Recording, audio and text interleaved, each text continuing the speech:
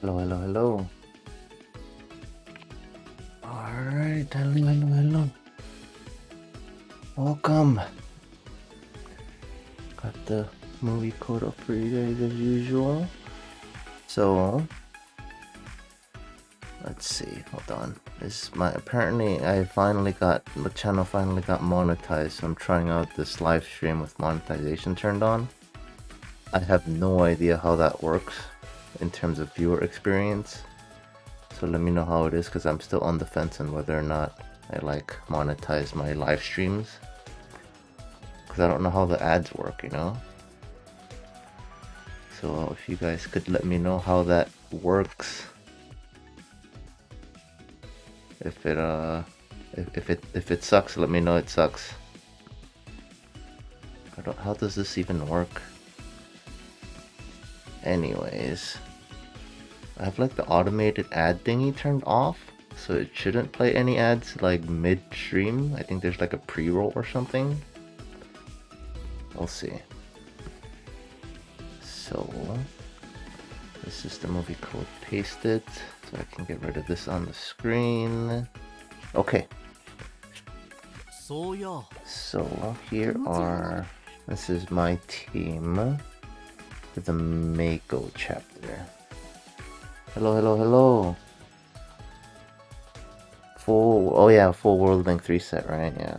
This is the Meiko team stuff. Yeah, fine. It's finally, where is it? They're all finally out. Now we're just missing, what is it? Where'd it go? Bloomfest Len is the only thing that we're missing so far for all the things. At the same time, we got we got this coming up in September apparently. Meiko is getting a potentially virtual singer only card. People are assuming it's gonna be virtual singer only, right? The Yoidore Shirazu, what the heck? Hello. Alright, wait a minute. Okay. Colorfest Land, Bloomfest Land, yeah. We're missing Bloomfest Land, it's not out yet. So we shall see. As I mentioned earlier and in the post, I have monetization turned on. I have no idea what that means. Did you guys get an ad when you turned on the stream?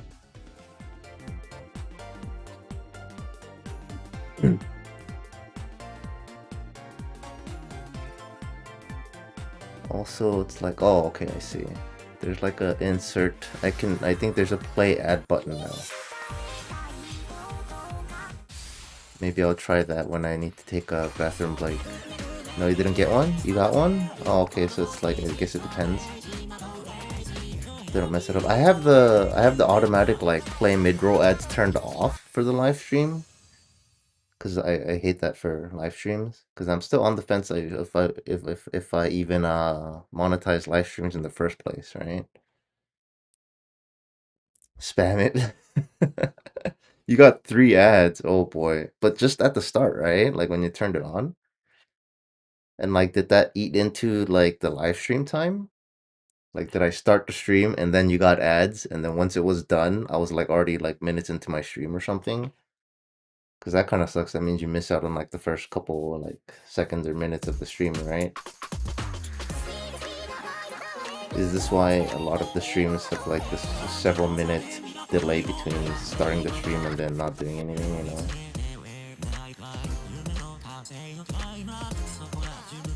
Oh, let me check if I have my multiplier of 5x for boost. But yeah, I at least have the automatic mid-roll ads, you know, automatically play ads in the middle of the stream randomly. I have that turned off, but then apparently I still have access to play ads button. So like I said, we'll try it when I need to take a restroom break to see how that works. Yeah, but if it's too annoying or whatever, I'm thinking about maybe turning the monetization off during streams. And then, you know, having it on for the VOD. But then for streams like this, where I'm playing music, the VOD can't be monetized because copyright, right? From the music creators, artists. So that means if I have monetization turned off for this live stream, then the VOD is also not monetized. But again, I don't even... Nah, I don't know. We'll see, we'll see. This is the first time, so... I don't even know how much it would even be just only having pre-roll ads or whatever. If it's completely... I guess I wouldn't know until I finish the stream and then see estimated revenues or whatever.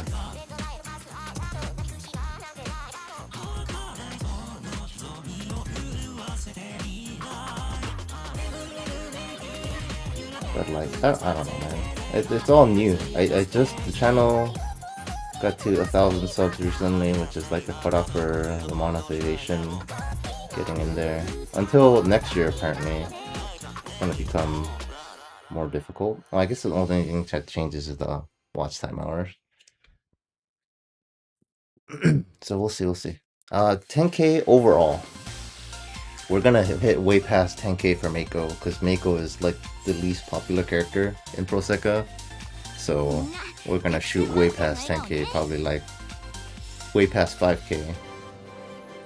Alright, we are at 5 multiplier. What is this? Whose birthday is it?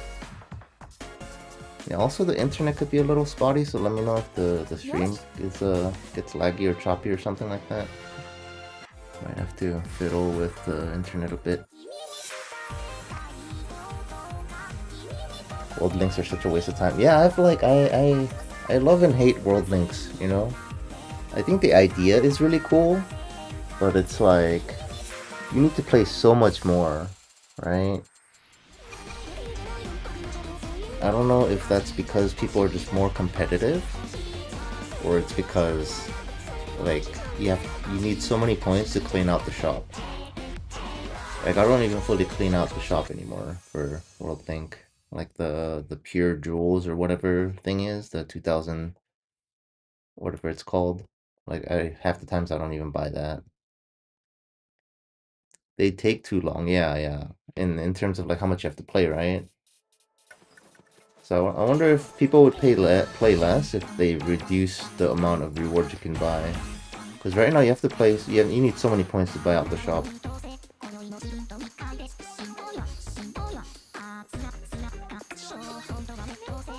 But then, like, I don't know, I think it's pretty cool conceptually. Play your favorite characters, you know, chapters, and then people kind of, you know, pseudo-compete on who's the most popular character, right? And people make charts on, you know, who's the most popular character based on points.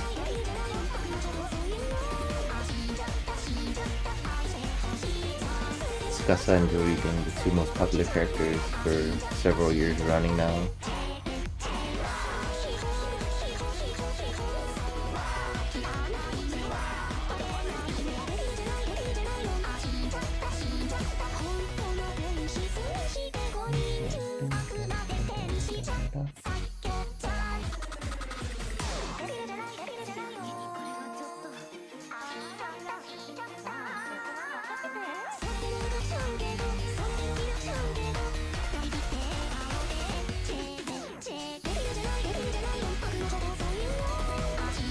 Oh, did you guys see the YouTube Music Weekend, or what it's called? I think that's what it's called, YouTube Music Weekend 12.0. Like, Miku's featured by several, you know, producers. They even played, what is it, like 40 minutes of the Miku concert. And I think unrelated to that, they also played like the Miku Lawson concert. I don't remember if it was like a shortened version of it. They live streamed that too. I think that's cool. At the same time, both the Lawson Miku concert in January and then the Miku concert in March, I think, were played on LCD screens, like a giant like TV screen on the stage. You gotta be unemployed to have World Links. I mean, in Japan, people take time off, like take vacation time or paid time off or whatever, in order to tier for it, right? So I don't know about having to be unemployed, but at the same time, if you want to like top tier, top 100, top 1000 or whatever, you have to literally pot down like thousands of dollars, which is crazy.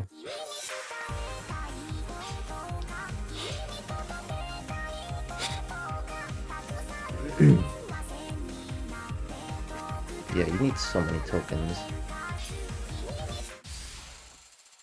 115 event tokens in 3 days for the finale? What do you mean? You're talking about like the main like shop? I just this is why I over tier in like one of the chapters, whichever character I wanna tier in to get enough for the whole thing. Or wait, does finale chapter have its own shop? I don't think so, does it? Does it? I don't remember. We've only done it once before, the finale. And I do think they're gonna do another World Link. I feel like World Link is gonna be a yearly thing.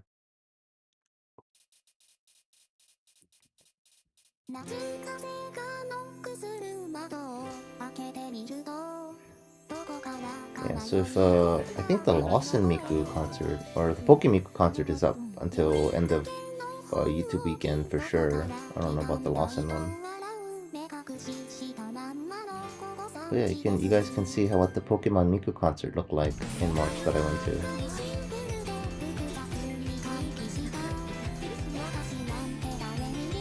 It was like, I don't know. Oh, we got an audio desync.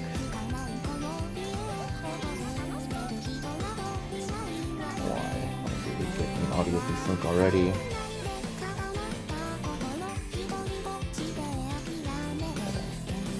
Adjust this. I gotta reconnect.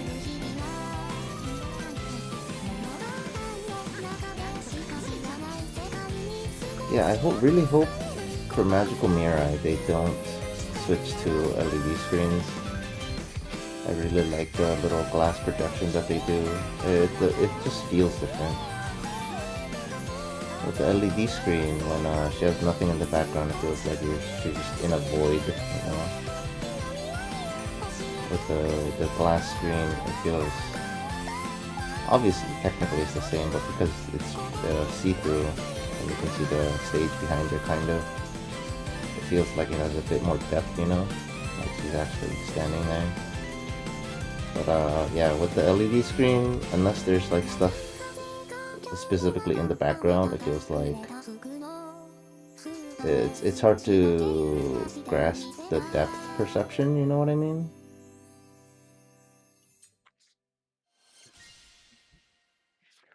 World Link, yeah, World Link 1, 2, and 3 has been an annual thing, so it should be.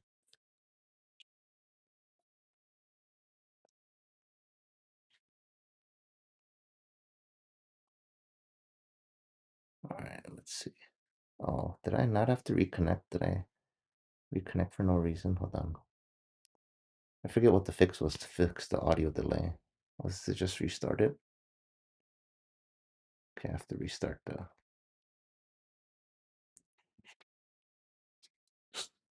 Finale chapter does have the shop. You have 300 energy cans for World Link 2. Will it be enough for top 500 with all the World Link 2 cards, especially on English? Oh, in English for sure. 300 energy cans. Like, I assume large energy cans, right? I think that's like playing to top 500.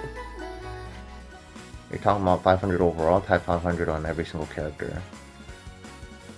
Every single character, maybe not, because like the way I see it is like the player base and ranking between global and Japanese is like 10 to 1. So if you want to like top 10k in Japanese, that means you can get like top 1k in English global.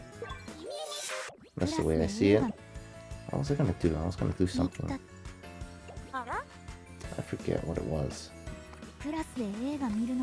I don't know about top 500 in every single character, but I feel like you can get top 500 in overall rankings for sure with like 300 large cans.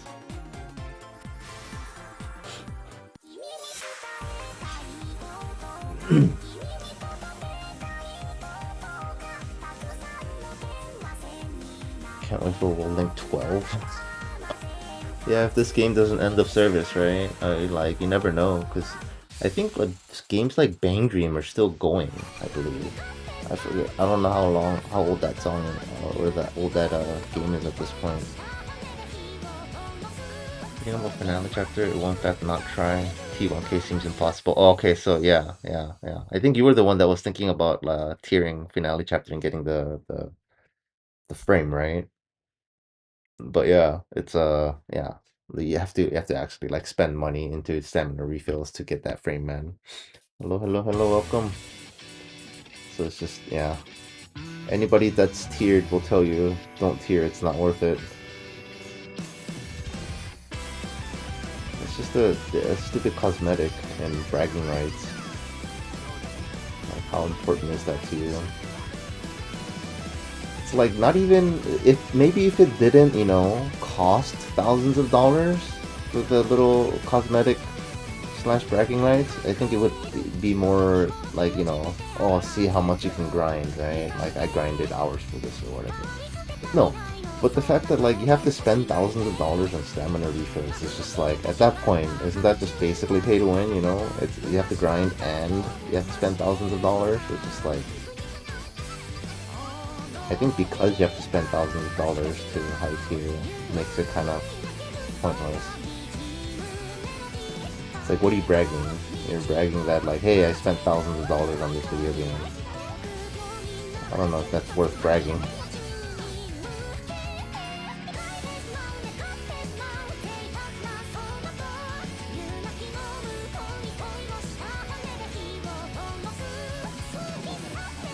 Like, I think if you're gonna brag anything, playing ranked, like tiering really high on ranked matches, that's way more bragging rights than, Yeah, because I think you get titles too in season ranked matches, right? So I think having one of those, like high-ranking master players or whatever titles, that's way more bragging rights than like tier titles and frames, because the rank matches are purely skill based, right? So I feel like that makes way more sense. Tiering is worth for your tiny silly PNG title.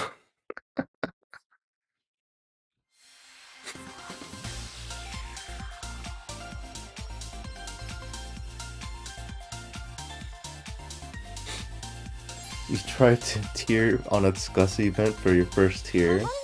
For the Phoenix one? Tell me it was at least the global one and not the Japanese one. Oh my god. If your first tiering event was for Japanese Tsukasa, oh my god, my condolences. It was like the hardest thing to tier for.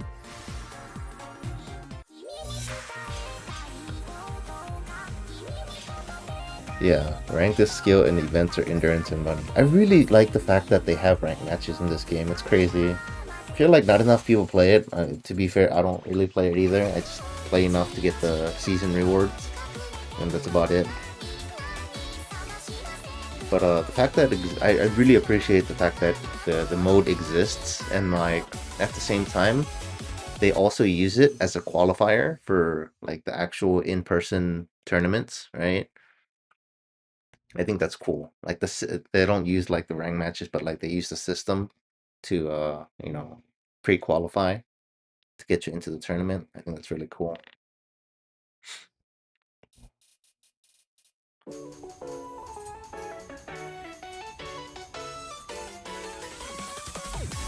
It's like extra cool because, this game is a gacha game.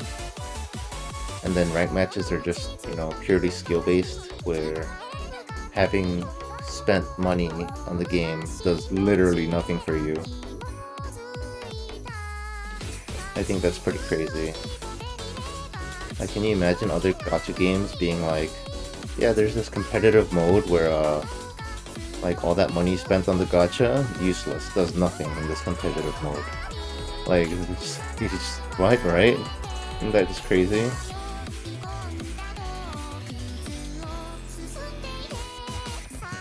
Like, 100% skill-based mode in a gacha game is wild, like, conceptually.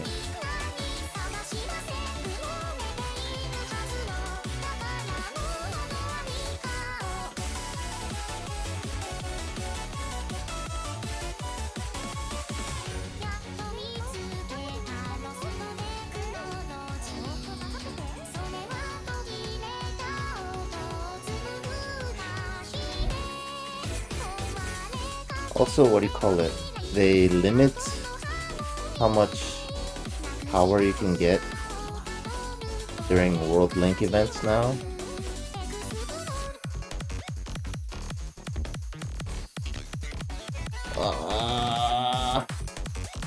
So like, what is it right now? Like 336k, I think. The maximum amount of power you can have in a team.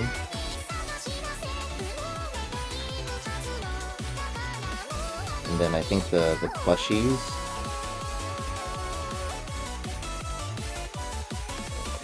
The plushies in my Sekai, they're limited to, I don't know, like 3%, so like 3. I think there are 6 plushies right now for a lot of the characters.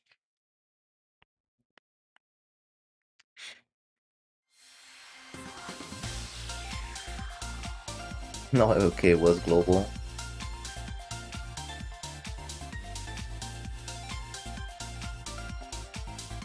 Yeah, at least it was global. It's 10 times easier on global than it is in Japanese.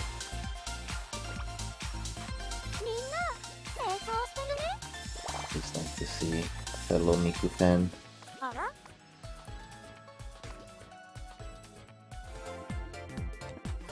You think tiering on JP server is harder than on EU server? Oh, for sure. Like, tiering on Japanese server is definitely harder than, like, literally any other. Yeah, JP is 10 times harder. Like, actually, just like, not exaggerated, is 10 times harder. Like I said earlier, if you're trying to aim for tier, like, 10k on Japanese, that means you get, like, tier 1k in English and vice versa. It's crazy.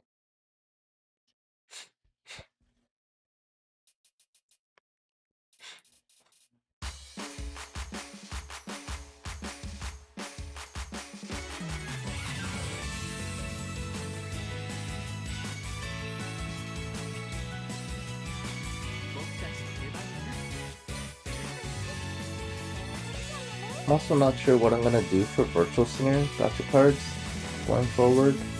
Do I just keep rolling on all the Virtual Singer only cards?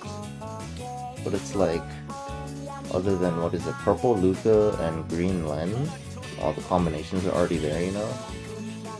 So what's the point?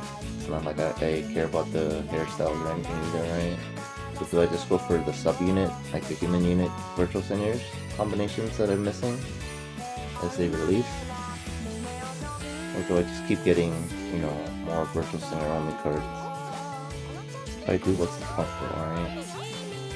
I think the Meiko one, if it's Virtual Singer only, I kind of have to because it's a collab. And then my collab cards are kind of always up in the air and whether or not we're going to get a rerun, right? Because of licensing. I think Bang Dream had like a ReZero collab and they didn't get a rerun for like 2+ years.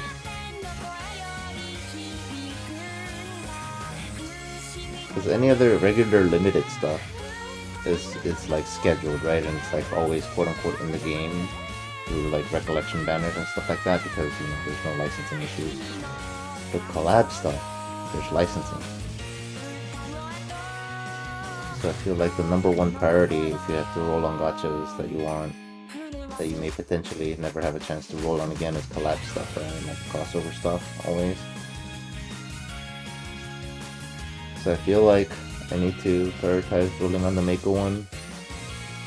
At the same time, it is like a, what is it, producer, you know, collab, kind of like the Evil series.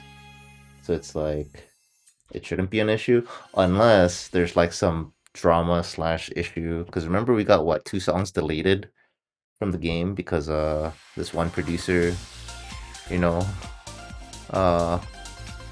yeah, had that incident and 2 songs got deleted.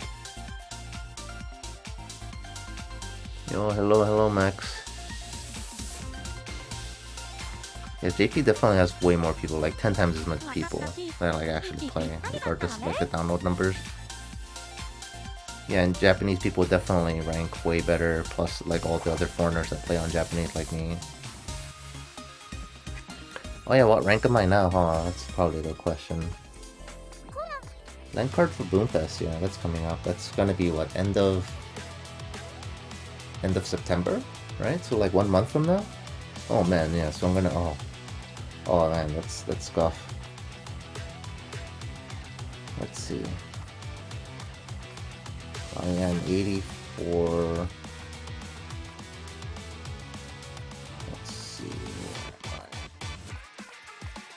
These are the ranks I got. I'm at 20k right now. We're gonna be streaming for several hours because I think I did the math. I need to get 6 million points during the Meiko chapter, I believe. Because it's like look at this. Kaito is like 3 million to get into top 10k. Nene is like 2 million to get into top 10k. And then, you know, these three are gonna be probably 2 million each-ish, averages out. And then I stopped doing my Sekai for the most part. And look, as you can see, just playing with natural regen, it gets me like 1.5 mil. So these will get me 1.5 mil, 3 mil each, and then I need like 9 mil total, so I need like 6 mil just on Meiko chapter.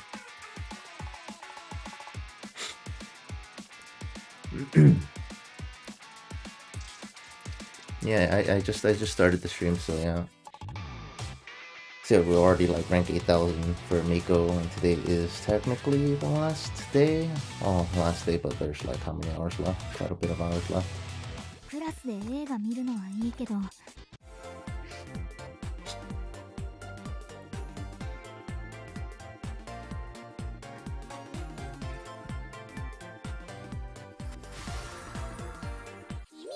Yeah, if you do the math on how much, like based on how much other people play, and you could also pull up like historical data too, if you go on, you know, like Twitter and whatnot. Speaking as a foreigner, I can speak Japanese, right? So I've seen you reading before. Yeah, I can speak like some, like very basic, you know, levels of Japanese.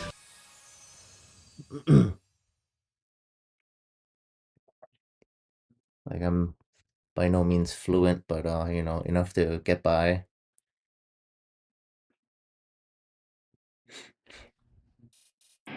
Miku anniversary is getting closer and closer. Yeah, my crystal count, especially now that we know the Meiko is coming out, is my crystal count's getting pretty low. I think in a couple months I'll have enough for 3 sparks. 180k, because I'm at 145k right now, I think. 435 or something like that. 135, I think. So that's like, there's a good chance Len gets a Bloomfest card end of September.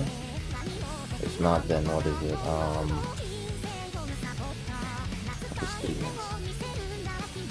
Well, New Year's would be the next Bloomfest, right? Yeah, Len should be getting a Bloomfest card either end of September or end of December, I think. Because I think most characters have Bloomfest cards at this point. I don't know how many people are missing Bloomfest cards. Let me recharge my stamina too.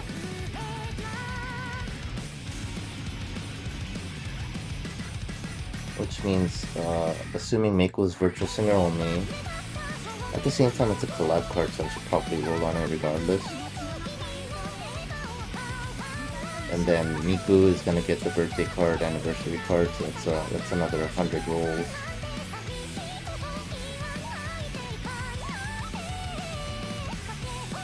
Yeah, man, I'm gonna be pretty tight on crystals. So if we get a rogue Miku limited out of nowhere, I might not have enough crystals. That's pretty yikes. That might be a sign. Maybe I should stop rolling on Virtual Singer cards. Which is like pretty crazy. With me buying like all the monthly passes and I'm kinda on the fence on crystals. Just gotta get lucky. You're gonna use up all your crystals on World Link 1? Man, I don't know about spending on World Link 1.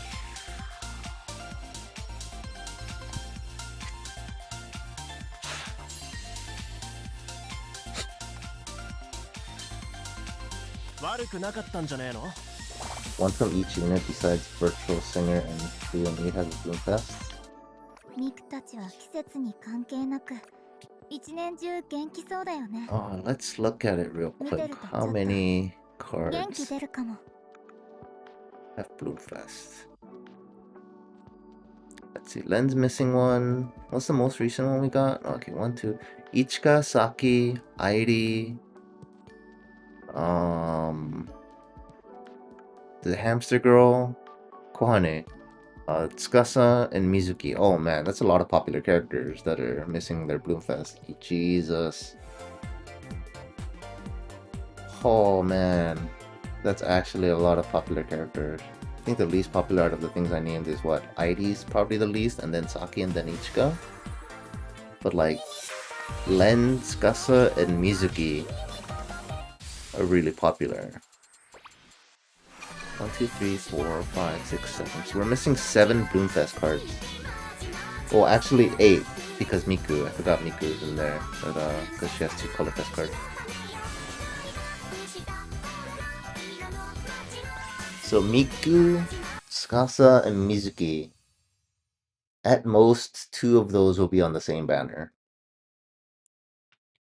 My guess is Miku and Mizuki will be on the same banner. Oh, actually, what about Len, though?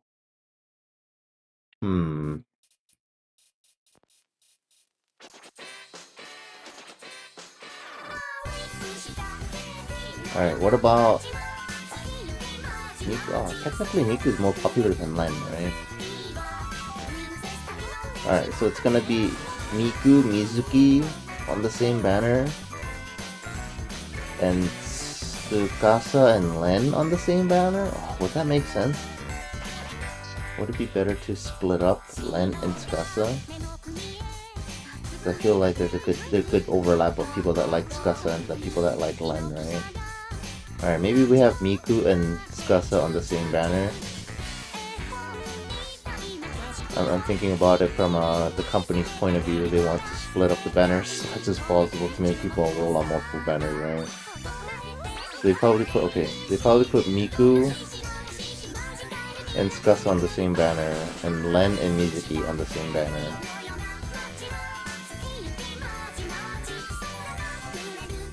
That way, the people that like me, that would like cute things, would have to roll. Well, I'm not going to, but you know, people just in general would have to roll on like some cute, you know, cute Miku and cute Mizuki, right? And then people that like the guys would have to roll on the banner with Tsukasa, and would have to roll on a separate banner for Len.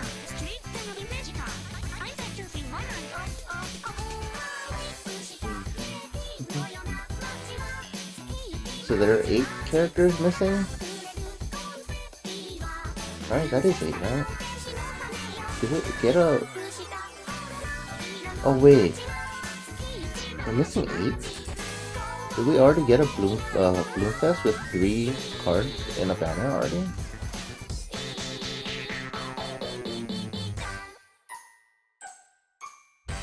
Oh no, because there's 26 characters, right? So it's always an even number.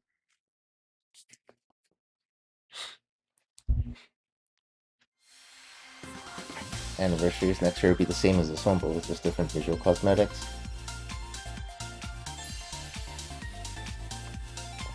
Sekai stuff instead of flowers, it'll be stars. Yeah, I mean it's gonna be like just thematic, right? Every birthday / anniversary thing has been like one theme, which I really like. Like this year is like they're like in a recording studio, like the first take, right? There won't be 3 on one banner though. They've done that before though. They've had like 3 Colorfest cards on one banner before, which is a weird thing. But usually, yeah, they have 2 on one banner, right?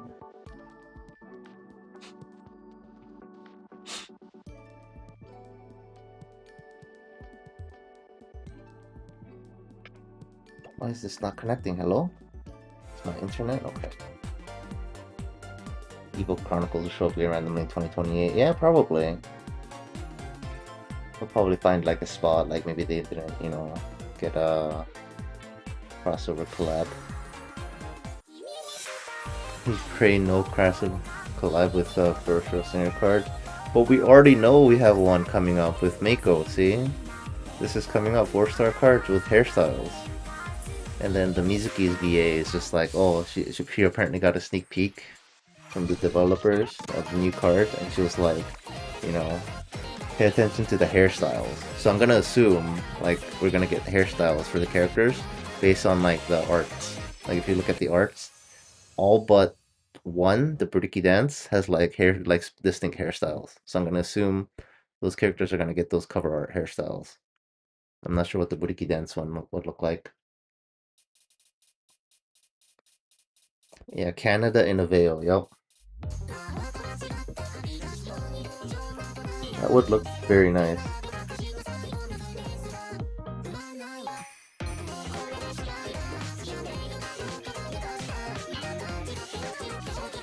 Yeah, that was a huge, you know, not really a leak, but a sneak peek hint by the Mizuki VA telling us that. It's like, oh, she's telling us to pay attention to the hairstyles. Like, she was impressed by the hairstyles apparently. So it's gotta be, right? It's gotta be like the cover art hairstylist. Which, wait, was the first song Ichika? It is Ichika, right? So is Ichika just gonna have like Miku's hairstyle? That'd be pretty cool. Seeing canonically like Ichika being like a big Miku Sanri.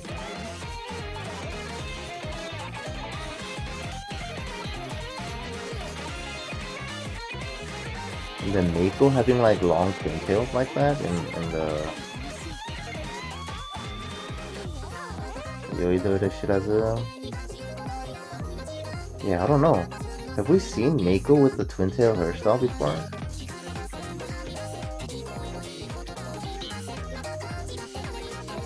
You know what the Yoidore Shirazu like hairstyle reminds me of?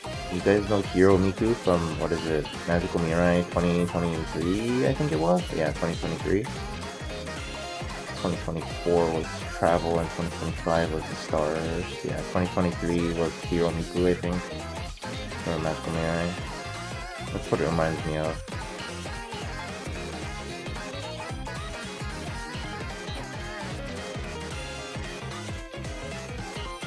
Yeah, I don't think I've ever seen Meiko with twin tail hairstyle. That'd be a sight to see. Maybe that's the thing that people are trying to, you know, finish out. No Kana. Can't pull. What's coming up in September?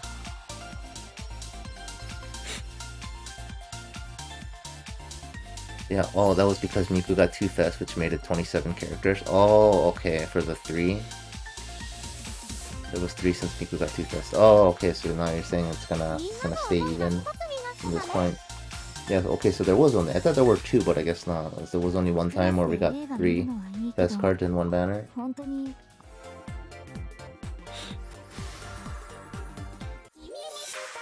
So for shadow here, let's look at it again real quick.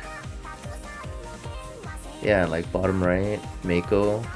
That reminds me of Hiro Miku. Dude, Kanade in a veil with Shadow would look pretty cool. And yeah, Ichika in a, you know, reloaded.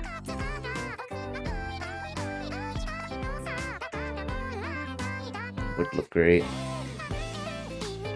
You're not gonna have funds after World Link and Funds.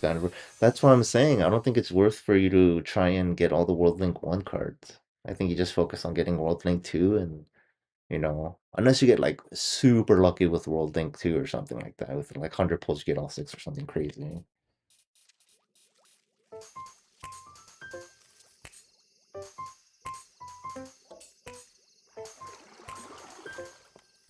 Because you're also gonna have like, you know, chances to get World Link other cards in the future too, you know.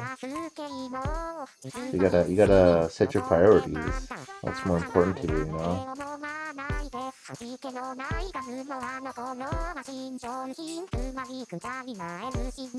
And like World Link 1 and 2 cards are always in the pool, you know.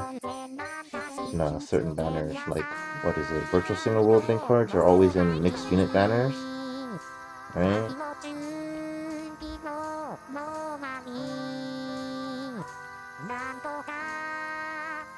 also, because this is like a collab thing, right? That's coming up for Japanese. The release schedule is very inconsistent when it goes with the global.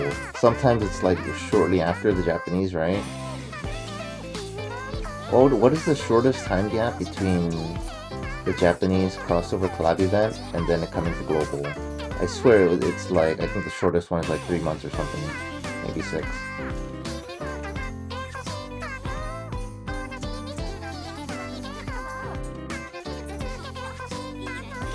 Wasn't there like a collab? Was it Ensemble Stars or something? Wasn't there a collab that we did? And then English got it like way early? I forget which one it was. Tamagotchi? Was it Tamagotchi? No, it wasn't Tamagotchi. Hello Kitty? It was something, I forget. And you guys got it on real short notice. Like, they didn't wait a year. Maybe it was Tamagotchi at like 9 months or something. Meiko long hairstyle, alright. I feel like Twin Tails are gonna be the next hairstyle that they're gonna try and complete for all 26 characters.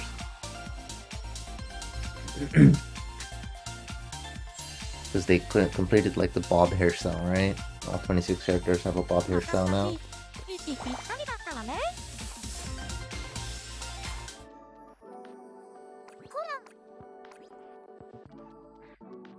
Six Vocaloids is better than one. You got 120k and 20 tickets. Oh, that's 2 full sparks, yeah. No gambling makes your dream come true. That's right, no gambling. You just gotta budget right, set your priorities, you know. Pick for one. Do you Oshi them all or one in specific? Are you asking me or somebody else with that question?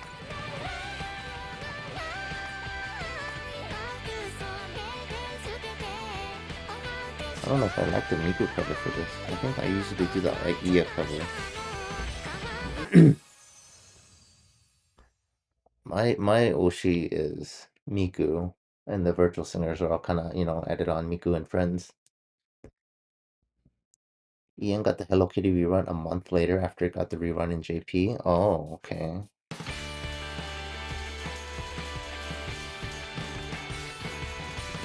Oh, but then that's like a year plus. That's like 13 months then, right?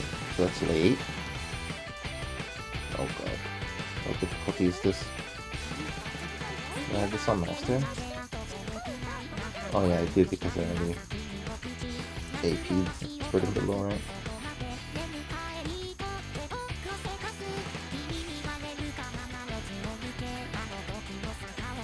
I don't know if it's a good thing if Meiko is your favorite character or not. It's like the easiest character to tier for. But also, like, you probably get the least amount of support. And so the least amount of support and love for it, right? In terms of, like, I don't know, meeting cells and crossover collect and whatnot. Okay.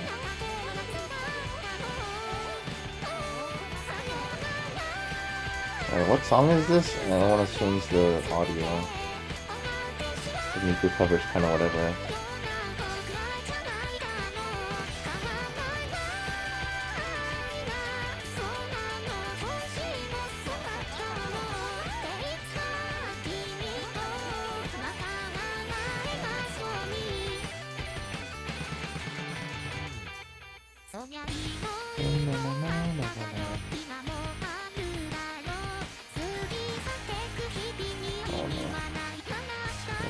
Cover's pretty.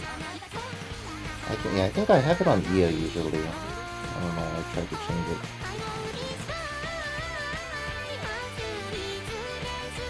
Is it the Iya cover? I'm pretty sure it's the Iya cover. I usually have it on.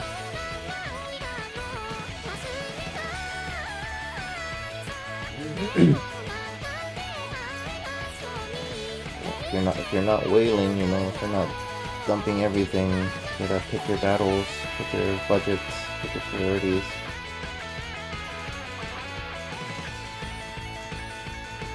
Like even me with just Miku limiteds, not even the perms, I'm still missing like the latest Miku perm. And getting only the virtual singer, only no subunit cards. I'm kind of struggling on crystals, so.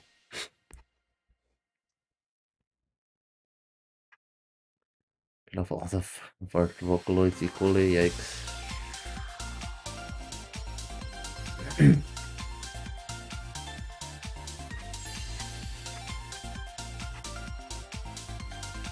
I feel most of the times costumes are disappointing when it comes to 3D models. Yeah, it kind of depends. It's like you can be a lot more expressive on the 2D than you can do in 3D, but I think certain outfits are like really good. Like I personally like this outfit in 3D does good justice to the 2D model or the 2D art. I really like this outfit. The 3D model for this is really good in comparison to the 2D art. Now, in contrast to that, like the 3D model for this does nowhere near enough justice to the 2D art. Like, look at this, right? And then look at the 2D art that goes along with it. The difference is crazy. Where is it? Look at this. Look at that. There's no justice. This looks crazy. It's like one of my favorite Miku arts. They should make updated version for their 3D models. Yeah, I mean, they've already updated the graphics, but like at the same time, this game is so graphically intensive for whatever reason. It's like one of the most unoptimized mobile games that I've played. The hardware requirement for this game is crazy. You're not pulling for a World Link 3 at all. It's just not worth it. Yeah, if you're trying to get all 6, it's definitely not worth it because it's all on separate banners now. Yeah, you gotta choose your battles.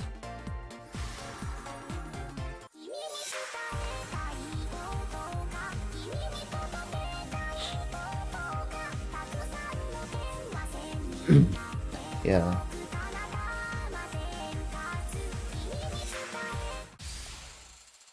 One out of 3 limited banner.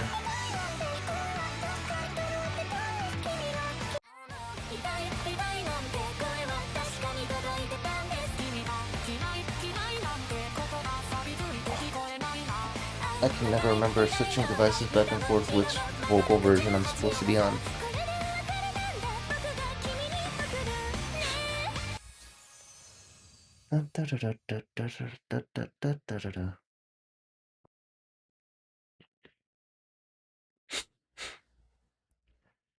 Yeah, you gotta pick one Oshi, man.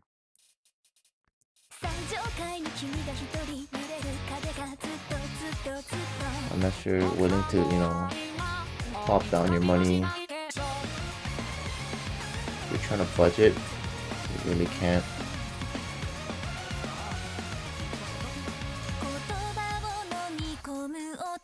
I think if you buy all the monthly, I haven't actually done the math. If you buy all your monthly passes, like me, which is still a lot of money spent in the game, by the way, like per year, you might be able to afford, like, I think it was, or maybe I did do the math, I vaguely remember, I think it was like you can afford 2.5 characters of all the limiteds.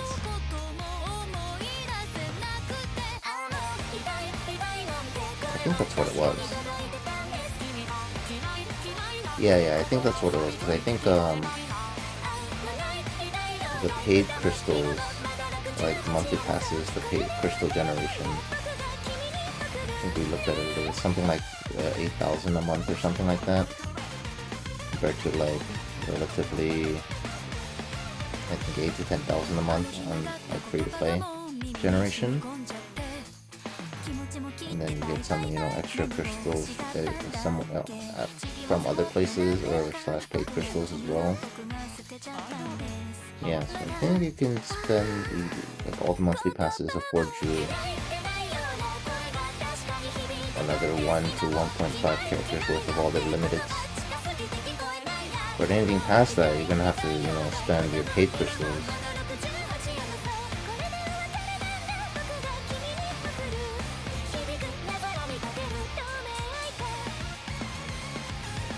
Other than that, you just gotta have to pick and choose, you know? Don't let them win. Don't let the, you know, FOMO win out. At the end of the day, it's just all PNGs, you know? You can just go to, like, a website and just right-click save PNG, save it as a wallpaper on your phone, instead of spending, you know, hundreds of dollars.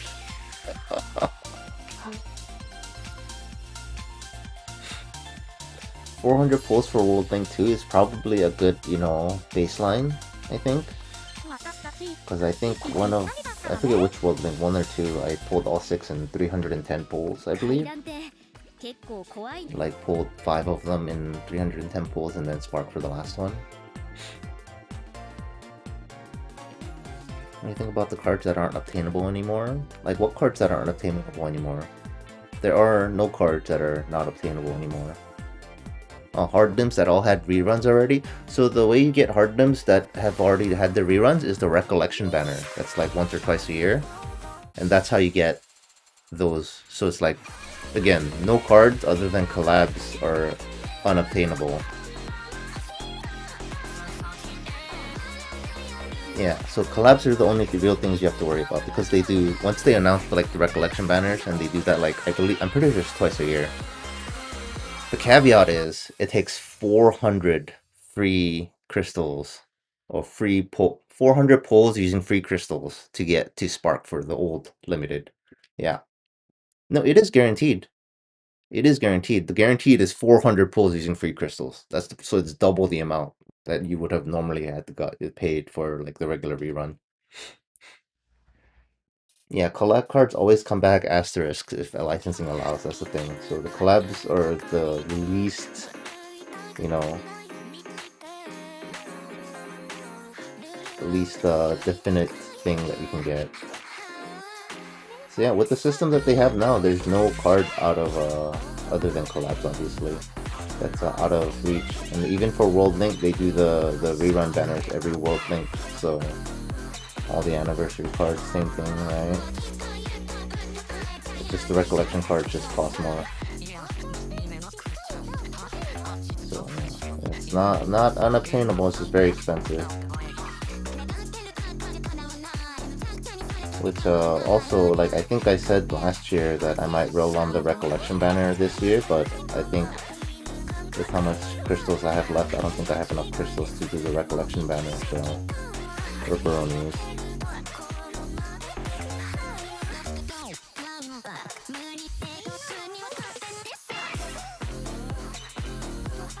Which means I'll probably never get the Bob Kanade. Oops. Repeater, which I think is like a pretty fair. I mean, like it still kind of sucks, but you know, the fact that the recollection banner exists makes sense. It's like, hey, here's a non-zero way to get, you know, really old limited cards, right?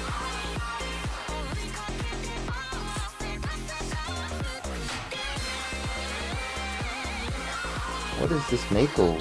What? That Meiko in the white outfit is just what the heck? I mean, this one with the long hair too. Meiko in the white outfit looks like a really old school idol.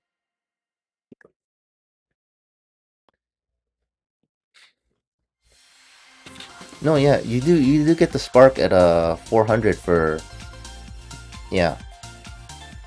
400 is not a spark, but wasted money. I mean, like, you know, the gacha is a waste of money, and just like in general, right? Gacha games, ladies and gentlemen. But yeah, you do spark at 400 because you like lock in your what you will pull.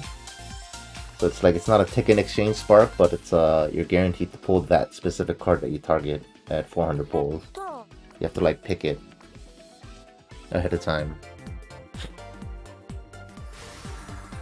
Regular spark you get too, yeah, but you know, it is what it's either that or you just never have access to the old limited cards again, right? So pick your poison.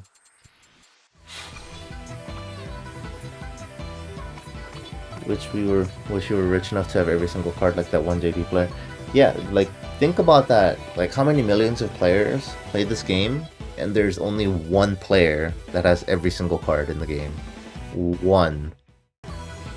probably some, like, you know, rich elite guy or kid or whatever that has more money than they know what to do with.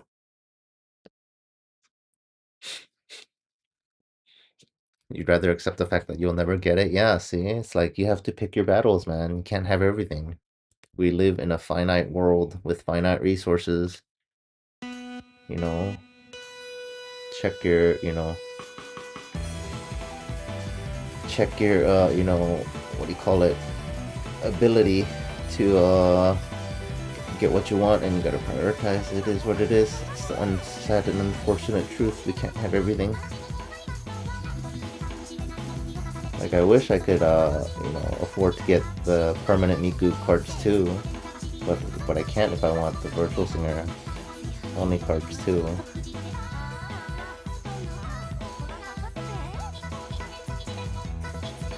So I put priority over, you know, because the permanent Miku cards, I could get it with green tickets eventually, like a year down the line, right?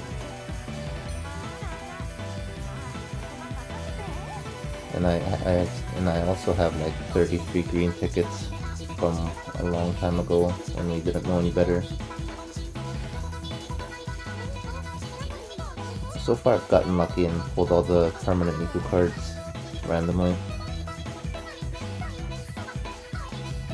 I think the second to the last permanent Miku card that we had before this one that I'm missing, I went like 11 months without it. And then I was like, oh, alright, in like a month or two, it's gonna get added to the shop, and then I'll finally be able to get it. And then I just like pulled it randomly from like the daily gotcha pulls that I get from the monthly pass. I was like, oh, okay.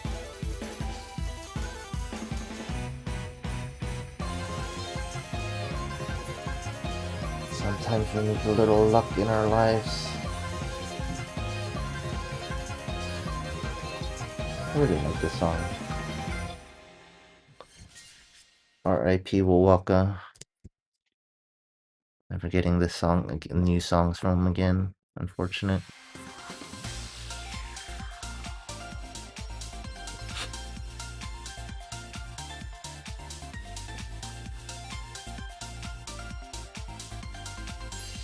What a stupid waste of money. One of the reasons free-to-play gets so much stuff for free. Yeah, the whale is literally, you know, holding up the free-to-play players. That's how the monetization works.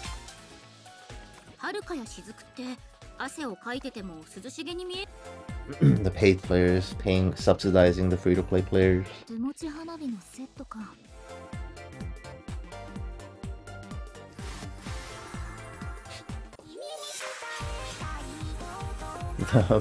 Project Diva boss's kid is getting all the cards. No way. I think I did the math. This was back when, like, I forget if it was like the 3rd or 4th anniversary. I did the math, and then if you like just bought, man, I don't like an instrumental song. If you bought or if you sparked every single card since release at that point, I think it was, the math came out to like you spent $30,000. So probably at this point it's somewhere around like $50,000 to $60,000 you would have to spend to get every single card in the game.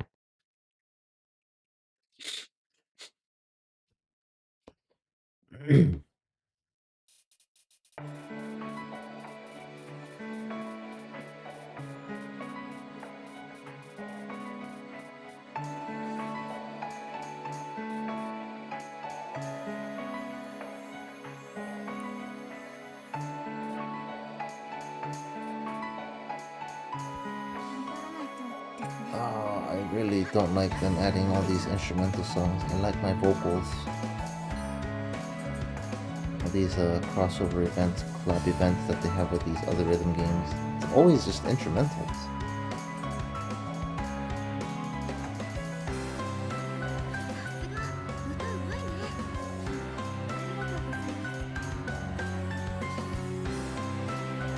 Like my vocals.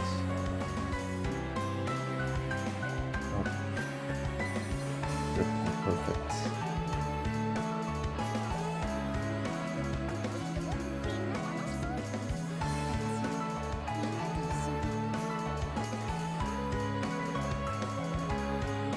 I think there's like a couple dozen songs that are instrumentals only at this point, because there's what Was it Junithm collab, I think we had? That has a bunch of instrumentals. We have, what else do we have? We have this demo one here. What was the other? What was one more other one that had that collab? Another rhythm game, I forget what it was. Beatmania? Did we get a Beatmania collab? That was a bunch of, which collab is Sage?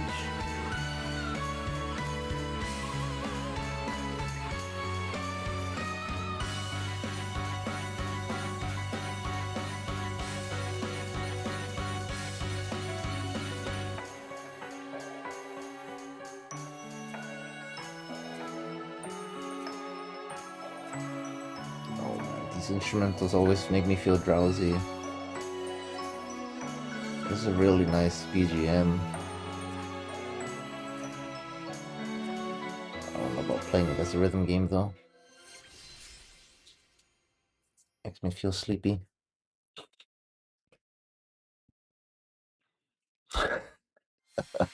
Will can give us more free content. You missed both best cards? Yeah, I just hit 1k like the other day. Finally, we made it. We made it, guys. Thank you for your support. I'm a verified YouTuber now.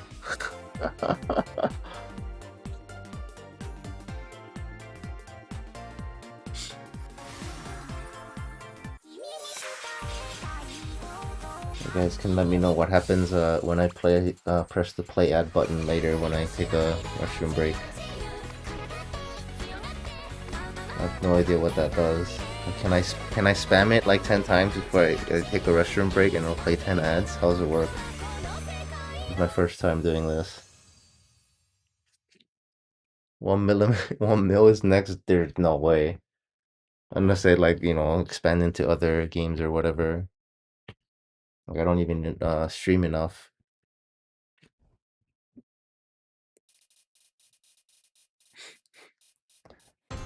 It took like I don't know how many years has it been? More than 3 years, right? Since I've been streaming Proseka?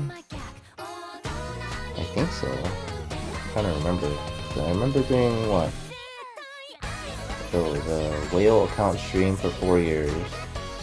And then I did the 5-year one. So I had to have been streaming for like since 3 years of playing the game. Maybe 2? It's been 4? I don't know. I haven't been really paying attention because I've just been doing it on the side.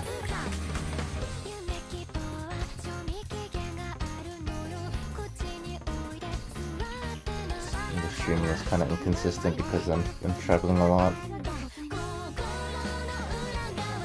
Never in the same spot for too long. Oh, which reminds me, I'll be in Japan again studying next week. I'll be leaving in a couple days. This is the next time I stream for like the anniversary stuff. The Miku anniversary stuff.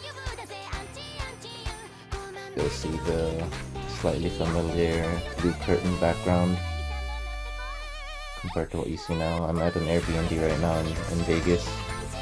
Oh god.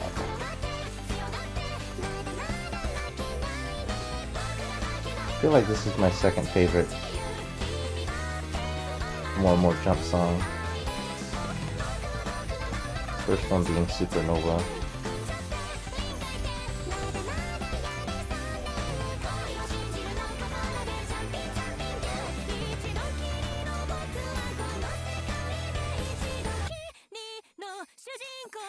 After that, I forget which one it was. It was one of the like generic more jump songs. I forget what it's called.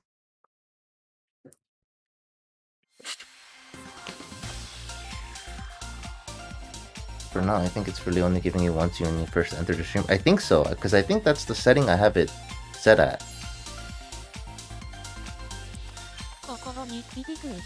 It said like pre-roll and then something else. Do you guys get like banners like on the screen? Like it won't interrupt the stream, but like a banner, or like is it off to the side or something? I have no idea. And TU was ruined for how many times you played on English? Oof, feels bad.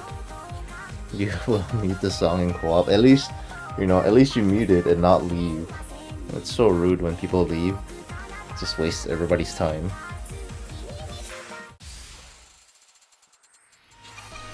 Or like, if you're gonna leave, at least wait until the song starts, you know? So it doesn't kick everybody out. You got 3 ads when you just came in and no more? Okay.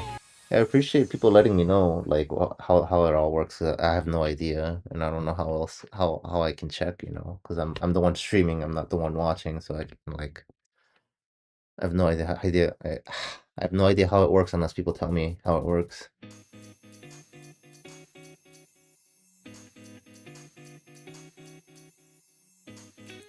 Yeah, and the other thing, I don't know if you guys like see a banner like floating on top of the screen or like an ad to the side of the screen.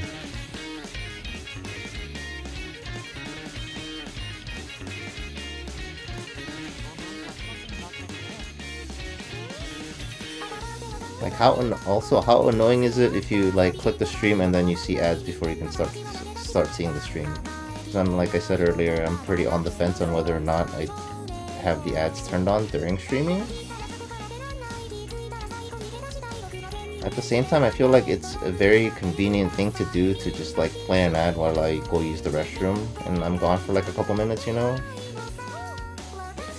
Or have to go get a drink or something. It's just like nothing's really happening on the stream anyway, so might as well, right? Type of thing.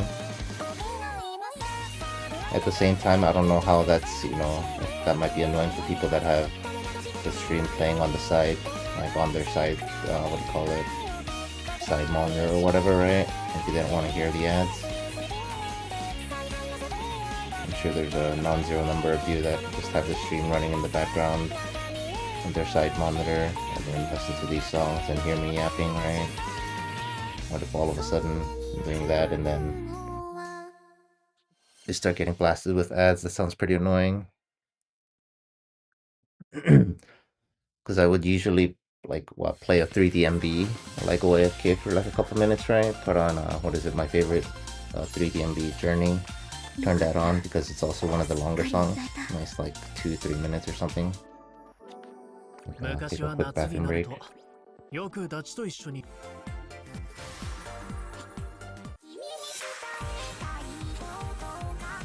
got one. Gotta re-enter 2 times to support.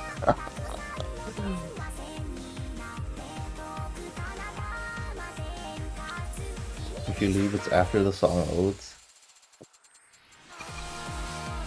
That's usually, yeah. Like leaving the game multi after the song loads is like such a better way to do it. You know, it's not like you waste stamina, and it's like after this loads and then right when the song starts is when you can leave, and it doesn't affect the other people. Yeah, I'm not sure exactly when you can leave, but like the very few times I had to leave, like this is when you can leave. I think this is when the song's fully loaded. Because I have had to do it once or twice because I like messed up some setting or like difficulty or whatever, right? With like the stamina spending or whatever. So like when you get the little song title screen, that's when I would leave. So it doesn't affect other people.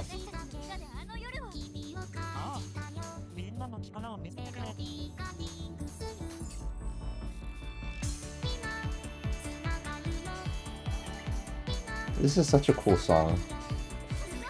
It's kind of like a medley of like all the, you know, old songs and stuff. Oh.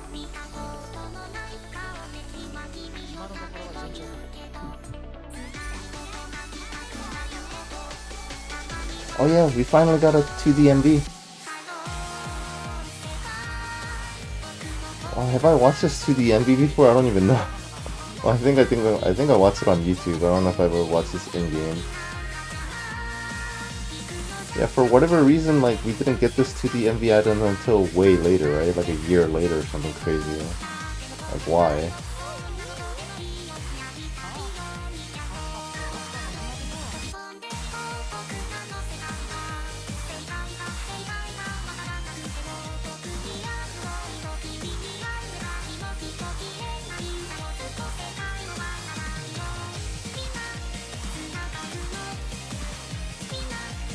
pretty cool. It's such a cool song.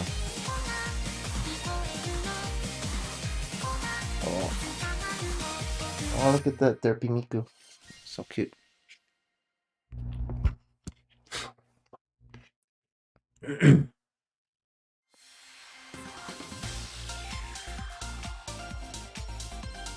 mind if you understand creators like to get money for time and stuff. Yeah. It interrupts the stream / video and it will continue, but it would be a few seconds or 30 seconds behind on streams. That makes sense. Oh, is it? Can't you guys click the little like live button on the bottom near the seek bar and that'll like catch up to the current time on the stream like live? Are some of you guys delayed like 30 seconds? Because of the like ads that played when you first enter the stream? That would suck. I don't like that because I feel like I've noticed some of you guys replying late when I say something.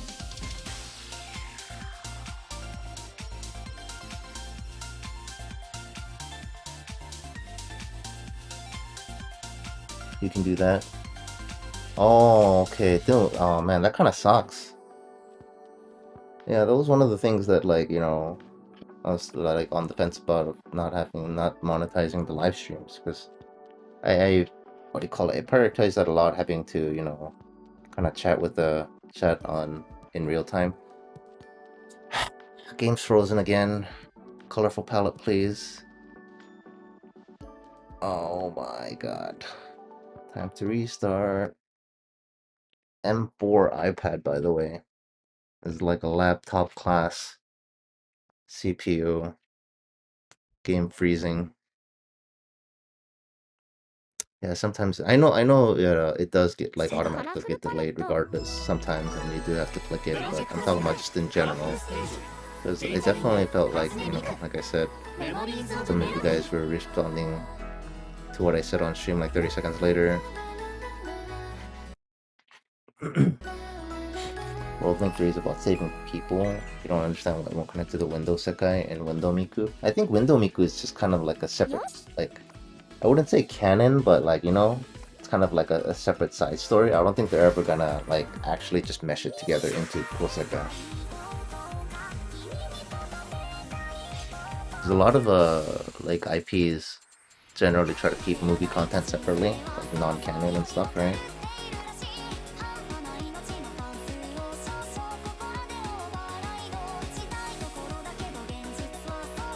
Oh yeah, I added the mini Miku, the little chibi Miku stamp head, right? I added it to my profile. I think that was the only thing that new that they added that's like Miku.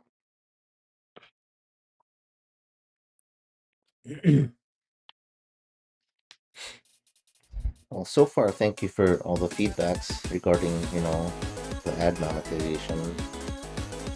Something to think about.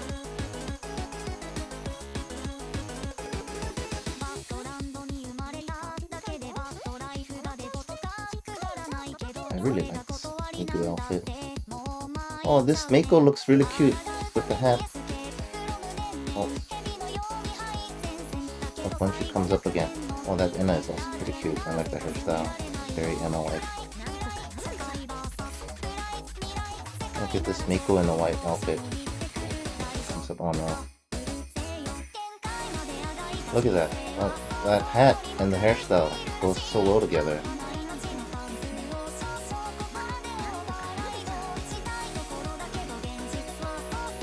Wait, is that the current outfit? It's just a different color? Or is that a different outfit? It's hard to see when I'm playing. That's a different outfit, right?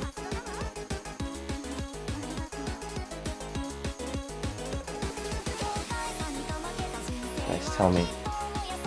I really wish after the song you could see other people's outfits.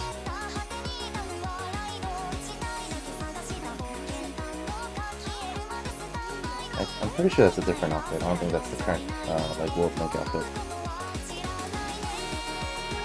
Let me know, guys. For the Meiko in white. I'm trying to see it in my peripheral as I play the song. It's not the easiest thing. Yeah, because isn't the current one like a checkered pattern?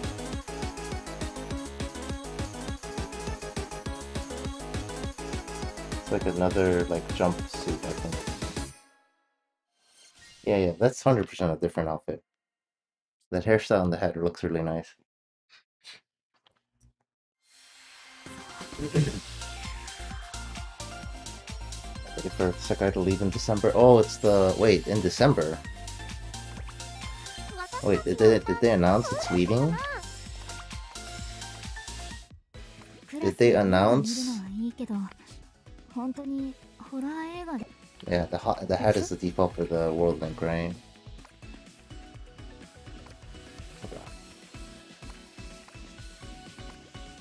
Oh, but okay, the default is black is why. That's why I did it. I wasn't sure. The person had it like on white or something, right?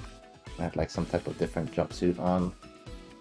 Yeah, that coordination was really cool. This is one of the reasons I really like having 3D MBs on, man. It doesn't fit. Like, seeing other people's like outfit coordination is really nice. Sometimes you see like a really cute combination. It's like, wow. I'm not sure which one it is. It's like it's just like a jumpsuit. Oh, that's not it. Oh, what outfit is this? This is also cute, very Meiko-like. The jumper. It might not even be white, actually. It might be like an alternate color, right? Oh, that ain't it. Alright, I can't find it.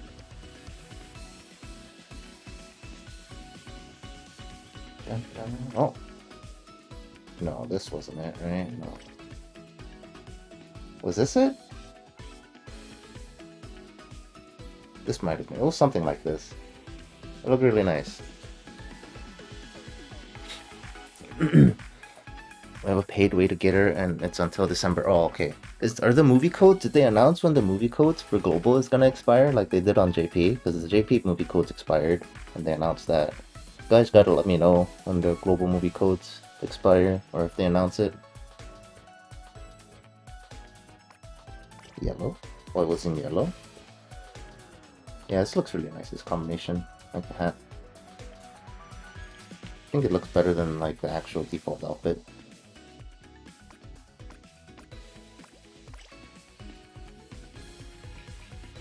This looks okay. Looks more fancy.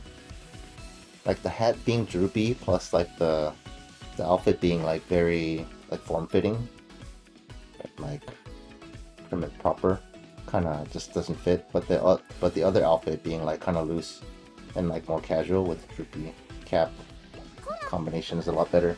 I think they did really good with that coordination. I don't think they have. Okay. Yeah, because I only have like a handful of movie codes left. I'm honestly not sure.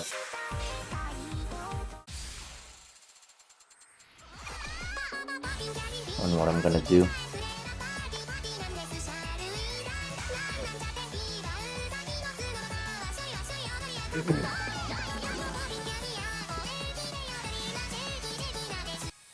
Outfit is from Saki and Ichika's outfits? Oh yeah, it does kind of seem to feel like a Leonid outfit.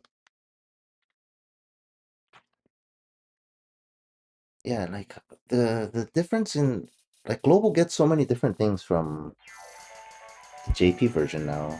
You guys just straight up getting a banner for the movie Miku is pretty crazy. Because I'm pretty sure Japanese didn't get that, right? Like a movie Miku paid banner. I don't think so.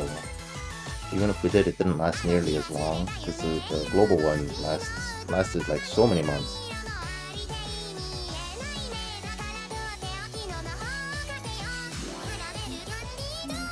And it's what, like 3,000 paid crystals, right?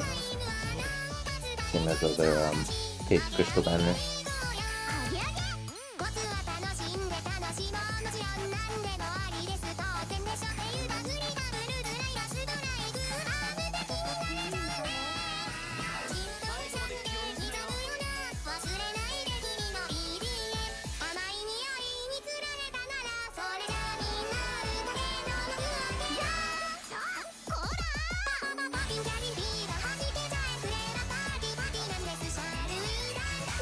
I swear these virtual singers, they just sound like each other.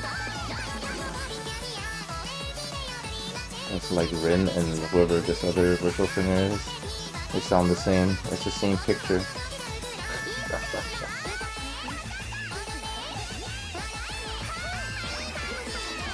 Like I feel like half the time I don't know which one's singing. They sound the same.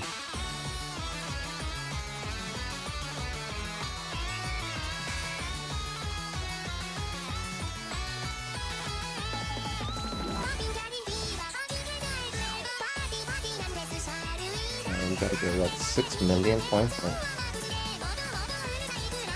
What are we at? We're at like 1.5 million or something.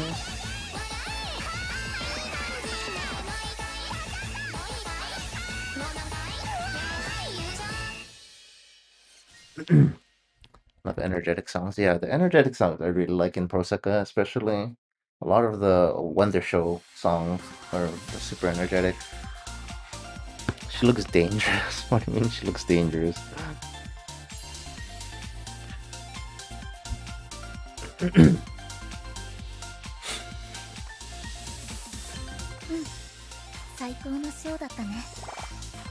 It's like slightly more high pitched. Yeah, there is a difference. It's just they sound so similar to each other. I'm sure the producer did it on purpose because they decided similar to each other. Alright, I think we're at like 1.5 million. Let's double check here. Look at the Meiko rank. It's nuts. Also, I don't know why the game does this. It like kinda like the time zone difference makes it weird. You figure it'd be the other way around, like shows previous, but like for whatever reason the time zone difference makes it think I'm like in the thing prior or like the next one ahead. I don't know why it does that. See, it says like current event, even though it's technically Meiko's event. It's really weird.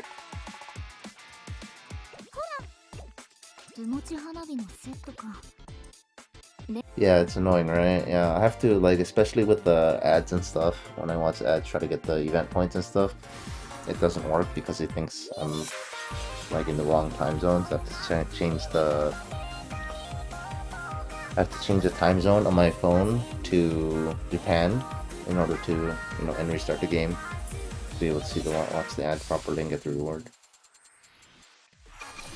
For Meiko being least popular, tell me about it, right? You envy Meiko fans? Yeah, I was talking about that earlier. Like, I don't know whether or not you'd be happy or sad as a Meiko fan. It's like the easiest character to cheer for. But at the same time, you get the least amount of support, right? Because you're objectively the least popular. Oh man, a bug surely they will fix on the next chapter. You think they care about anybody outside of Japan? You know what's crazy though? Like even the what is it, Connect Lives, right? Just doesn't work outside of Japan. It's just like, okay, it's all good and all that you prioritize your main demographic Japan audience, right? But what if you're a Japanese person that's like visiting overseas or like studying overseas, right? And you're like a fan of this, and then like you want to do the Connect Live or whatever, and you just can't. Doesn't that suck? You know what I mean?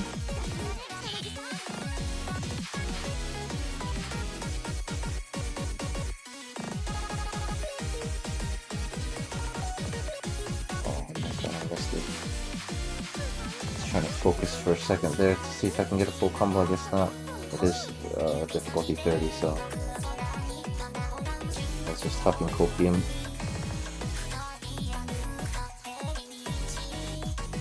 What song is this?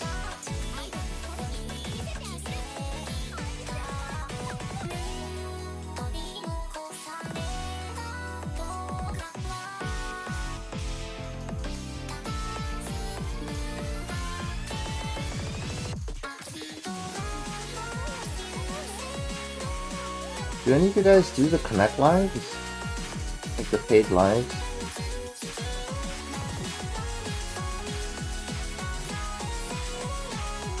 Like, I'm not sure if I would like have done it, but definitely when they did the test and it being not accessible overseas, you have to jump through like loopholes. It's like having a VPN on, like not on when you log into the game because the game hates VPN, but then like having to turn it on when you're inside the game, and then like trying to connect it to the Connect Live and it's like not stable. It's like, you know, that kind of turned me off to even bother with Connect Live in the first place.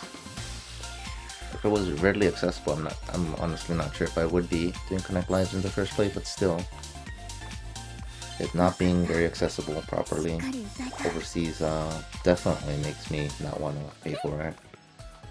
I've heard of people like buying the ticket and like not being able to get in because they're overseas, and that's just like kind of scuff, you know?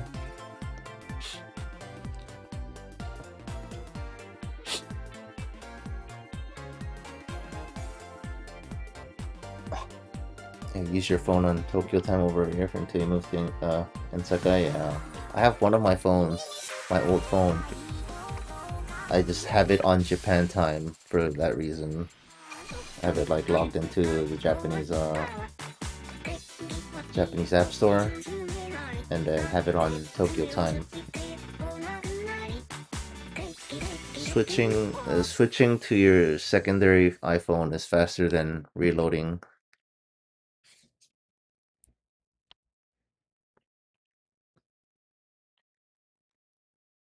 It seems like a scam. Yeah, right?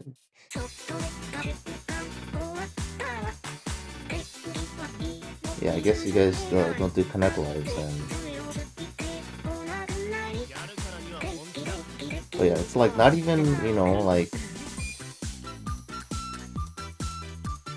that. Yeah, that just gets me. It's like not even like, oh, you're a foreigner, like whatever. But like if you're a Japanese citizen that are, you know, not even studying overseas, what if you're just on vacation or like a business trip, right? And you're just kind of locked out of this content because you're overseas, which is kind of, you know what I mean? How does that make any sense?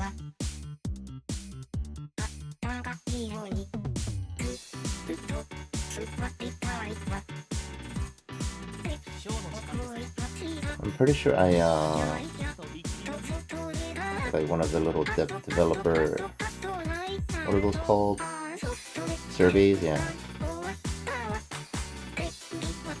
I made a note about that to them a long time ago, but this is like many years ago, I think.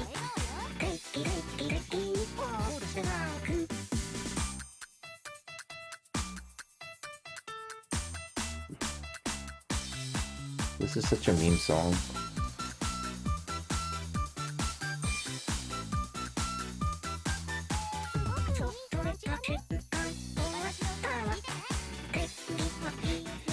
I just realized this is a Wonder Show. Wonder Show gets like all the meme songs.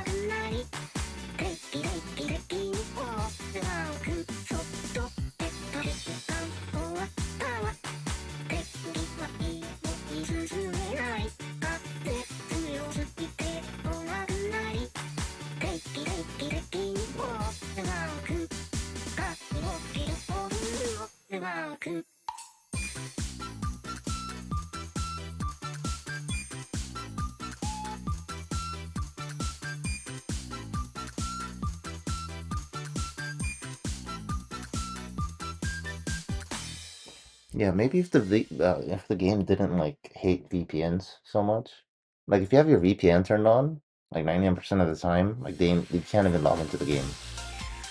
You just get an authentication error because you have VPN turned on. But like, interestingly enough, once you're logged in and you're like into the game, you can turn on your VPN, and it'll just function properly. Or like the authentication is like has an issue with you having a VPN on apparently.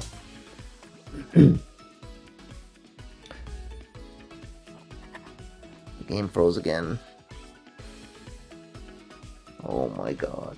It's common for JP games and all, but this game be so much more famous for the time they just have the JP as their main and only server. Yeah, right?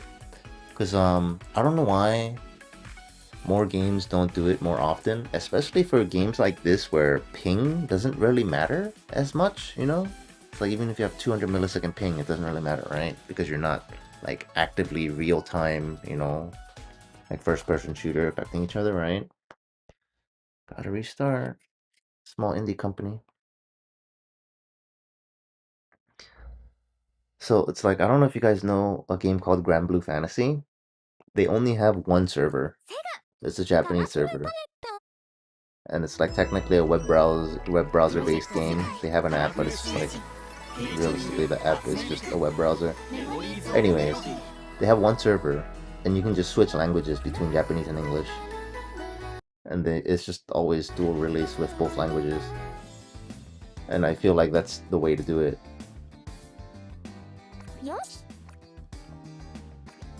Isn't that crazy? Isn't that just like the dream? Just have everything the day of at the same time. Everybody plays at the same time. Instead of this 1 year delay between servers and all that nonsense.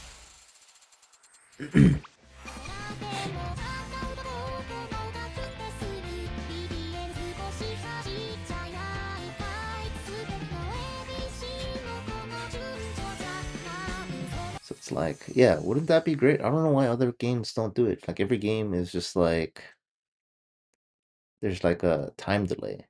Even, yeah, we can dream. Oh, I mean, you can plan, yeah, pros and cons, I guess. Even some games, like I forget if Genshin does it. I forget, one of the Genshin competitors, I forget if it was Ruo or something like that. Like the Chinese server is like several months ahead or something like that. This is a Chinese game, so it's like not a year behind, but it's several months behind. Behind on the English server.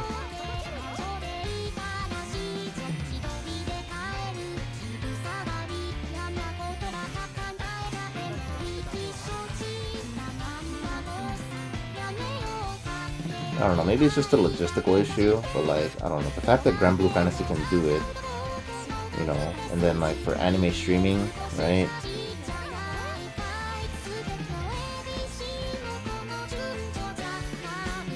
Anime simulcast is a thing, right? We get the English sub version of the anime for like a couple hours after Japanese airing, right? So there's like precedent.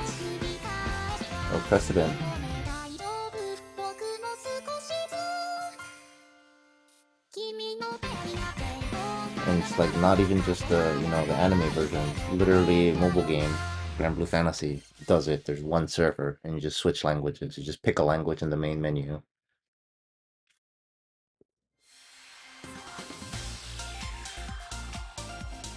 You got a pop-up? Oh, what, like an ad pop-up?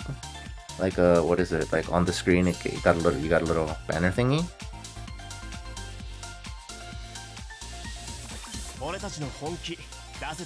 But it didn't like just stop the stream or anything, right? You would be able to read stories without needing anybody to translate / wait a year. Yeah, right. And then there's like the whole anime fandom thing where it's just like, you know, people prefer everything to be like current, right?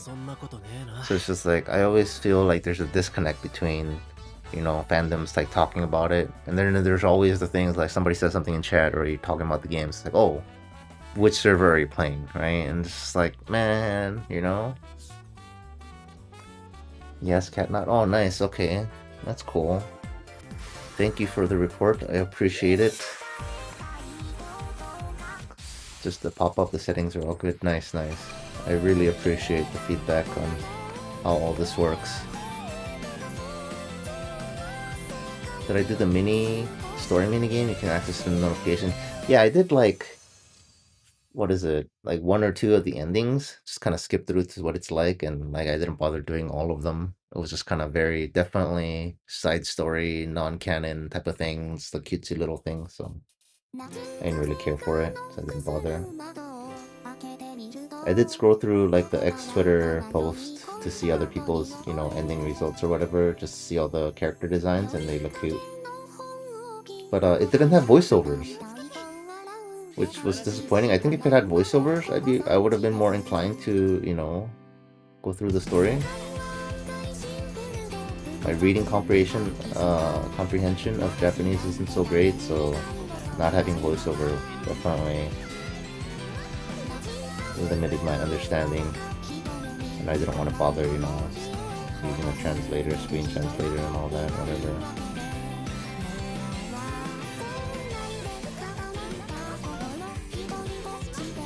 I think it was a cross. Was it a cross? I think it was a crossover, right? With some other IP.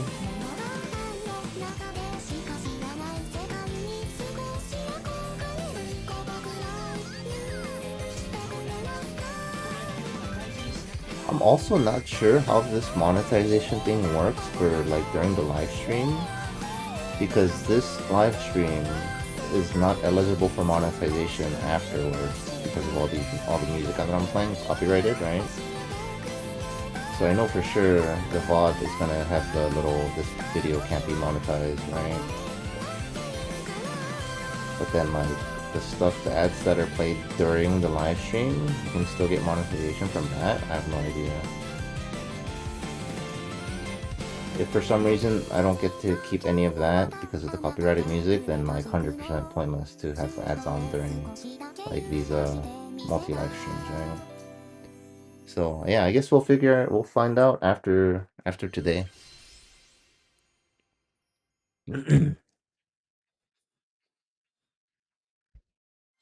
You still haven't gotten any ads since I came in? Okay, thank you. Yeah, any small, whatever, whether you got ads or not, or like how often you get them, because like I said, this is brand new to me, so I have no idea on how it works or how it's supposed to work. So any nonsensical report of your experience is appreciated. Gotta cut the gambling VODs and post as a video.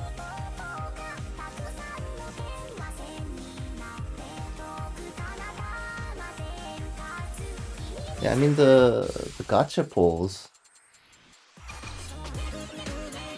Well, no, next copyright free stream.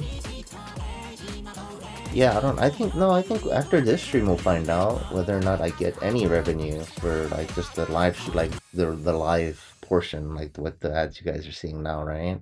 To see if I get to keep any of that, or do they just like steal all that too?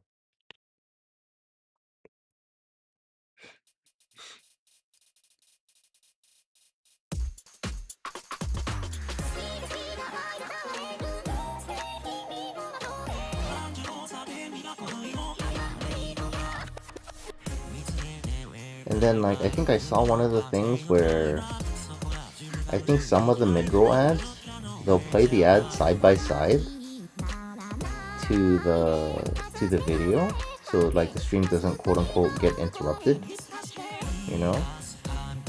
But then I don't know if all the mid-roll ads are played like that or only if some of them are, so I have no idea. We'll see when I take a bathroom break later. When I press the play ad button, assuming that's how it works. I would assume that's how it works, because I have the automatic mid-rolls turned off.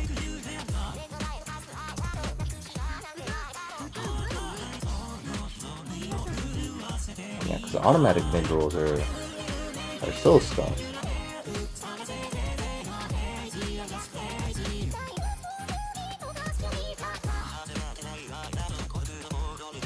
Like it makes sense for like, you know, videos and stuff like that, but live stream, and if it interrupts, because that's one of the reasons I stopped using Twitch. Like I stopped using Twitch years ago because the ads were getting ridiculous. And even having Twitch Prime doesn't get rid of ads anymore. You have to, the only way to get rid of ads on Twitch now is to be subscribed to that specific streamer. So it's only per streamer, which is pretty crazy.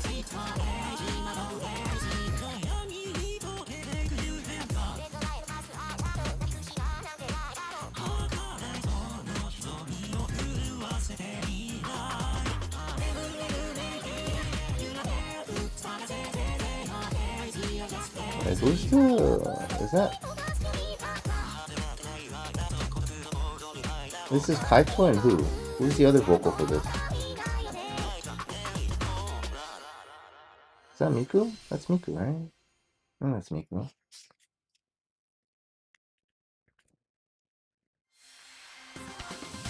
There's a huge difference between what you earned and what you actually got.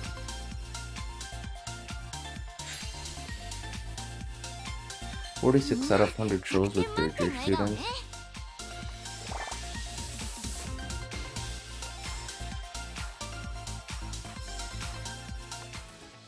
階段って結構怖いの多いわよね。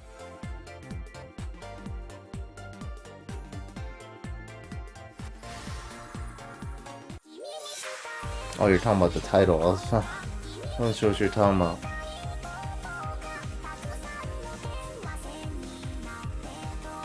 Yeah, I think I did that at one point when I was trying to do, what was it? The challenge lives, because what do you call it? Miku's always my leader, right? So trying to get those titles was just not possible. So I think when I was finally doing challenge lives, I finally did some of that, and then yeah, because you have to play 30 songs for each character to unlock their challenge live, right? So yeah, I did some of those titles when I was unlocking challenge lives for them, and then shortly after that they released like the higher tiers for them. At that point I was like, oh whatever, I don't care about this anymore.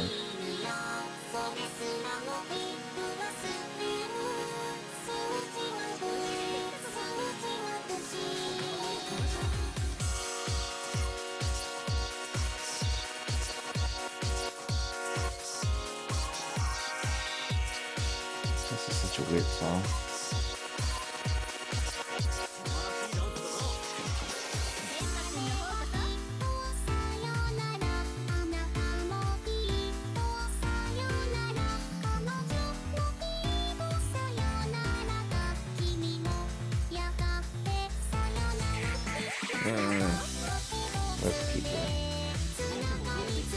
I'm kind of glad that Super Fever isn't really too important anymore. You guys remember when Super Fever gave away like really good rewards, like seeds? So people were very like, you know, up in arms about if you missed Super Fever, people got angry. So now it's just gold, which is much less important, especially if you've played the game for a long time.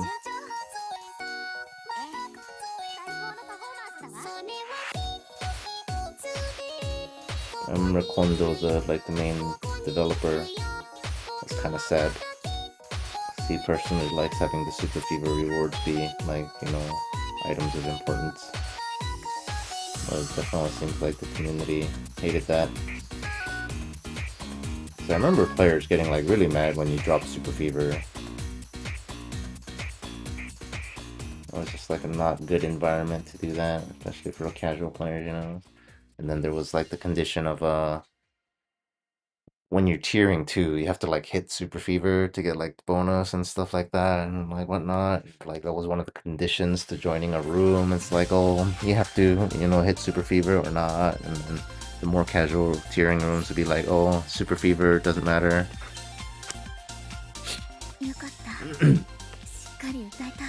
Can't get easy titles like same songs pick, same title 5 since we don't have Discord. Oh yeah.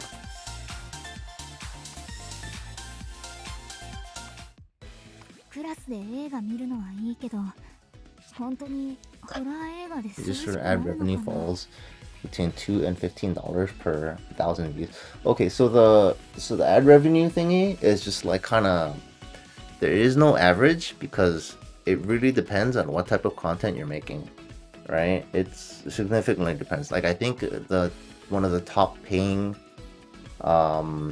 what do you call it, ad revenue contents is like finance and cosmetics. I think if you make content with that does finance and cosmetics, like, you know, makeup tutorials or like financial advice and stuff like that, right? I think those get like the most amount of like ad revenue. Like the advertising companies pay the most to that audience or whatever. And then like, so it really depends on your content and audience. So if you make certain content, then like you get almost nothing for ad revenue. So the whole, you get X amount of dollars per X amount of views is just kind of, it's all like depends. And then like if you're like in, for one of the things is if you're like a tech content creator in like the PC space or whatever, right? like a lot of your significant portion of your like audience is just gonna use ad blockers, right? So that you're not gonna get any ad revenue from them, stuff like that. So it's just like it all depends. So it's like there's no, you know, there's no silver bullet of like, oh, 1,000 views is like in this range. It's like, no, it's like it all depends. Like what even your like your age demographic of your audience also matters, you know, even if you're doing like the same type of content, you're like you're a gaming streamer, right? But like if all your audience is like kids, you'll get X amount. If all your gaming or audience is like, you know, old people, because you play like a really old school MMO or something like that, right? And it would be like a completely different, you know, ad demographic.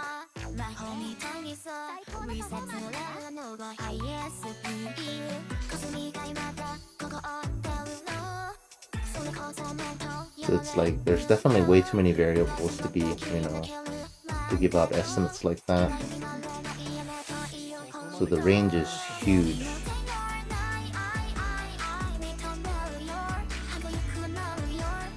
So you could have some YouTubers with like, you know, thousands of subscribers or hundreds of thousands of subscribers get like almost nothing on ad revenue because of their, you know, the type of content they make / like maybe some of the content that they make is not monetized because of copyright issues or like their audience or whatever, you know. Or if you make content based on sensitive topics all the time, then like, you know, advertisers don't want to be tied to that content, so nobody wants to pay ads for that type of content type of thing too. So the variance is super wide, or high variance. Yeah, I used to look up all that kind of stuff too. I was curious, just out of curiosity. I look up a lot of things just out of curiosity.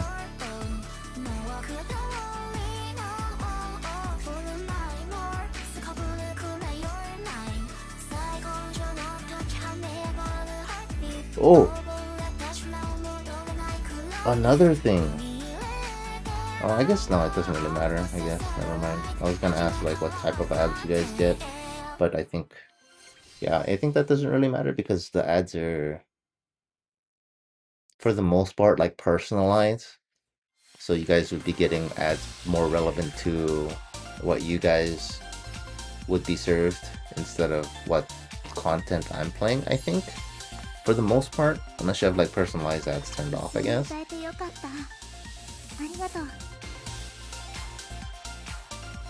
Yeah, super figures mostly cosmetic nowadays. Yeah, yeah. Even the like the coin reward for super figures not that much. Short creators receive the most for sure. Do they? From what I understand, short creators receive less. It's just like the amount of views that you need to get like a decent payout is like in the millions basically compared to long form videos / streaming. Yeah, brain rot is brain rot. You can't really do much about, you know, that's a whole different category. I feel like kids content is definitely really profitable. Yeah, I think so. I think kids content is also very profitable. But like, you know, kids content also has a whole different set of like criterias and like legal thingies about stuff. Like YouTube asks like if this content is made for kids or whatever. And then like it's just completely in its own separate category, you know, like kids programming. There's I think it has like a stricter standard. I'm not exactly sure, but like, you know, you have to keep it super PG, you know, and all that. You can't talk about like any sensitive topics and all that. Or I think your account gets flagged or whatever. I don't know too big on details. I just know it's a bit more restrictive. Because I think I'm pretty sure it still exists. I remember several years ago there's like a separate app, YouTube app for kids, like YouTube for Kids or something like that. I remember telling my friend, one of my friends that has kids, about the app because they have a bunch of kids. Those kids are gonna have YouTube, so I might as well, you know, have some parental control with it.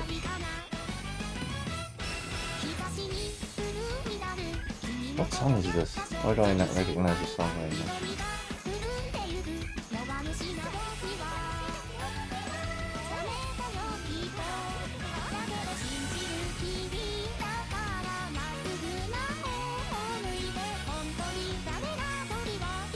This gives me like old school anime vibes, like old school anime opening.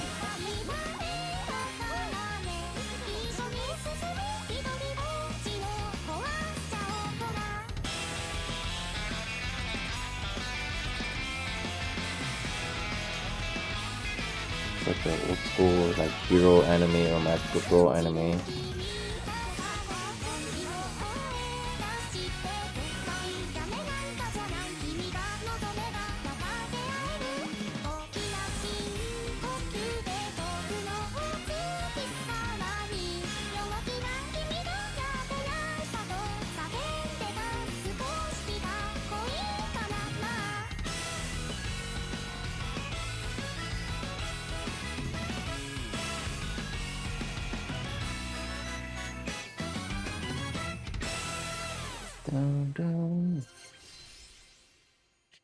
Shorts are really popular.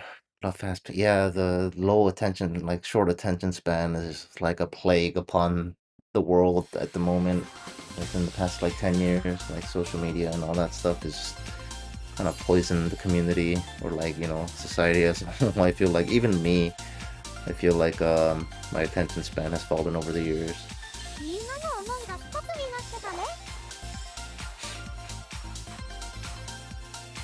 Not sure the reason of making YouTube shorts. Like it's because the whole like vertical doom scrolling content is really profitable. People just kind of turn off their brains and just watch brain rot all day, right?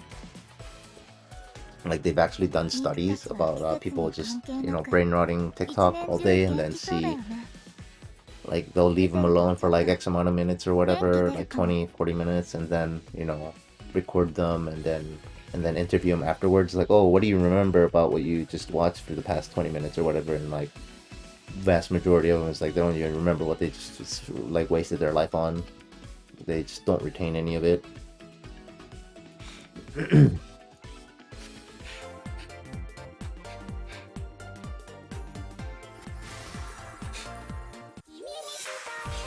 Heard multiple times creators switch to shorts because it pays more. Really? I mean, I guess it depends on the type of content creator they are, right? If they do short form content in the first place, then like shorts makes more sense. But then the problem with shorts is just like discoverability, and then what do you call it? It's also like cataloging. Long form content, I believe, has a better like cataloging or looking up videos and stuff like that. Because think about it, how do you look up shorts? You just can't, right? It's like, oh, I remember watching the short like a while back or whatever, right? And I need to find it again to link it to my friend or something. You just can't find it. Compared to like long form content, you know, there's like some form of catalog. You can look it up with like thumbnails and stuff. That's another thing. You like can't assign thumbnails to shorts. It's just randomly generated, like a random frame in the middle of the short. But for like long form, you know, you can adjust that so people can find your content through like via thumbnail / title, right?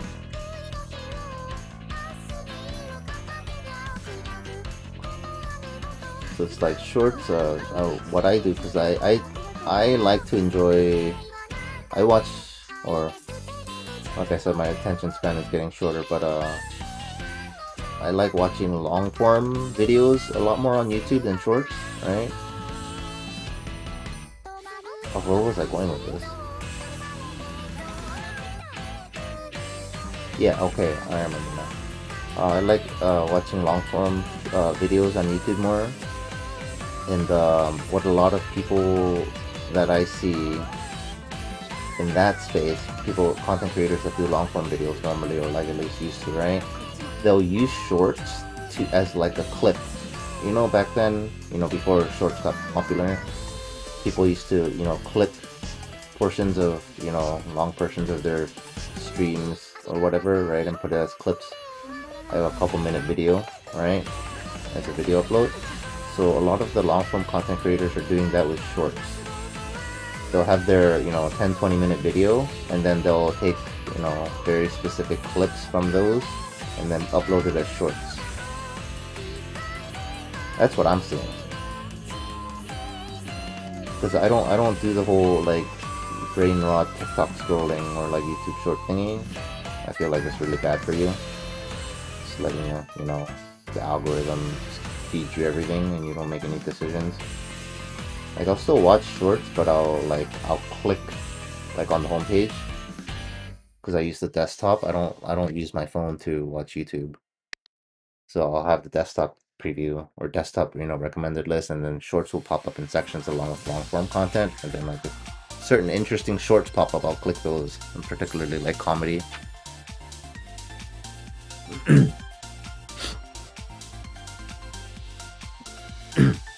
So yeah, in the content space that I'm looking at, they use the short as like an advertisement for their long form. They'll put up something like, oh, the X, Y, and Z does this or whatever, and then they give you, like a little teaser of their long form video. It's like, oh, to find out details, check out my long form content or whatever.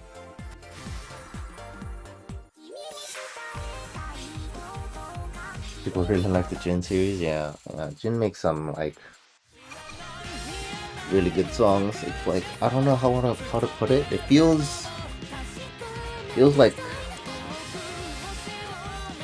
I wouldn't say it's classic, but like feels like an old school style of songs, like all the Jin music, right?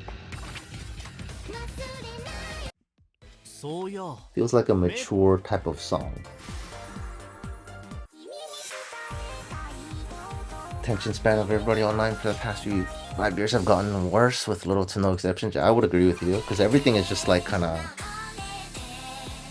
at the same time, it's just kind of a result of everybody just kind of fighting for everybody's attention. Because compared to like 20 years ago, there's just like so much more available to people now, right? Like Amazon ordering stuff, you get stuff in 2 days or less, right? You can have DoorDash, you can have like, even calling taxis, it's just like, within minutes or seconds, right? So people's expectations of like getting things done quickly has been warped in the past, decade or so. So it's like there's I remember like 5-10 years ago, there was a saying people were like talking about, that they got so used to Amazon Prime that like anything that they have to order online, if they can't get it in 2 days, they don't want it. So that was the joke. It's like, you're so impatient that like, if I can't get it with Amazon Prime in 2 days, I don't want it. So that's just like kind of the mindset that people are getting used to. So the same thing with like, video content. It's just like, oh, if you don't get to the point within like 30 seconds, I'm just gonna, scroll next on the TikTok feed type of thing, So that just like naturally shortens everything. All the content has to be condensed within like, a few seconds or a few minutes. I like the MD on this. I like the dance choreography for this MV.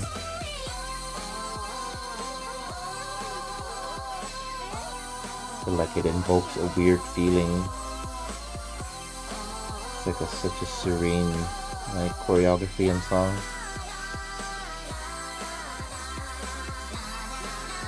This song also stuck in my head for several days when it came out. Also because I had to play it way more than necessary to get AP on hard in particular, I guess. But I also missed a couple times for on normal.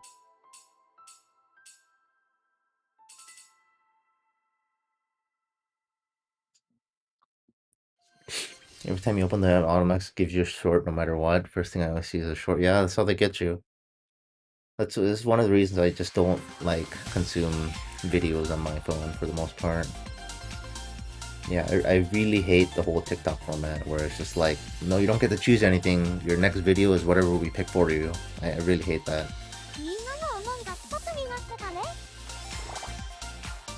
Yeah, trying to restrict yourself from watching shorts or any kind of short form content. Yeah, it improves your attention a lot, right? Yeah, that's like, it's it's like verifiably studied. They've done studies on that, on like attention spans and watching TikTok and stuff like that. It's like, it's objectively bad for you. It's like actually just bad for you. So it's like, if you can avoid, you know, watching TikTok, Instagram, and like shorts and stuff like that, if you can avoid it, avoid it. Like, they've done studies like where just being bored, like nobody's bored anymore because you just have access to so many things in life, right? It's like, oh, I'm bored, just take out your phone, start doom scrolling, or take out your phone, Google something, take out your phone, listen to music, take out your phone, start watching some videos, right? Start playing games or whatever. So it's like nobody's bored anymore. And they've also done studies where like being bored is actually good for you because it gives you time to just like think, to like, you know, internalize, you know, like what's going on in your life right now, just rethink your life choices. It's like, oh, what's coming tomorrow? Just like organize your thoughts, right? And apparently that's like psychologically just better for you. Actually picking content you watch is life-changing. Yeah. Like I said, even on YouTube, even if I do watch the shorts, like half the shorts that get recommended to me, I just never click. Because it still has the titles and like, you know, vague content on what it's about, right? And if it just seems like it's brain rot, I just never click it in the first place.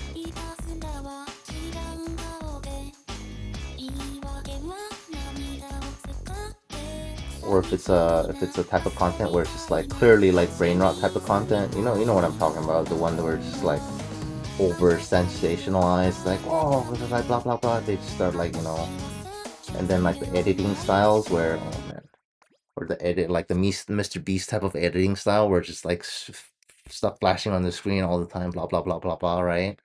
Like that type of editing, like, yeah, and I'll click the do not recommend this channel on me like right away. I hate that type of editing. It's designed for that short attention span, and it's just really bad for you.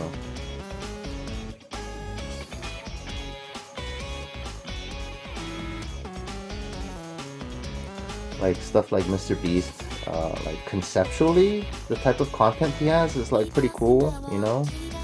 Like the idea of it, but the type of editing he does and then like the way it's delivered, I just can't agree with it, so I just don't watch any of this stuff. Every now and then he's in the news headlines for something crazy he does or whatever, or like I have friends that watch it and they'll tell me about it.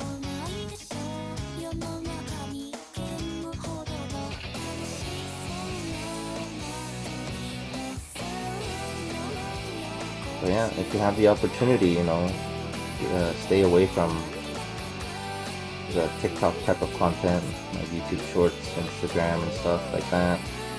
It's not good for you. Doom scrolling, even on social media, like doom scrolling, isn't really good for you. Like unironically, every now and then, just be bored and stare at a wall. Like actually, unironically. Like what I'll do is when I'm out and about, I don't like taking out my phone. Yeah, music is also another thing. It just kind of distracts you, especially if you actively listen to the music and like, you know, every now and then it's fine, but people are just like 24/7, just kind of, they're just like exposed to all this, what do you call it? What's the word? My vocabulary fails me. Like all their senses are just kind of actively, you know, firing all the time. There are no thoughts on the music in the background. Do I read stories, like World Link stories or any event stories? If so, which one is your favorite? I am like a year behind on stories here. Let's look at stories real quick while we talk about the whole TikTok nonsense. I think I read all the main stories. The side stories I kind of gave up on because like I'm never gonna complete all of it, and like the company is very against people uploading side stories because it's like paid content or whatever, right? So I gave up on side stories. I used to read side stories. For main stories, I am... Where am I at?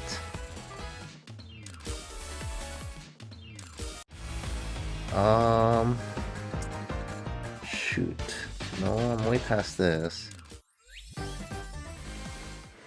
World Planes, I'm past this. I'm past this. Pretty sure I'm past this. This is Sekai. This is World Link 1, right? Yeah, this is World Link 1.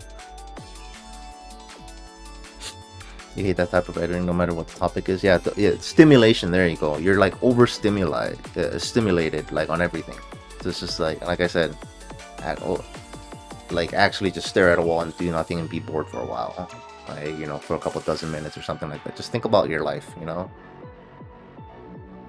How to better yourself, you know, just like, you know, stuff that you think about, you wondered about, you know, or like do some research maybe, you know. What I like to do is when I'm out and about, like I said, I don't like taking out my phone. One, because, like, again, doom scrolling and all that stuff, I'm against it, right? It's not good for you. And then, two, like, if I take out my phone, like, battery drains. I still use an iPhone mini, right? So it's like, battery's not great in the first place. And then, three, I don't want to, like, drop my phone, damage it, or get it stolen. So it's like, why take it out if I don't need to? So I'll only take out my phone as necessary, right? So what I'll do a lot of the times when I'm out and about, I'll just, like, watch people, like, people watching. You know, if I'm just sitting down having a drink or whatever, I'll just see, you know, just casually observe people, how they behave. And more often than not, like, one of the things that's, like, mind-boggling to me, you'll see, like, a group of friends, like 4 people at a table. They're just, like, clearly, like, hanging out, right? Except all of them are on their phone, doom scrolling. Like, why are you here? Why are you even outside? That always gets me, man. And then other than that, most people are just like kind of on their phones with their head down and just kind of like, you know, it's like if it was something important that they were doing, if they were like, you know, looking something up or trying to like find something, you know, trying to get in contact with somebody or something, or even like messaging people. But no, vast majority of the time, they're literally just doom scrolling on TikTok or some other social media, and it's just crazy. You're too young to feel this old. Yeah, right? Yeah. I think more and more people are like kind of, you know, coming to a realization that like, oh, this is really bad. And then like the whole AI slop too. Yeah. You deleted TikTok almost a year ago. Oh, I am proud of you for deleting TikTok. That's good. Like, I hate TikTok so much. Every time I see people I know using TikTok, I'm just like, oh my god, it's just like, TikTok is just basically like a drug, right? Because it's designed to be addictive. Man, we are going on a rant. But yeah, it's like every time I see people using it, it's just like, oh, I just assume, you know, well, on the majority of the time I'm going to be right. They're just addicted like a drug. And it's just like, I just see it as a form of a drug. No phone life. Yeah. I always look up how, like, the idea of, you know, I don't know if you guys know, like, there's a concept called dumb phones, because, you know, it's a smartphone, right? So there's a dumb phone with, like, limited features. So apparently that's what a lot of people use, because they're addicted to smartphones and, like, doom scrolling and social media and stuff like that. So people will actively buy a phone with less features in order to, like, prevent themselves from doom scrolling, which is, like, the idea. The fact that the concept itself exists in the first place is clearly, like, cementing the fact that like, you know, doom scrolling and stuff is addictive and it's a problem. It's just, like, so crazy. Yeah, in front of each other, like, people, like, 4 friends, clearly friends, hanging out, because every now and then you'll hear them talking to each other. Clearly friends, but they're all just doom scrolling on their individual TikTok phones. Or individual phones, like, with TikTok. And they're just like, you know, majority of the time they're not talking to each other. And then every now and then one of them will find like a funny TikTok or whatever and then show it to their other friends. And it's just,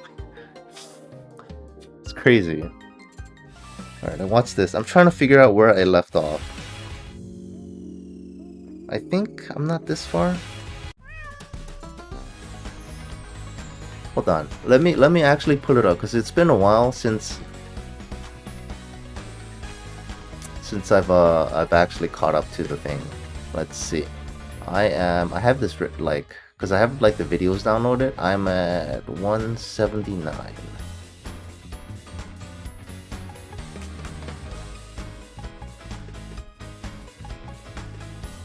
Oop.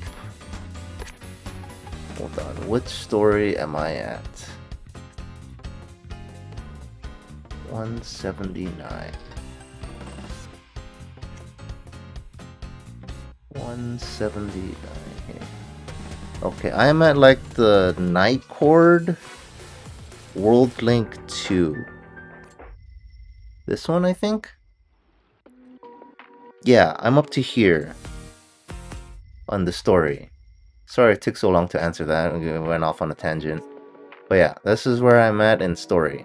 I've read all the way up until this point. If that answers your question. Which I think is roughly around where English is or global is. I'm not sure. Yeah, I'm like over 40 events behind in terms of catching up to the story.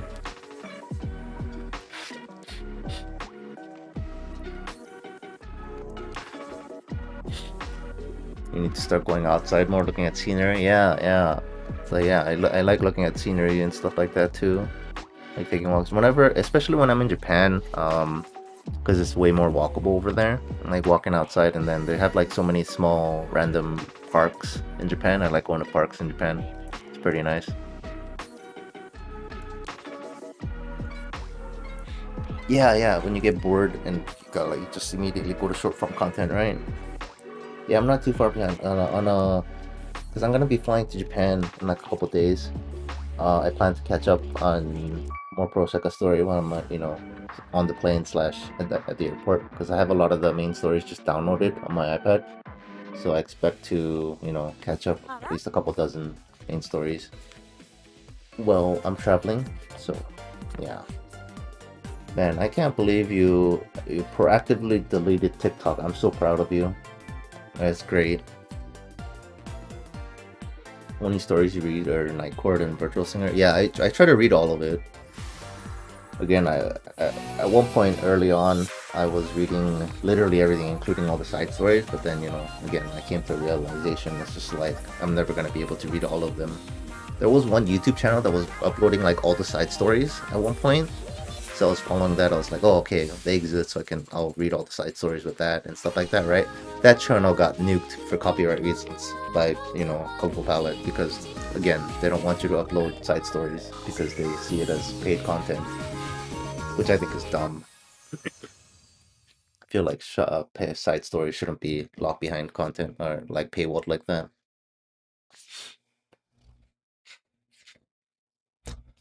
Yeah, definitely don't admit using auto clickers for any game. It's basically against TOS to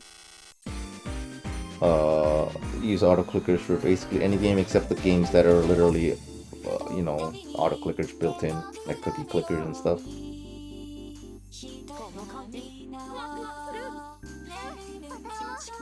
Same with account sharing. Account sharing is not allowed on basically any online game ever. I remember people complaining about getting banned on Proseka because they had their friend across the world, log into their account and then, complete like a full combo hard song for them just for the crystal rewards or whatever, and then immediately log back into their account. It's just like, yeah, clearly you're account sharing if your IP address changed from across the world and back in a span of a couple minutes, right? And they probably did this multiple times, and the Proseka account got banned for clearly account sharing.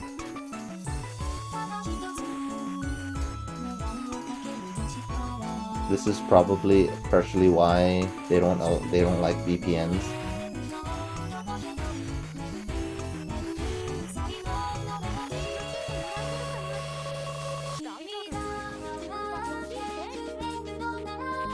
So yeah, don't account share on online games.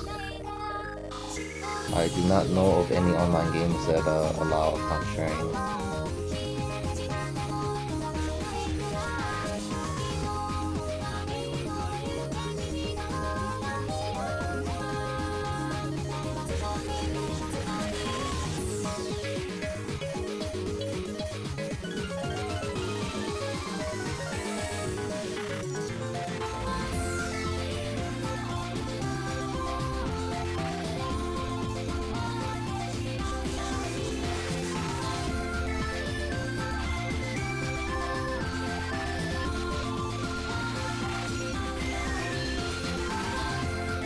Also another thing, just in general life advice, I guess, going along with the whole, be bored, think about your life every now and then to self-reflect. Another good general life advice is never stop learning. You know, could be anything. Could be something small. Could be something different. Could be more in depth of something you already know. But never stop learning. Keep your mind engaged as much as possible.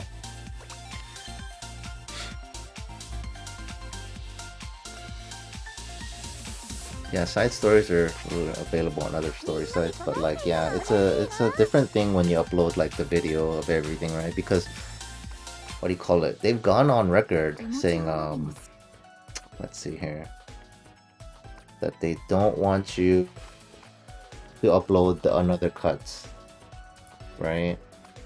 Like this stuff. This is also against terms of service for you to upload. I think I've said this on previous streams before. Like the 3D MV gets another cut if you have like some of the World Link cards, right? It's against TOS if you just upload it for the sake of uploading it via, like if you do this 3D MV, right, and then upload the other cut, that's against TOS. They'll do a takedown for that. So one of the loopholes is to play on easy and then auto, so that you're playing the game and showing off gameplay, but then the another cut will be on the background. So that's the loophole for it to not get, you know, copyright struck, like colorful palette.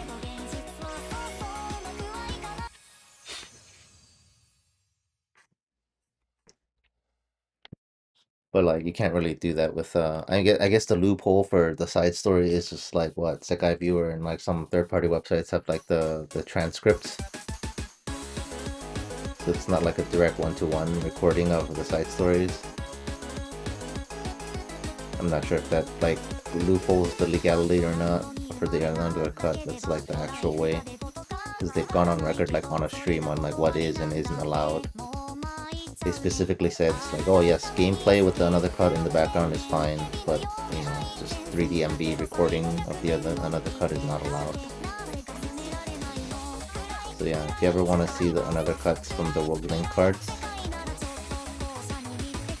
when the new card comes out, or like I guess they all came out, people will upload easy mode with that song and the another cuts in the embedded. Oh, that Mafia with the white streaks in her hair.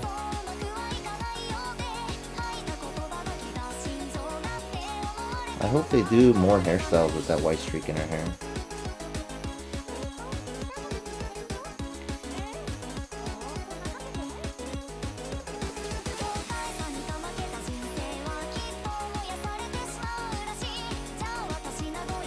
While we're on the subject of life pro tips, if any of you are overweight, you want to know a good tip? I've also noticed as I grow older. Number one, just eat less, obviously. But like, you know how when you want to like snack on stuff, right? And then snacking is bad because you're eating more calories, right? One of the big reasons you keep snacking is because you're bored. So try and keep your mind engaged, like keep yourself busy, play video games, you know, do active research, do some work, exercise, or whatever. Just keep your mind busy. I've noticed over the years, it's like, I always want to start eating and snacking on something when I get bored. It's like, oh, I'm bored, and then I remember, it's like, oh, I kind of want to eat something, and then I, you know, start snacking. It's just like, man. And then I also, because I used to game a lot back in the day, and then I feel like I'm snacking more nowadays than before. A lot of that has to do with, you know, when I'm playing games for hours on end, it's just like, I don't think about eating, right? Because I'm just so engaged in playing the game. So I'll snack less. So that's a good, you know, weight loss program. Just play more games. Active games, you know, stuff that like requires you to think and like stay engaged. Keep your mind busy.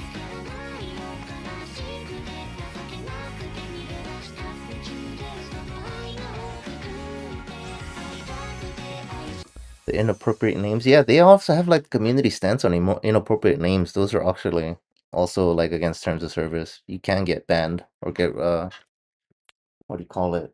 account restricted for inappropriate names. I believe you can report them too. I don't know if Sekai has a way to report people. They probably do. On global, you can have reports. I've definitely reported people before.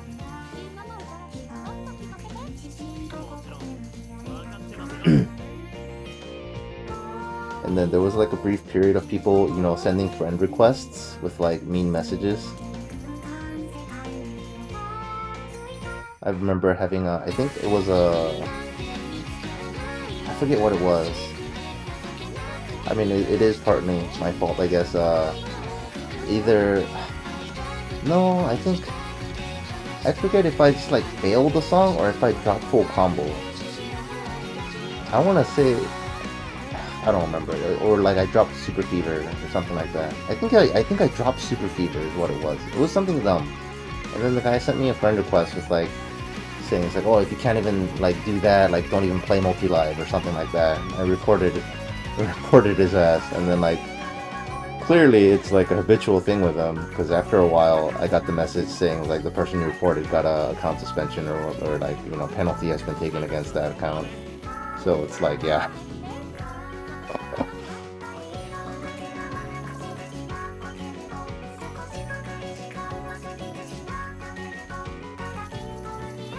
So yeah, I don't know if Sekai has that report feature, but it's definitely a thing. So you definitely see a lot less griefing like that on Japanese servers now, because that feature exists, and people have been getting you know, struck in on their accounts suspended or whatever.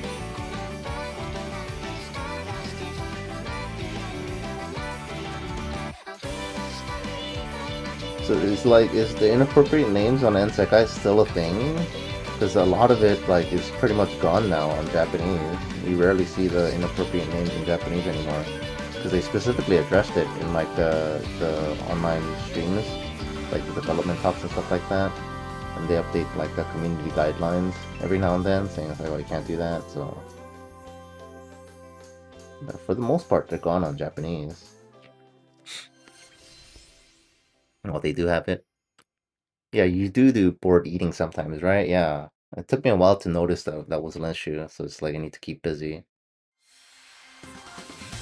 Oh, it is Bloomfest map for you. Yeah, that streak on the haircut, right? I really like it. Yeah, controlling yourself is a power move in a lot of situations, but like, you know, like human urges, you know, it's just like sometimes you can't do anything about it, right? So the play is to figure out what causes that urge and then like play around it, right? It's like, oh, do you eat when you're bored? All right, well, stop being bored. You know, it's like, oh, I'm gaining weight, I'm fat or whatever. It's like, oh, what makes you fat? Eating. It's like, all right, how do you figure out not to eat? It's like, if you're so busy you don't have time to eat, then it is what it is, right? You gotta circumvent the issue. You can't tackle it head on, like if you don't have the self-control. It's the same thing with the dumb phones that I mentioned earlier, right? People that are smart enough to know that they have a problem with doom scrolling on smartphones, right? But they don't have enough self-control to be able to just have a smartphone and not doom scroll. They actively go out of their way. It's like, all right, I can't control myself, so I'm gonna have to limit myself, like, you know. And they get the dumb phone, so they physically can't doom scroll, right?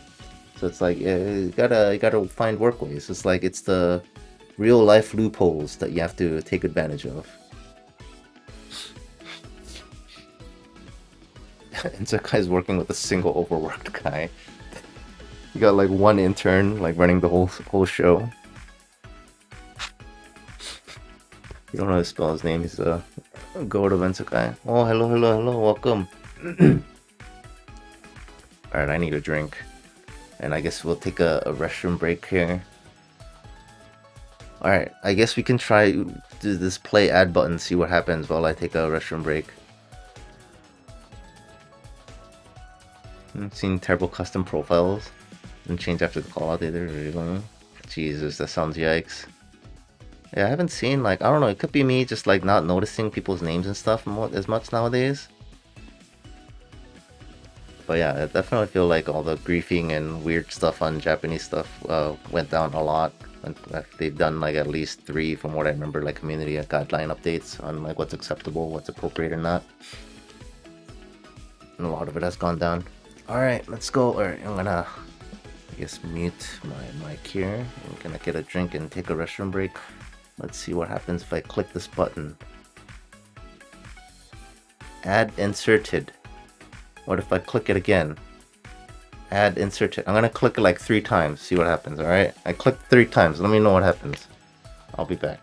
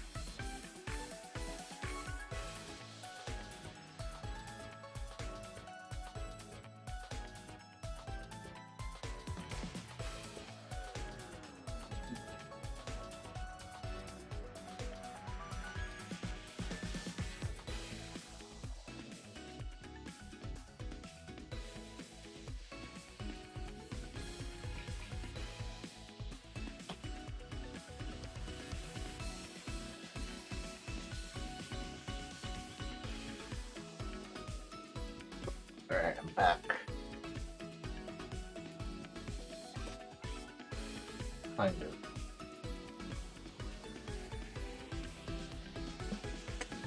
So I'll use this. Can you stretch my back real quick?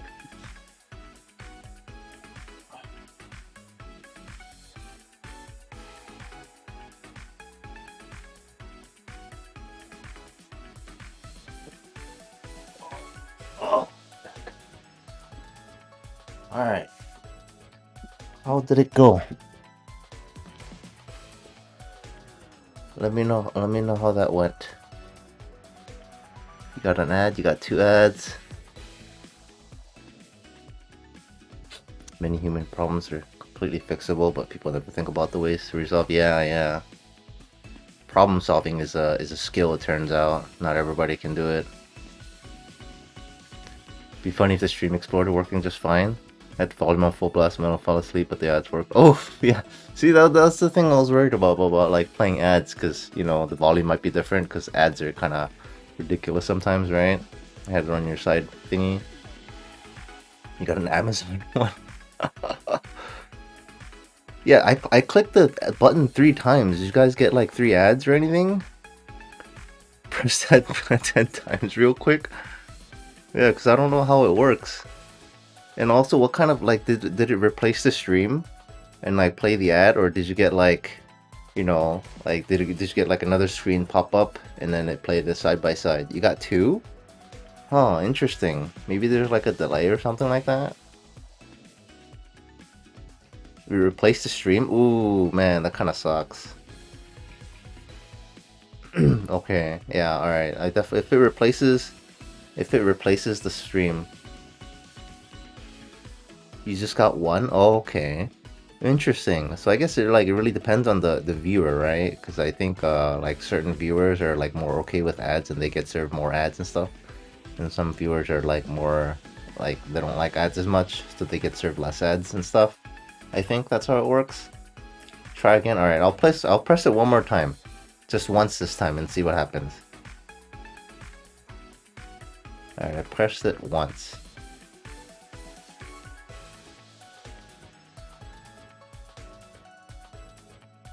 Let me know when you guys are back.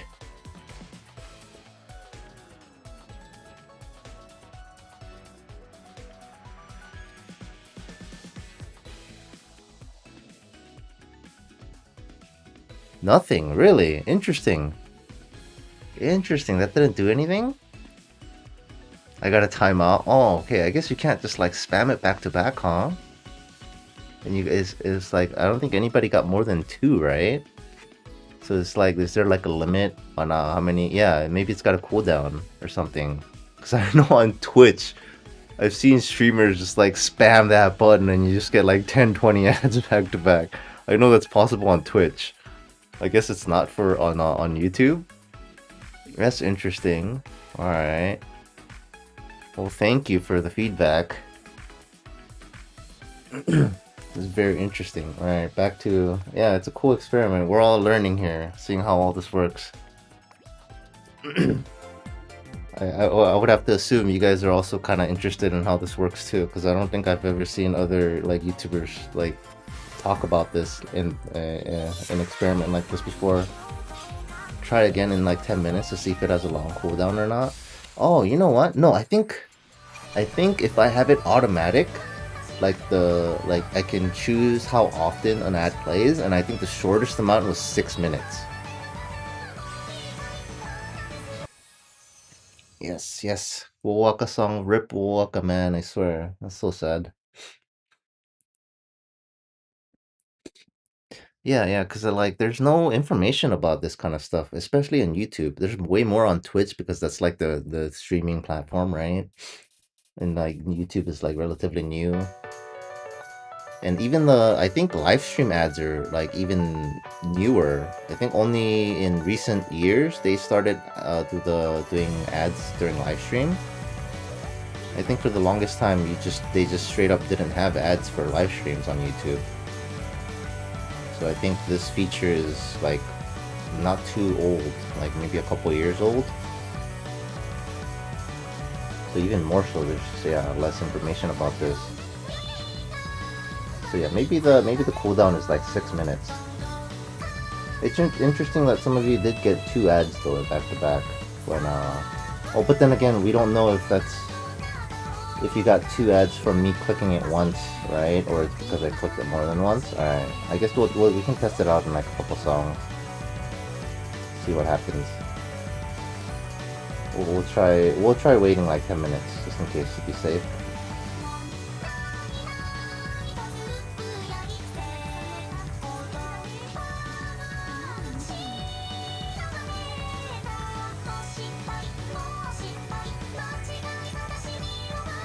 Yeah, Woolwaka, like, nobody makes songs like Woolwaka used to.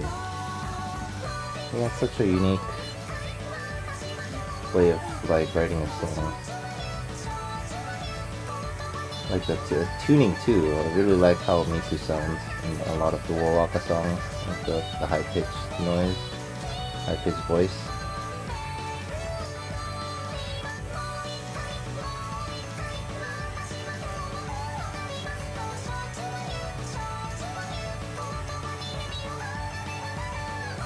Man, it's crazy. Miku's been out for, what is it, 18th anniversary this year, I believe?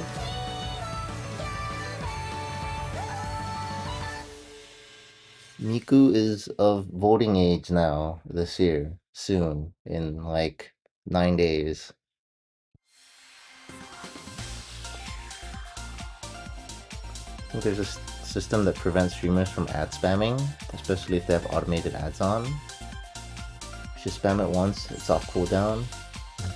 No, we tried clicking it 3 times when I went on the restroom break, so, you know, and then people got a maximum of 2 ads, it looks like. So I'm gonna try clicking it once next time, and then see if anybody gets more than 1 ad. See how that works. Yeah, Woolwaka songs are energetic and sad at the same time. Classic Vocaloid, right? It's like the meme about like Vocaloid song, Vocaloid, like, what is it? Beat is like all rainbows and sunshine, but then you read the lyrics and it's just like dark and gloom. The duality of Vocaloid Virtual Singer songs. Oh, this song sounds really hype. It's all cutesy and stuff. It's like, did you read the lyrics though? It's just like, oh boy. Oh, it's like the Waka songs are like the epitome of Virtual Singer songs and Miku songs, man. This is our 19th?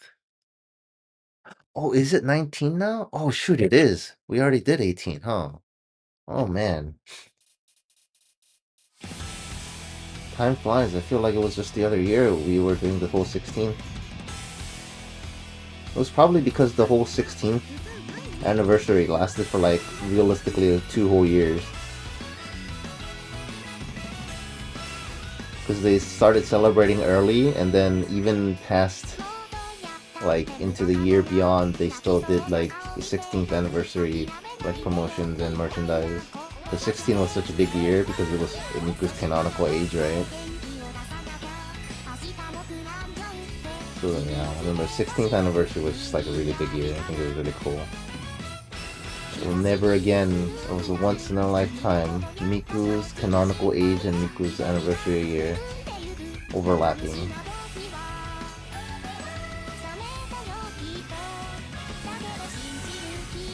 Can't wait for the 20th anniversary next year.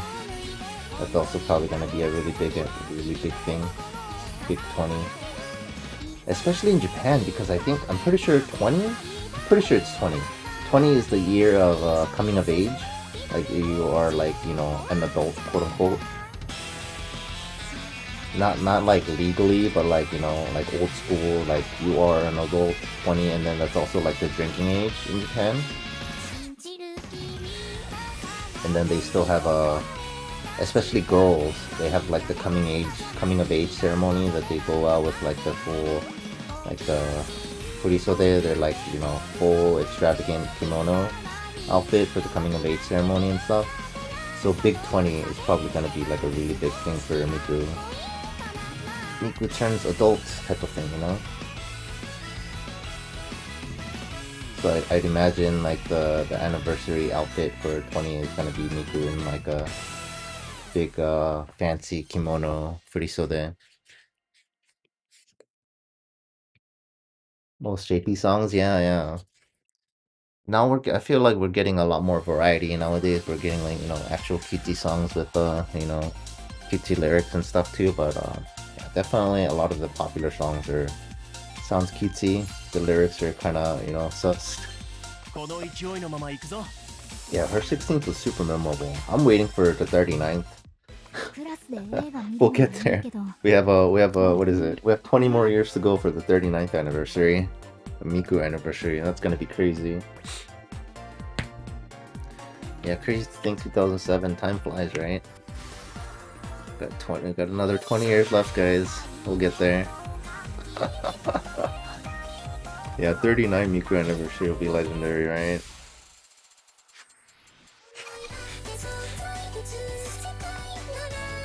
There you go, this one I know. Not to use voice.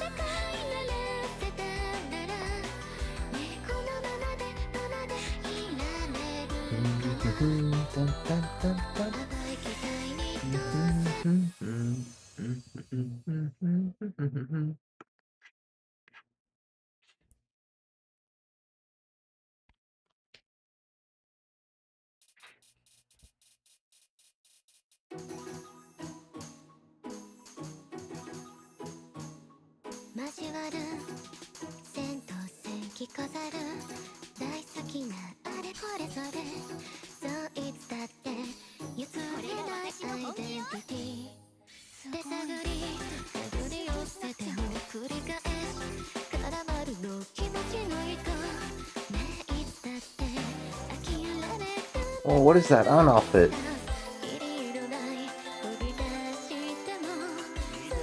Let's look at the on outfit.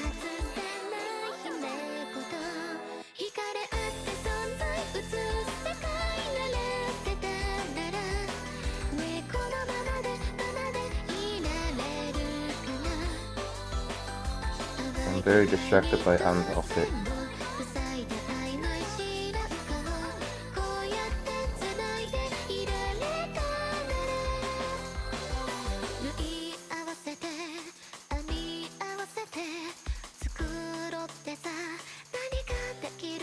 We'll try clicking the ad button after this to see what happens.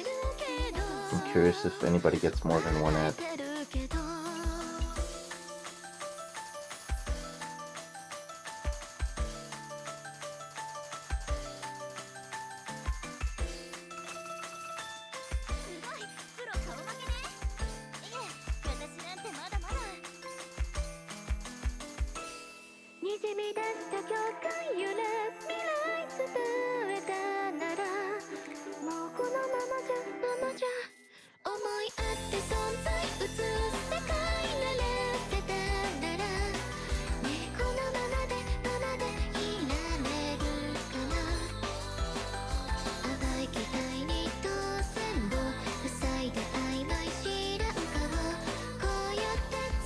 What hat is that? I like the hats. I like hats. Hats are very cute. That outfit looks so cute. What is that from? I know one of you knows. Somebody always knows.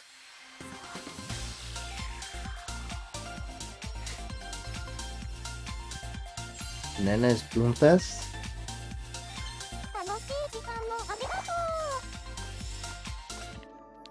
That looked so cute. Where is it? I wanna try hairstyle. Which one was the hairstyle? Guys, which hairstyle was that? Was it this one? I didn't get a good look. I just remember her having some type of streak. Was it this? Is it this? Didn't get a good look at the hat.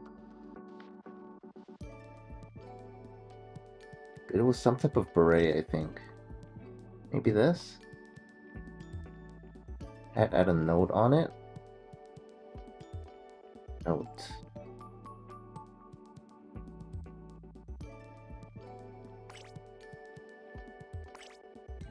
No, it was a pretty big hat. Oh, here it is. I found it.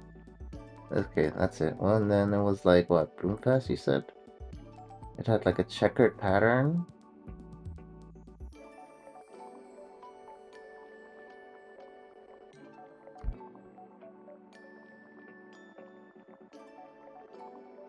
Which one is it? Let's see.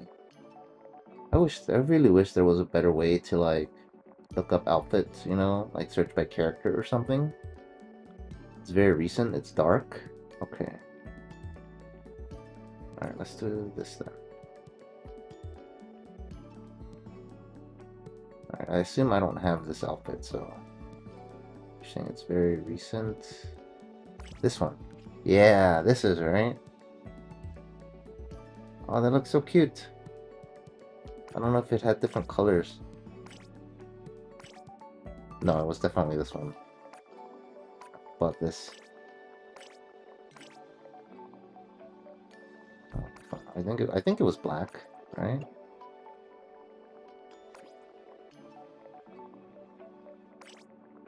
Oh no, that's not it. Oops.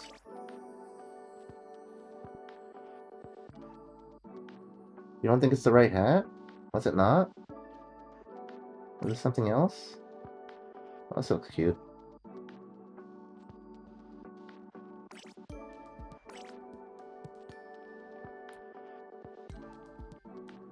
Hat's note was on our left side? Oh, okay. Was there another one? Let's see. It's tiny hat. Or tiny hat. Let's see. Let's see if there's another one with a note. These are all clips. No, it was like a beret. Pretty sure. It's a tiny hat.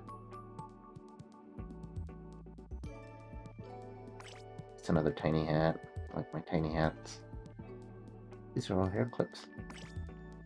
Oh, that looks way tinier on the icon. I thought it was gonna be even tinier. Oh, I don't see anything else. I think that might have been it. You're getting coffee, can't help. Oh, it's all good.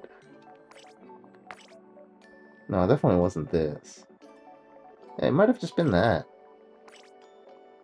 Oh, you were wrong? Okay, so it was this one? You remember what color it was? Did you see? I think it was this. I think it like matched more, right? I don't think it was white.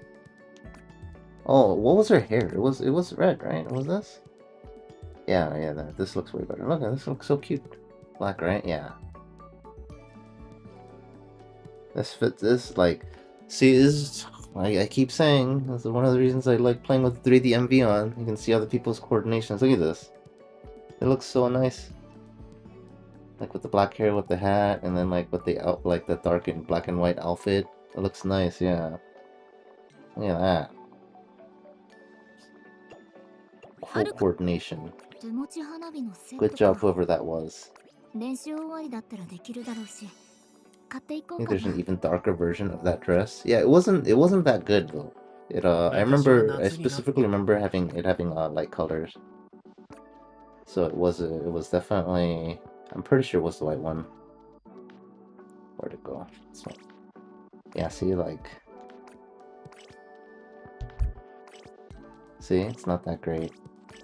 Like, I specifically remember the checkered pattern being like a light color, so I'm pretty sure it was this. Unless you're saying there's another outfit. The third? You think it was the third one? No, I don't think so. No, because yeah, I specifically remember this thing right here. This part of the skirt is being white, and when the song ended, so I'm pretty sure it was this color. It looks nice. So. Oh wait, hold on.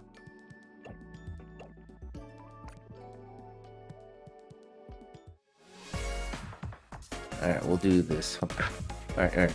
Let's give away one more movie code here.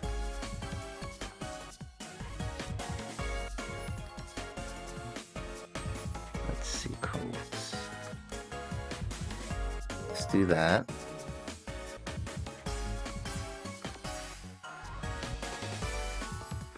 Yeah, okay, that's it. And then we'll do a poll here, and then we'll play one ad. Loading? No? Okay, no. I want to see this blue turn into like a different color one time. I want this blue to be a flip one day. I don't think it's possible. I don't think I've ever seen it. Yeah, it's just always blue, right? If it's blue. Alright, do that. Post the code thingy here. Okay, and then we'll try clicking the add button, see what happens. Alright, you guys ready? I clicked it. Let me know when you're back.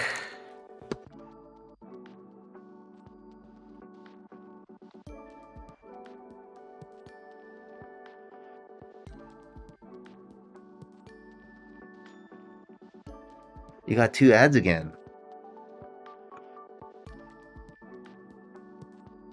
Interesting, okay.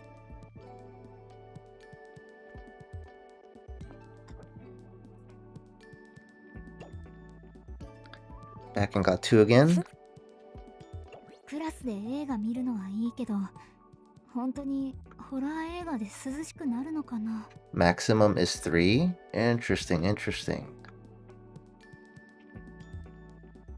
Give me 1 second, I'll be right back. Oh.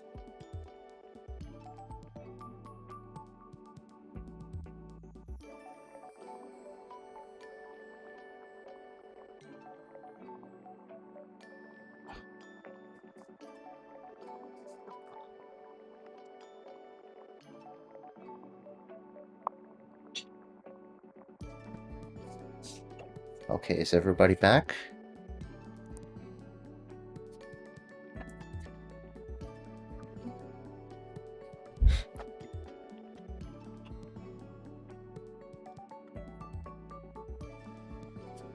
One got 2, but one was 15 seconds. Interesting. Alright, I don't want anybody to miss out. Thank you very much for the feedback. Alright, so okay. Me clicking it multiple times basically doesn't do anything. Interesting.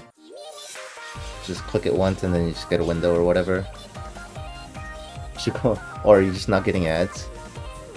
Do you just have like ad blocker maybe?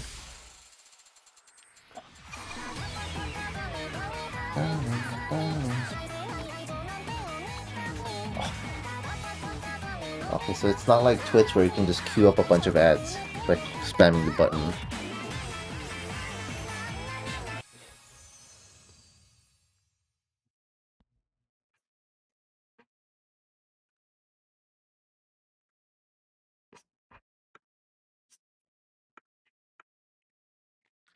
Very good to know, good to know.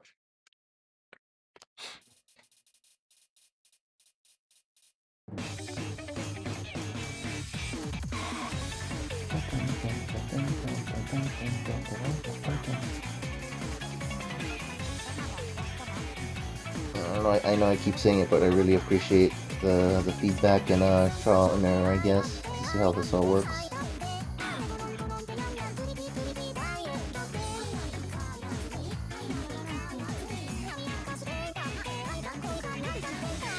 Oh, are they skippable ads? Well, would that also matter on like your personal profile though? I'm not sure.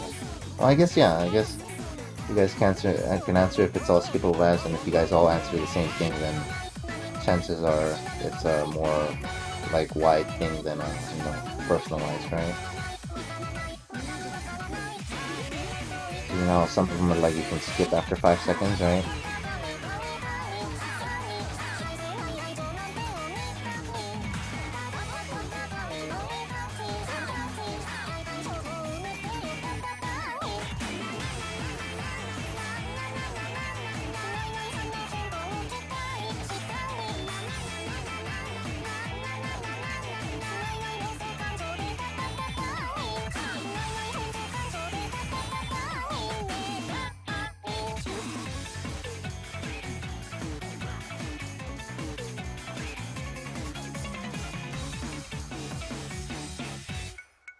Dun, dun, dun.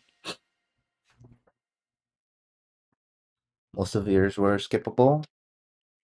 They are, but both of them were maybe 5 to 10 seconds long, so skip wasn't really useful. Interesting, interesting.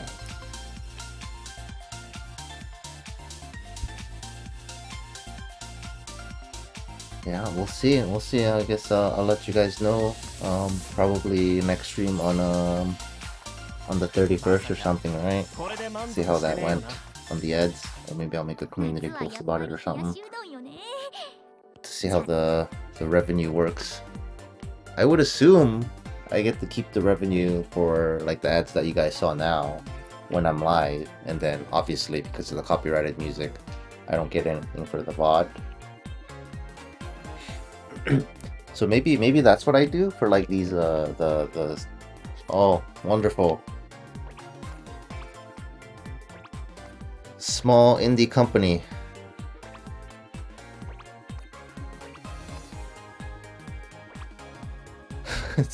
It's been, the game's like 6 years old. I can't even leave. I can't even leave. Wonderful. Alright, I guess we're restarting. Jesus. And the crazy thing is, you get a penalty for leaving if you do that. Oh no, are we stuck again? Oh, yeah, it just happens too often, right? It's like, how? The game's been out for like, you know, like if I was a developer, I'd be embarrassed like that this is still a problem. It's like, how have you not fixed this already? It's been like 6 years almost. This is the reason that, what is it, Cheerful Lives aren't back yet, because they just like can't seem to fix this matchmaking issue, right? We've gone through what, like 2 like beta tests since then of like the test event or whatever to see if Cheerful Live works. We're still not back. I think it's been gone for like has it been over 2 years since we had a Cheerful Carnival? Short conversation bug is still here. Is also what is the short conversation bug? Has it been 3 years since we had a Cheerful Carnival? Jesus Christ, man. It's so crazy. That's just like so embarrassing. So when you don't get the crystals and you skip the conversations. Oh, like to be fair with the short conversation thingy, you do get the crystals. It's just like visually you don't get it. Like if you re-log in, you'll have the crystals. One thing to give the game credit for, like in terms of getting the rewards, it's very good at properly rewarding you the rewards. But visually, like it'll look like you didn't get it, and that's, you know, that happens a lot with a lot of things. But on the back end, like if you restart your game, you will get you never miss out on rewards. The game will properly reward you, but visually it'll look like you haven't, which is still kind of annoying. I remember that was one of the complaints for a lot of new players, saying it's like, oh, I did the conversation, but I didn't get any crystals or whatever. So yeah, credit where credit is due. On the back end, you do get it, at least, for what it's worth.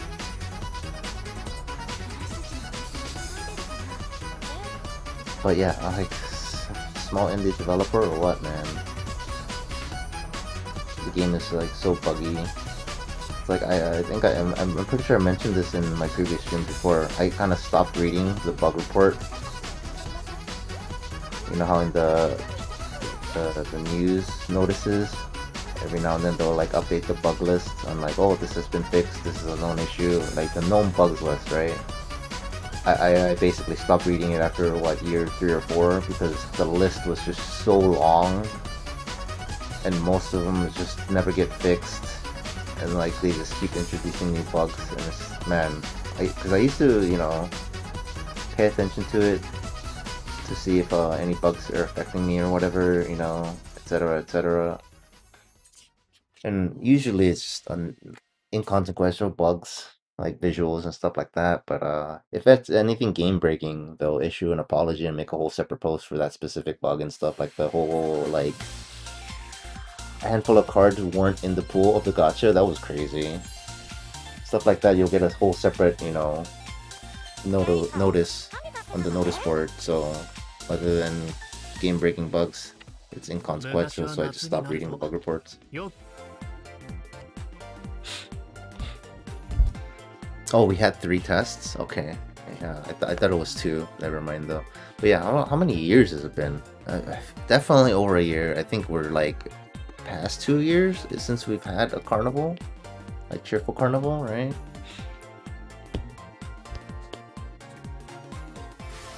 Yeah, it doesn't impact anything with the, you know, the conversation thingy, but yeah. Last one we had was 2024.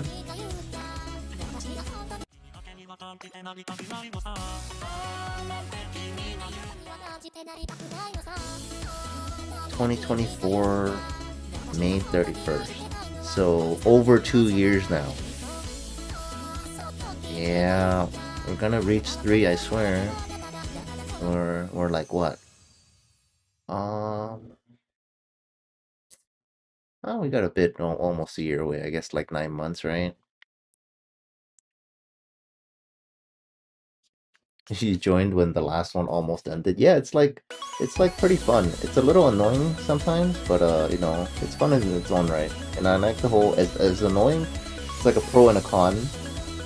It's like cool and annoying at the same time, where you can like gift each other stamina, right? So everybody gets like what is it, 9 extra stamina they can give away. It's like conceptually it's cool, but like it's annoying sometimes when you can't give it away properly or whatever, right? I wish there was like an auto feature where if somebody gives you stamina, it automatically gives them one back.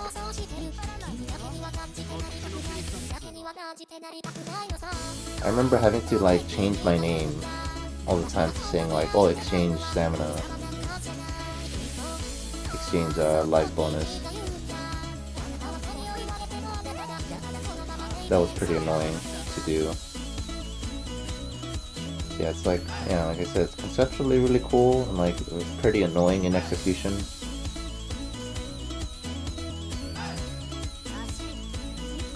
I think at one point I tried making an alternate account on my second device just to dump all my life bonuses to myself, from my alt to myself, so I can make sure I get all, you know, the 9 bonus.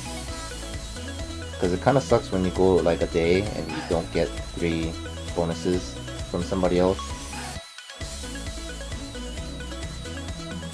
for whatever reason. Sometimes, you know, they're not paying attention, or they ran out of bonuses or whatever.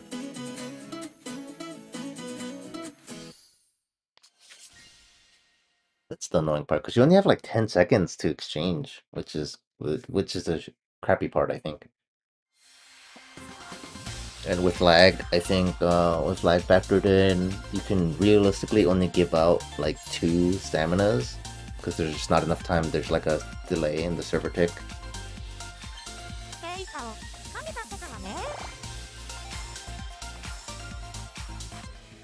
Yeah, giving people stamina counts. It's like a fun little, you know, it's like, hey, we're like helping each other type of thing. competition aspect, even if it's useless. Yeah, the competition I'm like not too fond of because it kind of, I really don't like how it for the duration of the event, it splits the entire player base into two. I remember like a bunch of new players like starting the game during a cheerful carnival, and then, you know, their friends, them and their friends pick two different teams, and they're like, how do I play with my friends? And you literally can't. So I think that kind of sucks.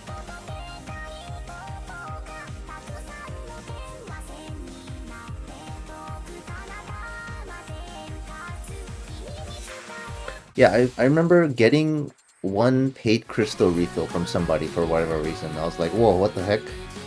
It happened exactly one time. Somebody gave me a paid crystal stamina. I don't know if they accidentally did it or what, but I was very thankful for that.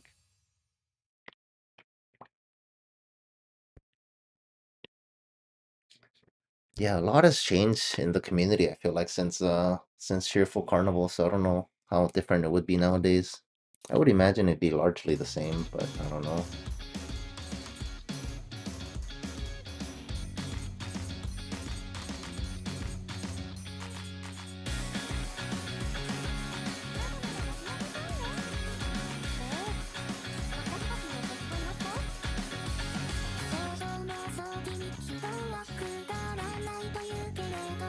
I guess we can check our overall ranking.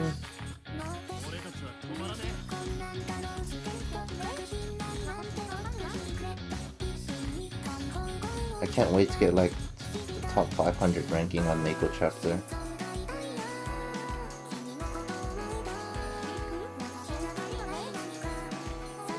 I wonder what ranking I got last time on the previous World Ranks for Meiko's chapter. Oh, probably like next to nothing because it was a virtual singer, right? So I just dumped all my stuff into Miku, right?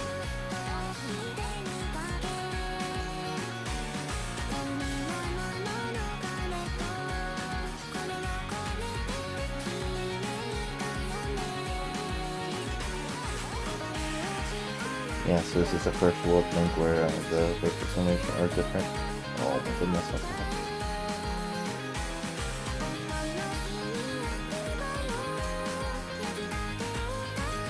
I don't even remember what ranking I got in the other... Oh! I'm not used to that. No pattern.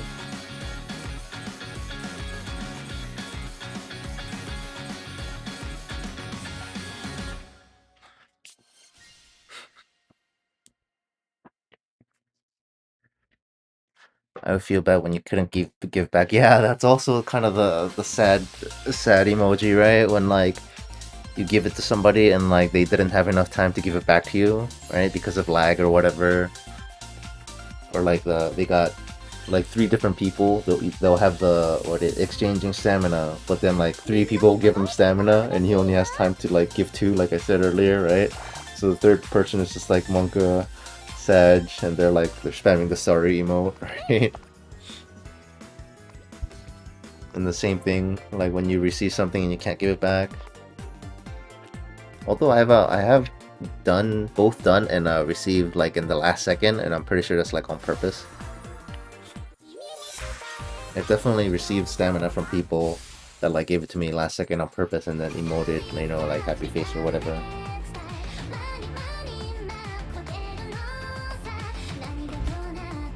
Because sometimes you'll receive stamina, right? So you're maxed out on reception, but you can still give away stamina, right? So...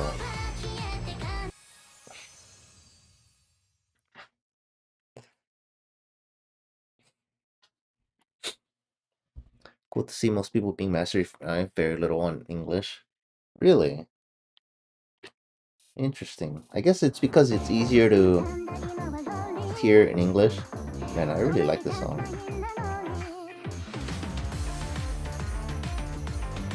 Sounds like K-pop.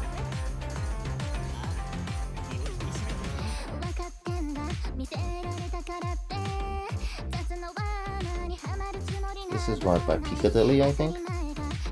Is it Piccadilly?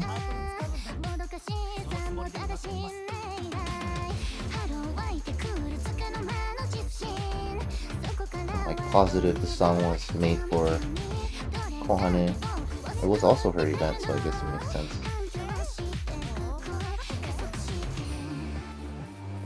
Or like, I meant the VA Akina specifically.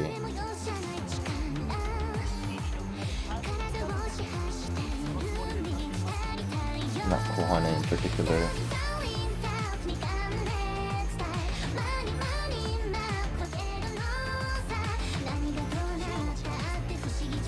I think that's like really cool, where like imagine you're a singer and like one of your favorite composers writes a song specifically for you.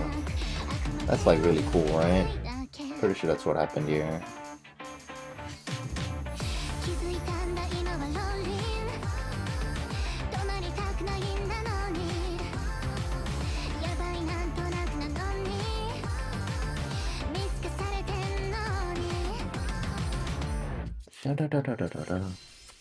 Which rooms am I in? I feel like there's so many people max cards here. It's I'm using the veteran room, so I'm just getting matched up with other people with similar power, which generally means like, you know, long-time players for the most part, you know, because of how much power I have. I don't know if your event points are a factor though. I don't think so. I think it only counts this, I'm pretty sure.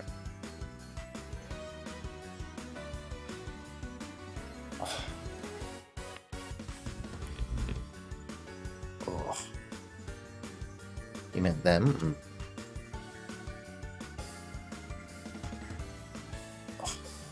Oh, my back is hurting me.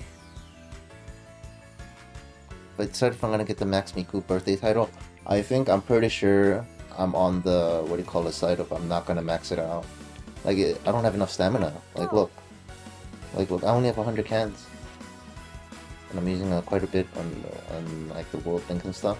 I did though, one thing I did do, I stopped doing, like spending all my stamina on my Sekai. Because I upgraded all my gates here, I'll show you, I guess.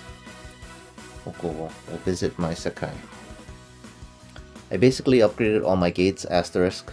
I think like 3 of them are level 39 and not 40 because I'm missing diamonds.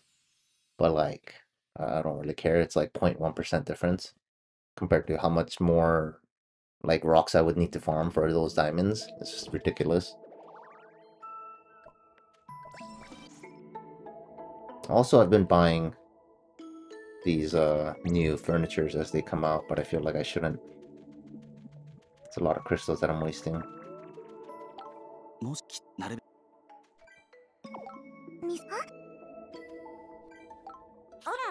Talking to them.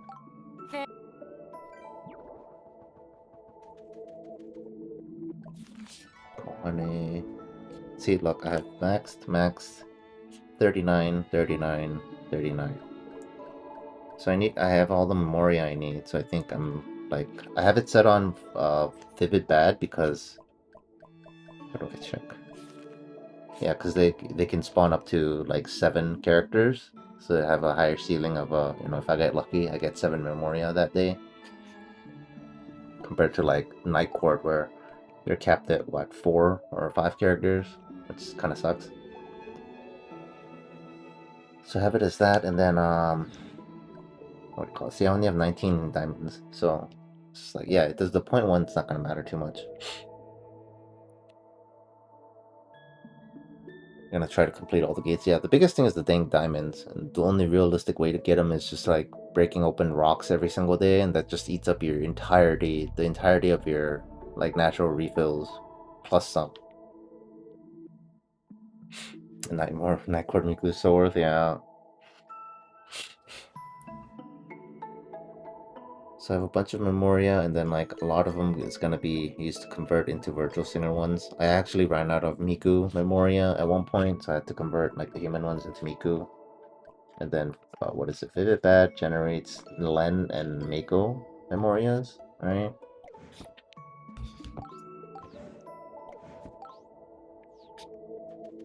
So I think I'm gonna start like, I don't know. I have all my plushies, my Diamond Miku here. I might start making some, I don't know, Vivid plushies maybe.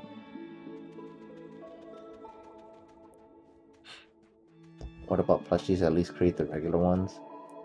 Yeah, I like the reason I have a bunch of the human ones is just because you can convert human Memoria into virtual singer Memoria, but like no other way around. You can't do human to human or virtual singer to virtual singer. So I just have these are basically extra copies of the virtual singers. Is how you have to look at it, like extra copies of the Miku one, you know? So I'm not quite confident in having enough to what do you call it? Start making human plushies yet, but we'll see. Especially since the stupid what do you call it? Out of nowhere they're like, oh, you need what, like 180 like Memoria to make this diamond or whatever. I forget how many you needed. You know what I mean? All of a sudden they could do that again, so that's why I'm just kinda saving up.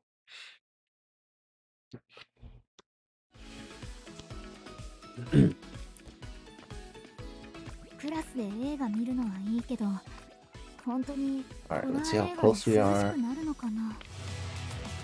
Memoria isn't even the problem in diamond plushies. Yeah, it's true. At the same time, it still requires a lot of Memoria, so 1,000. Alright, we're still not even 10k. Like what did I say? I need like 6 mil? We're at 2.5 mil. Quite a ways to go. Been streaming for 3 hours now, I believe. Is the stream been okay? It's not like, you know, stuttering or laggy or anything like that so far. Seems like I got a lot of drop frames. I think as I said that, we got a bunch of drop frames.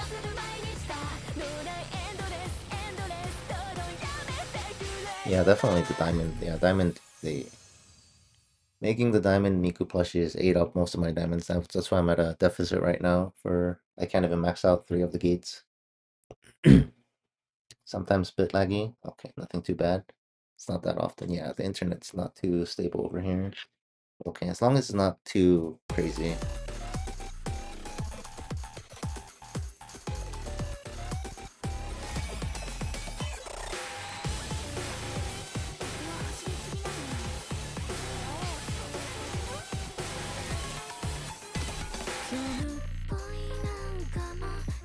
Oh my god.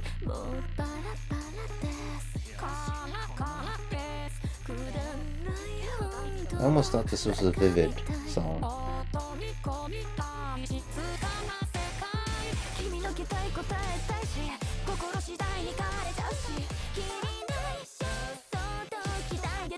That long hair Meiko looks nice.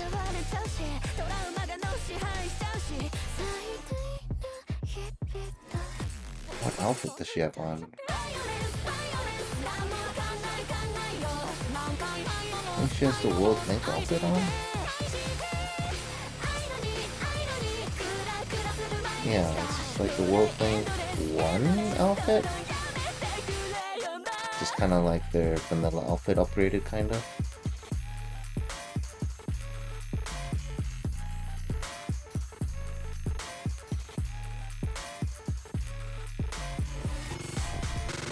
Whoa! That thing always gets me I'm not sure how you're even supposed to do those. I just kind of like squiggle when those spam flicks come out. I'm not sure how you're supposed to do it.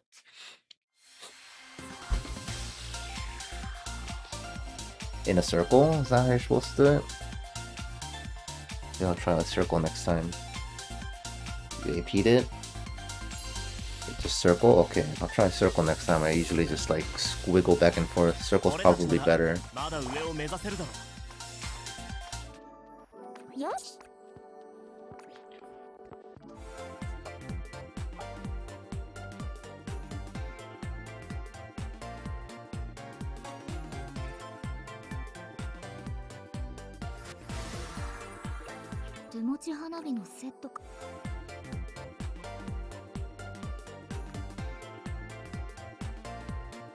Oh, my bad.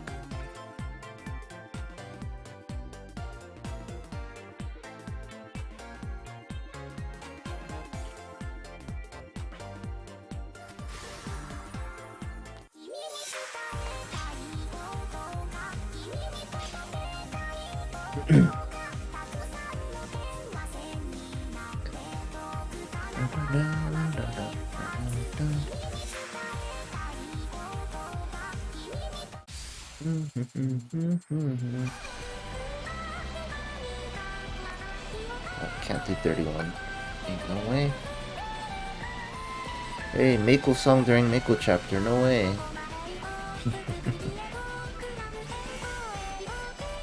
Yeah, I still wish there's a random button.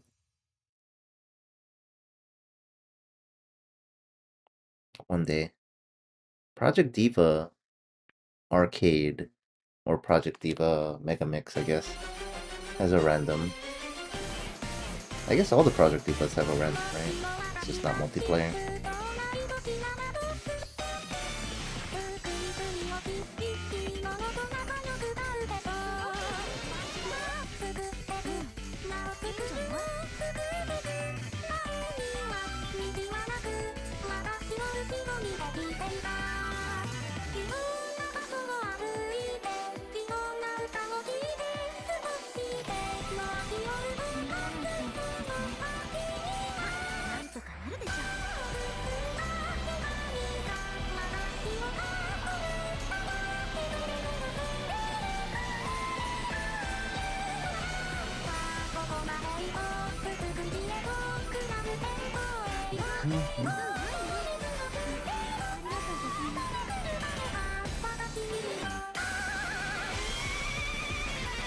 That one.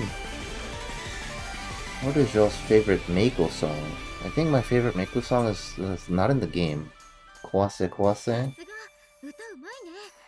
don't know what the English translation of that song is. I don't know if they translate it's like break it or break it.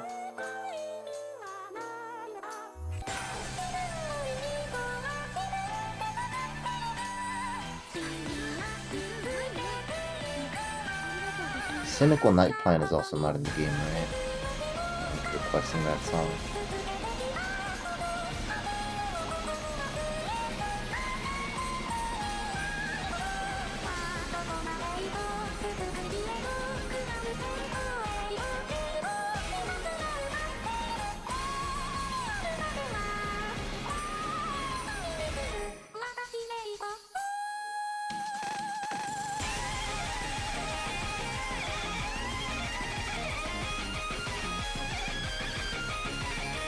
Is Albino in this game?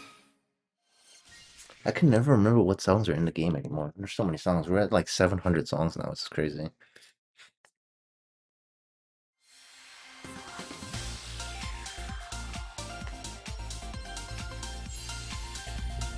Try to put fists and thumbs up and then put them against their back while pushing it a bit into your back, shoulders back. I have no idea if it's good explanation. Oh, I know what you're talking about. Yeah. No, I have an issue with my lower back. So it's like everything's connected. It's like it's been getting bad in recent years where like my disc like pops out every now and then, right? Or not every now and then, most of the time actually. It's just like my disc being misaligned on my lower back starting to affect my upper back now, so it's kind of obnoxious. So that's why oftentimes you'll see me squirming a lot on my seat and stuff. And every time you hear me about like stretching my back, that's why. I have a lower back issue. Let's see. Yeah, this is not in the game. This is my favorite Miku, not Miku, Meiko song. And then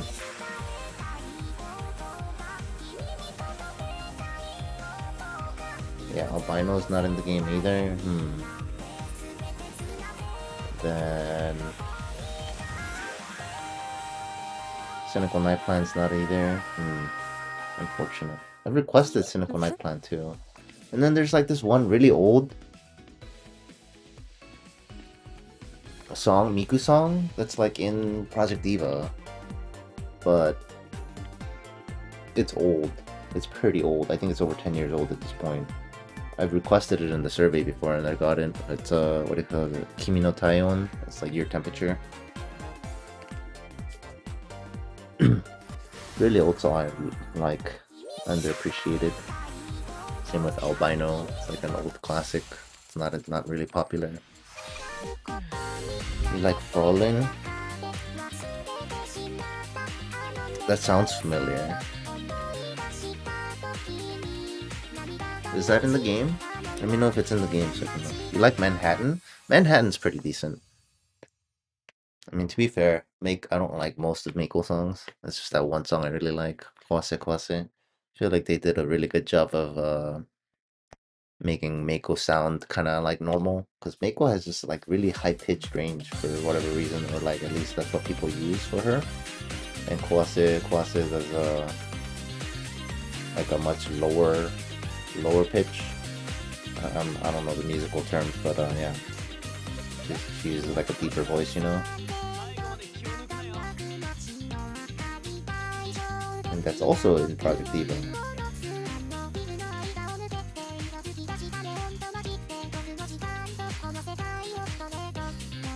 Yeah, I'm sad that like this song isn't in Project Sekai, but not Cynical Life Plan. I really like Cynical Life Plan. We're just like one step away from why not also Cynical Life Plan, Night Plan.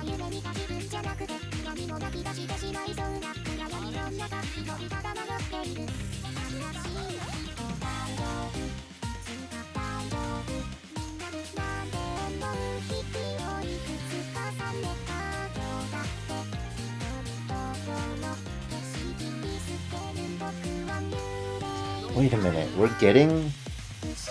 Wait, do we have Yoidore Shirazu in the game? We do, right?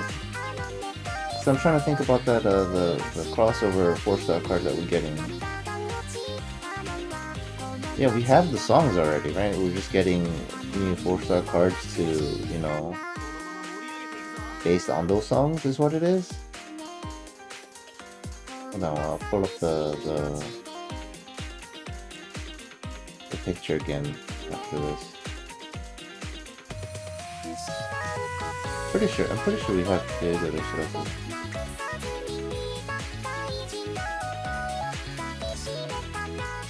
What was the other song? I only like kind of looked at that because Meiko is getting a card. I didn't really think about the songs.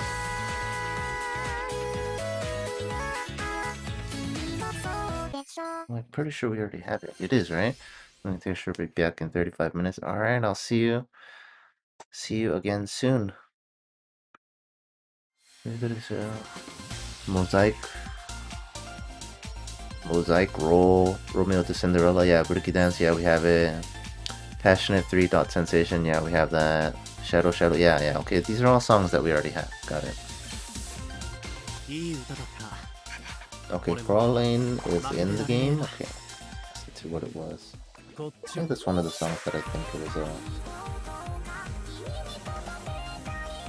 goodness.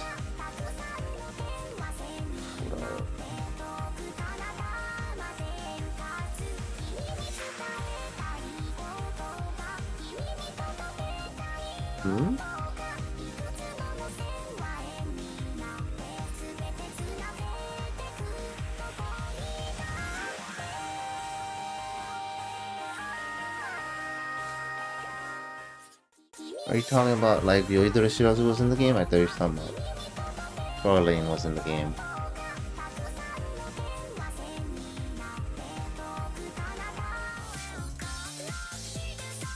Yeah, okay. It's gotta be right. See, I wish you could... They need better sorting, man. We have 700 songs. There's gotta be a better way to sort. Like, can we sort by... or filter by, like, vocals? Surely there's a way, right? Like, what is this? What if I want to search for Meiko songs? Like, just give me a list of songs that has, like, vocal tracks for X character or whatever, right? That'd be nice.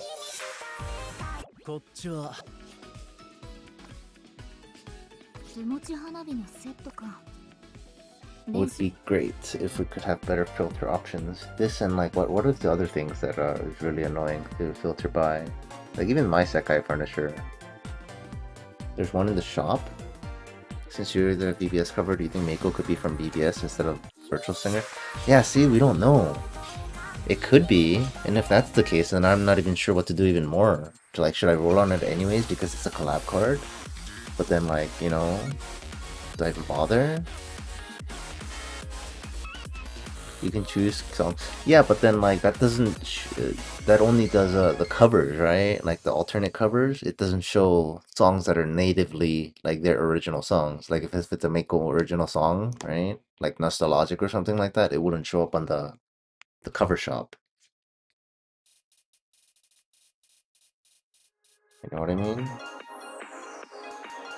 I just want a better filter for songs.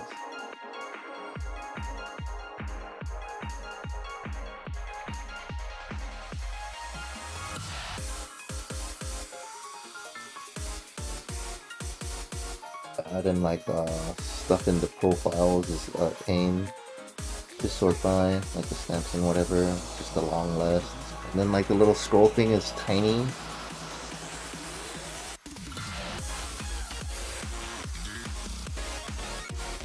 No.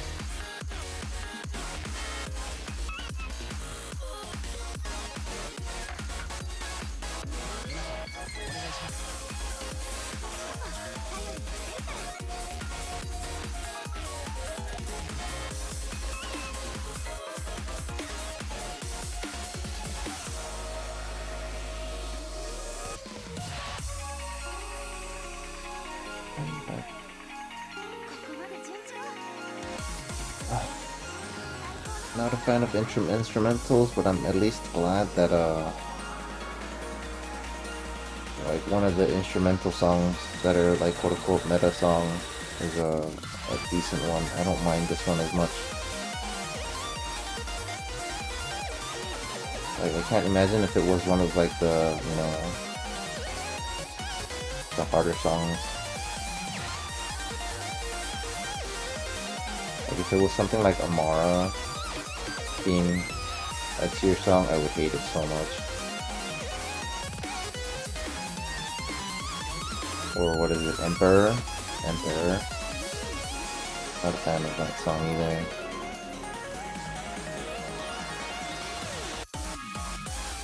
Yeah, there's a lot of Beat Mania. Yeah, I feel like we could use a filter for like collab songs too. We have a bunch of them now. We have what? The movie songs, we have these crossover collab songs, Tunism, Beatmania, Demo.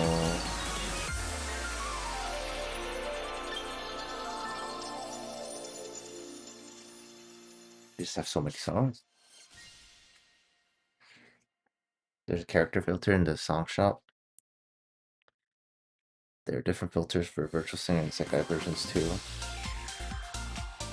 Yeah, but like I said, character song shop doesn't show like Nostalgic where it's already a Meiko original song, is what I mean, you know? Am I mistaken? Like, this isn't gonna show, what do you call it, songs that were given out for free, right? And this isn't gonna show songs that are like, I wanna search Nostalgic, or like, you know, all songs that sung by Meiko, but like it's not gonna show any songs that are default that character, like if it was Nostalgic, right? You know what I mean?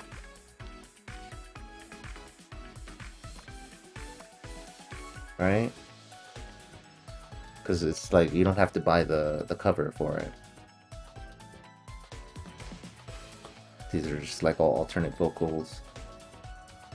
Yeah, so I wish, like, why can't we get this basically, right? This filter. Oh, this is nice. Wait. The oldest song we have covers for is 2009. Yeah, why can't we have this filter like in here? Like, hello?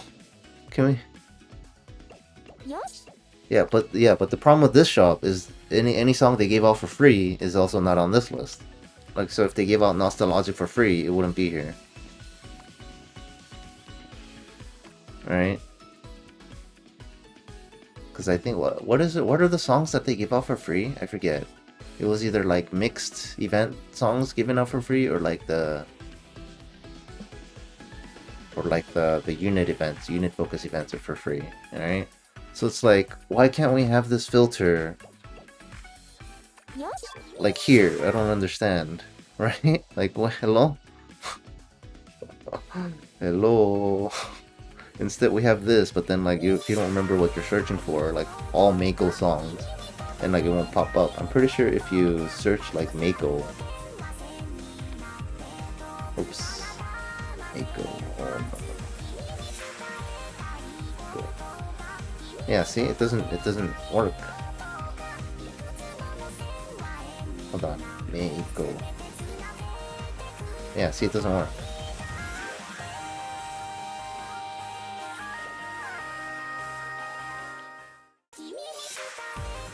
Yeah. So, okay, commission songs are the ones that are free. So the unit focus songs. Yeah, that's why it's like they have the filter, so it's like, why can't they give us the filter?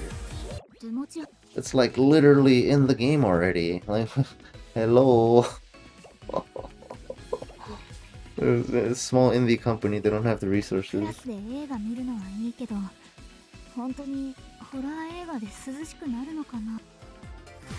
Very frustrating. Like, stuff like this makes me, you know... Stuff like this works against the... Oh, no. That's Alvin and the Chipmunks tuning. Stuff like this makes, you know, having exclusive content. You know how, like, console games have, you know, exclusivity, like PlayStation exclusive and stuff like that. And this game being, like, you know, exclusive. They even shut down the Chinese, like, mobile game for this. So I don't know if you guys know, before Proseka there used to be like a something like this, basically, like but it was like a Chinese company making the song, and like it went to end of service after like a year or two, because not because the game did bad or anything like that, but because Krypton refused to renew the license because they were working on this game. So that's like pretty crazy. So there's times like this, I feel like exclusivity, you know, it kind of works against consumer, you know, benefit. Because what benefit do they have to fix, you know, small quality of life updates like that when it's like, hey, I like rhythm games and I like Miku. Well, you literally only have one choice to play in terms of game choices, right?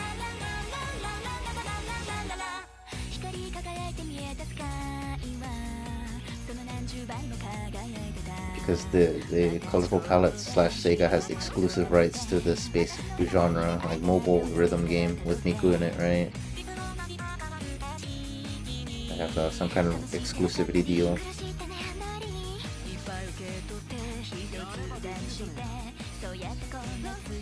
Licensing, ladies and gentlemen, it's a nightmare.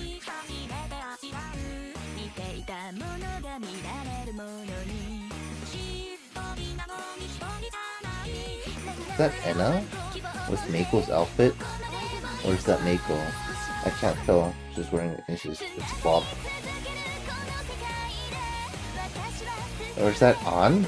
The one on the keyboard. Which character is that guy? I think it's On.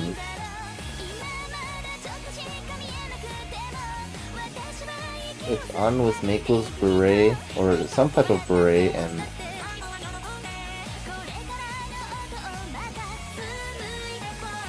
Meiko's outfit. Pretty sure that's Meiko's outfit.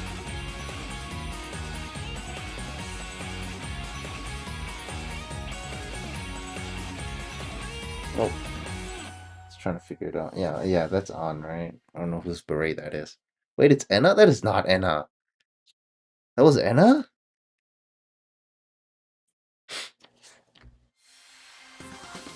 I swear some of these characters look too much like each other. You don't like when they make my Vocaloid sound like mosquitoes? I think it's okay in certain scenarios, like when they do certain specific songs, like Rin, for example, so they make him all squeaky. But usually, yeah, I would agree with you. Very specific scenarios where it's kind of weird. Oh man, I missed it. That was Enna? No. Enna? Enna has that? No, they had like a red streak, no? I thought they had like a... Hold on. I forgot to see like the ends. Yeah, I thought I saw like the red streak. Was I mistaken? It was Enna, really? Man, it's hard to tell sometimes at the corner of your eye. Yeah, it must have been this hairstyle, yeah? There were two Ennas in my lobby. Yeah, I saw one of them, the one, like one of the guitarists in front was Enna. I didn't see the other one. Yeah, I think it was like this hairstyle and like Meiko's outfit, I believe. Where's Meiko's outfit? Meiko's... I forget which outfit that was. I think it's a World Link 2 outfit, right? Oh, right. I just don't have the... I don't have it bought, so it has to be from this list here. Hello? Hello, Meiko's outfit. Where are you? That's not it. Where is Meiko's outfit? So I'm pretty sure it's the one Meiko is wearing right now. That I have on anyway. It is not this old, is it? Here it is. Yeah, it was like this, right? And I don't know what hat they were wearing. Oh, they were wearing this hat, I think. Pretty sure. Oh, maybe this little highlight on their head got threw me off. Yeah, the purple. Maybe it was like this. That's why I thought it was on.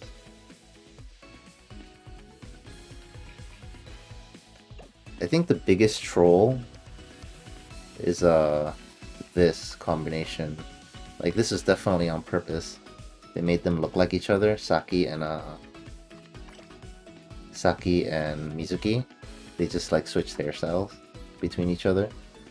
It's like looks like Saki. It was like on the same banner, I think, right? Saki and then right? Yeah. Saki and Mizuki just swapping looks. I think this is like the cutest thing. Tenma, Mizuki, and Akiyama Saki. Yo. I think that was the coolest thing when they like directly do like on the same banner and just switch hairstyles. Because I think that's a thing that like girls do every now and then. If they have like a usual hairstyle, they'll switch each other hairstyles slash also like their outfits too, right? Sometimes wear each other's outfits. I think that's really cute. I feel like they should do that more often. I think that's pretty cool. Like in a direct way, you know what I mean? Not like an indirect way that they usually do. Like having, you know, An and Enna kind of look like each other sometimes. But this is a direct one-to-one on the same banner. They just switched their styles. That was really cute. Ba-da, ba-da, ba-da, ba-da.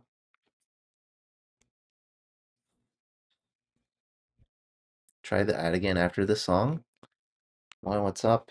I do kind of want to use the restroom again, actually. So I guess so.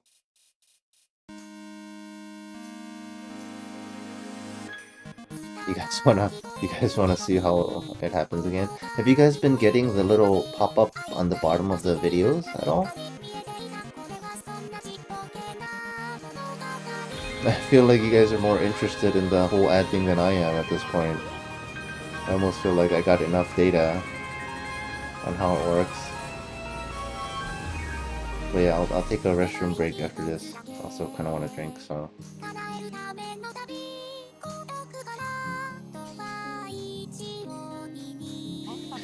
Have you guys not gotten the thing where like the stream stays up and then what do you call it? The ad plays on the side, so it's like side by side.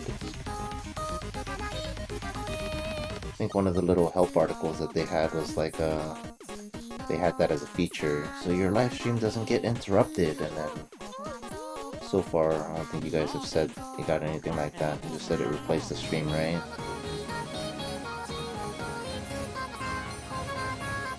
Oh, you know what I'm gonna do? I'm gonna put on the 3D MV for Journey, so that maybe because like nothing's moving on the screen, YouTube thinks it's like okay to just completely replace the, you know, replace the stream for an ad, right?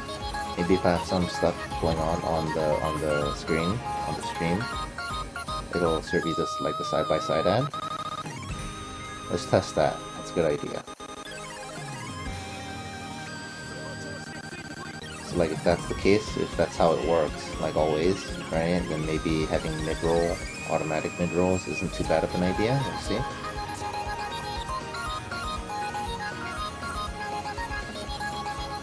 Because I really hate the idea of like the mid-roll stream just completely replacing the stream, you know what I mean? Also, do you guys just, what do you call it? When the ads are over, are you caught up to like what is live? Or are you just like X number of seconds behind because of the ads? Or do you guys just manually click the live button at the near the seek bar at the bottom so that you catch up after the ads? Because imagine like watching a live stream and you watch a 30-second ads and now you're 30 seconds behind on the live stream. That sounds awful.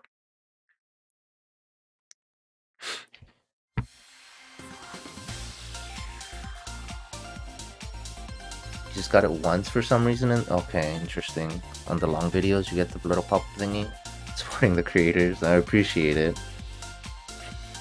Maybe it is that ad test stream with Meiko cheering in the background. Yeah. You're gonna go to sleep? I almost fell asleep. Yeah, get your sleep. And thank you for stopping by and watching. Appreciate it. See you next time. Let's see. Let's do this. Cascade my ranks. Alright, MB. It automatically moves to the most recent moment. Okay, so it just it fast forwards. Mine goes auto for where the stream is. Okay. Alright, that's good to know. At least you don't fall behind. You just you get cut out on whatever while the ad was playing, right? Okay, so I'll try this. I'm gonna get some water, and then I'll get a drink, and then who's it? Use the restroom. I'll wait until, you know, stuff starts moving on the screen, right? And then click the button. Alright, stuff moving in. Alright, stuff is moving. I'm gonna click the button. Let's see. Alright, click. Oh.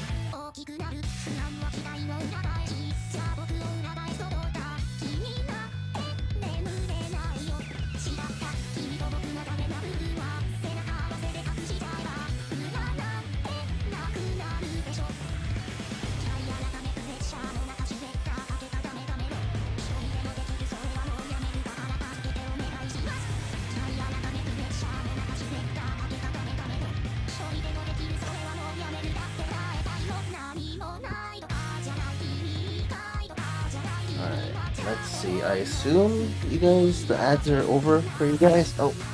Let's see.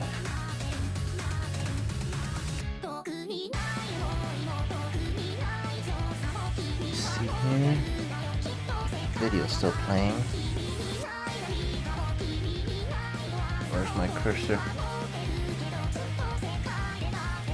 You got a 30-second and 10-second. You got one 30-second.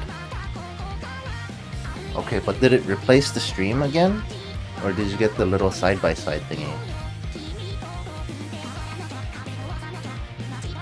Well, what's the rest of this journey, MB?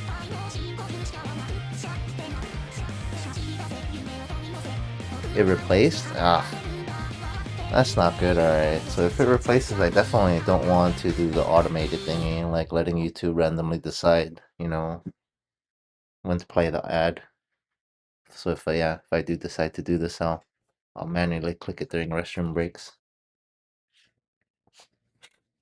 And then I guess I might as well just leave the 3D MV on like this, in case, you know, for some people that don't get the ads or whatever, right? Better than, you know, not.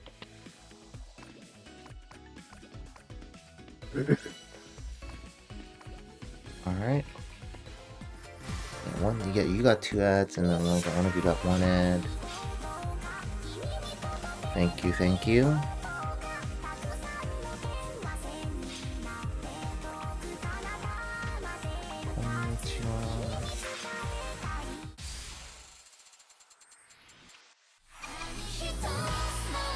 What's in? Oh, this is Teto?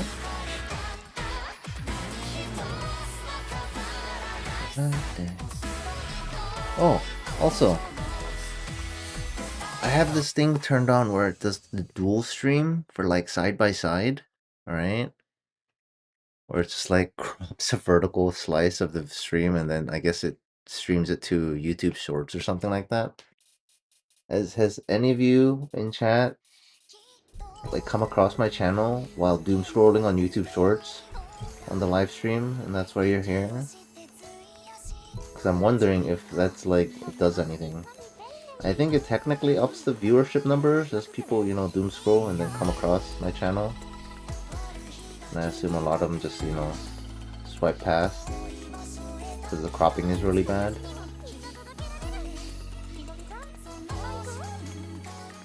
I think there's technically a way to just have a separate dual stream so that I also stream vertically for YouTube Shorts, but seems like a lot of work, so I haven't bothered. And I also don't know how much actual viewer retention there is if I do it that way. And also whether or not people actually watch streams vertically? Is that like a thing? Is that even... do people even like that? I honestly don't know how it works. It's relatively a new feature too. So like if you watch it on your phone and I have the vertical thing set up, is that better? People can watch me vertically? Like I would assume I would have to, you know, actually do a separate stream, have my camera on the top or something, gameplay in the middle, and then bottom part is just like chat, I guess, or something like that? I don't know. I think that makes the most sense, like have 3 separate sections. But then like, I don't like the whole, like my webcam would take up a third of the screen, which seems excessive. You want to see if it can be changed, or maybe what decides the type of ad you get? I feel like the type of ad you get is just kind of personalized to you. I think that's how ads work nowadays. So if you're like, you know, in the market for games or whatever, you'll get a bunch of video game ads. If you're in the market for, I don't know, lawnmowers, you'll get a bunch of lawnmower and lawn care ads or something.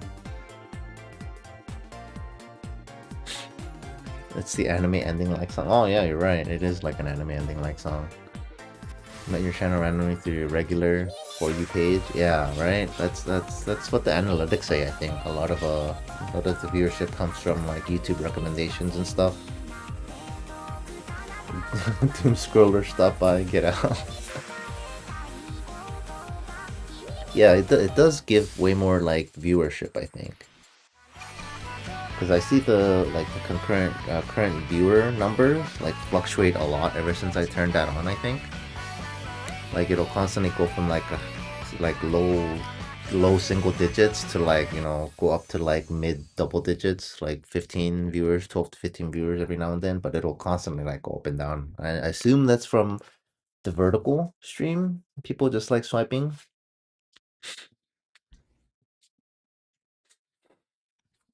Type of ad as if side-by-side replacement or a banner, yeah. Yeah, so far only one of you has gotten like the banner ad, right? Like during the stream. That doesn't interrupt, right? And like that was with me not pressing the play ad button.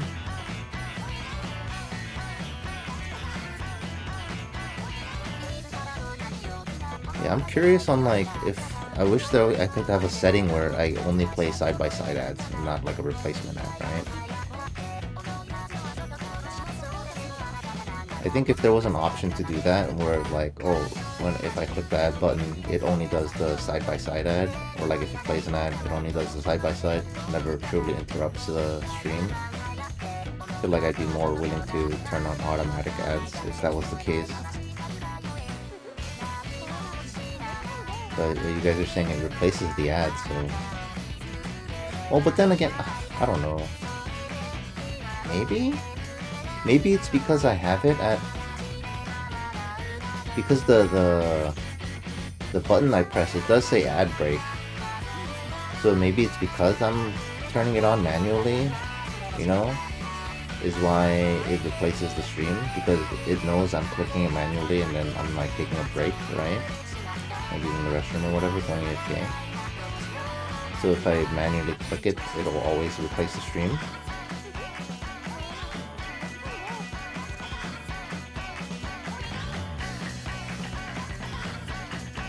Should I try turning on automatic?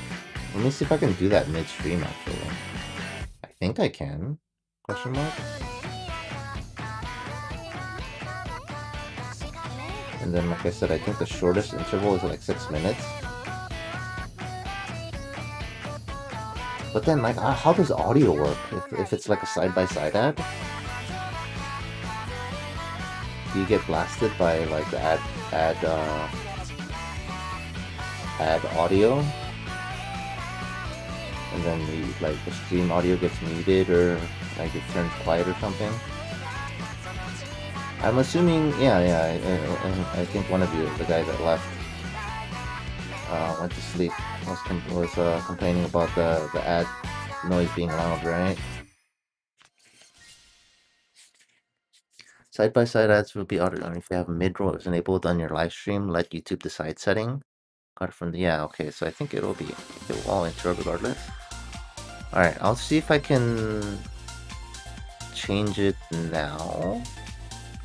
Manual, automatic, frequency, high, scheduled every 6 minutes. Shown based on when they joined the stream. Alright. I'm gonna try, there's a scheduled option and there's an automatic option. Automatic option just gives me like high, low, and medium frequency. I'm gonna try scheduled for 6 minutes, assuming this saves in real time, right? Setting save. Delay ads during... Okay, I think it might tell me when it's playing an ad. Because there's a pause button, I can delay it. So hopefully I get some type of a thing. You got a pop-up? Okay. Alright, I have it on. It's scheduled for every 6 minutes. And you guys can tell me what you get. And see, I'm really hoping the side-by-side thing happens. And if the side-by-side thing happens, let me know like how the audio works. Like, do you just, get blasted with the ad audio?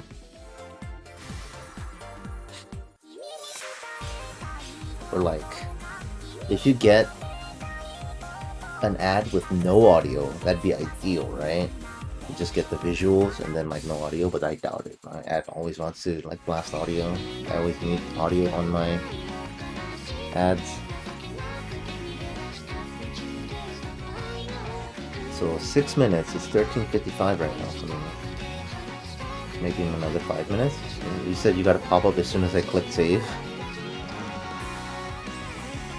I guess they only pop, yeah, because like it's scheduled, so I don't know if the scheduled one is the same as automatic or not.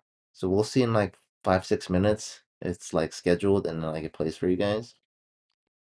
And let me know what type of ad it is, I guess. And then if that doesn't work, we'll try automatic, but then that doesn't really have an interval. It's just kind of whatever YouTube decides.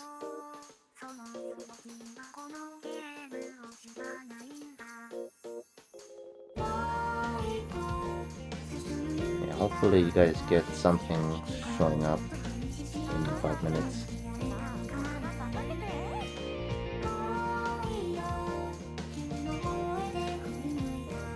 Man, that sounds crazy. You can have it scheduled every 6 minutes? That sounds...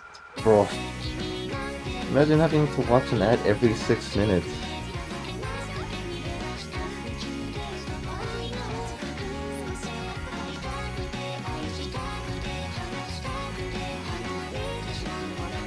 Sounds crazy. I would not want to watch a stream where an ad gets blasted every 6 minutes.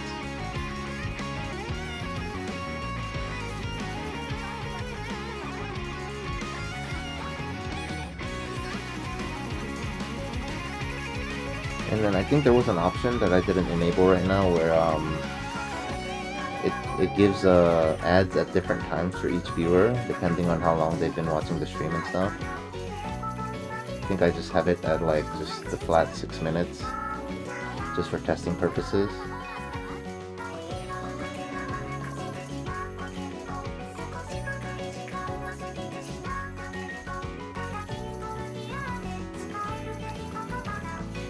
After this song and then maybe like another 1 or 2 songs, you guys should get an ad at the 6-minute mark, probably, assuming this updates in real time.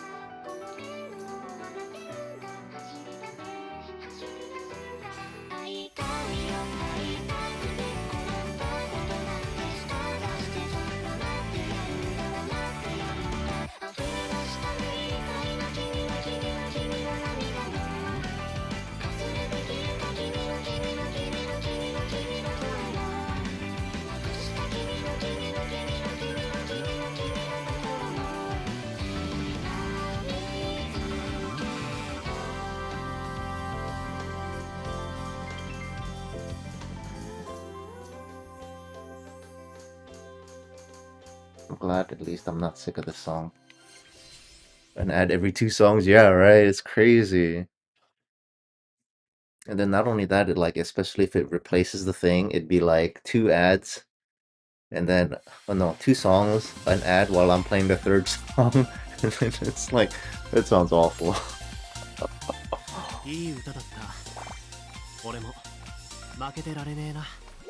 Get like a 3-minute ad. Alright, I think you guys should get an ad soon-ish, maybe. Maybe while I'm playing this song? Question mark? Waiting for you guys. 1 more minute? Yeah, I think so. Like 1 or 2 more minutes, depending on like how they timestamped it.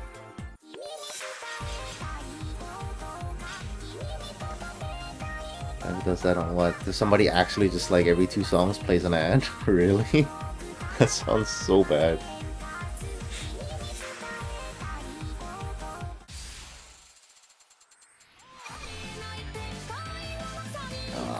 This feels like a classic at this point. I feel like this song has been in the game for like 5 years now, hasn't it?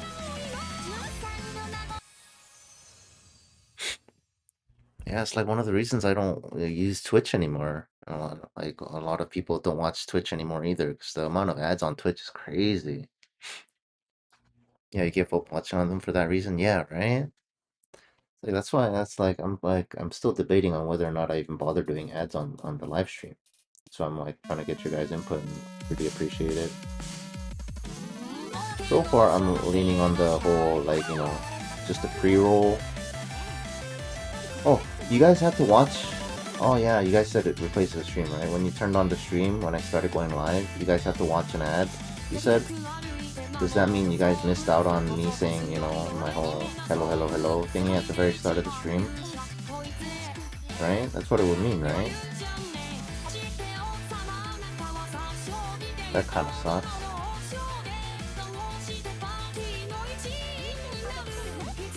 I'm like saying hi to people that were here right at the start of the stream. It means none of you guys heard that, right? And then I don't want to put like a whole, I hate the whole, you know, how a lot of other streamers have like, oh, stream starting soon, right? And then there's just like a waiting screen for several minutes at the start of the stream. I really don't like doing that because when you watch the VOD for the stream, it's just like, alright, you just automatically have to skip several minutes into the VOD if you're not sure exactly when it starts. I hate that. So I like starting my streams immediately. If you guys have noticed, it's on purpose so that it's also more enjoyable and viewable on VOD. But if like pre-roll ends up doing that, that kind of sucks.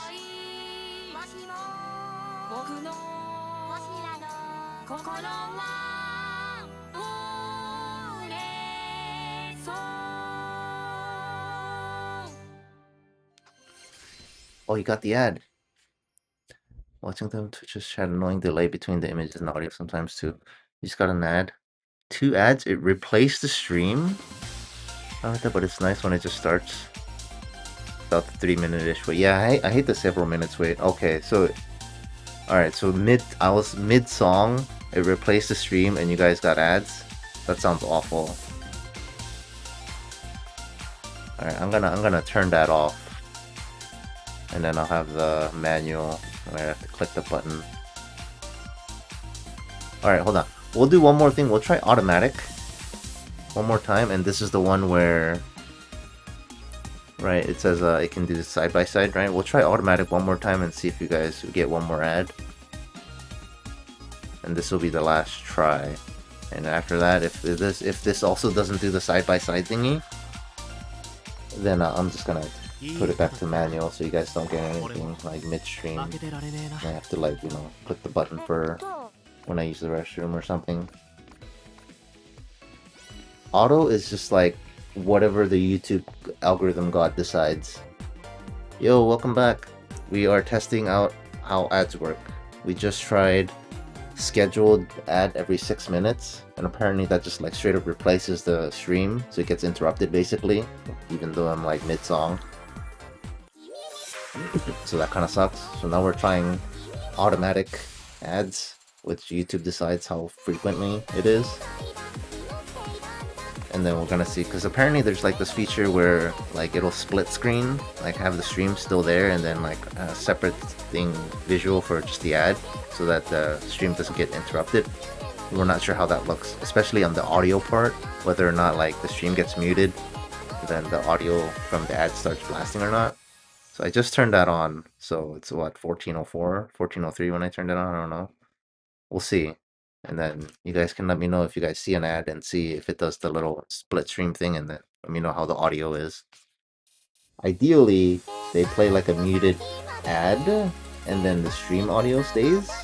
That's the ideal scenario on a split screen. So the stream basically gets 0 interruption, right? And then you just get a little split screen for a couple minutes. Ideally, I doubt it though. My guess is that like the stream audio is gonna get muted, or it's gonna lower the volume, and then the ad audio is gonna get blasted.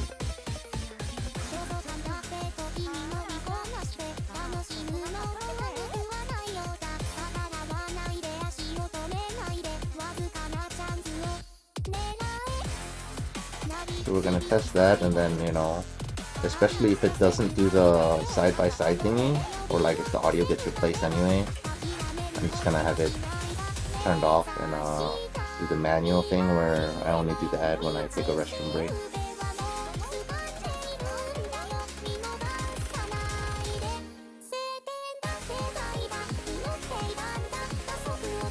I like this 3D MD.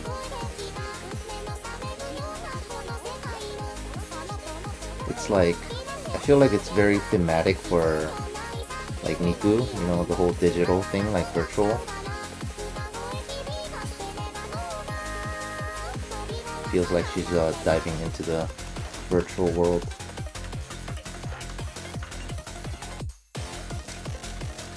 That's a lot of Meikos. Wonder why. Oh, alright, it's the Meiko chapter. Duh. Oh man, half of them were Annas. I swear. Auto is like randomly. We have no idea how it works because, you know, YouTube algorithm. So we have no idea when or if you guys gonna get any ads anytime soon. So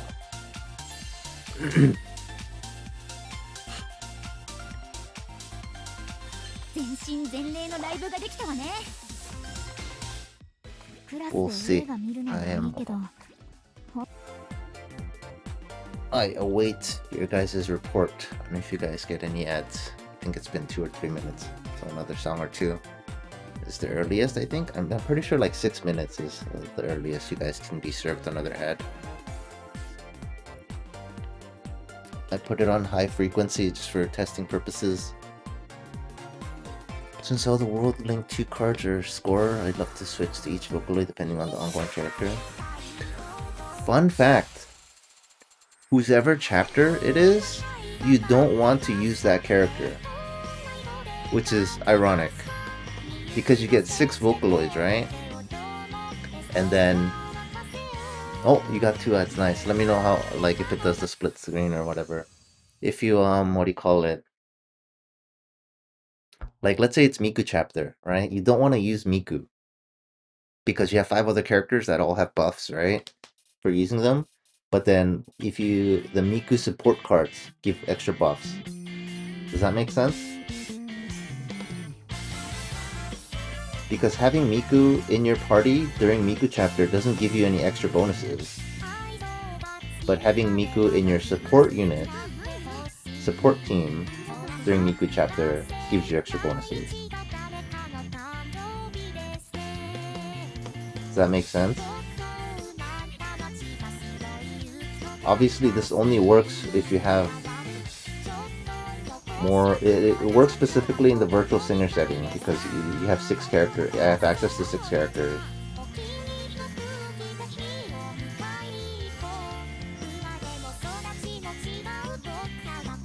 Oh, but I guess it doesn't really work because what is it? Rin and Len have the same color, right? Oh no, what is it? Meiko and somebody has the same color. So I guess it doesn't really work. Was it Miku that has the... hold on, I'll check. I forget what color.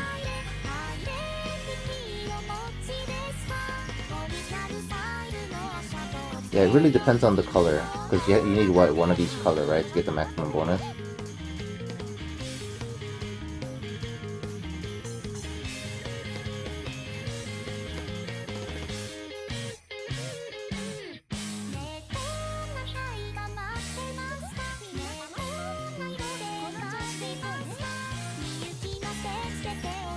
You got an ad already? It hasn't even been 6 minutes yet, right?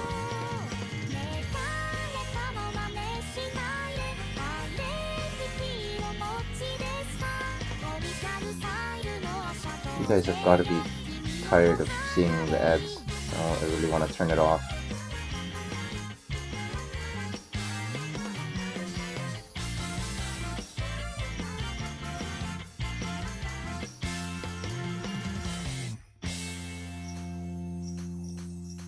It's Miku and Meiko, yeah, then yeah, I think you're better off using Meiko and not Miku. Also, which is better, my Bloomfest cards are max mastery and skill. Skilling, or just use the World Link 2 cards. So you want to use the World Link 2 cards during World Link 2 because they get an extra 20% event bonus. And that's going to be better than whatever else you're going to have. And then having mastery, skill, and skill is better having those in the support cards. Because they don't do anything while they're in your main team. It's still replaced? Oof, sort of. Okay, does anybody... maybe the setting will only work on my next stream? Yeah, I'm not sure. Yeah, so your support team gets bonuses, bonus up event percentages from having mastery, and your skill levels leveled up, right? But your main team doesn't get that. It just... all it does is boost this, which is kind of like not worth, right? And then like your mastery, you get what is it? If you're MR5, you get a 15% boost to events. But like having the event card in your party right here gives you a flat 20% for World Link 2. For World Link 3, they give you a 30% boost, which is nuts. Here, I think it's here. Do they not tell you how many percentage it is? Let's see. Oh no, 25%, see? Oh no, wait, that's for... Okay. Yeah, see, 30%. Here you go. Yeah, the new cards get a 30% boost. For World Link, up to World Link 2, you get a 20% boost. I think starting World Link 3, they upped it to 30%. So like an MR0 new card in your party is going to get a 20% boost compared to an old MR5, which will only give you an additional 15% boost. And the skill level will give you like a 0% event boost. You only get like more like event score out of it, right? Which technically gives you more points, but it's just like, unless you're min-maxing in like a tier party, like it doesn't really matter. You just gambled on a Mizu 6 and you're salty after getting 5 4-stars, 2 NS and 4%. You didn't get the full set in 80 pulls. This is why you don't gamble. You always lose. The cards are stacked against you. No gambling allowed. Why would you gamble when like you know it's stacked against you? No gambling. And then yeah, here's the support unit stuff, right? Previous World Link characters get a plus 20% boost. And then current chapter characters get a 5% boost, and then you get extra points for, what is it here, having a 4-star, it being a 4-star gets a 7% boost, Master MR5 gives you 2.5%, skill level 4 gives you 2.5%, right? So for Miku chapter, you don't want, because Miku, for World Link 2, Miku and Meiko share the same color, right? For Miku chapter, you don't want Miku in your team, you want it in the support. For Meiko chapter, you want Miku in your team and Meiko in your support unit. It's a very fringe scenario that only kind of works for virtual singers / like if you're like me, where you use a non-event character as your leader always, right? Because right now, this is technically the most amount of event points. See, look at the bottom right here. Oh, you got another ad. You just got another. Wait, hold on. Didn't you just get? Hold on. That is so... That's crazy. Hold on.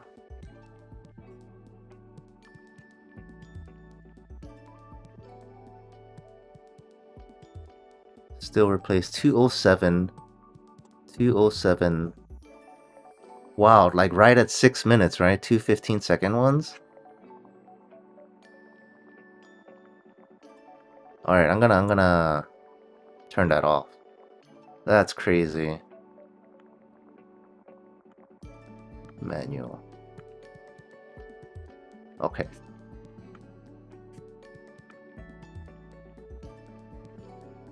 Yeah, 6 minutes. Okay, I assume you can hear me now.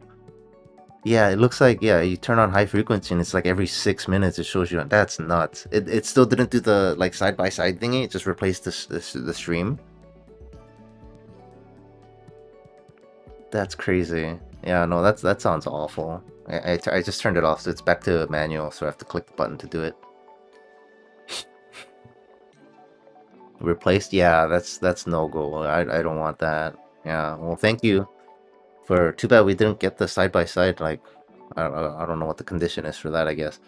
But yeah, thank you for letting me test, so we know to turn that off so it doesn't get interrupted. Because yeah, I could be on a rant like this and randomly you just get an ad and now you're gonna miss like a whole like 30 seconds of me talking about whatever, right? Congrats on 1K subs. Yeah. That's why I finally got monetized. That's why we're doing this first live stream with like monetization turned on. So we're seeing how it works, if it's even worth turning it on, etc. Because the VOD for this is not going to be monetized because it has all the copyrighted songs and stuff like that, right? So we're testing to see if playing ads during the live stream gets any revenue. We'll see after this stream ends in several hours from now. So we're testing out how ads work. Supposedly, like, it would play an ad side by side with the stream, so the stream doesn't get interrupted. That seems like a dang lie, because so far everything has gotten interrupted. So these the chatters have been helping me out to test what type of ads play and stuff like that and how long, and they've been reporting to me, helping a lot, so we know whether or not it's good or not. And we've so far concluded that every ad I've played just replaced the stream. So yeah, we're gonna turn that off. Have it set to manual so it won't play ads mid-roll or like during the stream. And if I click, I have a play ad button, and I'll click that when I take a restroom break or something like that. So far, that's the idea. We'll see. Yeah, even a side-by-side, like, I don't know why they advertise that if that's not, like, the norm, you know? It seems like maybe in a fringe scenario that'll happen. Yeah, like, the ad audio would be, like, the thing that gets blasted, right? And then it mutes the stream. So, like, even in that scenario, I guess if you do side-by-side ad, right?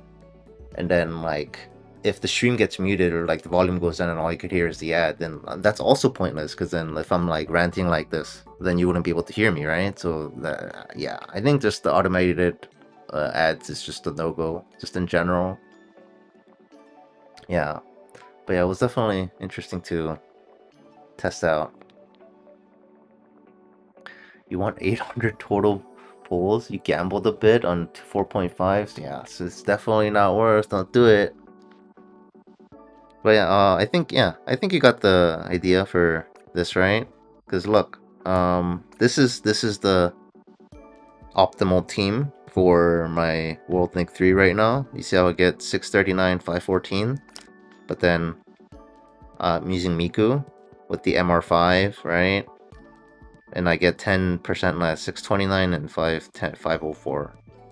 I get 10% less than the quote-unquote optimal team, because Miku is not part of the thing, right? Either way, you're gonna be better off switching out. A very unique thing what you can do with a virtual singer World Links. It's kind of ironic that it's like, hey, it's Miku's chapter, let me not use Miku on my team. How does that Miku Untrained look like on that screen? What do you mean? This one? Oh, you're talking about this, right? Oh, because there's two, I see. Alright, let's see. I think the ghost? Yeah, the ghost shows up. This is what you're asking, right? The ghost is the one that shows. Miku ghost.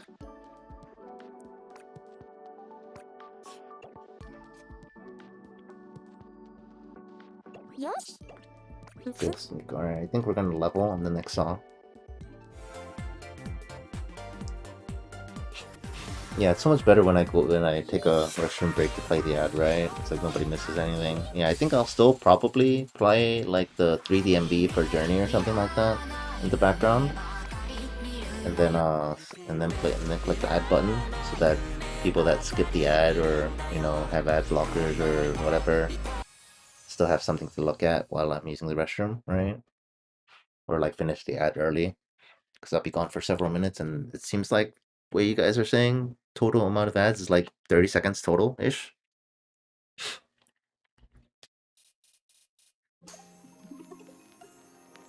Another pop-up? Oh, nice. Have you been the only one to getting the pop-up so far?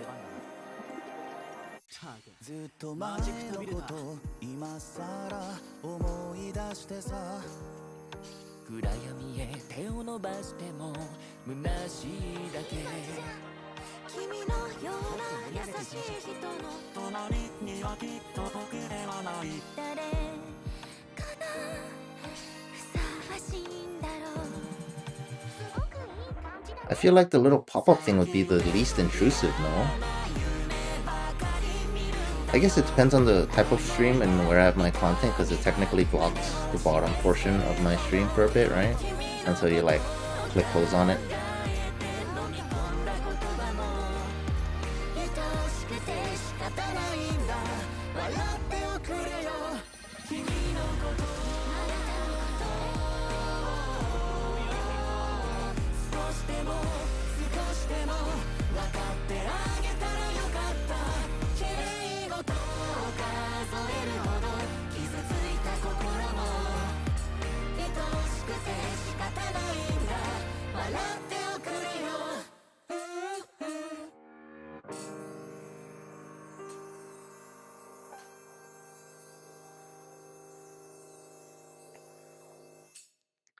There we go.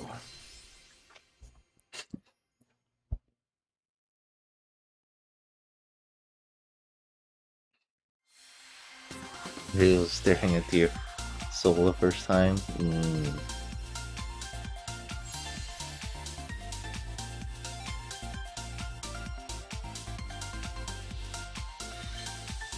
緒に歌えてよかった。 Yeah, I think whether or not you're on mobile or whatever also kind of matters on what type of ads you're served. クラスで映画見るのはいいけど、本当にホラー映画で涼しくなるのかな。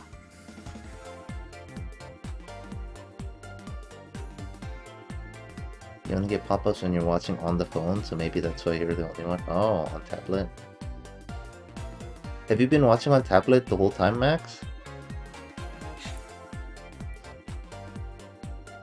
So do you not get the pop-ups on tablet, but like on the phone? Also, on tablet, are you using like the YouTube app or on the browser?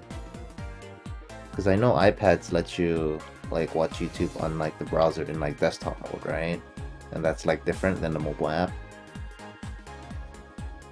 Although I feel like recently they're just kind of forcing the mobile version. And the game froze on the YouTube app. Interesting. And you don't get the banners.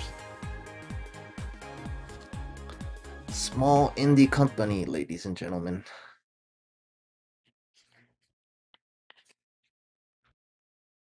I think, alright, I think that's enough time for another game code here for global. So get ready. Codes. There we go. プロジェクトセカイカラフルステージフィーチャリング初音ミクメモリーズオブメロディー Small indie company bug help. It's crazy. Max, you already have a 4-star Miku on global, right? I'm sure you've gotten one of these codes a long time ago. Forget if you were one of the ones that I gave out on Discord.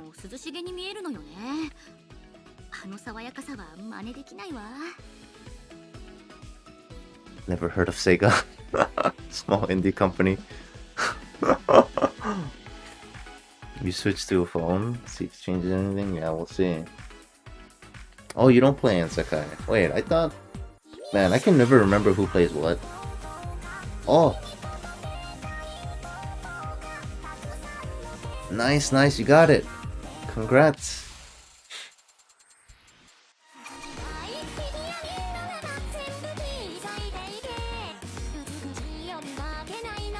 Congrats on the... I'm glad it went to somebody verifiably that needed the 4-star Miku.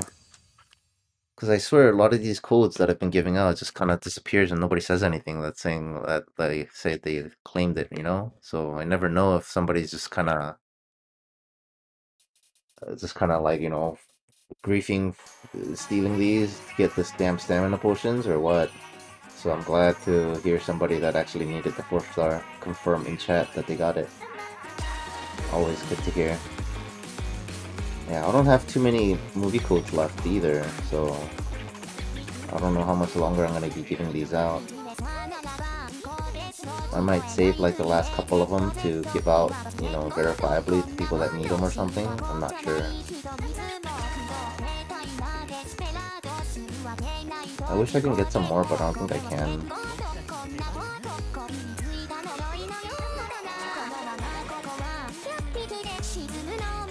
Oh, I'm missing so much on this.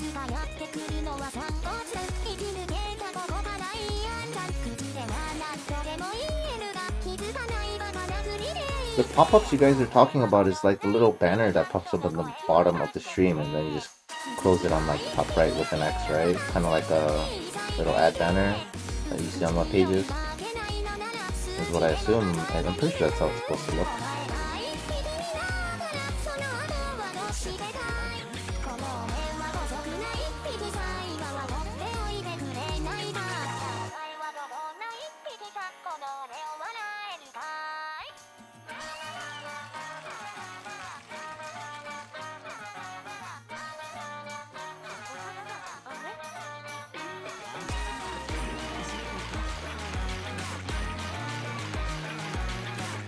I'm probably getting a new phone at the end of the year when I come back from Japan in like maybe November.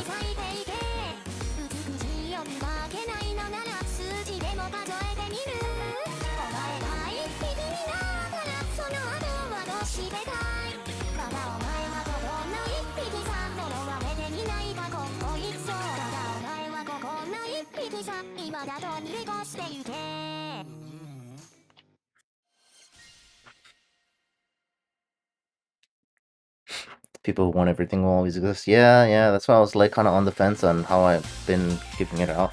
How long have I been giving it out? I feel like, has it been like a year at this point? Because I've been kind of, you know, trickling them out every couple hours or something, and I also don't stream too much. But I've gotten like a good, like several dozen of them. Did I take a fat stack at the theater? I got them from a friend that knows a guy that like worked at a theater, I believe. I think that's how it ended up. And then like, you know, the showing's over, and then, you know, obviously they give enough codes for the amount of seats or whatever, so when the showing's over, like not every showing is gonna be like a sold out showing, right? So inevitably they're gonna have like a fat stack of codes left over, right? So I think like one of the a friend of a friend worked at a theater, had a bunch of them, and then gave it to my friend, and my friend gave it to me.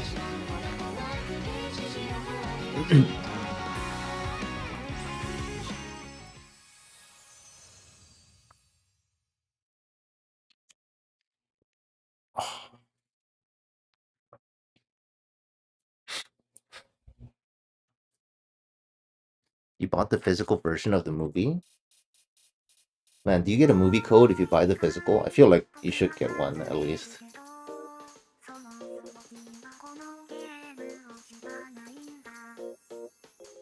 Pretty sure they make way more money if you buy the physical media than you watching the movie at the theater.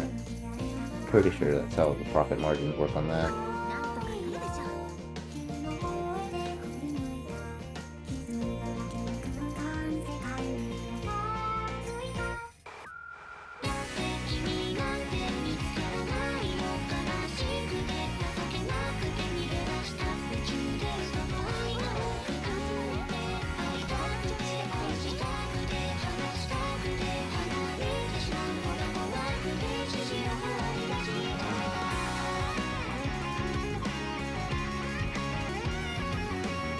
The Ennas. It's crazy that we're seeing more Ennas than we are Meikos. And it's Meiko chapter. Sad times.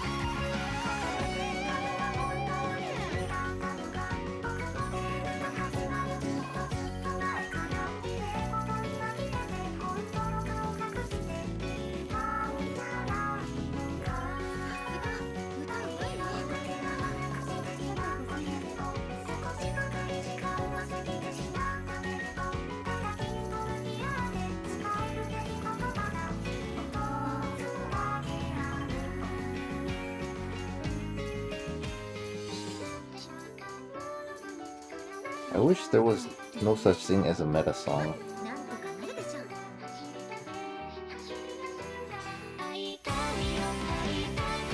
Realistically not possible. It's like impossible to balance. There will always be a meta song.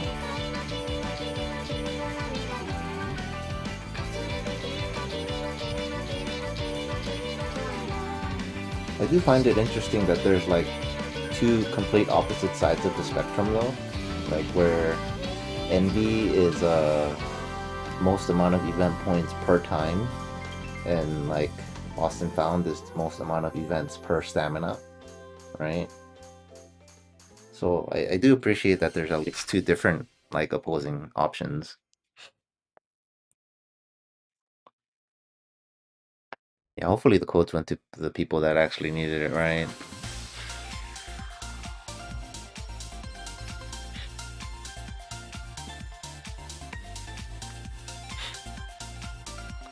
Yeah, I don't know, the movie that did like a pretty wide coverage, but definitely there's gonna be some countries and / locations, even if it is in your country, it might not be easily accessible because it's so far, etc.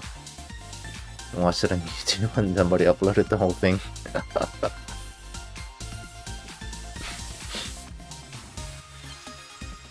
You bought it on Prime Video before you got the physical thing. I mean, you paid for the early access, right? Because the physical version came out way later. So it is what it is.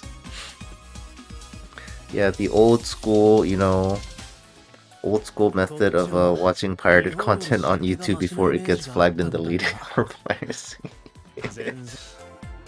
The tale as old as time. I've seen like entire Miku concerts like uploaded to YouTube like that too. Yeah, the physical release, Japan does a pretty good job of releasing extra, content and goodies and stuff in it too. Like sometimes it'll be like special coverage, like backstage footage or whatever, making of, or like extra content like cutouts for the different songs and stuff. Oh, what is it? Because the Miku movie specifically had like at the end of the movie they'll have like each unit like do a little showing or whatever, right? Like a little mini concert type of thing. And then there's like what 26 different types concerts, and I think you get all those on the Blu-ray, which is pretty cool. I only went to one showing.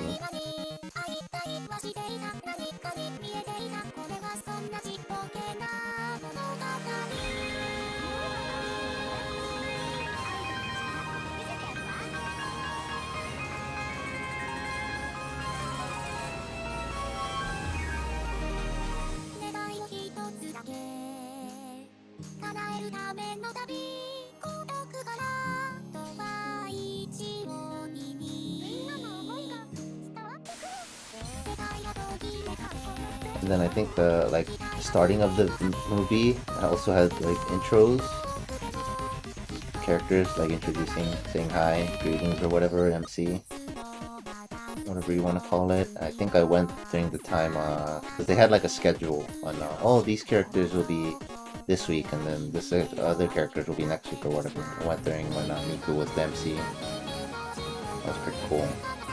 So I definitely didn't get to see everything, like all the different variations or whatever.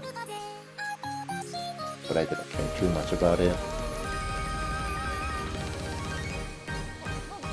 And I went to the showing where you can use your light sticks or whatever during the, during the music portion of the movie near the end and stuff. But, Japan being Japan, everybody was still quiet, even though that specific showing was specifically so that you can shout and chant with your glow sticks and whatever. But yeah, Japan being Japan, everybody was still super quiet.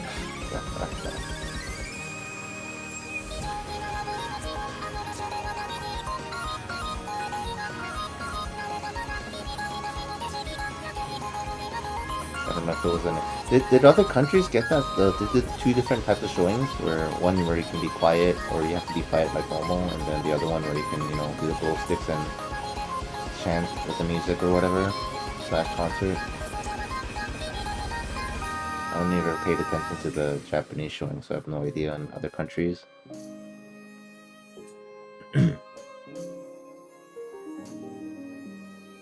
You guys remember when they wanted us to watch the movie 26 times?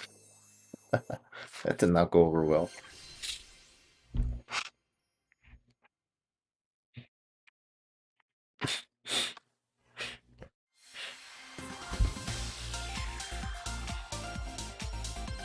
Yeah, at least Lost and Found is a good song.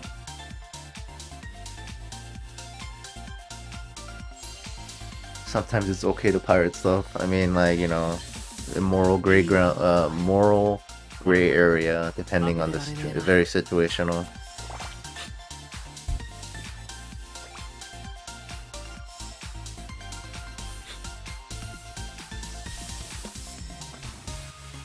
Oh, you were new to the game until like the 4th anniversary? Yeah, it came out what, like around the 3rd anniversary, right? Country's super non-serious about piracy. Yeah, every country's pretty different, right? I think, what is it? I think Russia is just straight up not illegal.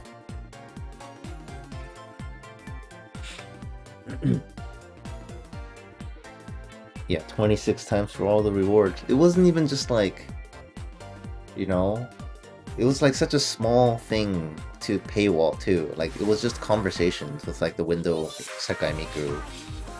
And then, like, if you unlock the last one, you get like a very final special goodbye conversation or whatever. And they wanted people to watch the movie 26 times to unlock that, and it was just so dumb. And their idea was just like, oh, we wanted, you know, they thought it wasn't serious. It's like, oh, it's just a stupid little conversation, you get 10 my crystals. Like, no, it's like a dumb thing to paywall. And I'm glad that everybody got, you know, rightfully mad. And so they backpedaled, and then they made it so you only have to watch it like 6 or 7 times, I think. I think it was 6. Which is, you know, still kind of sucks, but very in line with how Japan does things with, you gotta watch the movie multiple times to get these goodies, exclusive goodies.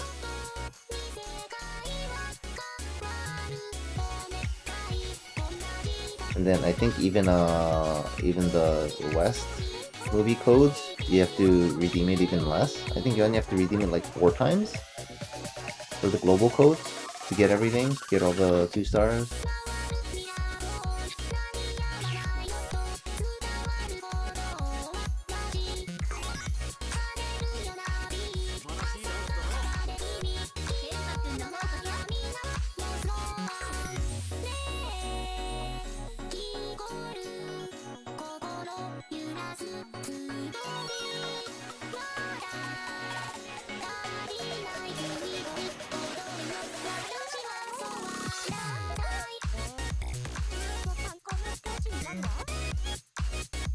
Yeah, I was surprised to learn that it was less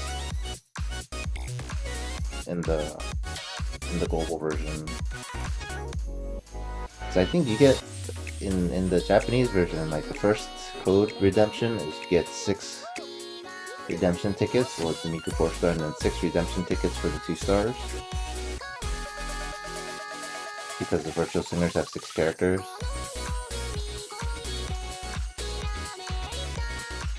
And then the humans have 4. So yeah, it's 6 total because there's 5 human units, right? And then each, like, redemption 2 to 6, you get 4 redemption tickets for the 2 stars.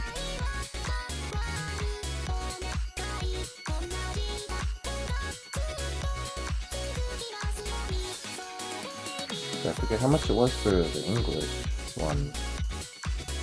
How many do you get? How many tickets do you get? The first one, I'm pretty sure it's still 6. So if there's 26, there's 20 left. Maybe it's 5? You get 5 tickets each or something? It's not 6, because that's not divisible by 20. 5 tickets per watch, right? Yeah, okay. Yeah, in Japanese it was 6 and then 4. Yeah, in English it was 5 or 6 and then 5 each. Yeah, so it's 5 total.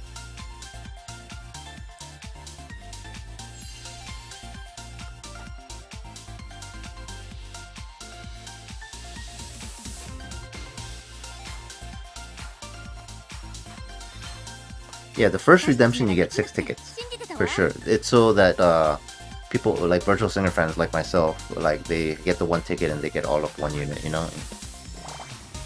It's just kind of awkward if you're a fan of human units. You just get, you know, you get the 4 plus 2 extra. Yeah, I think 5 total redemptions. 6 and then 5 tickets each afterwards, makes sense. 5 redemptions total for English, and then 6 redemptions total for Japanese, I think. The 6, 4, 4, 4. And then for English is 6, 5, 5, 5.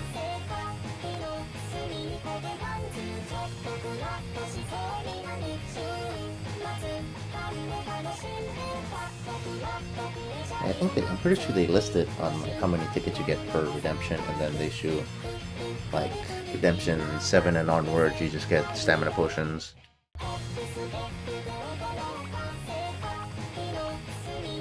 Small indie company.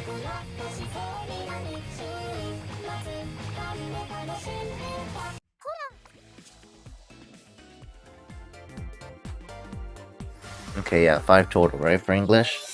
Yeah, so 1 less than Japanese.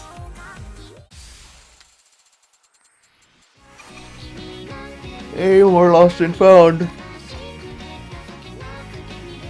Oh, somebody left. Not gonna be mad. What is this? Somebody's using Haruka Birthday as their lead? What a champ.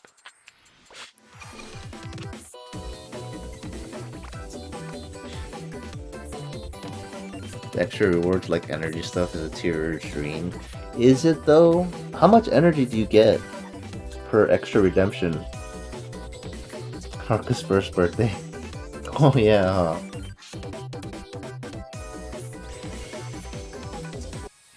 I'm glad to see I'm not the only one that uses like their Oshi character as their leader always. 6 L cans?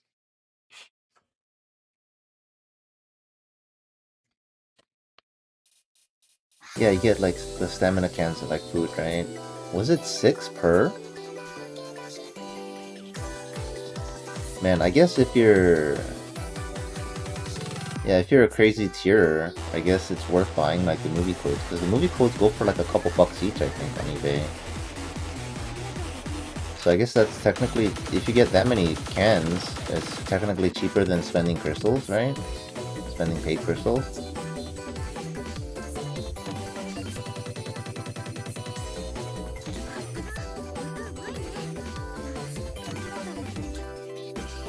That's crazy. It wasn't that cheap in Japanese because of the codes.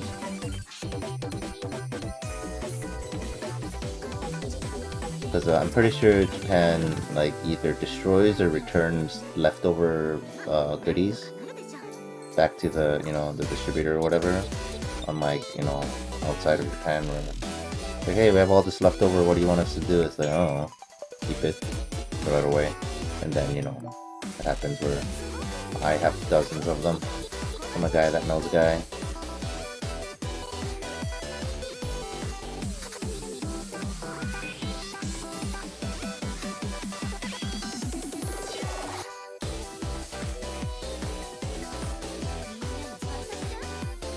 Yeah, especially in Japan too, because at one point, like 20 years ago, they had like a really big problem of people reselling stuff like displays. You know how when stuff goes on sale, they have like cardboard cutouts and posters that are exclusive for advertising, right? Like let's say Animate, like an anime goods store, will have like these advertisement stuff. And then, obviously they don't stay up forever, and once the advertising period ends, they're supposed to throw it away. And then, oftentimes they do, but then, like the people that work there, the workers or something, will, will dumpster diving, obviously, and then just take it home and then like resell it. And realistically, like those, you can't get it anywhere else. You can't officially buy them, so they'll resell it in the secondhand marketplace, and it would go for like crazy amounts, like hundreds of dollars, and then some of them will go like for thousands of dollars because it's so like unique or one of a kind on some of them, right? And another thing they would do is like for like the posters and stuff, the voice actresses or whatever, the involved people will like sign it, so you have like a poster with like all the signatures of all the girls and stuff like that, that would go for thousands, right? So it became a really big problem on like resellers market and stuff like that. So they just, after a certain point, they're just like, no, all right, this has to be like verifiably destroyed after the ad campaign is over. So that Japan has like very often has like a system where things have to be verifiably destroyed after the period. That's why there's no mass stacks of movie codes in Japanese. Oh, you only need 4 codes on English? Okay, how does that work? What is the distribution of the number of like redemption tickets you get if it's only 4? Because I thought it was 4, but I wasn't sure. So you get like 6 the first time. You just get less on the last one.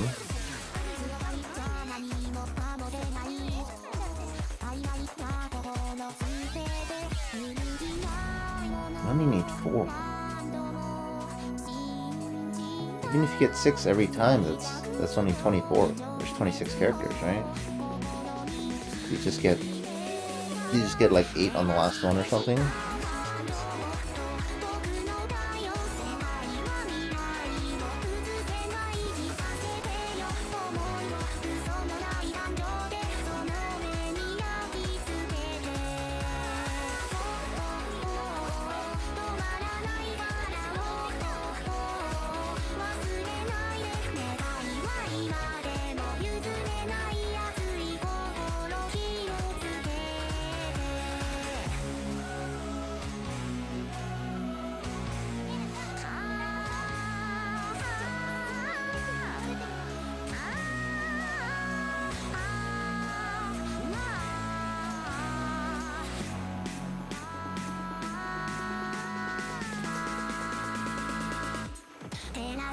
Was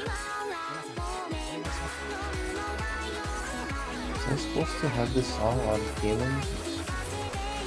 What is that, Kohane? With long hair in this 2D MV?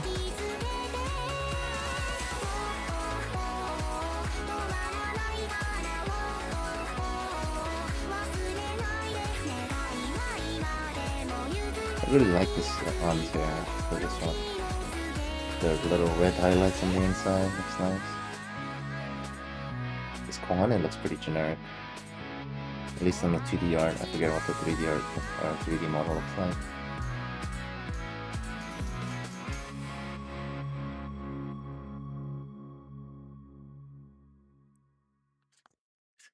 Hey. Oh, it is 5, okay. Waiting for Mizu 6 to drop in 15 minutes.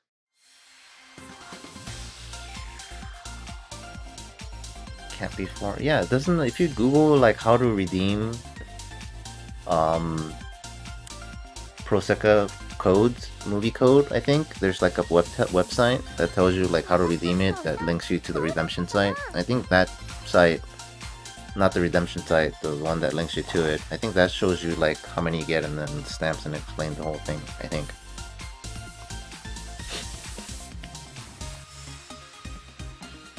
Yeah, it's better to have like stuff like this. It's like kind of relatively inconsequential. It's better to have extras than not enough, you know? Like imagine trying to give this like and you just don't have enough.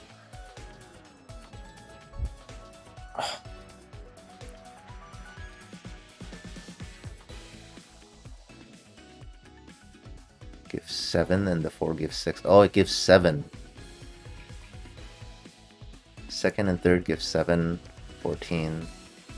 Yeah, that would make it okay. So 6, 7, 7, 6. Interesting.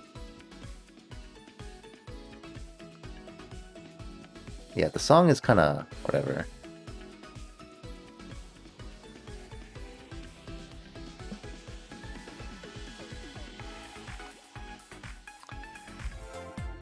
Six, 7, 7, 6, yeah. Yeah, it was just like an awkward amount.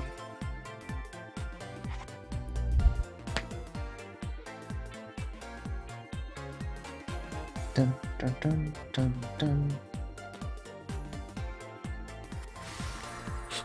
Once music starts, you won't talk for like an hour.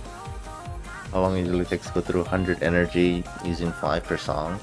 Why 100 energy? Just to like tier for it? Because I usually just use natural refills. I mean, you're playing English, right?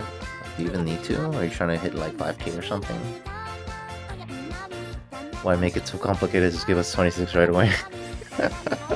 It's because they want you to go to the movie more than once, man. It's a cheap old trick. You want this goodie, you want the goodies, you want all the goodies, you gotta do the same thing over and over. 100 and oh, what rank do you end up with that strategy usually?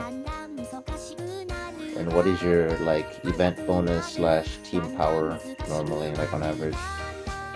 I don't know how like new your account is. If you hit, 300k or not. I'm curious on what that strategy lands you. English rankings. Because I think if you just play on assuming 5 stamina is full value, I assume you guys got that update already. I think playing on regular easily gets you into like 10k on English, just on natural refills. So I would assume that would get you into like 5k? Unless your account is like really new. I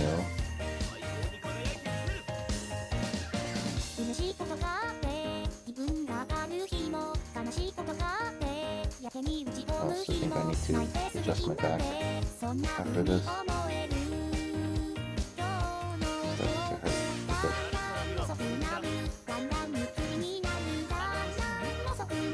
Oh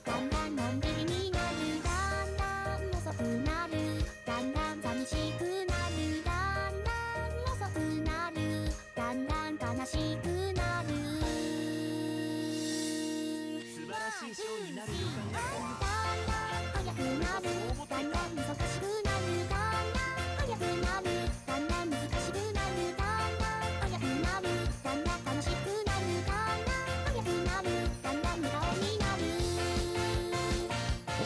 longer than I remember.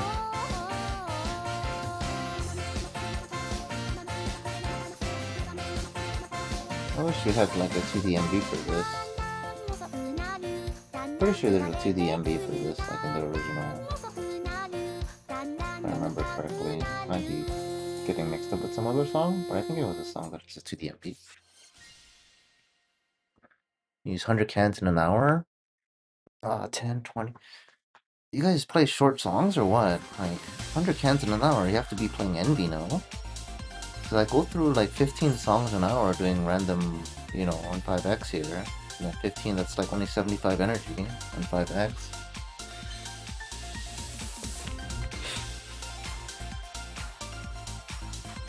The bonus for Mizu 6 right now is 325%, 300. Okay, so you're quite up there then. You normally get T10k to 1500, cannot go below that. Okay. Alright, that's good to know. Yeah, it sounds like about, 10 to 1.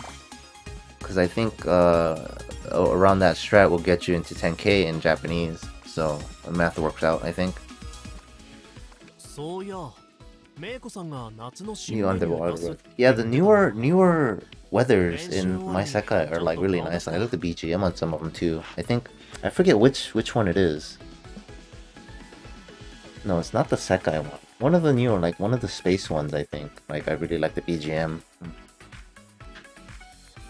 Usual bonus is 300% with like around 300k, 20k, 290k, so around 300k. Yeah. That sounds about typical for like a pretty veteran account. It's under 5k feeling that burn.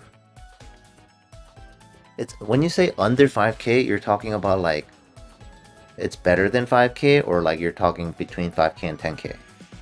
Not sure when you say under.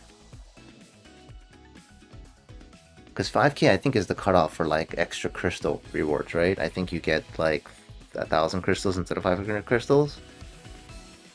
Like 3k, okay, so 5k are better, right, for natural burns? Yeah. I think that's what I would aim for, like just anything better than 5k.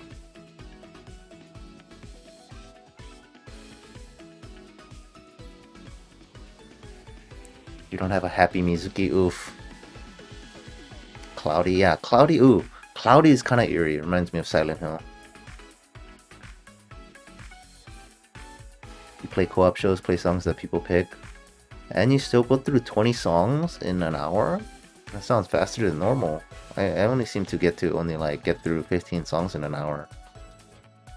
Like with all the issues in between, I guess. I guess maybe it's closer to 20 now that I think about it. If I'm not streaming, because I think that it averages out to 15 like while streaming is what it is. Because there's like pauses in between and all that stuff, so I'm accounting for that. But yeah, if you just go non-stop for an hour, I guess 20 is about right. Fish and stuff, yeah. Hour and 15 max, yeah, right? Yeah, okay, that's about right. Alright, my back hurts. I need to adjust my back real quick. And then I guess I might as well use this time too. Adjust my back. Alright, I guess I'll press the fancy add button. I'll be right back. Thank you guys. Oh.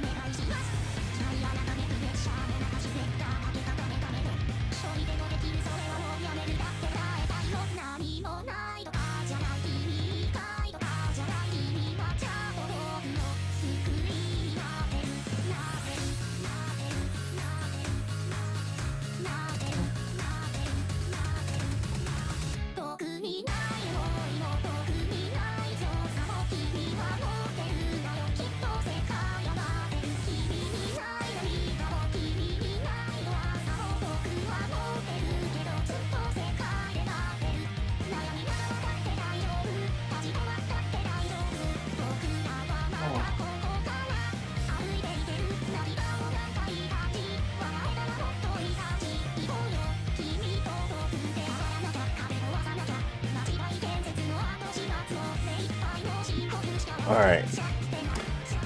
I assume you still didn't get any side-by-side ads, right?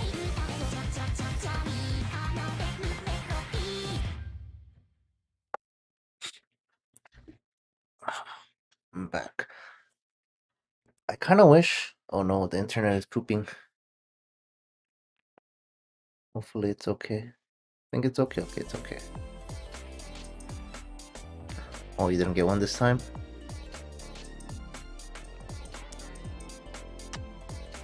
You don't like Deco's tuning? Deco definitely has a very unique tuning. I don't like it or you don't, I guess. Mario 2 also has definitely unique tuning.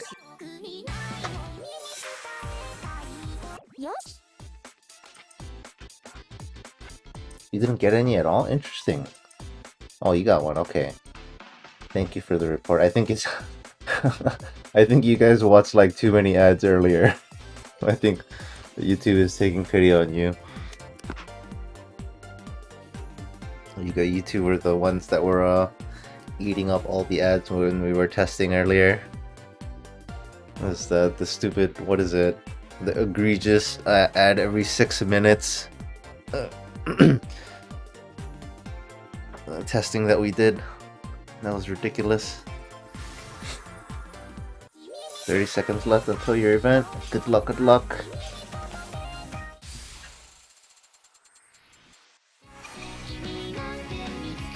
Best of luck. Ah, here we go. Right back to Lost and Found. Just where we want to be.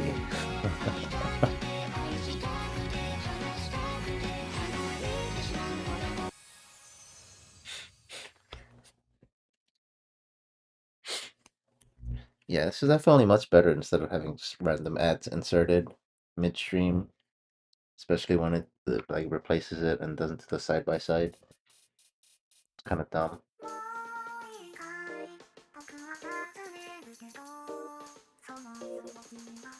Also, I guess I should probably give people like several seconds to a minute warning that I'm gonna be playing an ad, right? So that they can mute the audio if they want to, because I know the audio be blasting sometimes on some ads, so I think I would want to like mute the audio if an ad's gonna be played.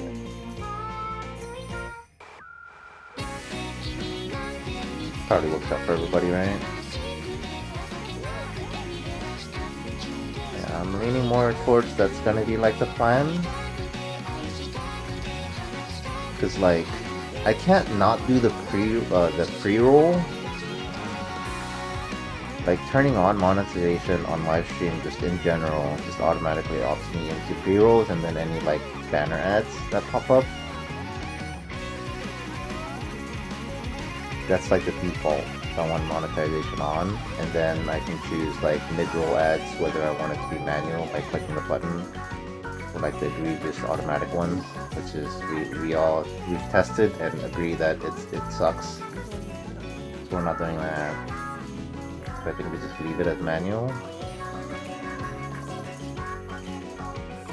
I wish there was a way so that like you guys, people that were here at the very start of the stream, you know, when I do my greetings and stuff, don't get pre-roll ads. Would be nice. Or like maybe you get the ad before I start the stream so that, you know, you see me immediately when I start the stream. Would be nice. Ideally. What if I start the stream with the monetization off and then I turn it on afterwards? You think that would work? So that you don't, like the people that are here at the very start don't get pre-roll ads? We'll try that for the next stream. See if I can start the stream with monetization turned off and then turn it on midstream.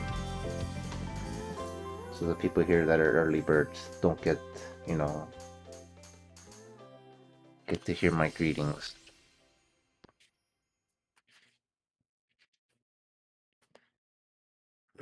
YouTube definitely has a cooldown for ads. Yeah, I think it's the 6 minutes. I don't think I can, like, me clicking the button extra times doesn't, like, if you already watched an ad in 6 minutes for the live stream, I don't think you get another one, even if I click it. re-entered the stream, didn't show ads after I watched one already. Yeah, re-entered multiple times, still don't. Yeah, I think it's 6 minutes. You got it every time you re-entered. Okay, I have no idea then. What the heck?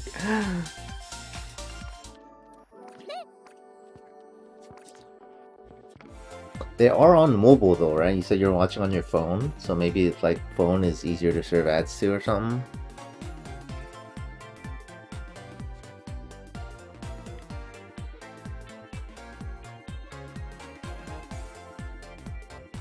Oh, you're also on your phone. Okay.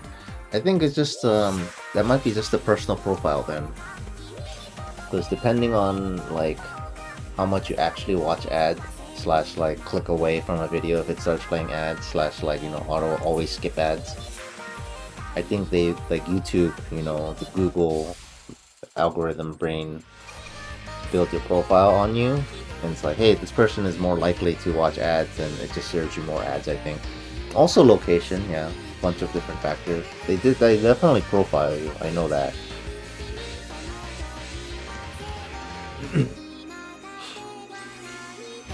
You know, it's like your demographic and all that, like your, what, age, location, like, I don't know, freaking, they probably know your income at this point, like, yeah, I don't know.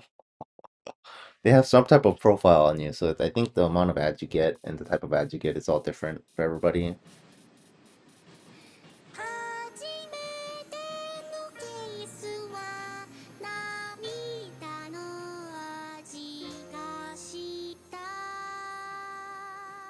Yeah, a bunch of stuff when it comes to ads. The amount of like information ad companies have on you is disturbing, honestly.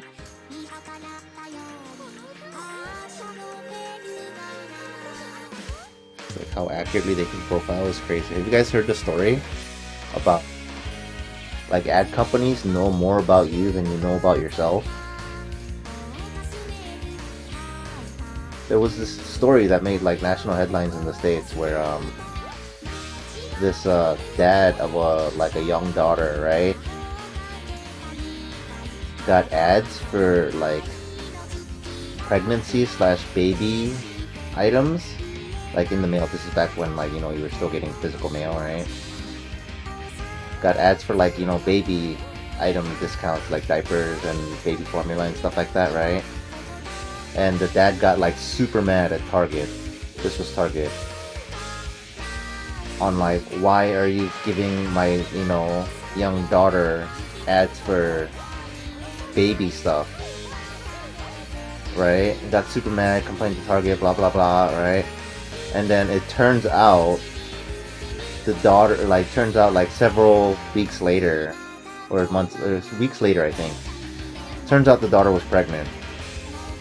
So, like, Target knew before the dad that the daughter was pregnant.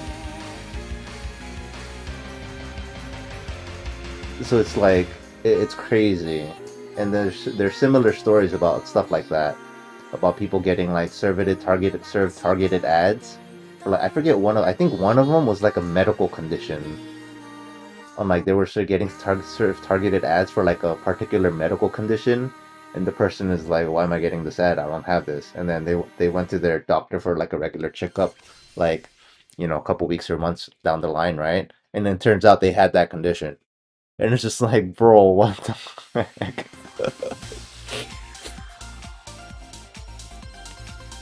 And this is also why some people think that like your smartphone is listening to you, or like Facebook is listening to your audio and your conversation with your friends, right?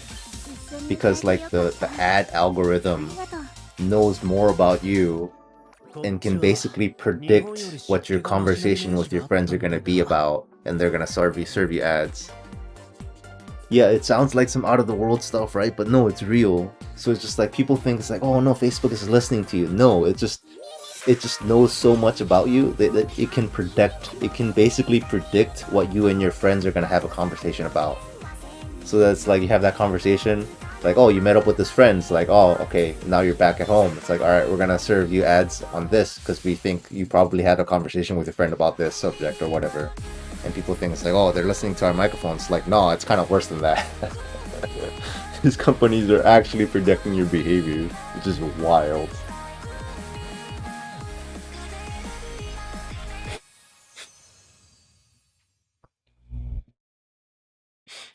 As crazy as the world we live in.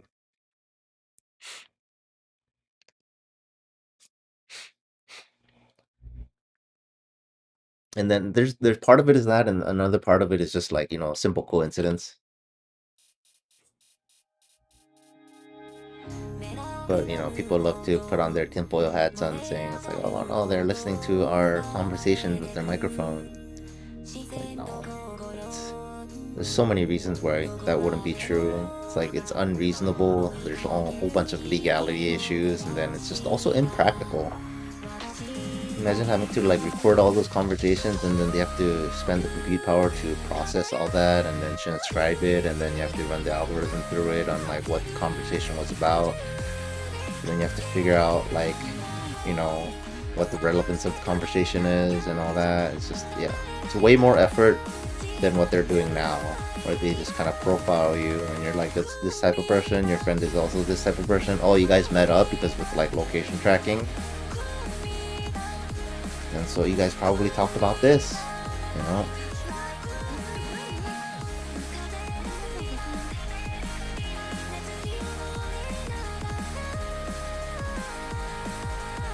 It's really funny because my friend and I were having a conversation. I forget what, I really wish I remember what the product was.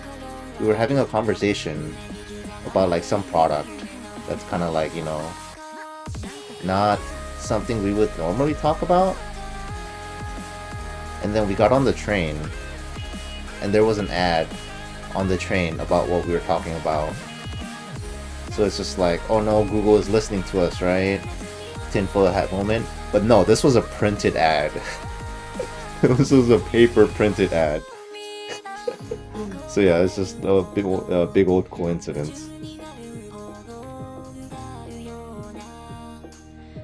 And it was just like, it wasn't like the whole train was plastered with this ad. It was like one ad out of like the whole car. It was definitely like the odd one out in terms of the type of advertisement it was. I forget what product it was.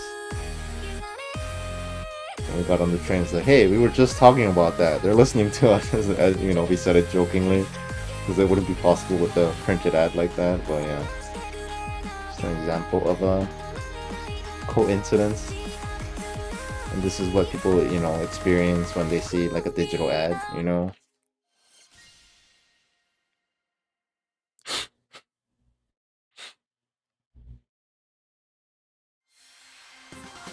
Yeah, I do watch multiple videos where people watch the website without saying what they wanted to see. If they talk about that thing and then they suddenly got ads for that thing. Yeah, it's just what the ad machine just knows your behavior. They know what you're gonna have your conversation about. They can effectively read your mind, your behavioral patterns. So it's not that they served you that ad because you had that conversation. It's that they served you that ad because they knew you were gonna have that conversation. Does that make sense? Which is crazy. You don't believe that they're spying on us? They are, I'd rather not just thank. Well, they're spying on us in the sense that they profile you and then they fingerprint you like that. But they don't like literally spy on you, like, like the guy's just like listening in on your conversation type of thing. Not that type of spying. They printed it right before I got on the train, yeah, clearly. Yeah, and like I said, like half of those things are just coincidences. Like the paper ad that we saw, like I just told you about on the train, that's literally just a coincidence.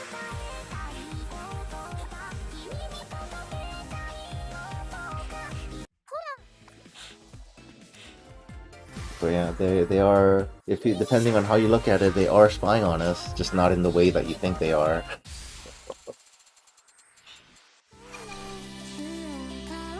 Yeah, it's just like crazy scary, man. The algorithm can just predict your behavior. Crazy in the sense that either or both, that the algorithm is like so accurate to predict your next move and conversation, or the individual is just that predictive. It's just like,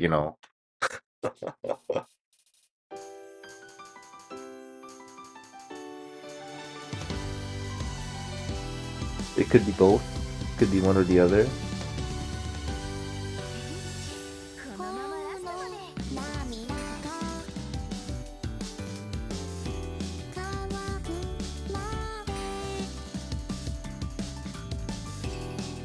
It's like, imagine a good example is let's say you guys play Proseka, right? So you have this, but you've never been to Japan, but you have a friend that just came back from Japan. So the ad machine knows from location data and stuff and profiling that your friend just came back from Japan, and then you meet up with that friend as they just came back from Japan, right? And then based on the location data, they know that you two met each other and probably, you know, spend a couple hours together, have, you know, had lunch together, conversations, right? So you go home, chances are you're going to be served ads about going to Japan. So chances are your friend probably talked about his Japan trip, and then now you're just like, man, I should go to Japan too, right? So that's like a very simple example on like, hey, I just talked to my friend about like visiting Japan, and now I'm getting served ads for, you know, visiting Japan. So that's kind of a simplified way of how that works. Because like if you're on Facebook, right, they know you guys are friends and know each other.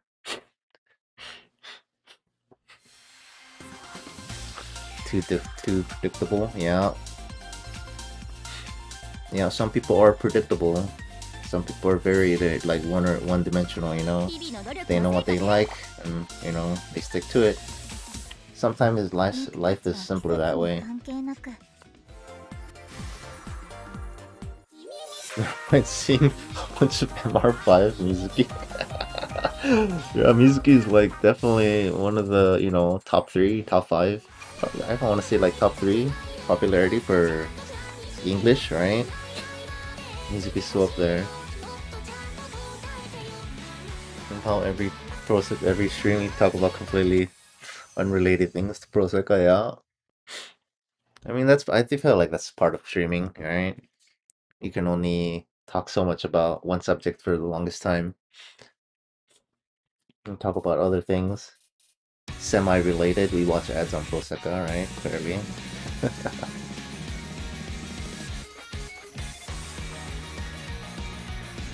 I think it's funny when I'm watching ads on the Japanese Proseka, but I'm in the States, and I get ads for English Proseka. For Colorful Stage. I'm just like, oh, yeah, that's a game.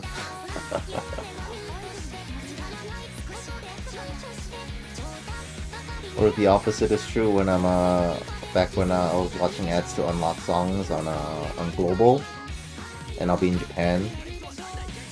So I'm watching ads to unlock songs on my Global account, and I'm getting ads for Japanese Proseka because I'm in Japan.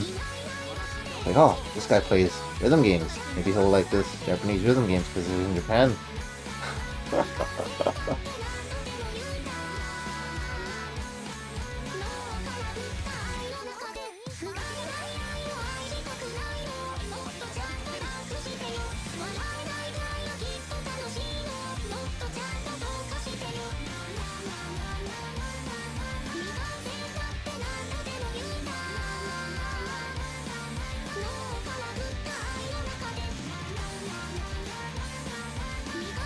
Oh man, I can't get this properly. Have I FC'd this before? I want to say I have. That's FCable, I think. Come to our side. You've seen people get Sekai ads on Sekai? Okay, maybe that's happened to me too. I couldn't remember exactly, but I definitely know the cross-language thing has happened multiple times. I couldn't remember if the same happened on top of each other. You've never gotten a Proseka ad, really?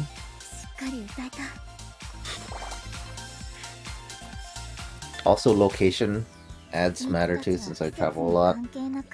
Like when I came to Vegas, I started getting a bunch of gambling ads.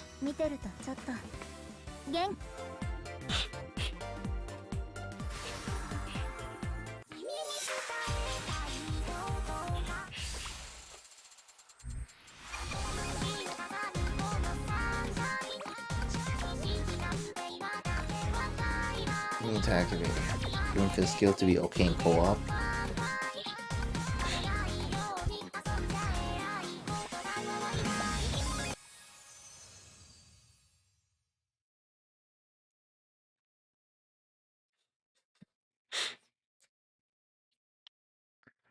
I mean, what's is it a? It's not World Link event, right? It's just the Mizuki focus event.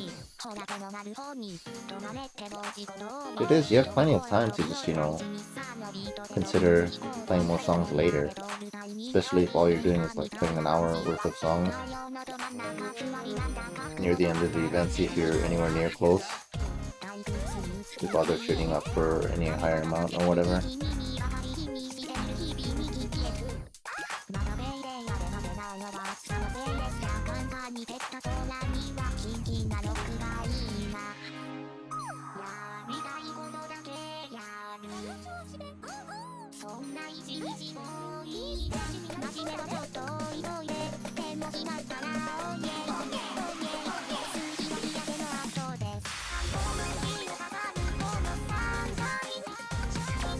I really like the Miku, the chibi Miku in the background.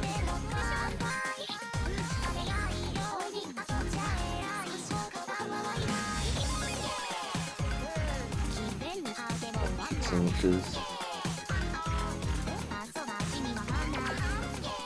I forget what other song that uses this from this producer. It's another song that they make and like. Oh no, I messed up. Super Fever.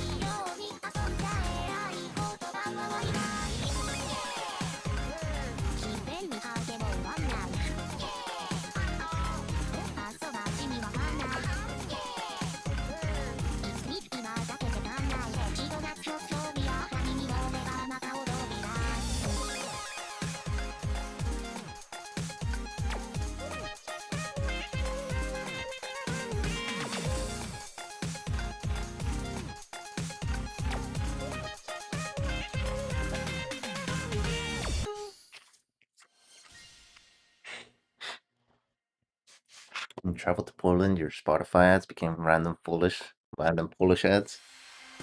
Yeah, that makes sense. Yeah, location has a lot to do with it. Yeah, when I was in Mexico, I got a bunch of Spanish ads. Paper Miku, is that what it is? Very cute. 手持ち花火のセットか。練習終わりだったらできるだろうし、買っていこうかな。Loading, loading, loading, loading, loading.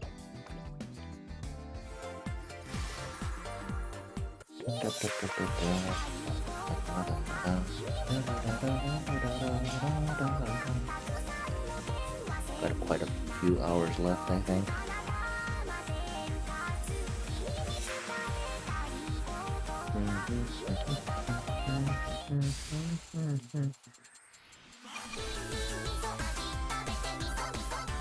Dude, the cup noodle songs are impressive, to say the least. Like, I remember when I first heard of this collab crossover, I thought it was like the dumbest thing. But the songs that came out of this collab were like some of the most interesting songs that they've commissioned. Like, Identity being a cup noodle song is just like a thing that just wows me every time. I'm just like, wow, right, this was a cup noodle collab song. Identity is such a banger, man. I still think the producer for Identity is the only one that didn't get the memo, because every other collab song is like a meme song like this one about the cup noodles, and Identity is just a random banger song with hashtag cup noodle advertisement. Like, what?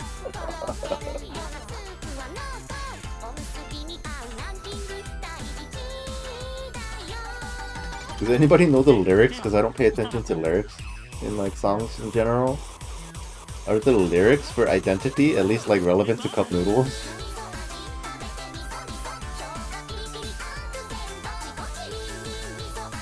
Or does it have like nothing to do with the Cup Noodle collab? And it's just like a collab in name only.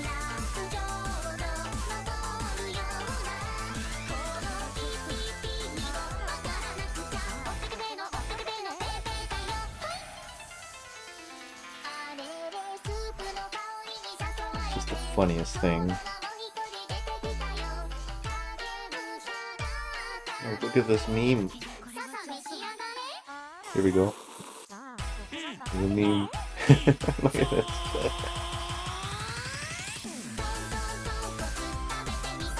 All the other noodle songs are memes.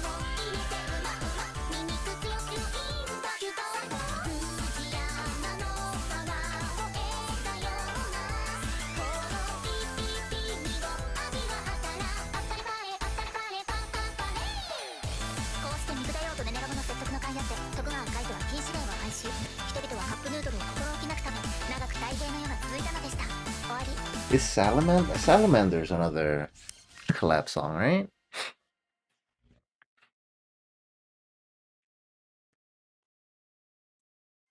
Yeah, it's like the Cup Ramen collab songs are just all unexpectedly good songs.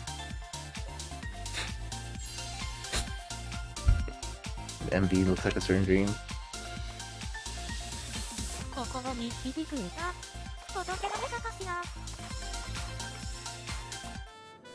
Yeah, it's hilarious. Very unexpected.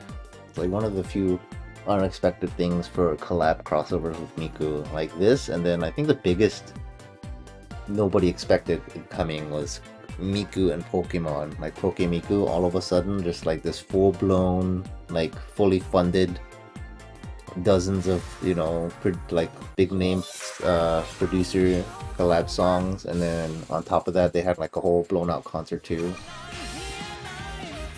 I'm gonna head to sleep. Well, good night. Thank you for stopping by and then helping you know, test out the ad stuff. I'll see you next time. Bye. Yeah, and Nene casually rapping.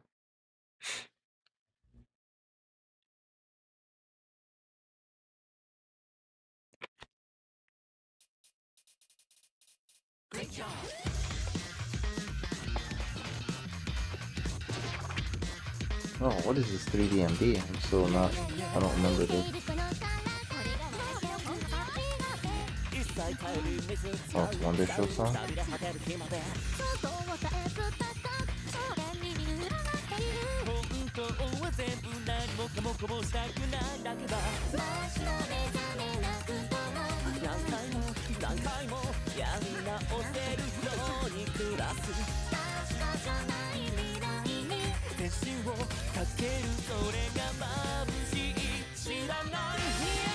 Oh, Ripco's AP. What was that lag?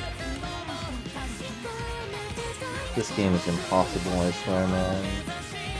Doesn't matter what device you have, it's gonna lag and crash and freeze. It's so frustrating.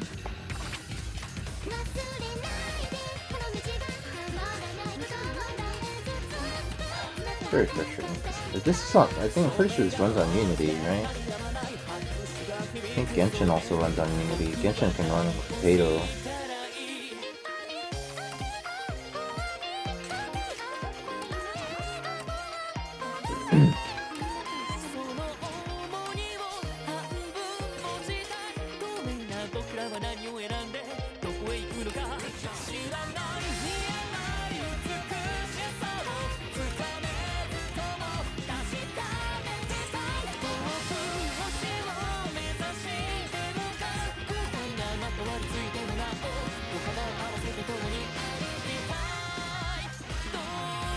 I like the extravagant stages that Wonder Show 3DMDs have.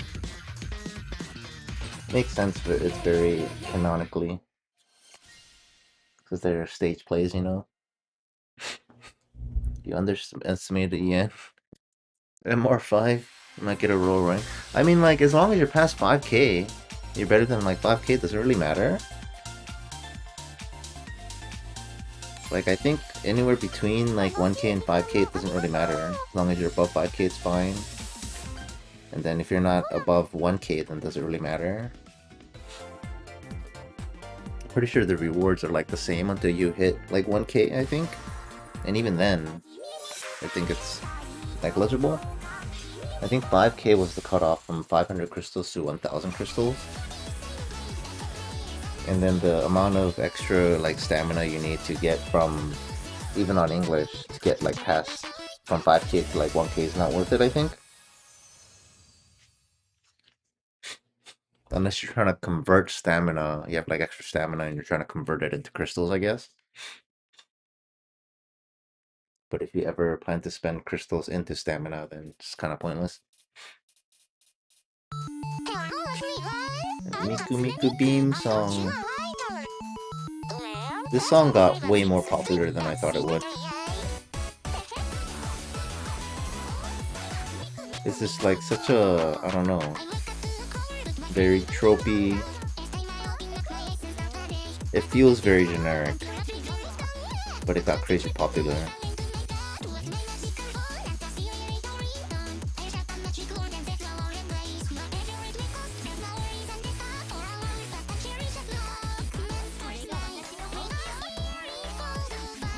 Kind of crazy because this is like, the song has the vibe of like an early 2000s like anime song slash like Nico Nico Doka song, but the year's 2026.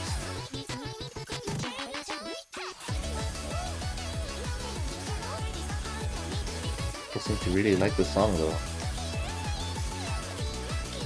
The Miku Miku Beam part probably has a lot to do with it.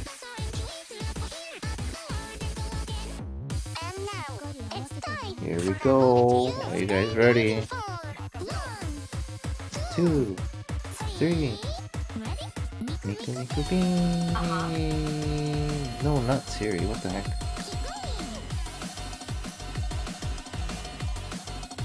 It's crazy. My Siri activated. Let me sing 3.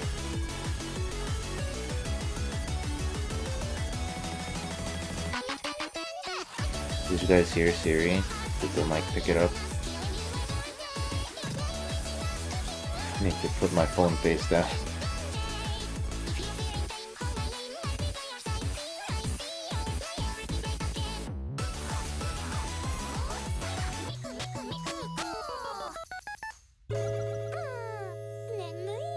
Or did I miss a note? It could be early 2000s anime. Oh, you heard the okay, I think I picked up.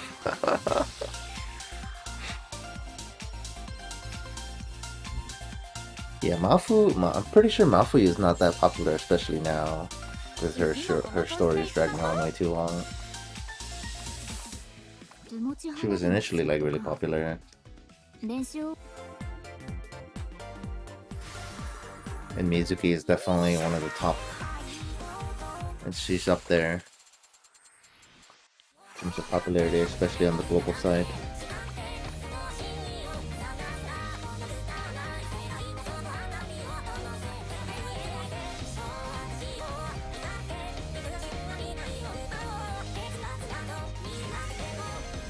I think we need to hit 6 million. Oh, are we at like 4 or 5? Double check after this song, or if I remember to check after this song.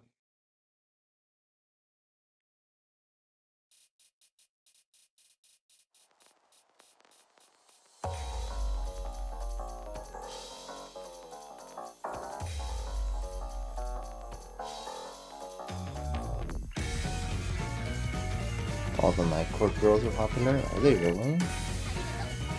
Maybe it's different on the English side, you know?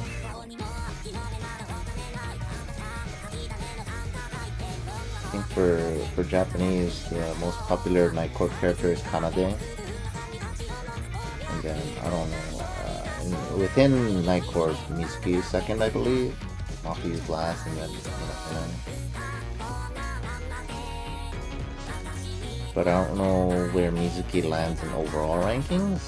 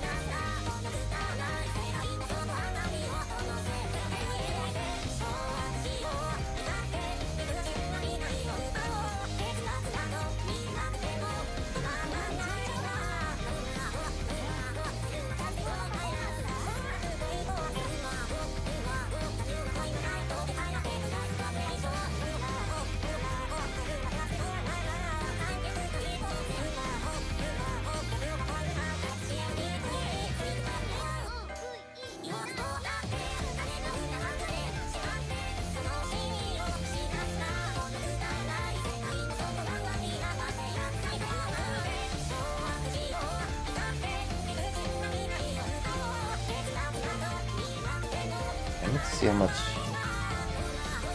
more time I have left on this stream, question mark. So I may want to drink another energy drink. Oh no, how did I miss?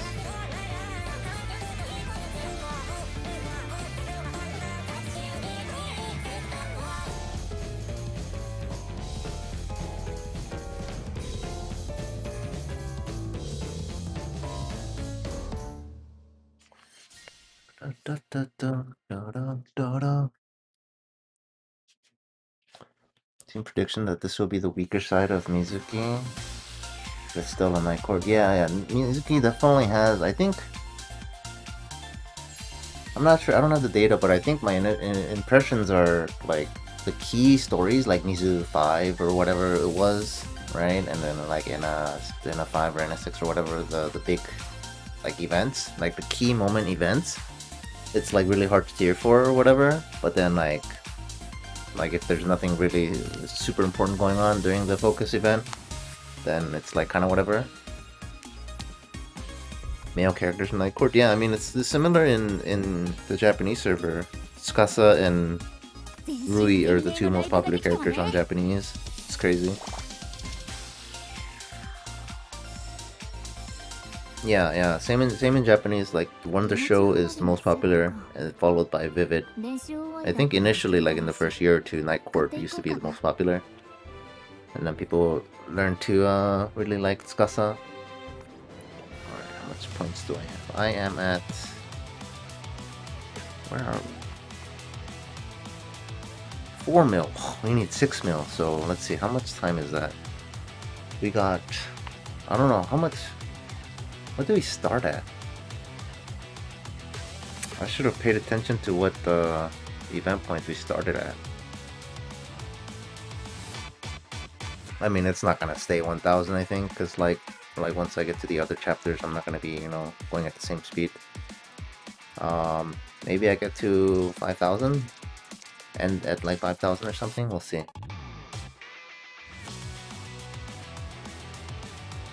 What was I thinking? Oh yeah, I'm trying to figure out how much longer. See if it's worth drinking an energy drink. Let's see. I think I get 50,000 points per song, basically, roughly, average, right? Times and then 15 an hour. Averages out 750k. Times 2. Alright, we got like at least 2 more hours. Alright. I'll probably drink another energy drink then.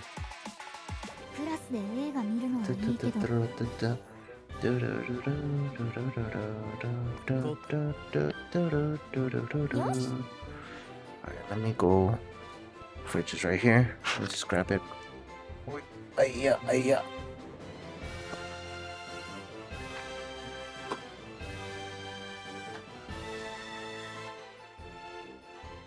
Hiya. Ow.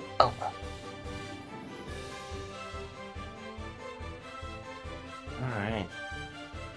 For whatever reason, one of the markets here has like the Rockstar energy drink for $1. I feel like that's really cheap, isn't it? I feel like energy drinks nowadays are $2.50 or more. But specifically, just a Rockstar at that market was $1. So I bought a bunch.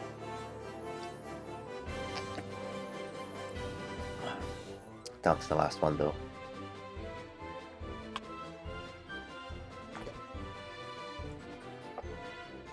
Alright.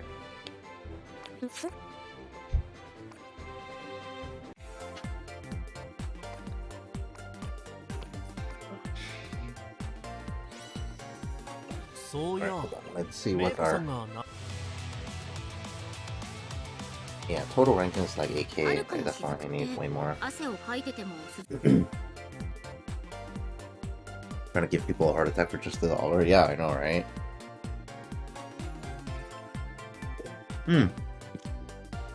Fun fact, I don't know what country you're in, but in America, they finally started putting amount of caffeine content on food now. So this has 160 milligrams for the 16-ounce can. Can you believe for the longest, this is a recent law too. Can you believe until now, until like last year I think, like they weren't required to put down how much caffeine was in food/drink, which is crazy to me because caffeine is technically a drug, and it's you can reasonably overdose on caffeine and die from it. So it's like the fact that there was no regulation requiring companies to like write down the amount of caffeine is just wild to me. Other countries have been doing it for a while. I don't know how long, but I know my friend in Japan loves caffeine a lot, so he always talks about like how much caffeine content is in his favorite energy drink and whatnot.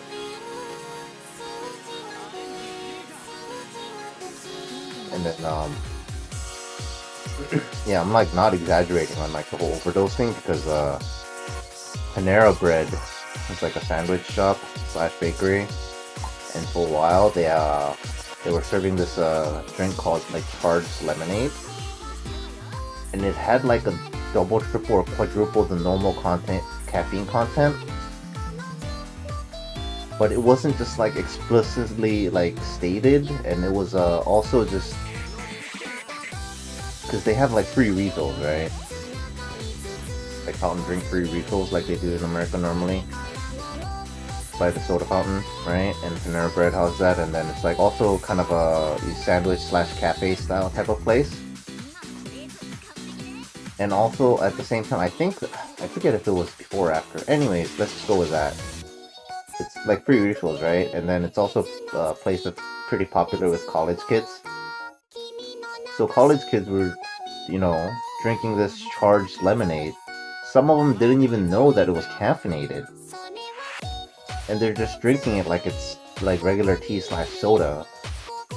And like a handful of people literally just died from caffeine overdose. Which is crazy, right?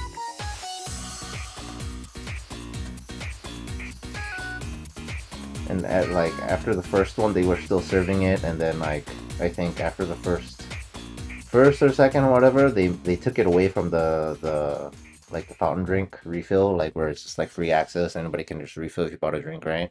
They took it away from there, so they put it behind the counter, so you have to ask for it. And then more people still kept dying, so it's just like off the menu now.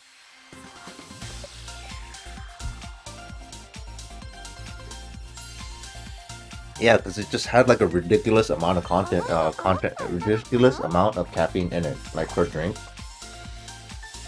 But it's like they didn't explicitly state it. They kind of just advertised it as like, oh, it's caffeinated lemonade.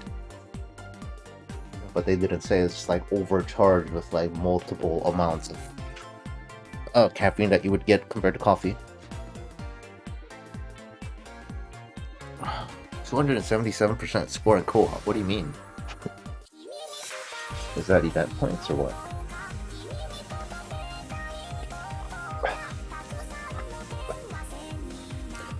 Yeah, the high sugar thing with for Panera Bread, right?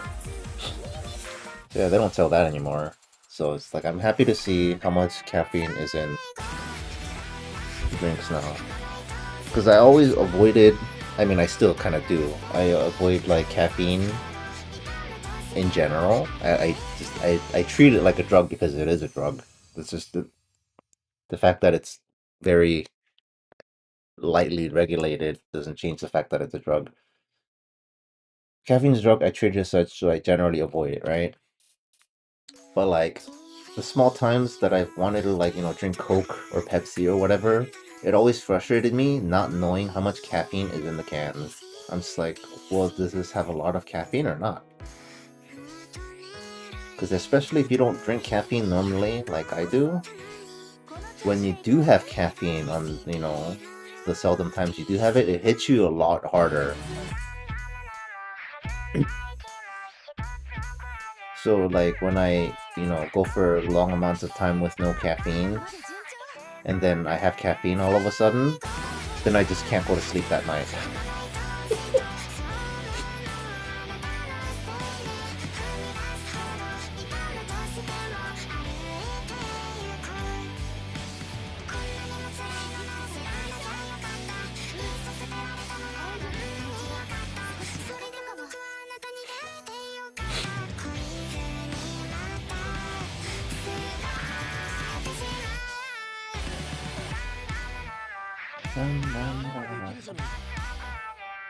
But yeah, all in all, I'm so glad that America finally lists caffeine content in their drinks.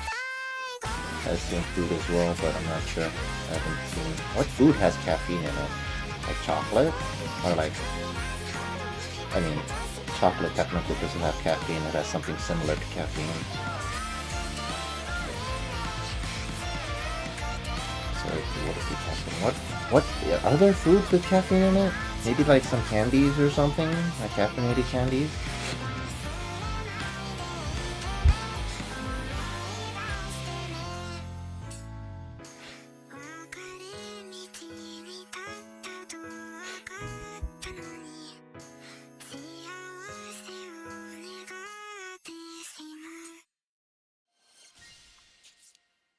I like this. This is phony, right? Or no, not phony. Kafu. I like the virtual singer Kafu. Free lawsuit, you're impressed they kept after the person's accident. I know, right? That's the crazy thing. Like, I'm pretty sure, like, 2 people died until they moved it behind the register, and then more people kept dying, and then they finally removed it from the venue. I think it went something along those lines.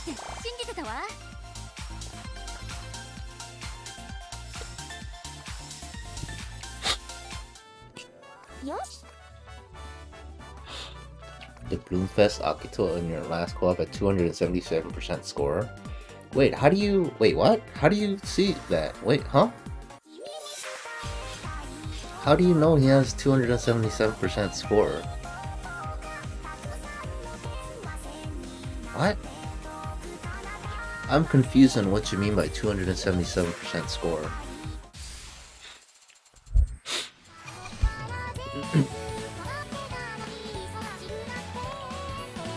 Can't wait for World Link 3 to be done so finally never get it again. You can keep cradling back and forth and huffing the copium. There's no way they stop World Link 3 unless like the story there's like some type of story wrap up that I'm not aware of.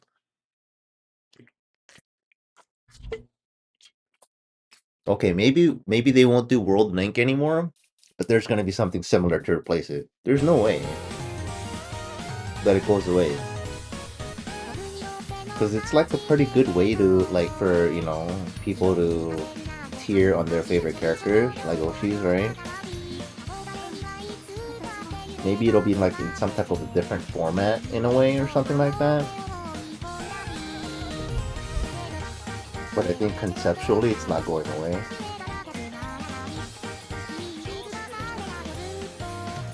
Especially when they added like, frames to the finale chapter and stuff, right? Now what I wish changed was like the event shop gets smaller to an extent, so we don't have to play so many songs to clear out the event shop. That's what I want.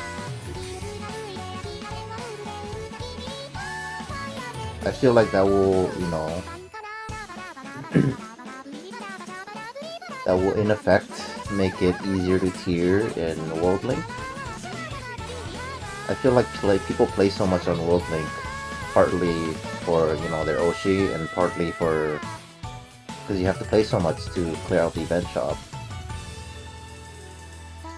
But I honestly think they're not gonna, you know, I don't think they're gonna do it. I think it's here to stay. But who knows? It's all speculation.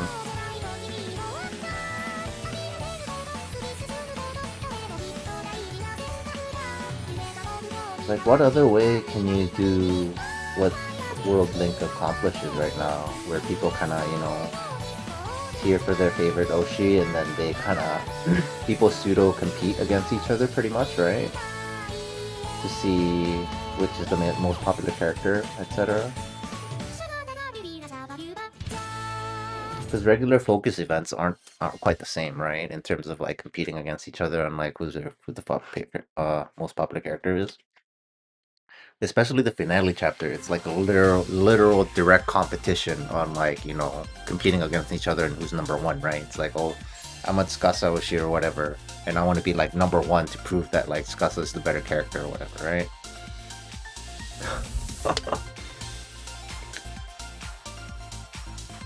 Tired of the World Link formula, halts all progression and they're so long, sometimes way too close to one another. Yeah, I mean, if it's how else are you gonna cover all 26 characters within a span of a year, right? I'm not trying to go 12 days with no content other than songs dropping mid-event. Yeah, in terms of like story and stuff, I guess. I don't know what other content you're talking about in terms of progression. What do you mean by it stops progression? Because it's like, for the most part, it's the same as any other event, right? I guess the only other thing that changes is, like, there's no virtual live after, which I thought is weird.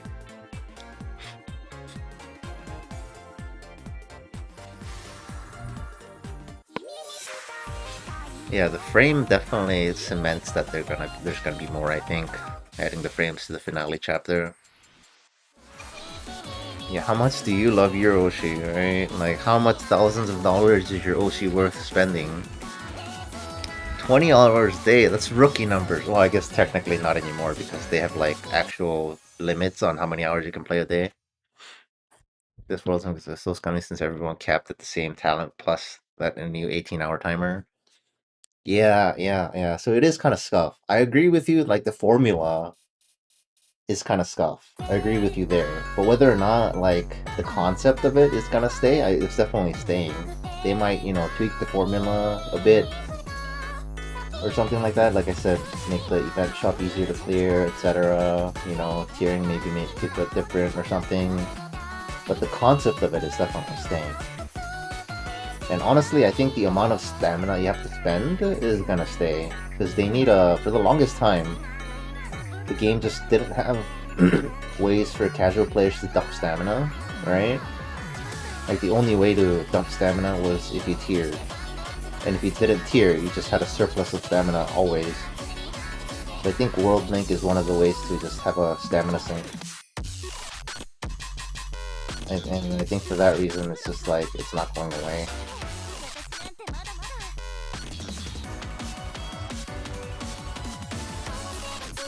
Because you have to have some type of stamina sink somewhere.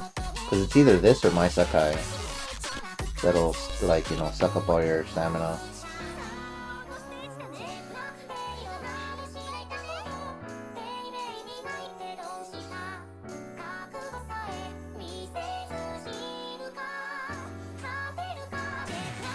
I'm not a fan of I think you hate World Link as much as I hate my Sekai.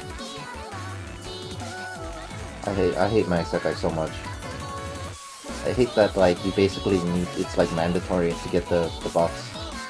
To farm, like, the diamonds for the gate upgrades, you know, to get the Memoria for the plushies, farm all the different materials for, like, the, you know, furniture, so you get the character ranks, and the conversations and stuff, and it's just so tedious.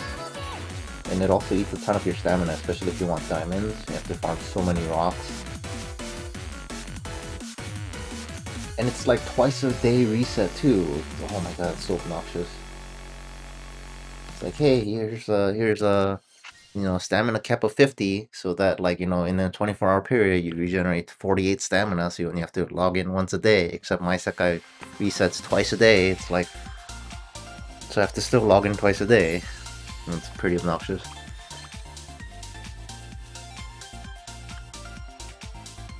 It was a cute concept because it was new at the time.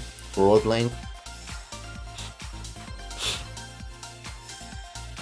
Getting bored of, I mean, like, at this point I just accept the World Link as like, it's like a baseline normal. Maybe they'll make it better, adding more. Maybe they'll add virtual lives or other ways to compete for your Oshi or something. They did add the whole like birthday anniversary into my Sekai and stuff.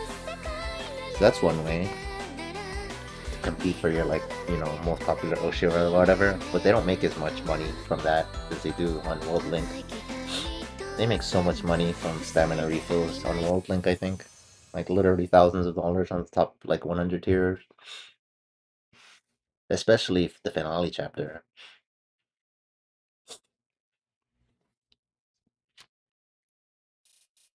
Yeah, the My Sekai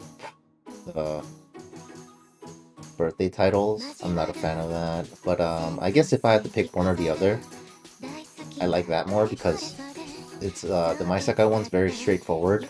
Just like, here's money basically. And it doesn't take too long to max it out, right? And get the title. Meanwhile, trying to max it out on World Link is an ordeal, thousands of dollars in.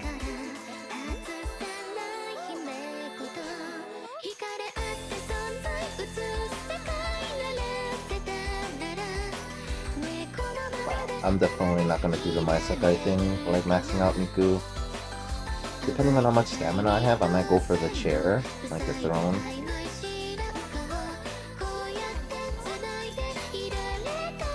I forget how much I need to get the throne, but I only have like 100 stamina cans, like not even that after this, I think.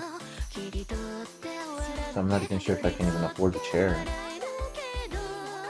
And realistically, it's just a cosmetic thing for my Sekai, which I don't care really as much as about. Maybe I should stop buying some furniture, actually.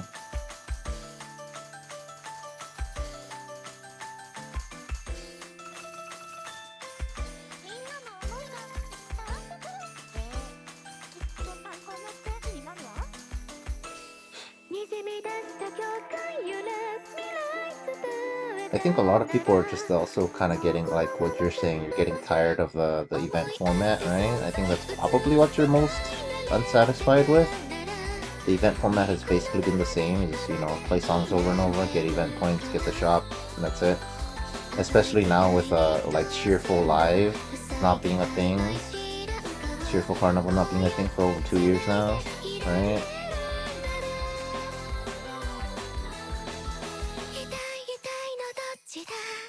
Cheerful Carnival has its own pros and cons. 1.1k energy with all the birthday cards. And you get it within 2 days or so plus. You get it less than 2 days. You can get it within like a couple hours if you just go into My Sekai and just pick the little, the dews, flowers, and just keep refilling because they regenerate immediately once you pick all of them.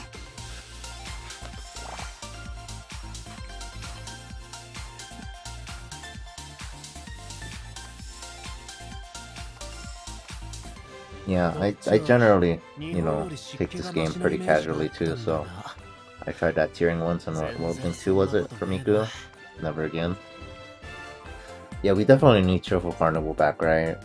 I can't believe it, like, somebody looked up the date when we last had a Cheerful Carnival. Apparently it was like May of 2024, so it's been over 2 years. Like 27 months basically since we've last had a Cheerful Carnival, which is crazy. Yeah, it was definitely like, I feel like it wasn't as it wasn't as dysfunctional as people for how long we haven't had it, I don't think it was that bad. Obviously there were issues, but like not to the point where we're not having it for over 2 years bad, right? It's like, or what was your guys' worst experience with Cheerful Carnival? Do you think it was bad to the point of us not having it for over 2 years now? I don't think so, right? Maybe it was a problem with the tiers, like when you're trying to tier, it was an awful experience. Maybe that's why.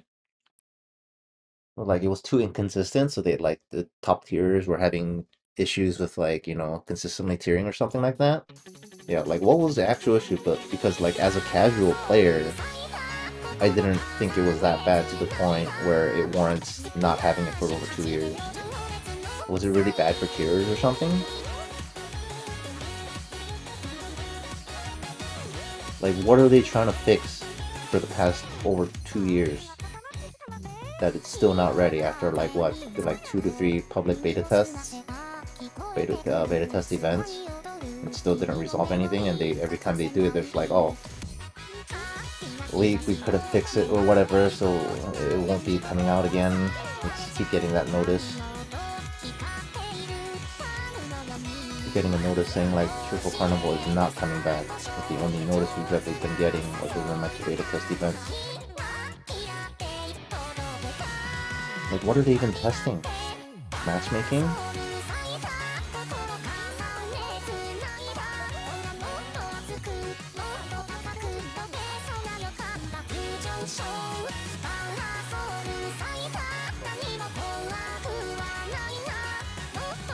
I really think they I don't know. I don't like the whole the PvP aspect of it, like team versus team.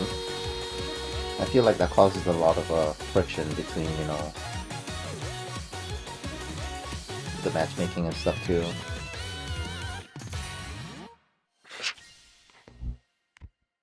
Remember, at least in English, they took the disband ban off after it was really become. Yeah, that was also a problem in Japanese too, and then they like relaxed the ban timer or whatever because it would be broken. Yeah, high talent teams are having issues finding a rival team since it's tried to matchmake with similar total talents, which is why sandbag teams had a purpose. Oh, I see. They really tried to match you against each other like that? Oh, I guess because it is like PvP, right? Yeah, that's the thing. Like, anytime a game like splits factions like that, it just literally just divides the player base for no reason. Like, I hate it when they do that. I remember when World of Warcraft came out, I thought like whole faction thing was like really stupid.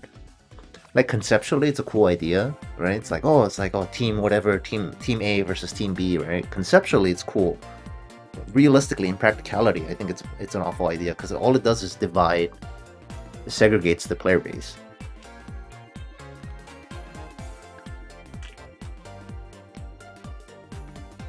And like you said, like if you're, you know, if your team is too high talent, then you have like no opponents, right?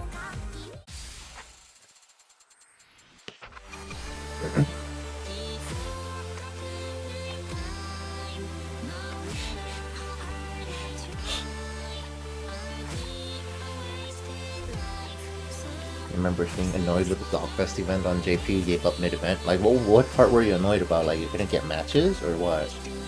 I'm curious on, like, you know, let me hear your gripes with Cheerful Carnival. Because like I said, as me playing casually, other than, you know, not finding matches, like, every now and then or whatever, especially once they fixed it so you can, like, get matched up against your own team after a while, right? And then, like, you know, matchmaking just innately takes longer than regular. I didn't find it as egregious to the point where, like, you know, I can't have it for 2 years. So let me hear your gripes. You guys think it's deserved for them to take it offline for over 2 years to try and quote-unquote fix the issue when they can't even, like, fix their regular matchmaking properly here? We still get ghost rooms that never start, get broken rooms that never, like, you know, load, and then we also get like broken rooms where it can never fill up to 5 players. I feel like it's a core matchmaking problem that they for some reason can't fix over anything else. It's not exclusive to Cheerful Carnival.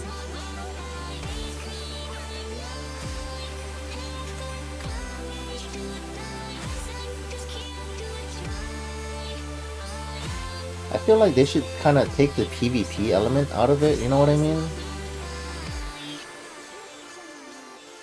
Just have it so that, like, you know, maybe you can still have the teams segregated, right? But then just have a total overall points generated by Team A versus Team B instead of having literally PvP Team A versus Team B every match. You know what I mean? It's like, hey, Team A generated X amount of points within the event, and Team B generated Y amount of points during the event, and then, you know, decided that way instead of literally having every match be PvP. And then that runs into the whole, you know, thing about not finding enough opponents or whatever, right? Wouldn't that be just as good? Because, like, what's really the difference in the grand scale of things?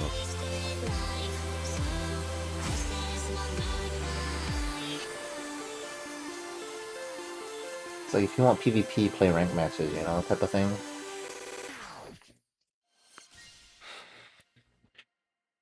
You hate etchy noises during co-op, Jesus. No matches, and that means no points. Yeah. Been so long you don't even remember much, but the rooms would load forever, straight up never load. Yeah, that was definitely a thing, especially on global. I remember that being an extra problem on global. At least on Japanese, they made it so that, like, after 10 seconds, if you can't find an opposing team's, what do you call it? Opposing team, right? It would just match you up amongst your own team, like Team A looking for Team B. 10 seconds later, can't find Team B. Alright, just grab another Team A and then you play against each other.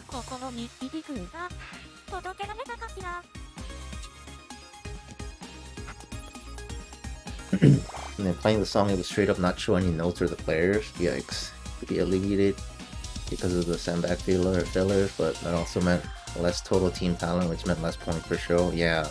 Just like pick your poison type of thing, generate less points and play, or like have a bunch of points but not be able to play, right? That sounds pretty bad and bad. Placements would bug around.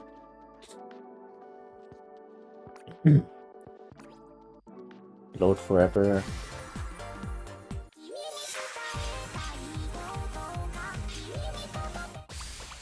Yeah, loading forever was definitely a thing. It was definitely, like, after the first 10 to 20 seconds, if you didn't get matched up, like, you were just never gonna get matched up. I think that's just a thing.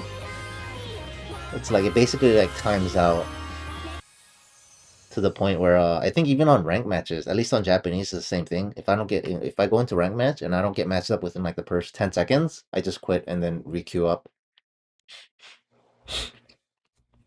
Because after, like, the first 10-20 seconds, if you don't get matched, it's basically timed out.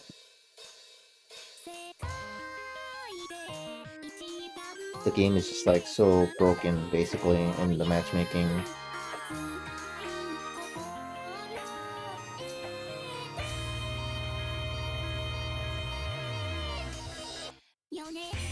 Yeah, I remember before they added the whole you can match up against your own team just to be able to play. Before they did that, yeah, I think the timer was like 100 seconds or something, wasn't it? I remember timing out multiple times back in the day, and it's definitely kind of lame.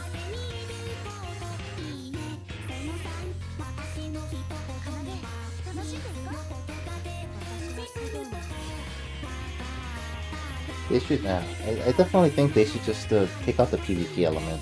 I think that's the easiest way, honestly. And then just tally up, you know, total event points between each team. It's like, oh, who's leading right now? You could even have, like, you know, live point counters or whatever on each team.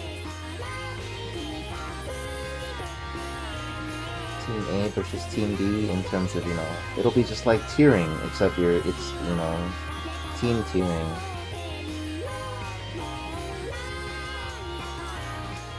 Yeah, like, why don't they just do that? I feel like it makes more sense.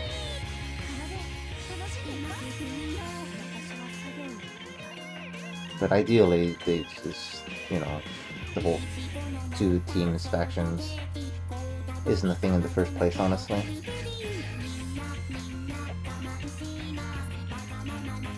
Like I said, say again, it's like segregating the player base like that is not a good idea in my opinion.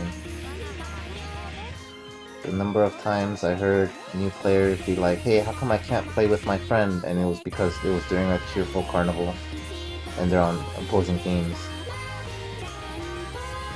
At least eventually they added the thing where you can, if it's within the first like couple days of the event before the first prelim thingy, you can switch teams. But then after that, you were, you know, SOL. If you like started playing the game after that, or like your friends started playing the game after that, or whatever, you literally just could not play co-op with your friend because you're on the opposing team. I always thought that was dumb.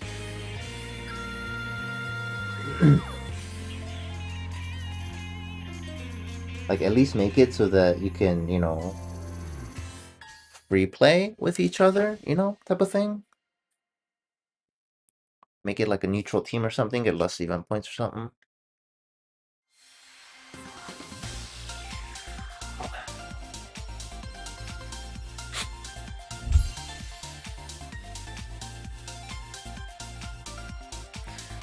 Player team from X team have disbanded. Why we're almost guaranteed to win? Yeah, that's also a thing, right?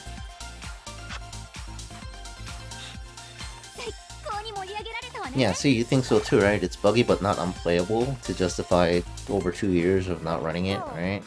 That's what I'm thinking.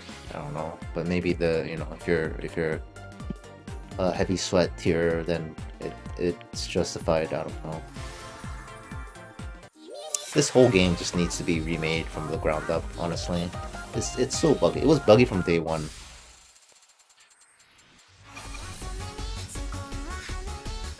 Oh, Kafu.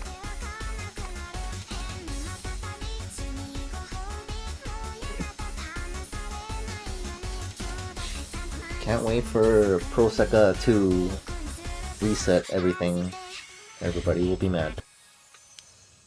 Would I play? Would I continue to play if they like did a reset? This game goes to end of service and, you know, it's just Proseka 2, but it's the same game with just like, you know, minor quality of life improvements. It wouldn't be the first game to do it. What is it? Shadowverse did it. And then I forget, there was a couple other games that did it. Oh, I think Love Live also did it. There's like at least one other game that did it. And obviously everybody hates it when they do that. Oh, Overwatch 2 did it.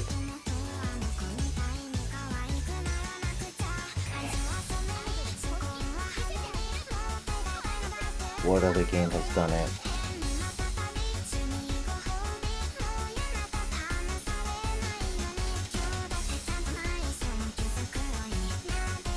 I definitely like Coffee Song.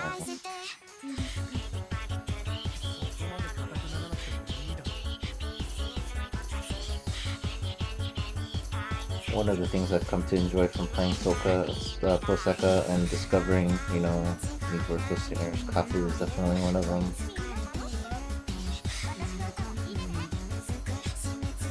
And then also,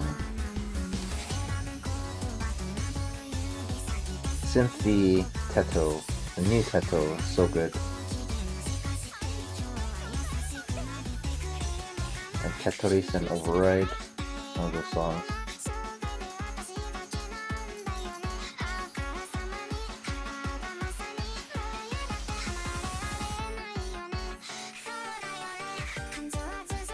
I really like for Kafu, definitely Phony.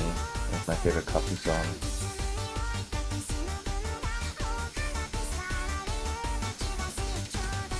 I really like the new 3D MV that they added to for Night Court. As unfair as that was to the other, the Night Court one definitely top-notch 3D MV.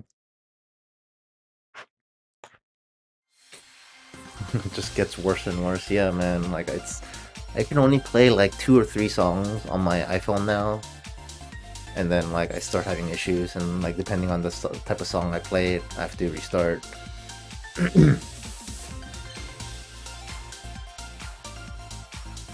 The end tiering is so small. Yeah. The player base is like, you know, like I said, 10 to 1 to like Japanese. I don't even know what the player numbers are anymore.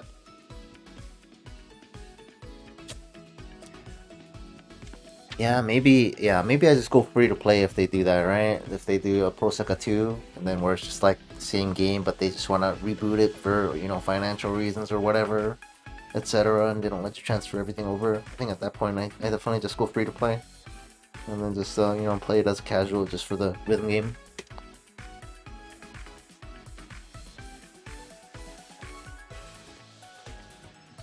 Imagine they add Flower so I get haunted. Yeah, man, Flower is... God, yeah. Flower is definitely my least favorite virtual singer. Like it has, the feeling that you get when somebody like scrapes their nail on the chalkboard, and then you get that like creepy feeling like your hair stands on your back. That sharp noise. I get something similar to that listening to like some of the Flower songs, man. I'm just like, oh my god, it's like it just hits me like the worst way. Like some of the notes that Flower hits. It's like not all the Flower songs. Some of the Flower songs are okay, but some Flower songs, or like most Flower songs, I'd say, it's just like, oh, it's just like, yeah, it just hits me in that like awful way. Yeah, I think that's the way. If they ever do a reboot, I definitely just go free to play, because I'm definitely spending way too much money on this game.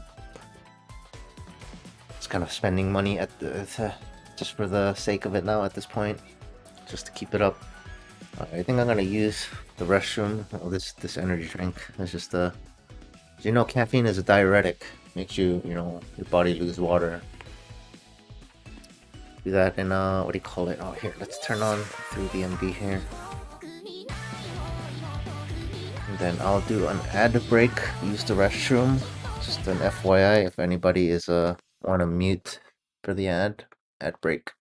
Be right back.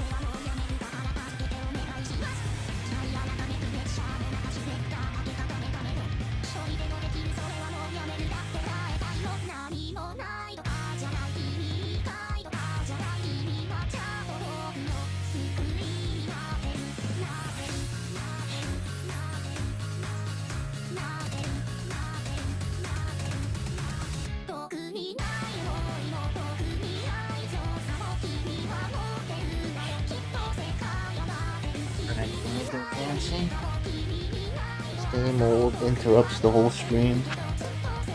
Can't wait for one day for somebody to report that you got the side-by-side ad.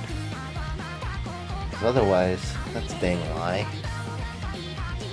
YouTube saying you can get side-by-side ads so you don't get your stream doesn't get interrupted. I've yet to get a side-by-side ad.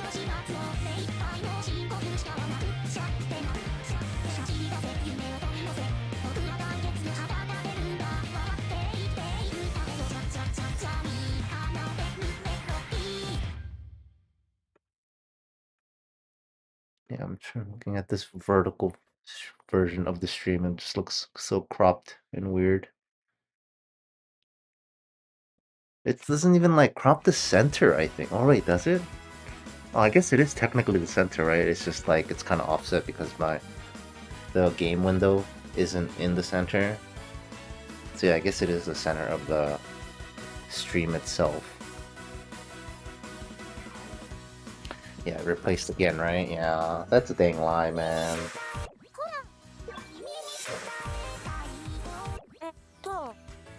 YouTube lied. The sky's blue. More news at 9. Yo, hello, welcome.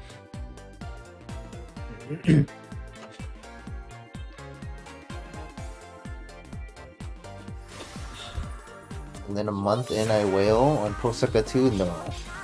I am a man of my word. If I decide I'm gonna spend, I spend. If I decide I'm gonna free to play, I free to play. I will not deviate from my decision. And this is the hole I'm in, because before this game came out, I decided, alright, I'm gonna spend on this game, and here we are, 6 years later. Tier 82, Jesus Christ. 82, how many, the event just started? Yeah, if the event just started, it's really hard to tell, because like, I've been like event, like, you know, tier 30 something before within like the first, you know, few minutes of the event, so. Especially on English.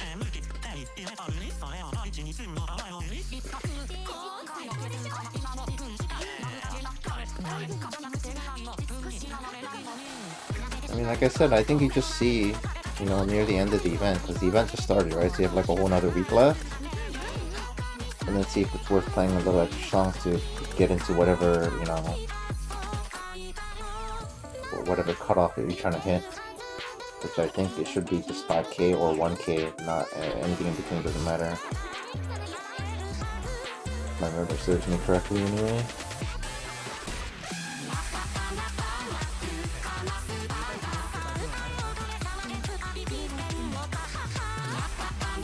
I think,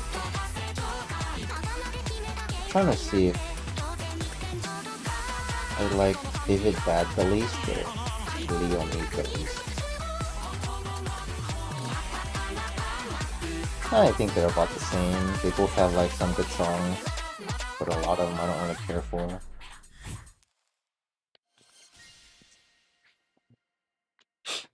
Vivid has a lot of songs that are very K-pop-ish, which I don't really care for too much.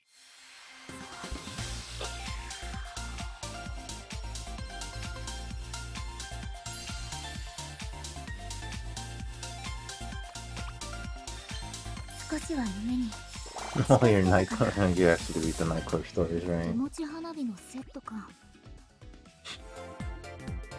Yeah, aren't you glad they have what do you call it, in the story mode? You can just click key story and Nightcore and just sort it to all the important ones. Filter out all the filler stories.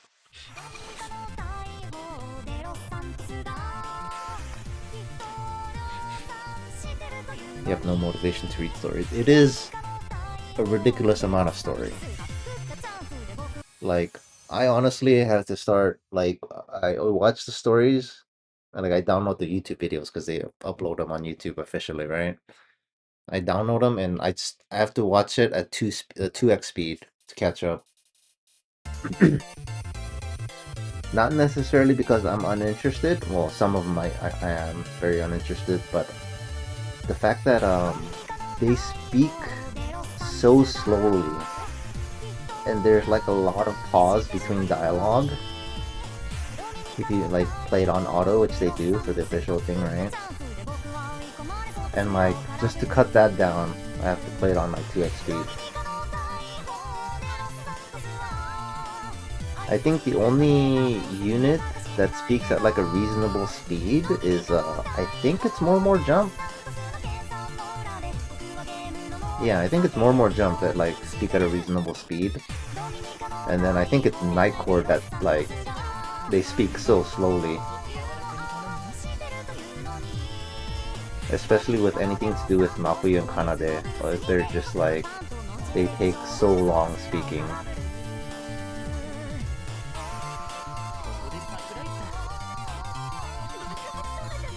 The only like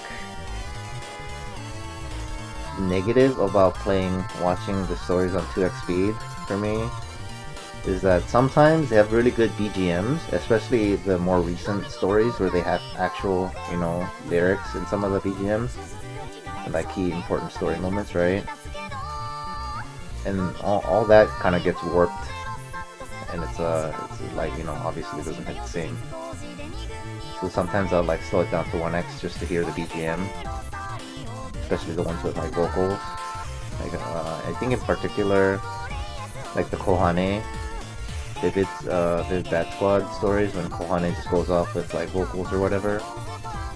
It's like really important key moments, and it's hard to hear anything. And then I think there was a Wonder Show one story. I think it might have been a World Link event where it like had some vocals, and that was kind of important.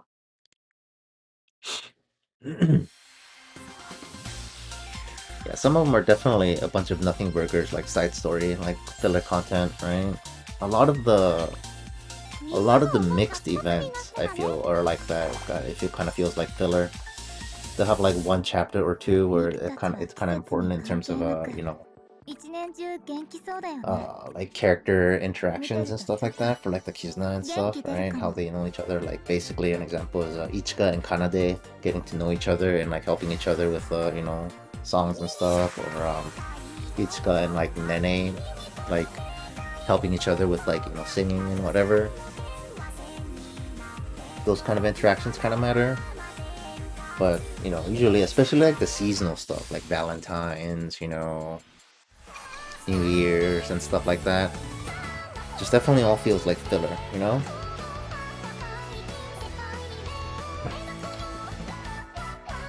So yeah, other than like, I'm pretty sure, yeah, more Jump, if I put it on 2x speed, they speak so fast. They sound like chipmunks on 2x speed. But then I put Night Court on 2x speed and they sound normal, like they're speaking on normal speed. And then I put it on 1x every now and then for like the BGM, and I'm just like, I have to wait several seconds in between each dialogue. I'm just like, okay, are you gonna speak? And then especially Kanade speaks so slowly. And Mafuyu just has a ton of pauses in her dialogue. Because that's just like how the story / character is, right? And Kanade, you know, constantly out of breath, sounds like she's dying all the time. Takes forever to speak.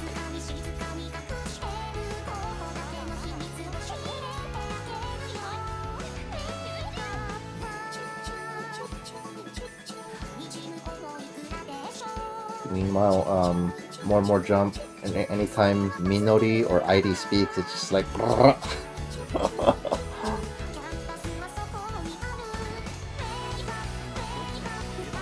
I think Shizuku is the only one that like speaks at a normal pace in more Jump.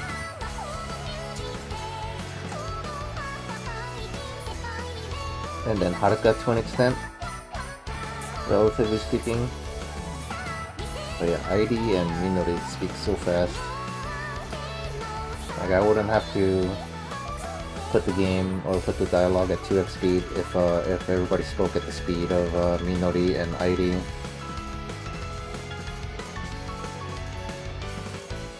Yeah, until I got used to it, I think for more Jump I had to put it at 1.5 speed and not 2x because they were like way too fast initially.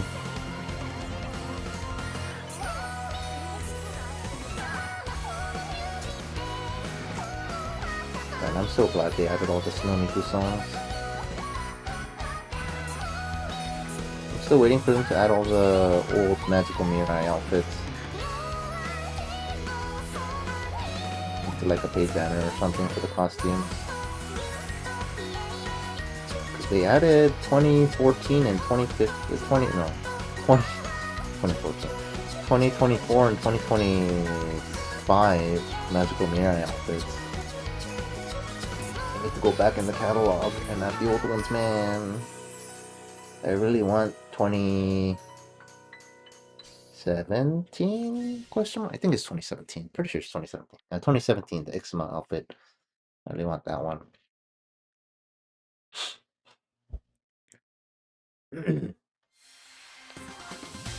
An awkward silence because you can read with you read with no voice. Yeah, the voice part is very important to me because my reading comprehension for Japanese is kind of pitiful, to be honest.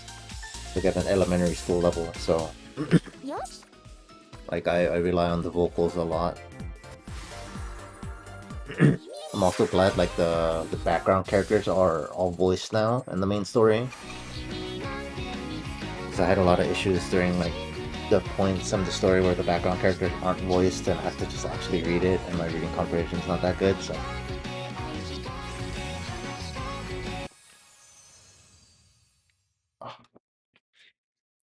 Shit, what's it for you? You're talking about the Snow Miku outfits? Yeah, they should add those too, huh? I think we have one Snow Miku outfit? Question mark. Do we have a Snow Miku outfit? I think we do, right? Do we? Or do we only have Magical Mirai outfits?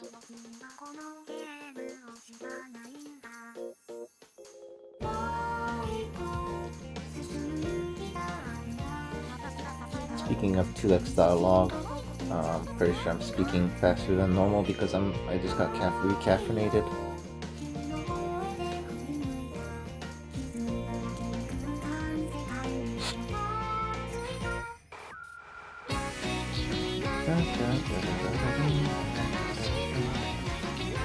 I say I'm over like 40 stories behind.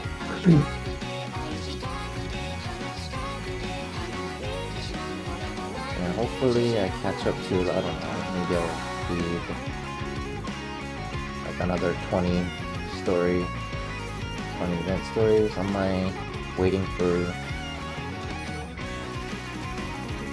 the plane at the airport going to Japan in a couple of days, and then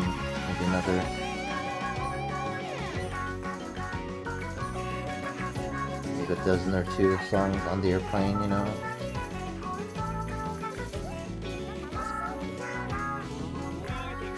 And maybe I should put... Oh, do I even have the card? I was gonna say maybe I should put the long hair on Meiko, but I don't know if I even have the card for the long hair Meiko. Which card is long hair Meiko from, guys? Do I have it? Is it a fest card or is it a virtual singer only card? I feel like it's a unit card, right? I don't remember any of Meiko having long hair in the cards I have. Probably don't have the card. So every time I see other people with long hair Meiko, I'm like, oh, that looks pretty nice.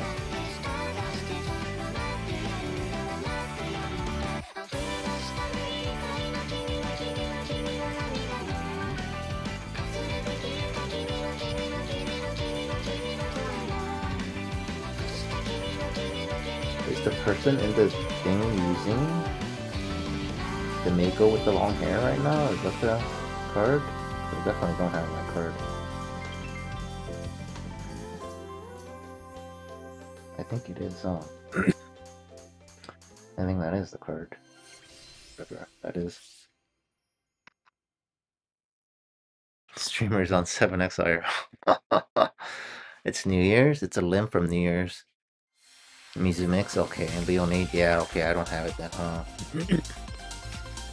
Unfortunate. Yeah, okay, it is. It looks nice. I guess that's another card I wish I kind of had along with, what is it? The Bob Valentine's, was it? Valentine's Canada? Canada?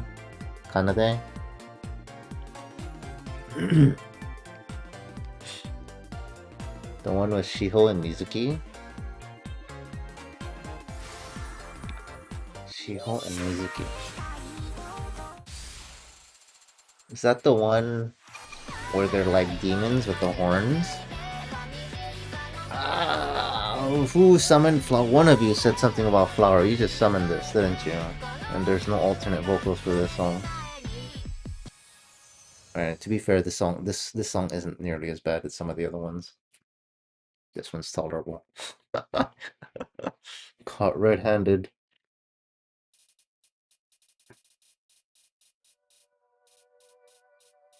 Baby Mizuki as the focus.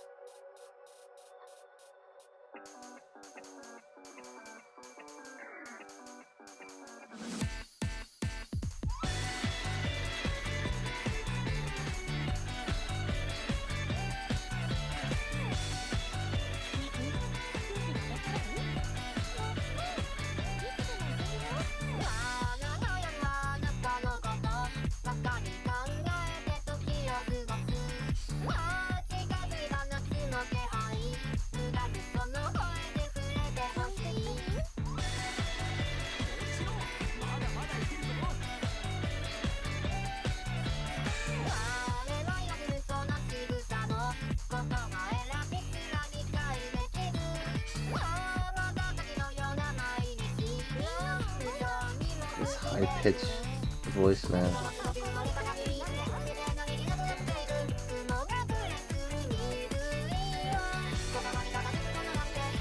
Yeah, I think one of the worst ones I really don't like for Flower is, I think it's Love Ka. I really can't stand that song on with Flower vocals.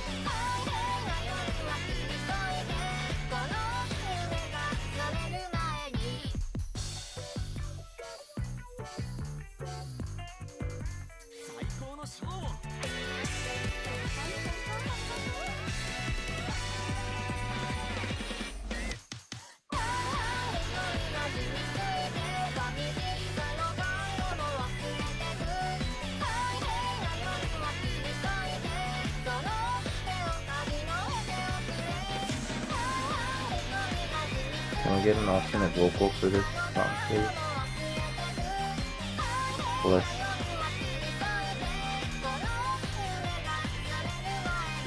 How does this song not have an alternate vocal? Isn't this like a relatively well-known song? I thought it was. Flower is awesome. We do not agree. I do not like Flower vocals.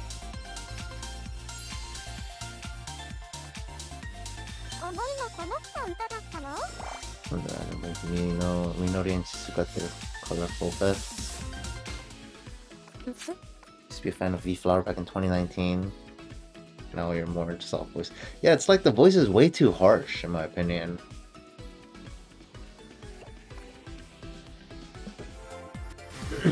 It's like, it feels so unrefined, you know? It's like, feels like beta test voice software from the year 2000. It's like in the realm of Microsoft Sam from Windows 98. Yeah, Kafu is, I like how soft Kafu sounds.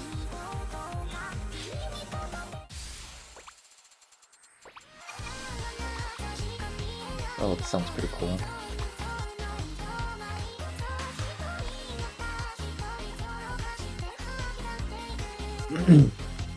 If any of you guys are old enough for the... Yeah, I think that was Microsoft Sam, actually. Yeah, from the voiceover from Ventrilo. The voice chat software from way back when. I'm pretty sure that uses Microsoft Sam voice as the default.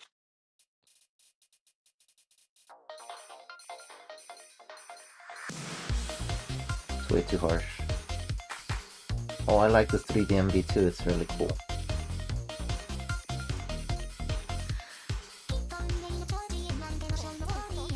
It's exit number 8. You guys know the game Exit Number 8? I've only ever seen clips of it. From what I understand, it's like a pseudo puzzle game, right? You like kind of have to spot the difference and like turn back if something is different or whatever, right? Gotta find the exit.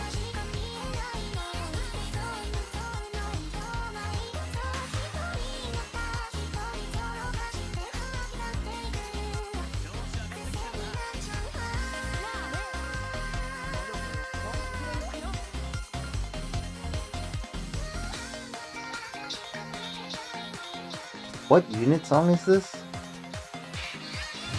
Is Is this normal jump?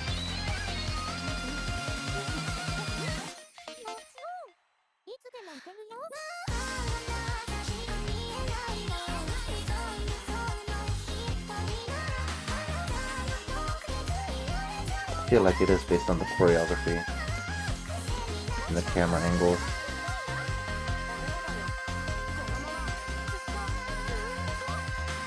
Yeah, this has got to be more jump, right?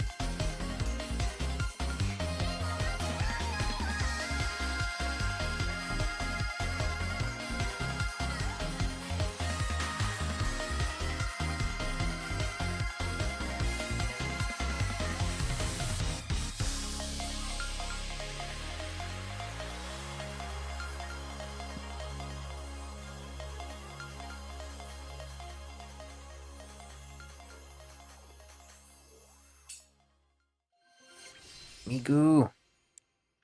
Yes, MMJ. You can tell it's Nigo because they're moving. That's so true. My court members just be standing there.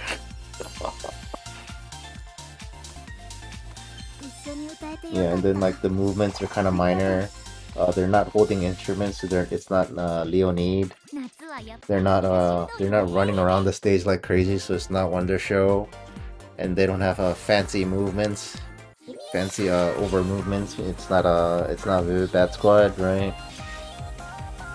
It's minor, refined idol movements. More jump song. Got it.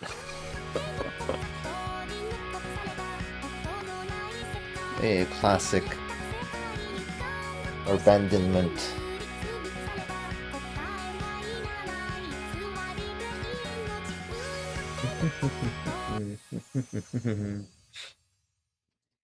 Didn't they have 3D MV where they just stood there the entire song?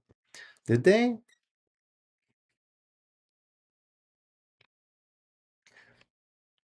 I mean, it depends on how you define stand there the whole time. Because I think like Phony, technically they all stand there the whole time, and then just they get teleported between the camera shots and stuff like that, right?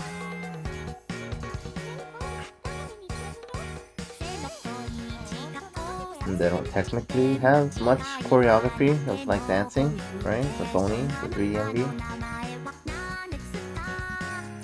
So it really depends on what you mean by literally just stand there. Many different variations. Yeah, now that you mention it, yeah, I don't think for the Phony 3D MV, I don't think they actually dance or anything, right? They're all just kind of standing there.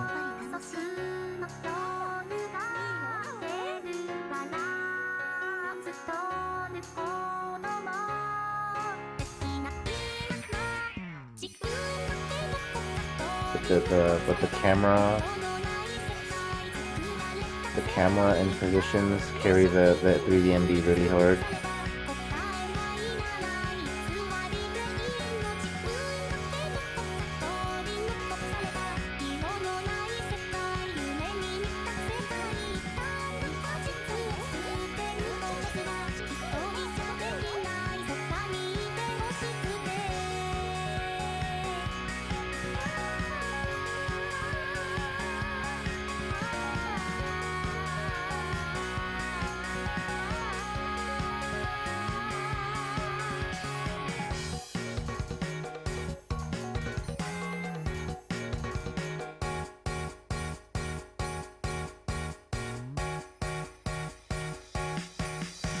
Except this doesn't have a 3D MV.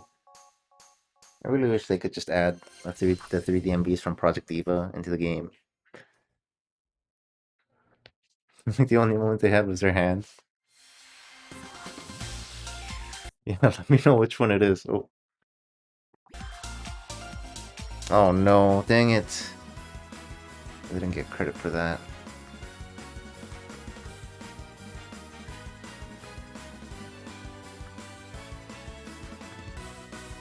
What the heck?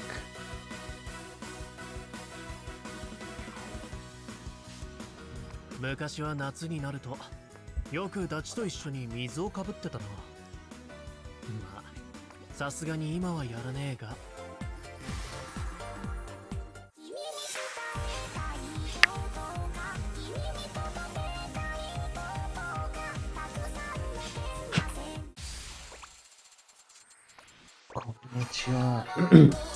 Freely Tomorrow is another classic. Oh, I'm also sad this doesn't get a 3D MV. I really like the 3D MV from Project Diva, where she's like in the stadium.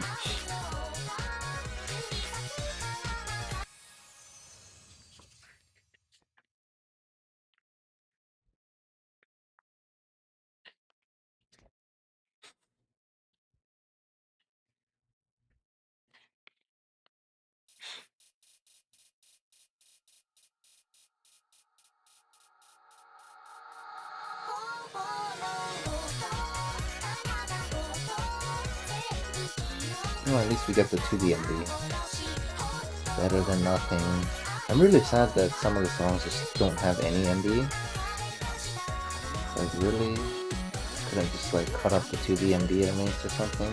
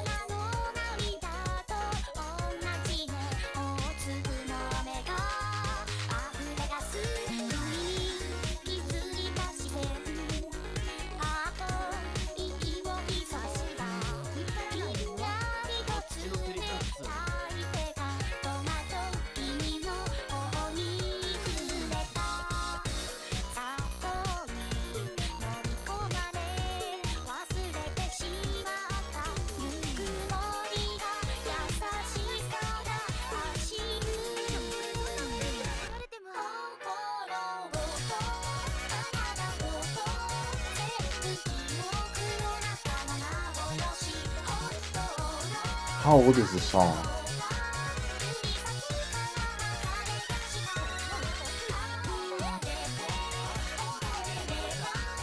Nichi and so early 2010s. Definitely over 10 years old, I know that.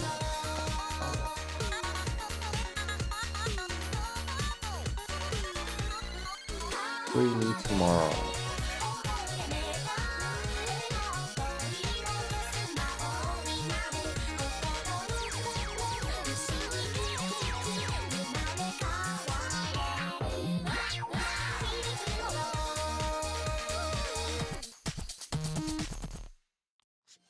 $2013. Dang, that's 13 years ago, Jesus. Reborn barely has any movement, they just stand there while they raise their hands. 2011, okay, yeah. I was thinking it was earlier, a little earlier than 2013. But I'm like pretty sure this was a... Yeah, I'm pretty sure because I was like listening to this song back when I was in the army in 2011. Reborn. Reborn.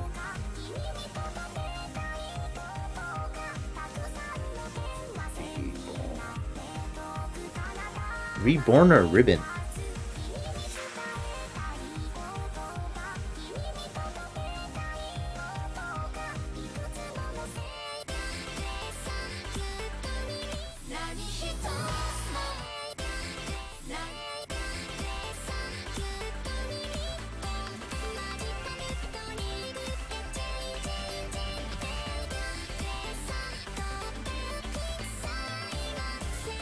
I don't think that's a... No, this isn't it either. Right, which song are you... What is the name of the song? Reborn. Mockery Commission?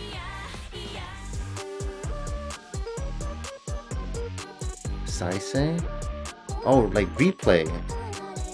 Yeah, I was like confused when you said... Yeah. This one, right? I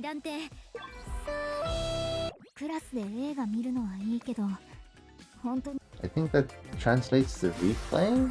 Question mark? Did they translate it as reborn?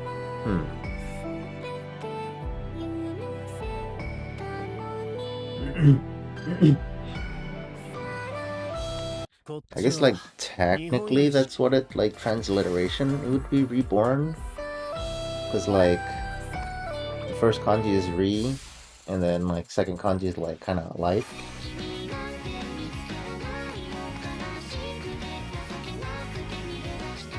Miku is so blind the song. Alright, let me check what the Mafia one sounds like. Oh, in English it's reborn. Okay, I guess that is what the meaning is. What's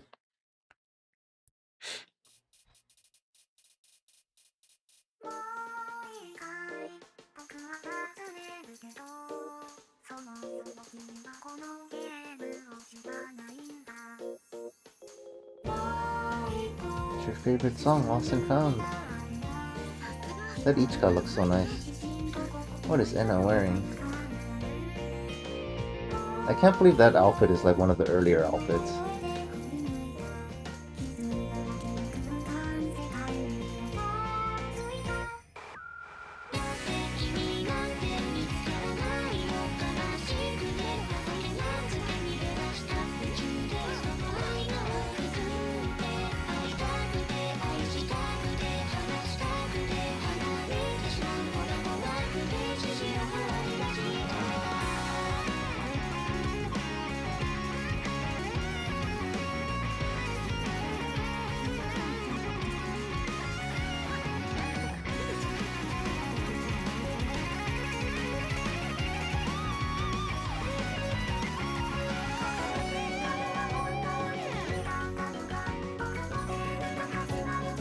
I feel like that outfit is being an earlier outfit. It's like it feels way more revealing than modern outfits. Like we don't even really get swimsuit outfits anymore, you know?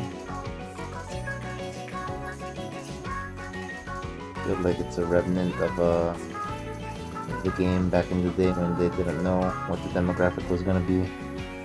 And now the game is just like way more PG.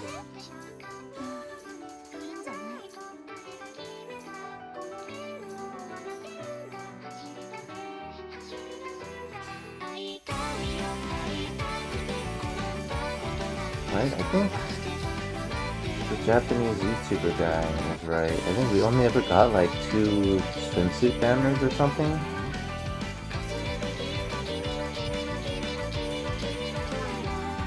Like the guys don't even have like a topless outfit. Do they even have like a open chest jacket outfit for guys? Is that even a thing?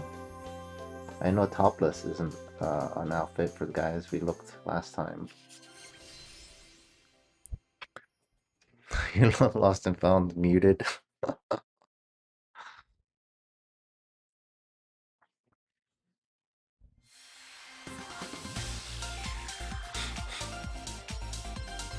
Okay, they do have it. Okay.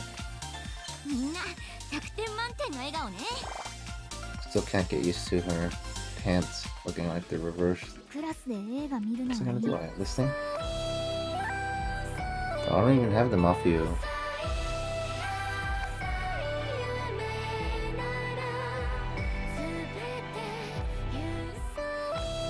I've always played this as Miku. Hold on. You're saying you like the Mafia one?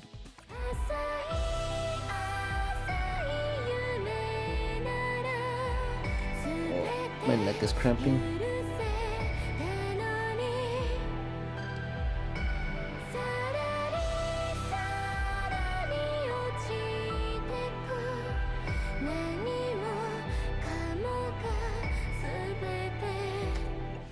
I don't know, I think I've always only played this song as Miku. And we'll try the Sekai version. Kanade sounds nice.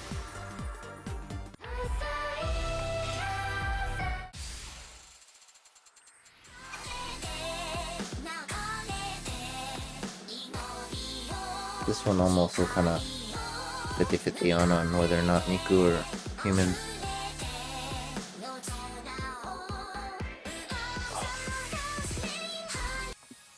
Very early on, they were definitely trying to copy Bandori. Mafu's 3-star untrained focus random NPC butt. Always catch you on the guard. It's only their lower torso, just bottom. Yeah, what the heck?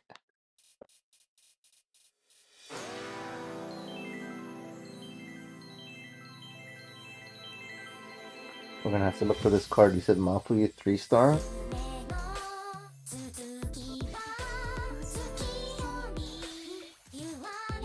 Yeah, I don't think anybody expected this game to be just like demographic as a bunch of kids.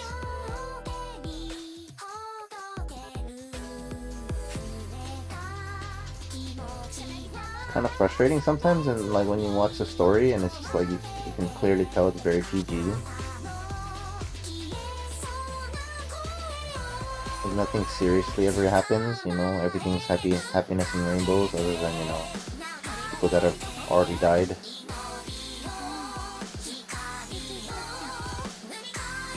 I feel like nobody's ever gonna die in the future in this game.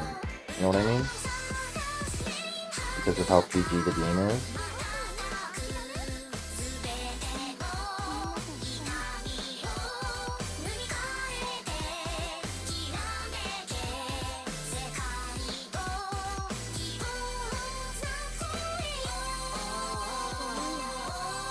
I think all the characters that have died have already died. Or that will die have already died.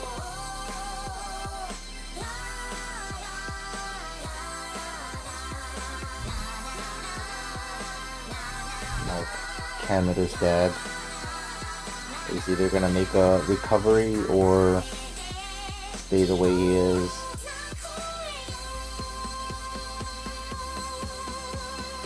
Her mom is already dead.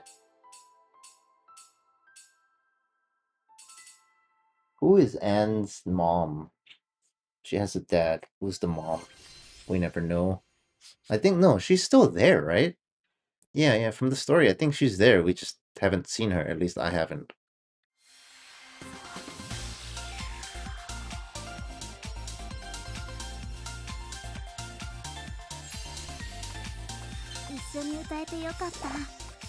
The story is definitely very sunshine and rainbows all around. Everybody is achieving their dreams, except for Mafu, who's just suffering the whole time. We need Sakaki. Who's Sakaki? Do I know Sakaki?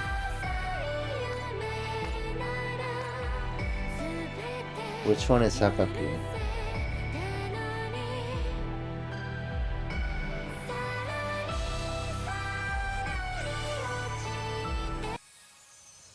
Mafu is getting better now, kinda, sort of, maybe.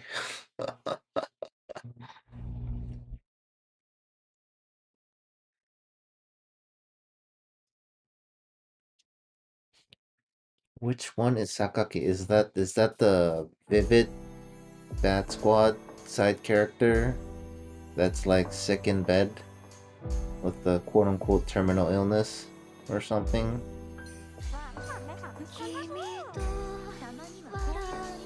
That's the best I guess I got.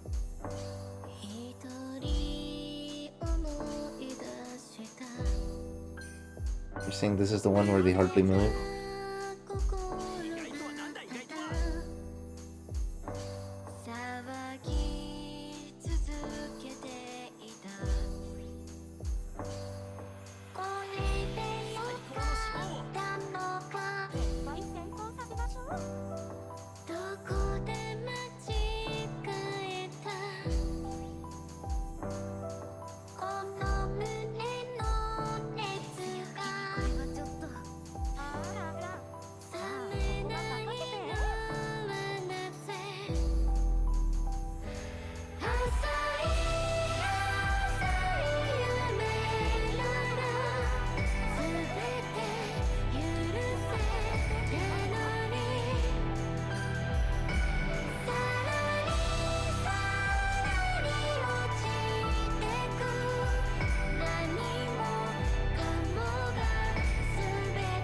Standing in a circle.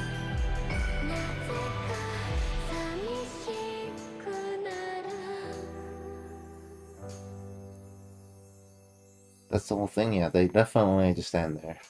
I want to say Phony, they also stand there. Did they dance in Phony? Alright, I wasn't too impressed with the vocals for this one. I'm gonna switch it back to Miku. Sakaki is like the famous director. Is it for which for Wonder Show? Which director? Which unit are we talking about? Sakaki? I'm really bad with names too. So I think ID's chapter will be competitive for this World Link that I'm playing on right now, right? I don't think so. I'm pretty sure ID's pretty down there in terms of popularity. So it should be relatively free. Obviously, don't quote me on that, but I'm pretty sure. I'm pretty sure, like, ID's in, like, the bottom half in terms of popularity. Depends on, it also depends on what tier you're trying to aim for. If you're trying to aim for, like, tier 10k, it's pretty free.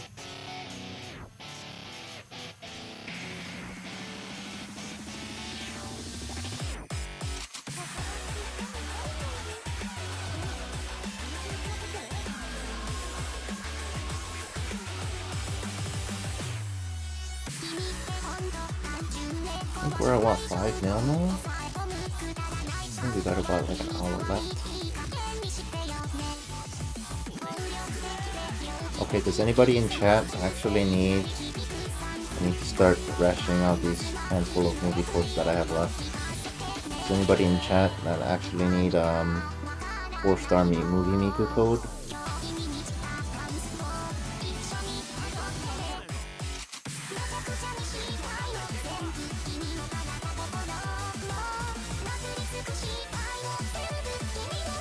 I guess if there's somebody that actually needs it, I'll post it.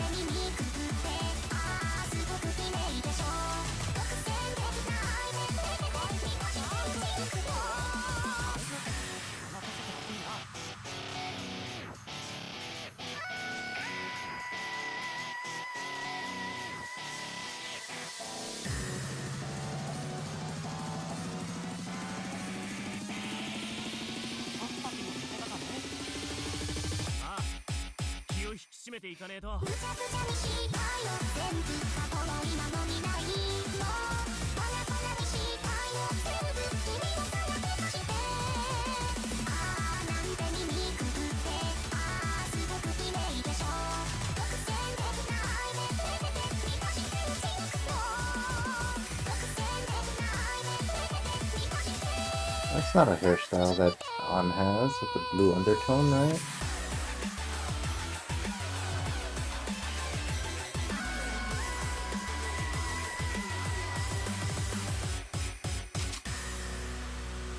I'm not sure which director you're talking about, if it was Wonder Show. It's not the actor guy that's like all buff, right? Tsukasa 7 went downhill? Oh, I don't think I'm at the 7s yet. Yeah, I don't think I'm there yet on the story. Because I think I'm at World Link 2 on Night Court. Because I think shortly, not too long ago, I finished like Mizu 6 or something like that.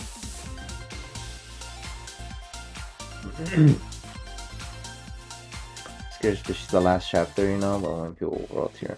Like, yeah, usually the ending is like not too bad. Like, you look at like the most competitive in this thing is Akito.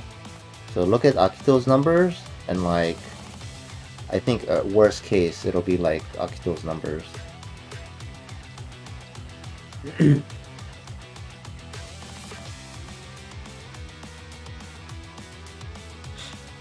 Yeah, I'm just not caught up into that much in the story yet, is the thing. The next chapter I have to read is World Link 2 for Night Court, so I don't think I'm at to that point in the story yet, is what I mean. So I'm not sure if that character, I even know that character yet, question mark? It could be I just forget the name because I'm not good with names. Yeah, just look at Akito, and then like, pretty sure worst case it'll be Akito's numbers.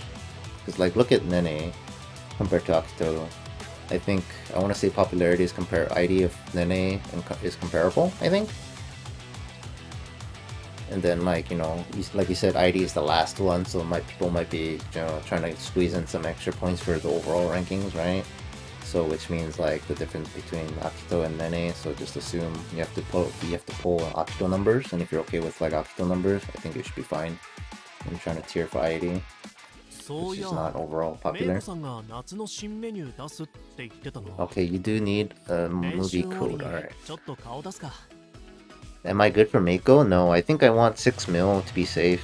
Because like this, right? This is roughly what I want to roughly end the event with near the last couple days. So I'm like a shoe-in for the 10k. But we have like 2 more chapters left. So I think if I get to like 6 mil, we're at like 5 mil right now for Meiko. I think we're safe. Because the last 2 chapters I get 1.5 mil each for 3 mil, 9 mil. And then, you know, I think it ends up totaling to like 12 mil, which should get me under 10k. So we need like 1 million more.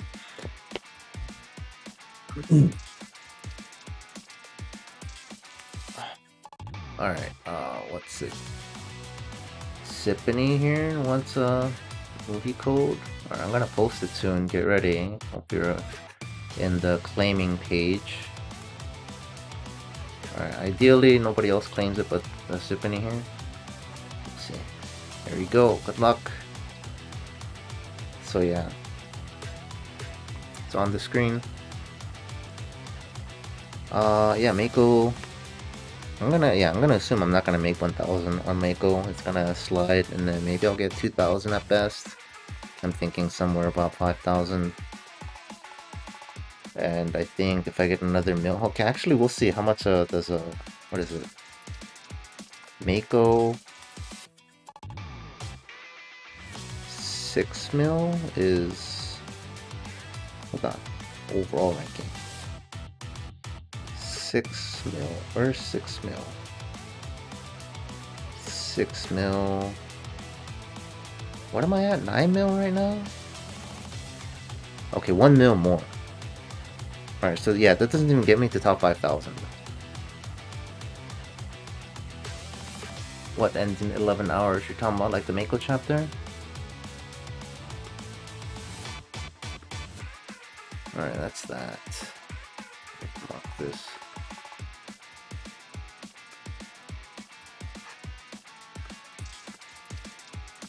You redeemed it, you wouldn't get more because the movie wasn't in my country. Okay, you got it. Alright. Cool, good job, chat. You let the one person that actually needed it redeem it. It worked out. Congrats.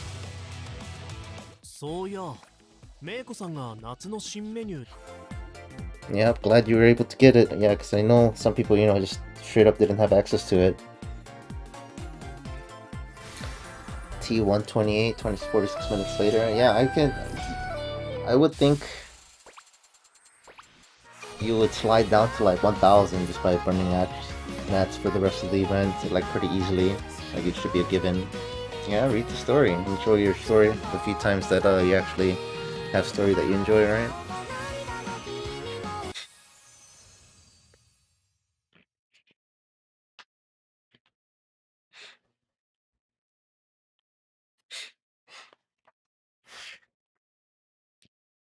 Yeah, no worries. Enjoy your story, man. I'll be here for the next hour or so, I think, is what I have left. Whoa, movie. Yo, can you imagine? Like, playing the song and I get a copyright strike on YouTube for having movie content in the background?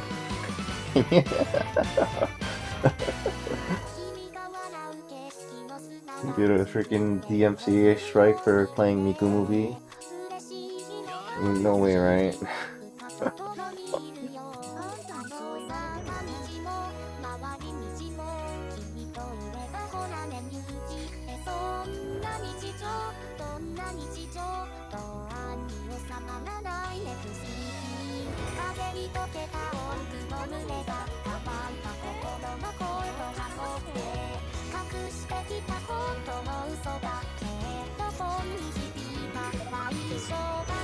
What an apt song to get right as we gave out a movie code.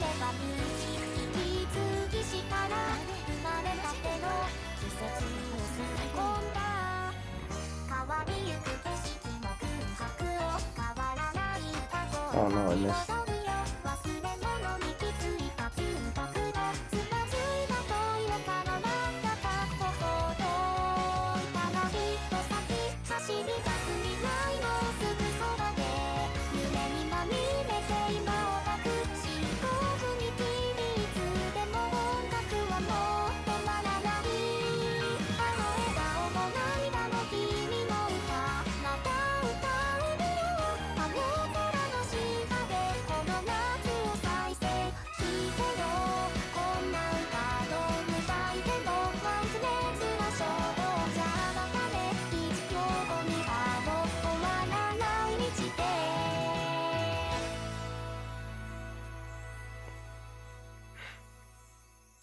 Hey.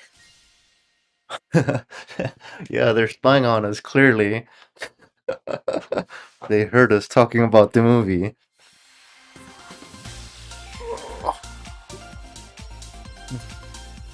So you guys spying on my stream, listening to our conversation.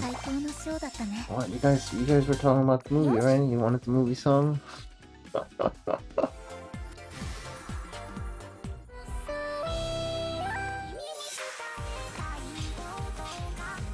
Remember when the movie was released in the US? That's when your dad to take you there. Yeah, the movie was pretty good. Like, how many times is Miku gonna get a movie, like a whole dang movie, right? It finally happened. Never a coincidence. Put on your tinfoil hats, guys.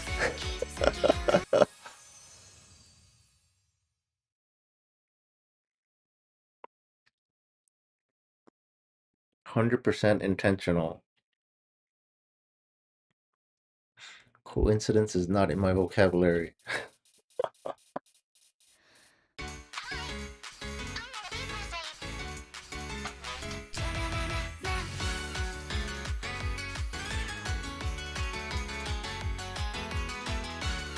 You can finally answer, what anime is Miku from? She's that character from the Proseka movie. The Colorful Stage movie. Hey, what is the title of the movie in English? Is it just the Miku who can't sing?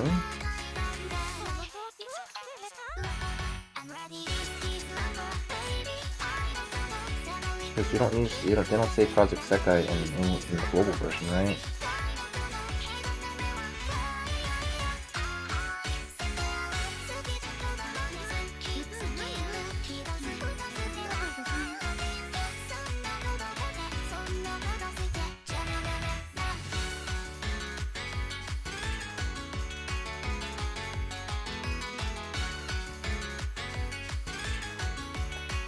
That Miku can't sing, Colorful Stage.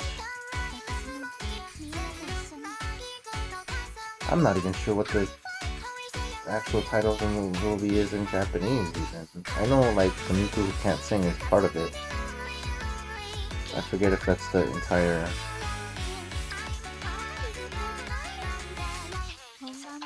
title of the movie or not.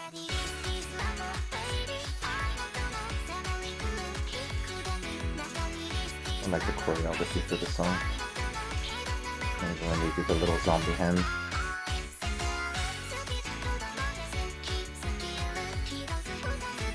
I like the cover art for this, the little eye mask. Yeah, you can see it in the background, the little cover art, album cover art. I really like that album cover art.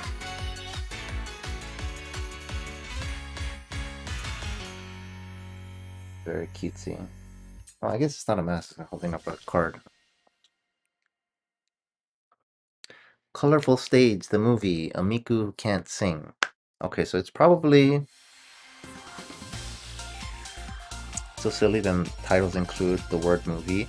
Yeah, I think it's a carryover from Japanese, because a lot of like anime movies have that like moniker as part of the title, because it's like Demon Slayer, the movie, you know, Demon Train or whatever that train thing was, or Demon Slayer, the movie, Infinity Castle. It's to differentiate from, you know, like the TV series, you know? So it's like they just make it part of the title to lessen the ambiguity, I think. So you'll see like the movie or like the movie version in the title for a lot of Japanese anime stuff.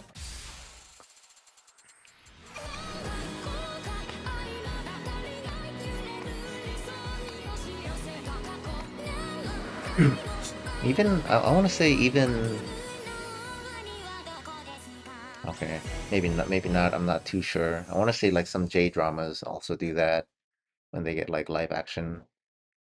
Or like the movie versions of the, you know, dramas. I'm not sure though. I know for sure and for animes it's like that.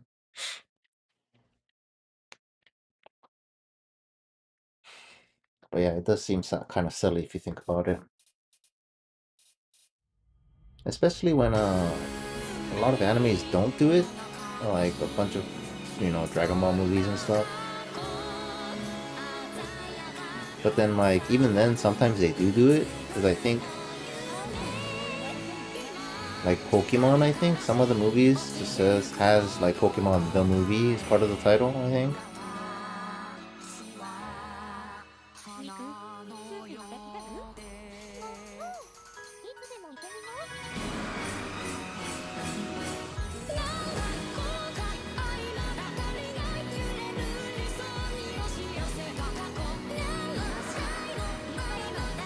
I like the choreography for this song. I don't like the lyrics.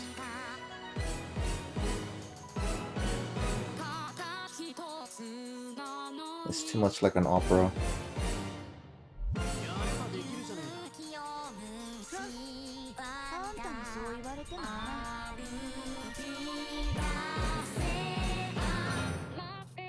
It's like they're not singing, they're talking in rhythm.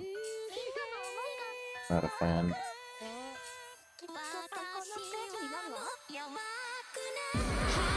But the 3D MV for this is so nice, especially when like that one part where the flag comes out near the end, I think. Oops.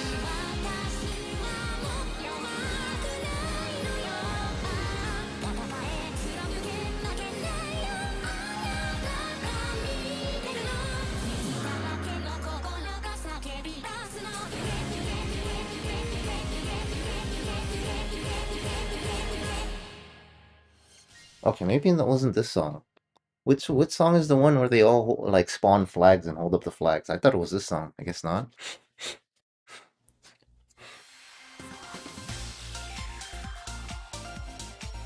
Yeah, it feels more like a conversation, right? I really don't like it. Like, what is it? Like a musical. I really don't like musicals. Is it Save All Challenge?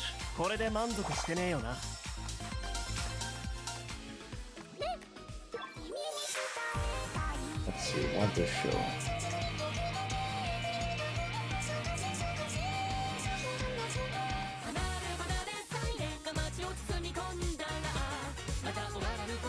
Which part of... Okay, this is the old stuff.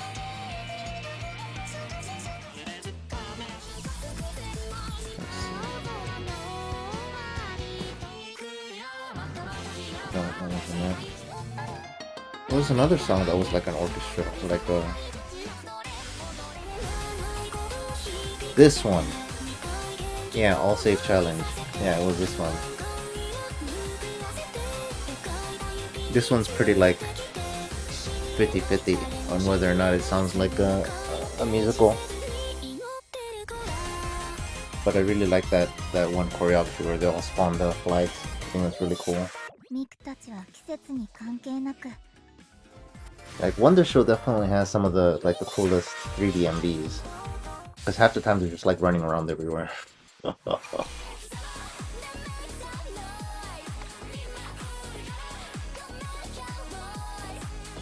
Favorite Emu commission? Was that an Emu commission? Oh yeah, it was, huh? Yeah, it was. I remember when this song first came out, I think I was playing on stream. And I pointed that out. It felt weird that this was an emu song. It had like Tsukasa vibes with the song, but it was an emu song.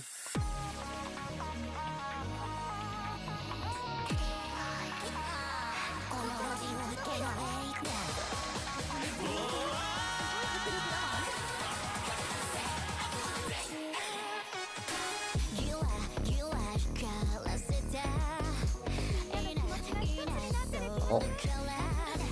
I've been trying to FC playing on vertically on iPad. Could it be me? I'm failing miserably.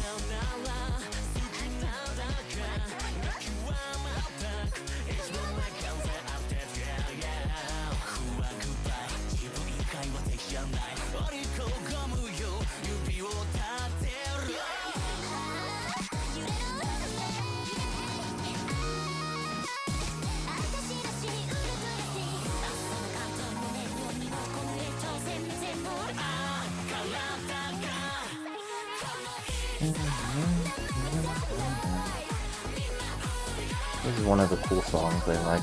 They're vivid. Backspot.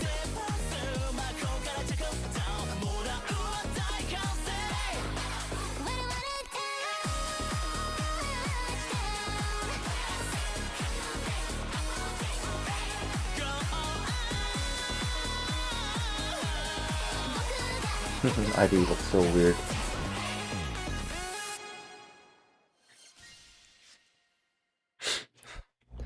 Yo, hello. Welcome to the stream. Good seeing you.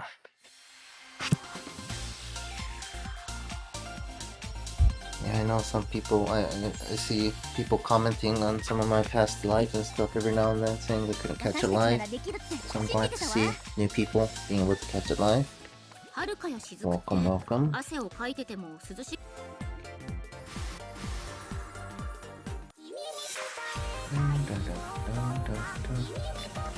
We are about, what, an hour left on the stream, I think, until I hit like 6 mil.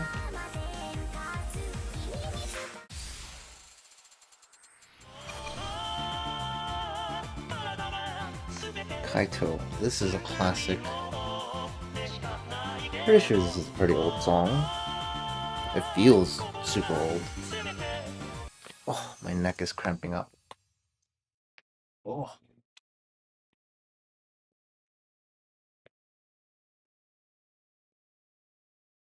Oh. Stretch it out a bit.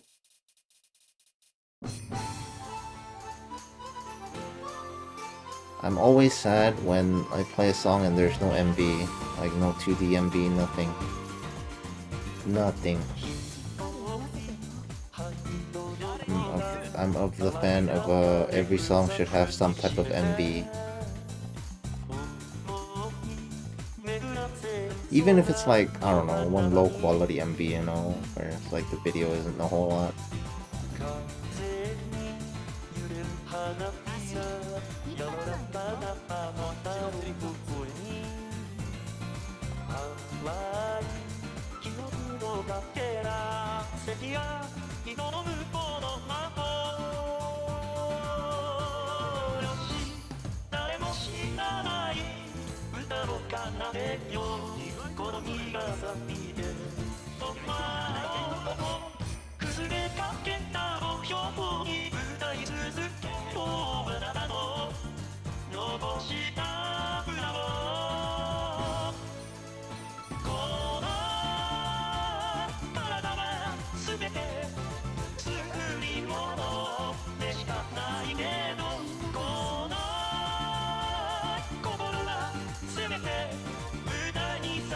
I don't know if I have any favorite Kaito songs.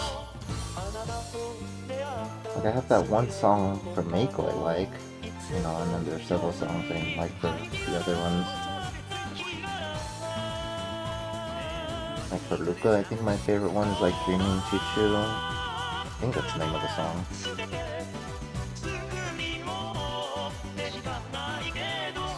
For Rin, I think one of them is like the Sweet Chocolate one, I think. I forget the name of the song. I don't know if I have a favorite Kaito song.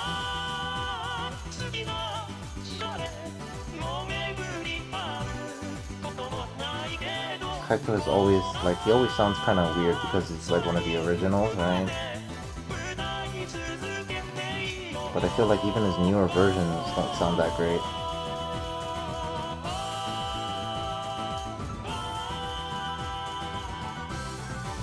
There's gotta be at least like one song I like, but I can't remember any of them because I don't really care.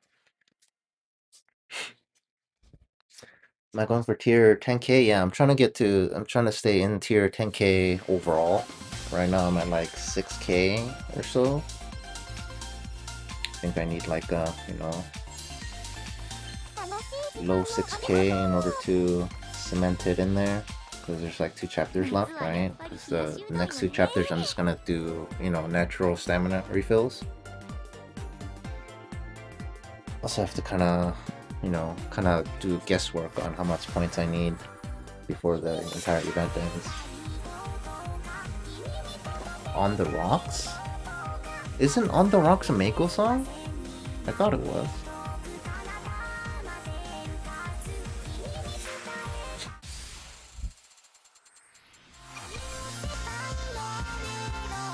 Oh, we're running into a bunch of classics, man.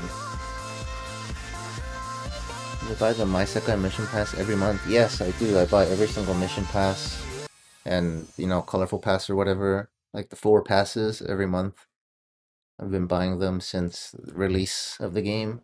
So I definitely spend money on this game. Oh, it's a duet with Meiko and Kaito. Yeah. Yeah, I'm talking like a solo Kaito song. Maybe Atta Kaito? I don't know what that translates into.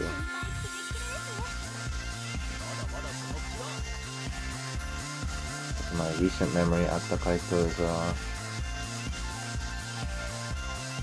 decent song. I don't know if I would call it like me liking the song. Like for most Meiko songs, I don't really care for them, but like Kowase Kowase in particular, I like the song. And like actually just unironically like the song regardless of it being, Meiko.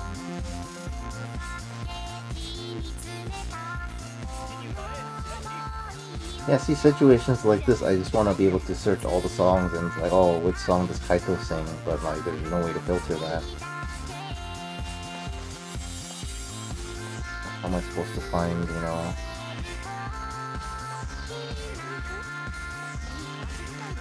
Best I can do is filter by virtual singers only and then look for Kaito only songs or something. I need a better filter. It's literally already there with the what do you call it? The cover shop and stuff and the song shop.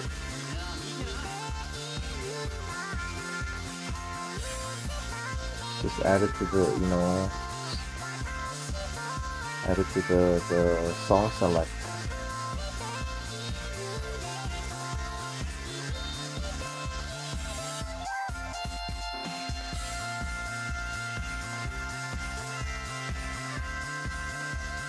And this is such a nostalgic song. It's so old, like Freely Tomorrow earlier, he said it was a 2011 song, right? You want to be rich like me one day? Just watch your spending. Save up money and, don't buy things you don't need. That's how I go about it. I spend relatively very little money, on my day-to-day. I don't buy Starbucks every day, I don't go out and eat every day.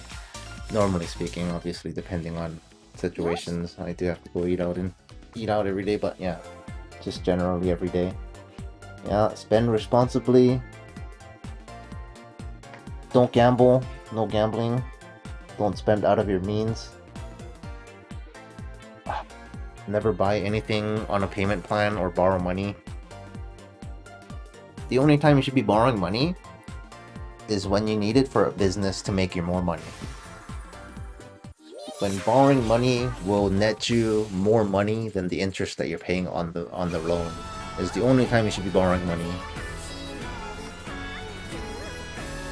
Any other time you borrow money, you're negging, you're losing.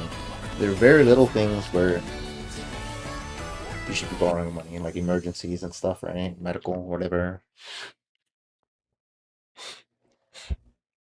99% of things you don't need to be borrowing money. If you need to borrow money to buy it, you can't afford it, so you shouldn't be buying it. Unless, like I said, it's like an essential, like medical. Yeah, it's like very little things. Like if you think about it, like day-to-day life, right? What do you need to buy that you need to borrow money for? Even appliances and stuff, you can buy cheaper versions, you know, get some like used ones for dirt cheap off of like, you know, resale market, right? Furniture, same thing. Smartphones even. You can buy like old flagships for 50% or more off just by going back 1 or 2 years, right? Even iPhones are getting cheap nowadays for older iPhones. If it's like 1 or 2 years old, it's like easily 50% off. And then food, you should be like buying food in bulk / cooking at home. Save a ton of money there. Eating out is a trap. Oh my god, how am I supposed to mess that up? I don't even know how to hit those notes. What is this?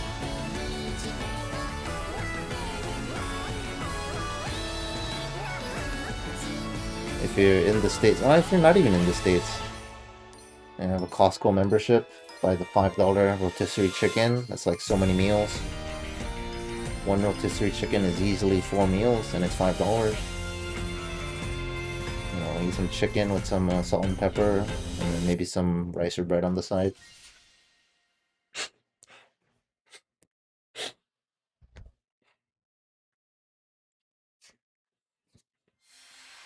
Yeah, I am able to spend a lot on this game is because I have very little expenses elsewhere.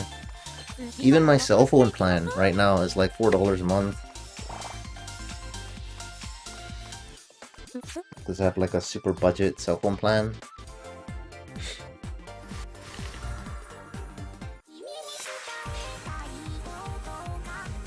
I have rice and fine. Maybe tortillas and eggs. Yeah, eggs is like so cheap for the amount of like nutrition that you get. It's crazy. And then for carbs, you know, bread, rice is good. Make sure you take your, you know, I'll try to find that. Make sure you take your take your vitamins. If you're trying to eat too frugal, you're probably lacking in some vitamins. Take your go to Costco, buy yourself a giant multivitamin. Bought a giant vitamin thing the other day to take with me to Japan. Because I feel so malnourished when I'm in Japan.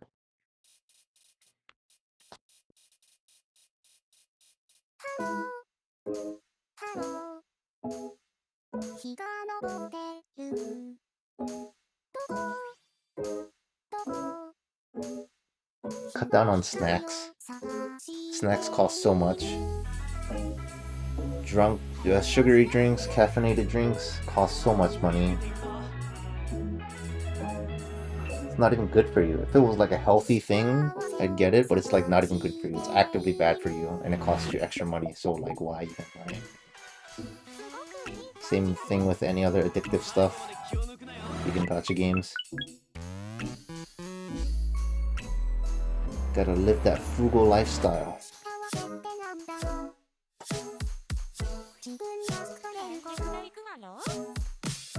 Nowadays, I don't even buy like physical goods anymore. It's another one of the reasons I spend money on this game is because I just kind of stopped buying Miku stuff for the most part. Like all the collectible stuff. It's like, what am I gonna use it for? It just looks pretty on my desk. Doesn't really, you know, do much. So the only Miku stuff that I buy is just like physically useful stuff that I'm gonna use immediately. Anything that I stopped buying just stuff in general, not even Miku stuff. Anything that I'm not planning to use immediately, I just don't buy anymore.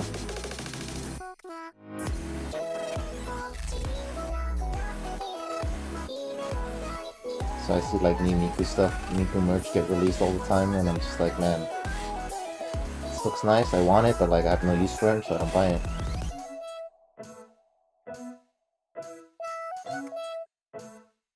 if you generally spend, you know, a bunch of stuff here and there, one of the biggest issues that people have with spending is just like, oh, it's only $1, oh, it's only $2, oh, it's like only $5, whatever. It's like, all right, you add all those up. If you ever actually like budget, this is like what like kind of like clicked for me way back then, like many years ago.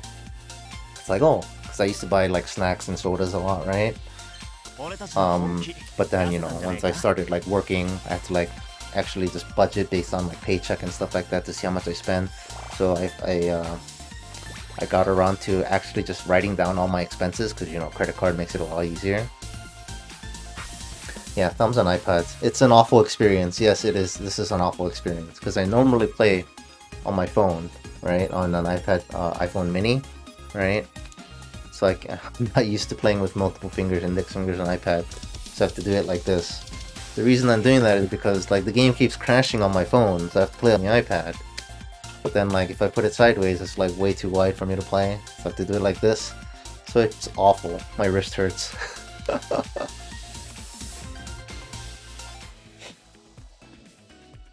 遥かや雫って汗をかいてても涼しげに見えるのよね。 So anyways, where was I? 爽やかさは真似できないわ。 So yeah, I started like writing down all my expenses. And then like I did like budgets for several months in a row, and then I added up all my spending, like all the credit card flex, and then I realized like all the little stuff that I'm buying. Like it's like, oh, $2 soda here, like a $3, you know, snack here, there, and this little, like I added all the stuff. And I was spending hundreds of dollars like all per month on like snacks and stuff I didn't really need, like drinks, like, you know, boba shop teas, soda here, snack chips there, right? I was like, holy, that's so much per month. So I just basically kind of stopped, you know? It's like you add all that up, you know? I recommend if you want to try and save money, try like logging all your expenses, open a Google spreadsheet, date everything, add it all up, and see how much you're actually spending. Like a lot of people think it's like, oh, I'm not spending that much, but then you actually like write it down and add it all up, it's a lot. It's more than you think it is. I know some people will be like, oh, I get a Starbucks every morning or whatever. I'm just like, all I can see is like Starbucks every day, 5 times a day, every week. So it's like, even if you be generous and say $5 a cup, that's $25 a week, right? And then over a course of a month, that's $100, man, per month. That's a ridiculous amount of money to spend on coffee every day. If you actually want coffee every day, just make some cup of coffee at home that costs mere cents, you know? Just boil some water, get some instant coffee. You can make that $100 a month coffee at Starbucks into, like, I don't know, $5 to $20 or something, depending.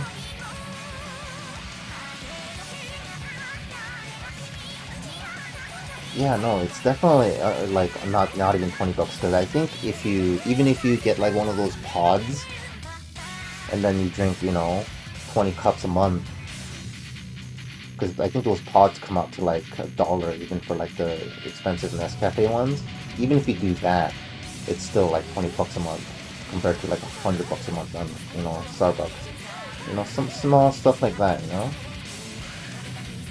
You pay a ton for convenience when you're out and about. It's like I never really realized until like I said, I added it all up and then realized how much extra I'm paying. I'm just like, man, it's not worth it. So anytime I buy stuff, I'm just like, do I really need this? Can I just not? Even when I want like a snack or whatever, right?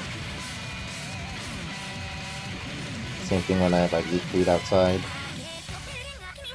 I always try to get like, depending on where I'm going, obviously. I'll see if they have coupons or whatever.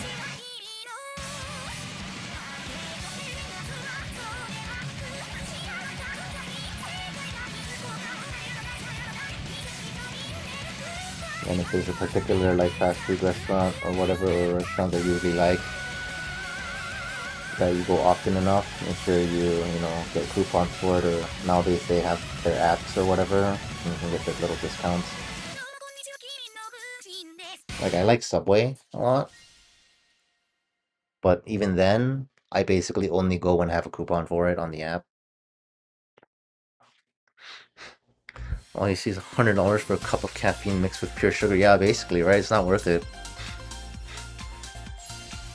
DIY is something that helps save money. Yeah, it's like that includes, you know, making your own food, prepping your own food.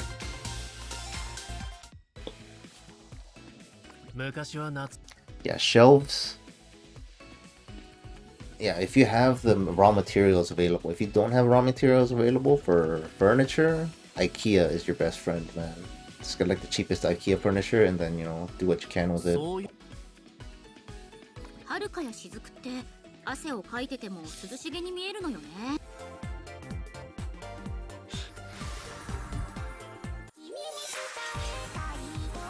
Vertical iPad pane.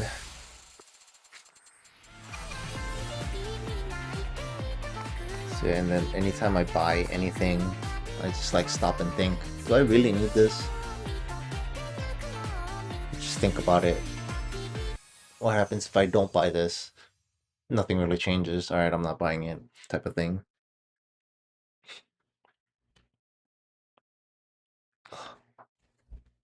Your camera destroyer one. Loves boxes.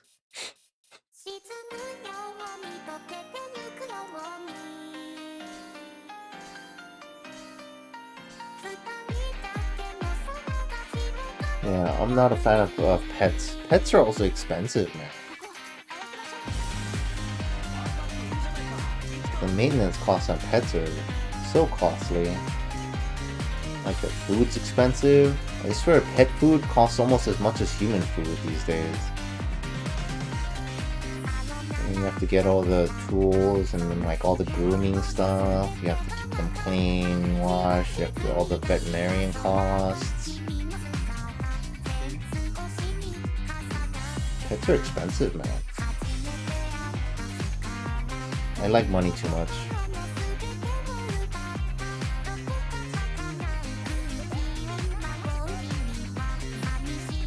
My number one Oshi is the US dollar. I like money too much. I live my frugal lifestyle. $1.50 Costco hot dog. My meal for the day.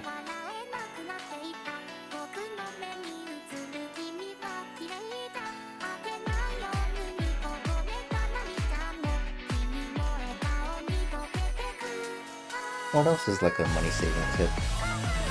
Buy stuff in bulk, I guess, but like you can buy the stuff that you need.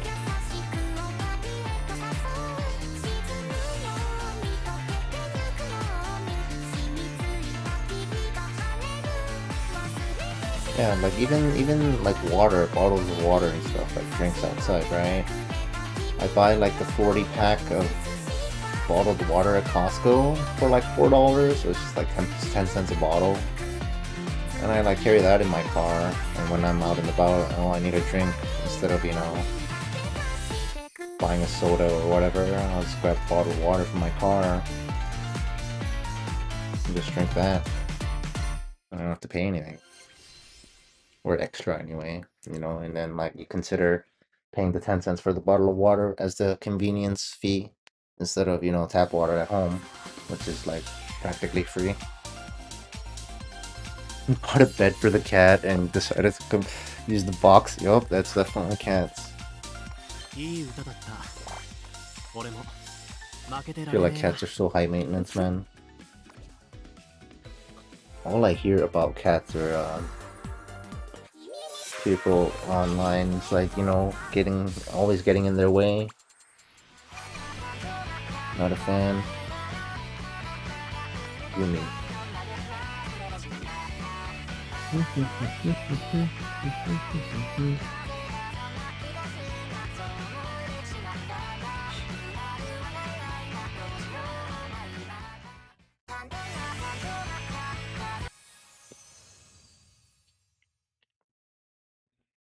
Are we at 5.5 mil? Are we almost there? We got like 30 minutes left, maybe? I think we're at 5 mil. Or 5.5.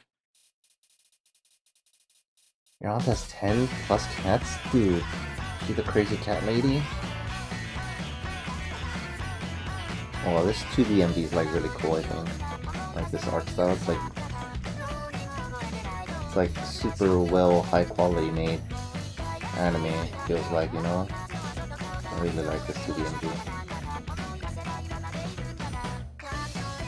I think it's like new too, relatively speaking, because the song is really old. I don't know when this 2D MV was made. But it looks so high quality. Must have cost a pretty penny to make this 2D MV. They could probably afford it with how much money they made off of this song, honestly. The song is so popular. Oh, it's Miku. Wait, is it Miku or is that Gumi? Can't tell. Wait, so this is a Gumi song. No, that's Gumi. Oh, no.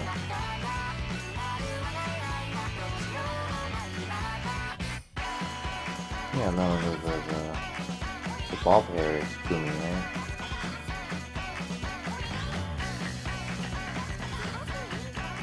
But I don't even remember what Gumi looked like. Yeah, that's Miku, right? Yeah, that's Ren.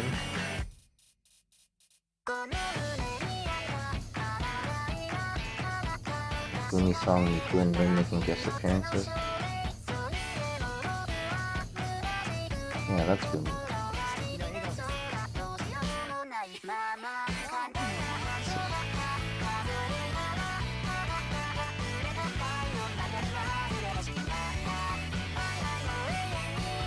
So much budget for this song's 2D MV. It's crazy.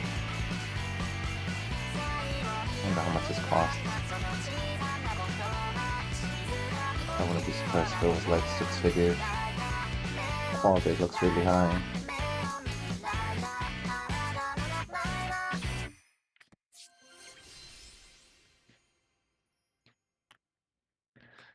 Probably more. Jesus, I don't know how people keep that many pets around, man. Used to get rid of rats and other stuff. You know, cats don't even actually kill the rats. They just hunt them for the sport, and then they give it to their owners as like proof or whatever. They don't actually kill the rats or eat them.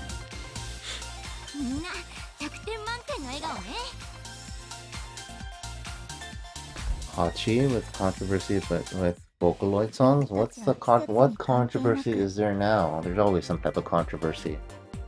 Sometimes it's overblown. What is the Hachi controversy? Obviously not controversy enough to be removed from the game like that one other guy did. We got 2 songs deleted from the game because of that one controversy from the producer.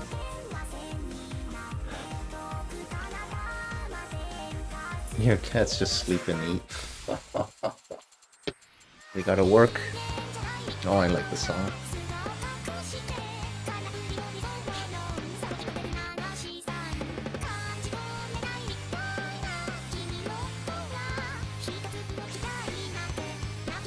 I want to say I'm allergic to something in this energy drink. Ginseng or something, maybe. Gotta take my allergy medication.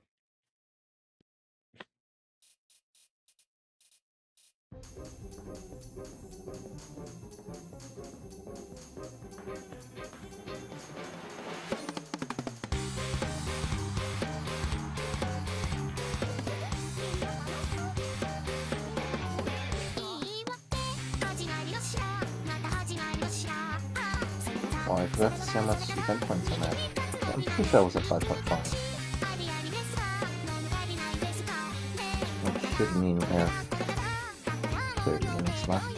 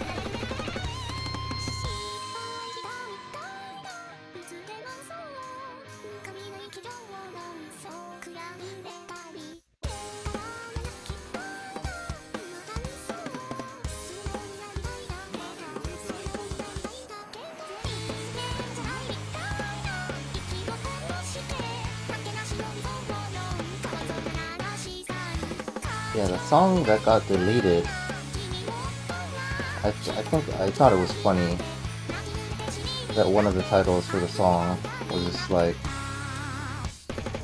what is it? What's the translation? Like, what is the ending that you're looking for? Something like that. I think that was the title of the song.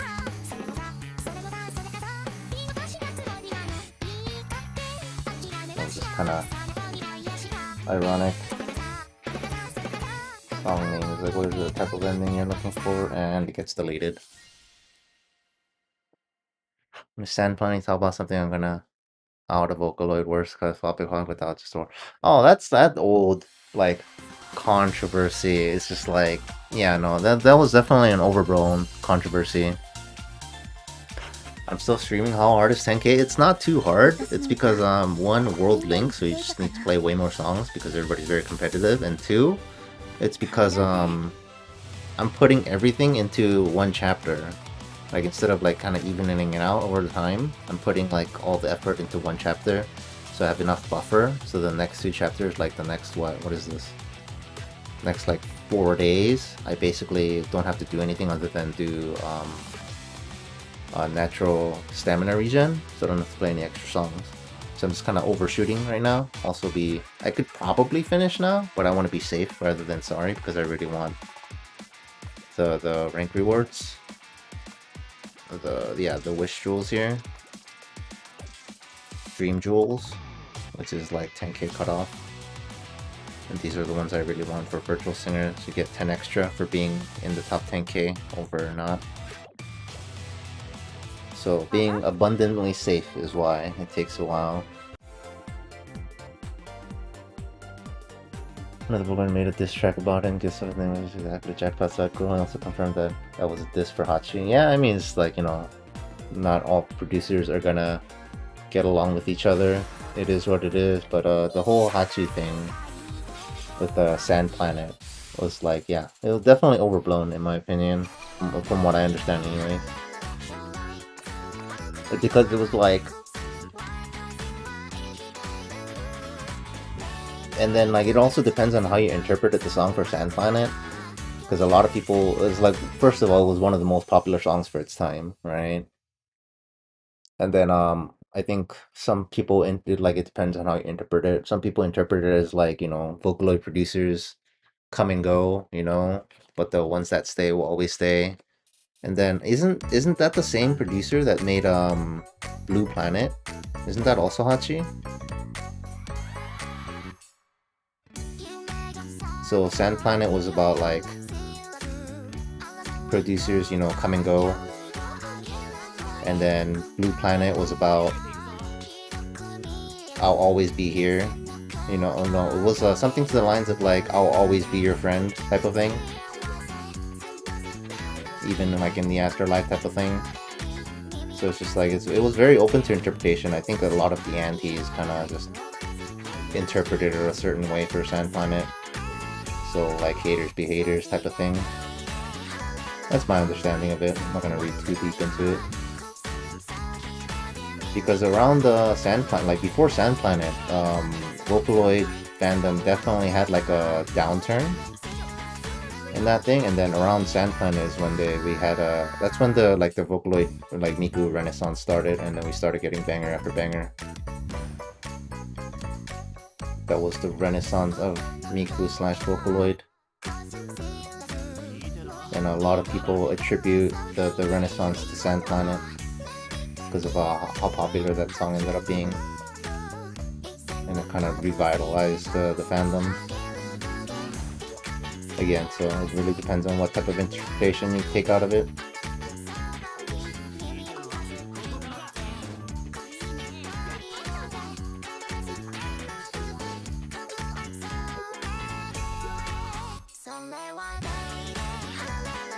Because it is a fact that some producers left the Vocaloid sphere. The famous of being, Supercell? Supercell like publicly stated that like he doesn't like the Vocaloid community, so he kind of left it basically. But even him like made new songs for Vocaloid, or like did remixes for Vocaloid in like the anniversary of Melt and stuff. And then what do you call it? I guess he didn't do direct Vocaloid. There was one song, I forget which one it was, but he's definitely one of the ones. And then homages for, they did covers in the Galactic, the Kaguya Hime movie, right?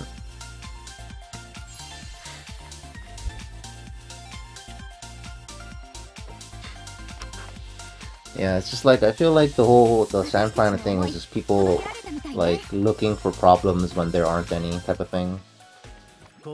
They're just like creating drama when there isn't any. Was Blue Planet Deco? I don't remember. Yeah.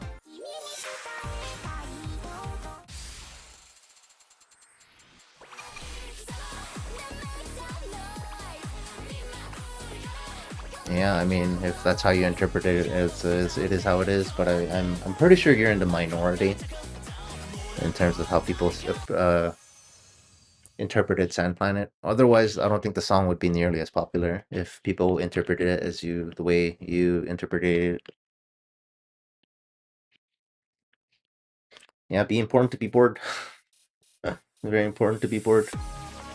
Just think about it more.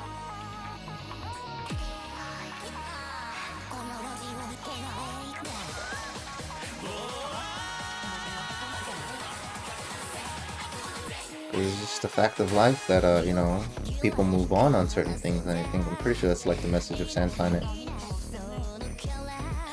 Some people move on, some people stay, you know.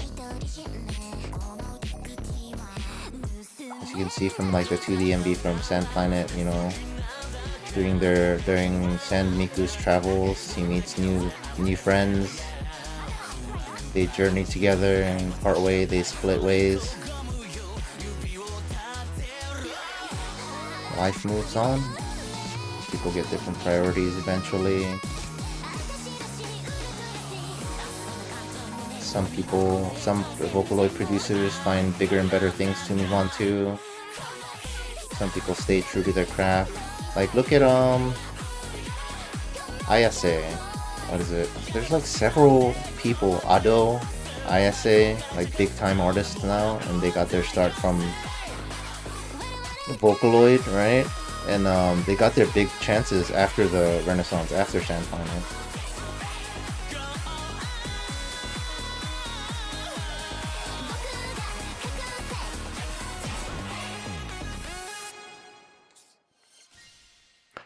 Better example is interpretation of Romance in the Left from Lyrical, because nobody knows what the song really means and people just got their own interpretation. Yeah, I mean, most Vocaloid songs are kind of like that. It's like, it's kind of open to interpretation on what it means, and a lot of them are just kind of like, you know, depressing lyrics. This is why I don't pay attention. This is why I don't pay attention to lyrics in songs, because a lot of the times it's just like, if you interpret it, it's like kind of depressing. So I just ignore lyrics for the most part, regardless of language.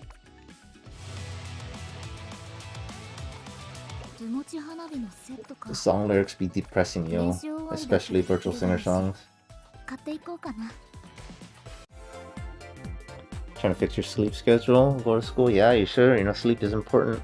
Get your sleep schedule. As somebody that has a messed up sleep schedule, having a consistent sleep schedule is very important. Get your sleep. Good night. Thank you for watching.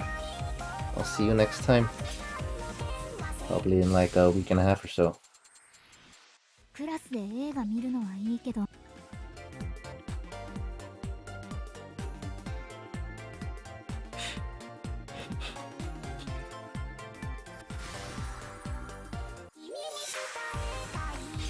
You were shocked when you discovered Vampire from Peconina was a cute song? Yeah, let me tell you about, you know, Vocaloid, Miku songs, Vocaloid songs in general.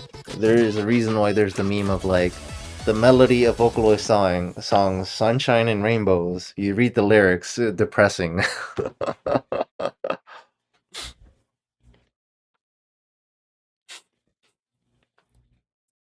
Yeah, especially in more recent times, Deco songs are very like creepy, menhera, like crazy / sexual in nature. So it's just like, yeah. But they sound very Sunshine and Rainbows. That's like his MO at this point. Like Hibana and stuff.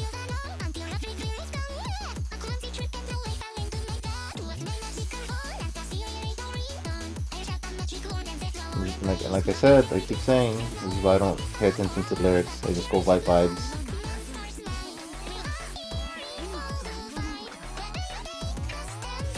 Like, look at Mesmerizer, one of the more popular songs in recent times.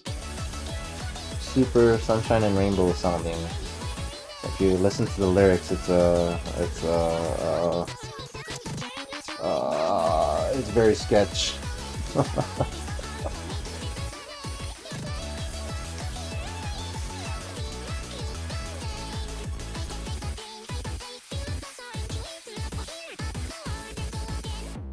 Another song that's like a very direct way with its lyrics, not very open for interpretation, is Happiness Committee, one of my favorite songs. But the lyrics, bro, very creepy lyrics.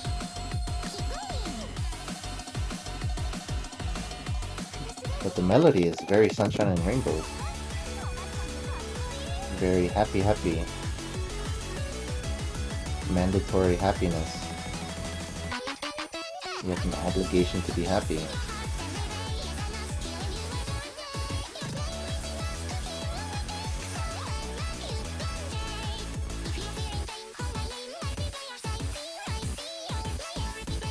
Another one is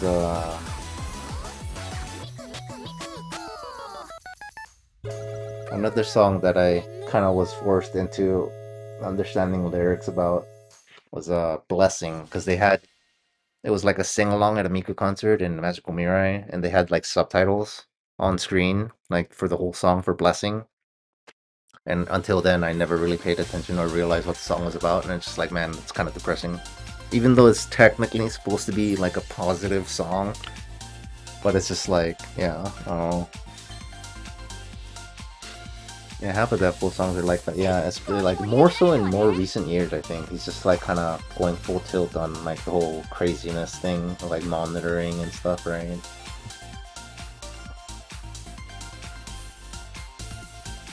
Mesmerizer is just like blue pill, red pill type of thing. Yeah, it's just like, you know, it kind of, you know, puts everything into question on whether or not it's like that. Yeah, blue pill, red pill. It's a really good way to put it. Yeah, they're talking about like the blue pill, red pill.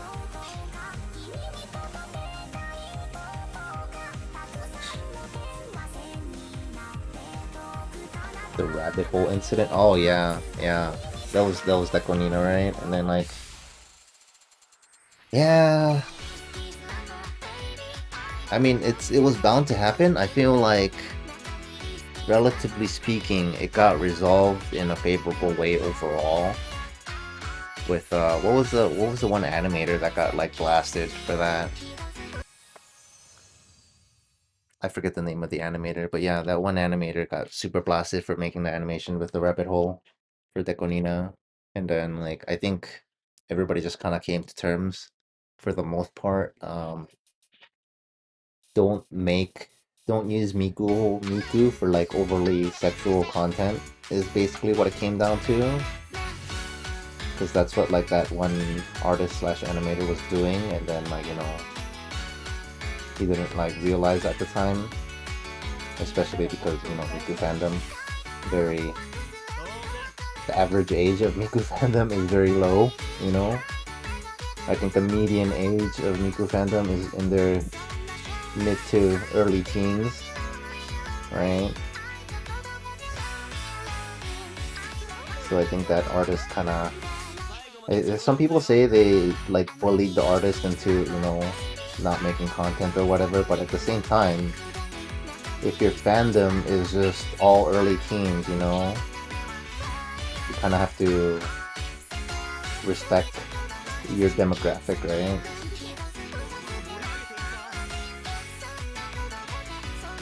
Like, look at this game. Like, we were just talking earlier about Proseka, the story being very PG, right? Compared to, you know, at the very start of the game. The start of the game was way more, I want to say, depressing. It was like, it had more serious undertones. But like now in the newer content, when I think even the developers didn't realize how young the core demographic of the game is, or the Vocaloid fan base. So it's like way PG than it used to be in the first year or two.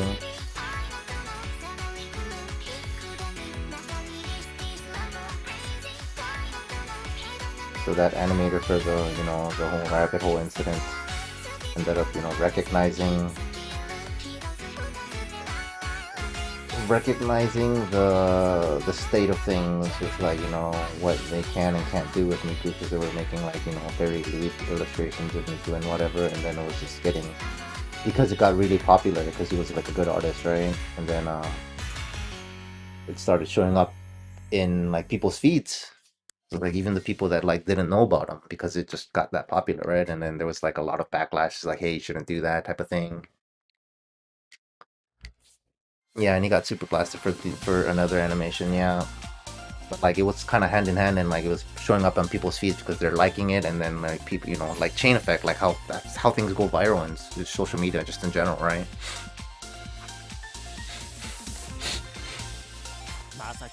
Yeah, most fans are definitely under the Miku. No. Cast Station, there you go.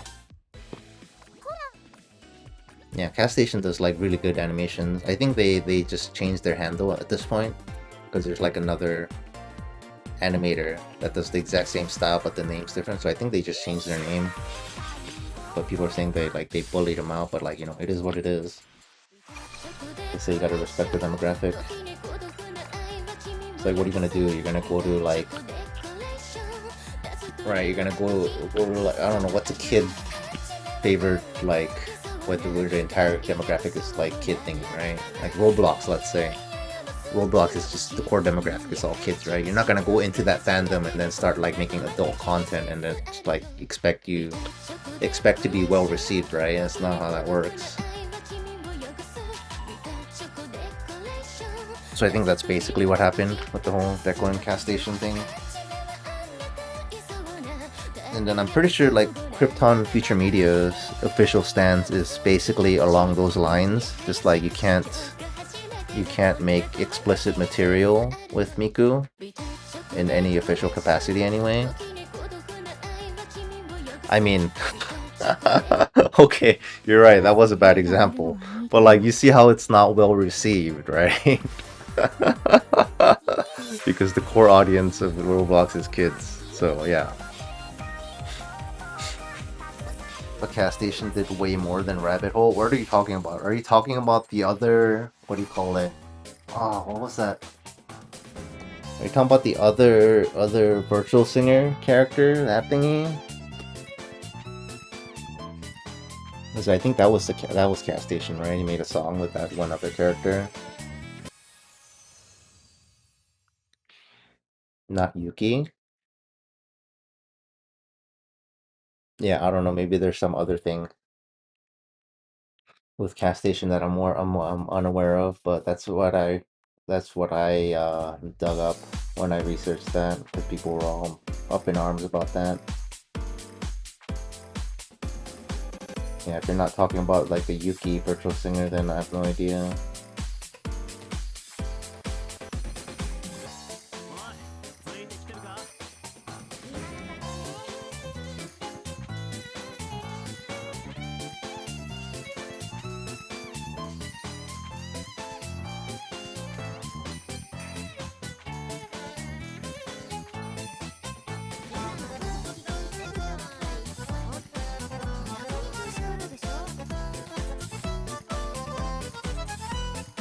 I mean, there's gonna be drama anywhere you want there to be drama, you know?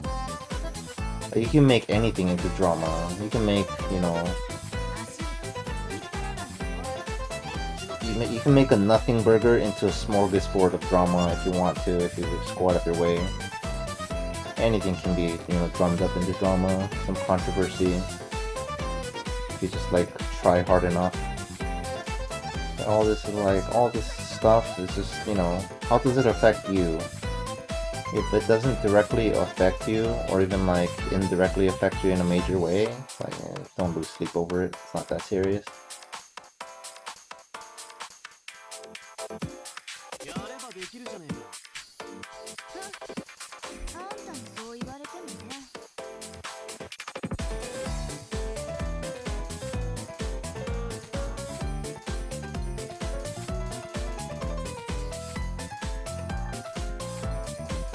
instrumentals. Why not? I'm not a fan of these instrumental songs. Playing Miku rhythm game for Vocaloid tracks. The song has no vocal tracks. Pain.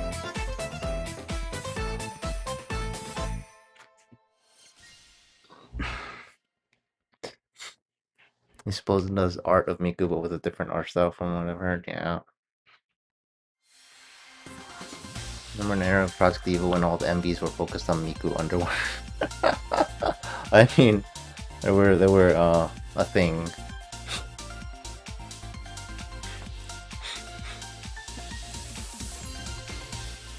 And other characters that aren't adults outside of Vocaloid. I mean, it is what it is.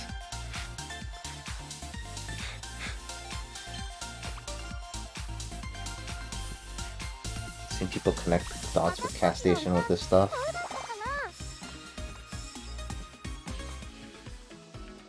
Why is Mizu 5 there? Because some people like the characters. Like, look at me, I'm using Miku. I'm using World Link 2 Miku in this World Link 3 on the non-Miku chapter. 130%. Mizu 5 is a jump scare.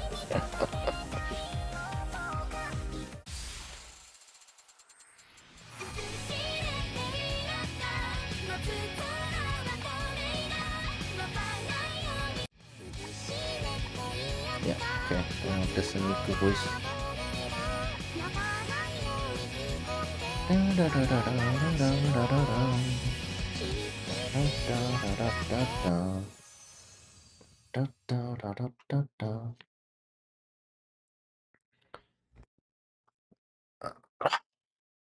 But yeah, moral of the story is, if you look for drama, there's gonna be drama, so don't bother. Save yourself some sanity. I'm not necessarily saying keep your head down, but like, you know, for your own sanity's sake, don't go looking for drama, because if you go look for drama, there will be drama.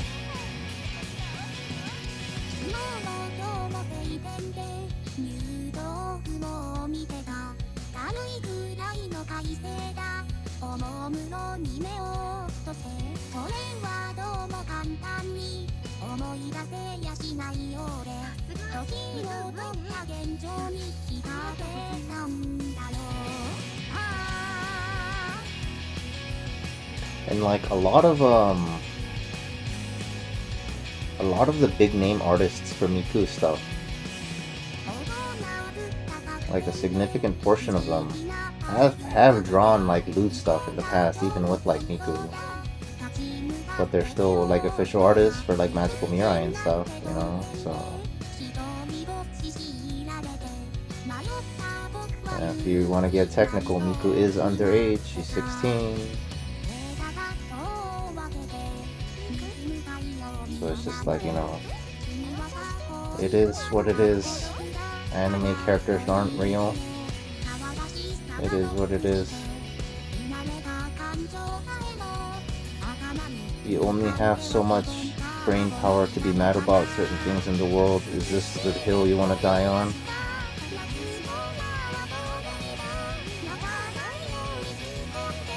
There are better things to be worried and mad about in the world.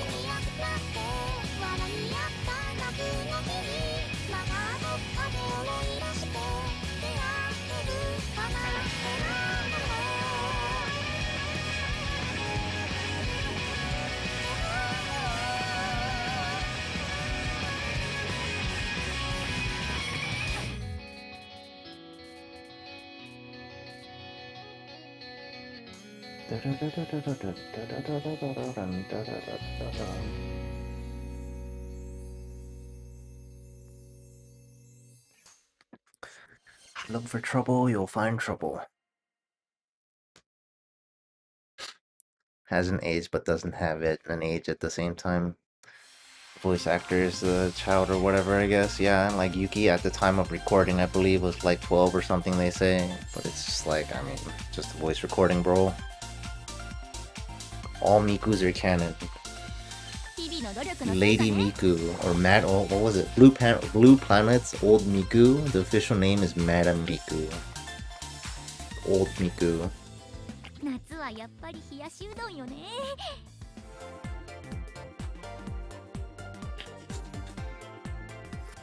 Yeah, I mean, it's just like all the... Teto is 31, I think?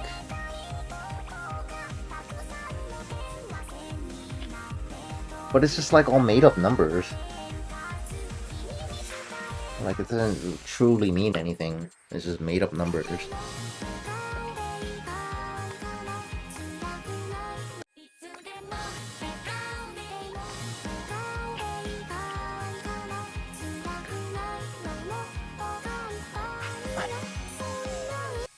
Number generator, press 1, go. Yeah, basically, it is what it is. It's like you got your, what is it?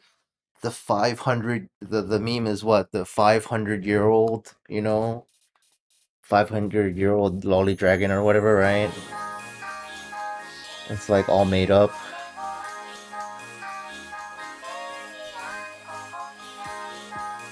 Does that suddenly make it okay? It's just like, right? And there's always nuance to it.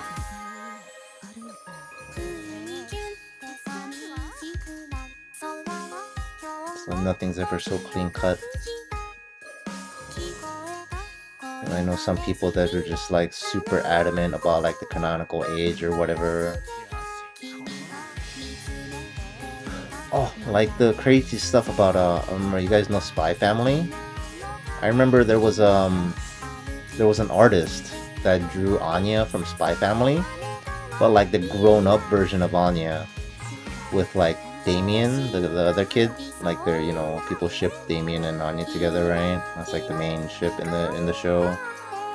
But like they drew the grown-up version of them, like, flirting and kissing or whatever, and they're like, some people were mad at that, saying it's like, oh no, Anya is a kid or whatever, but it's just like they specifically drew like the grown-up versions of the two characters, like, like future what if type of thing, and then people got mad about that. Like, it's just like, huh? It's like, bro, you have better things to be mad about.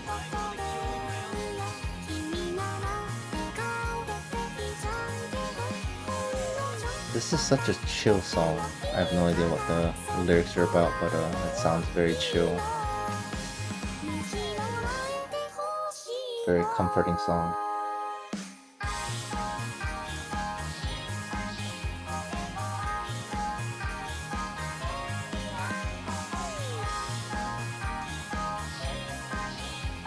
Oh my god, I'm missing so many notes. Da, da, da, da, da.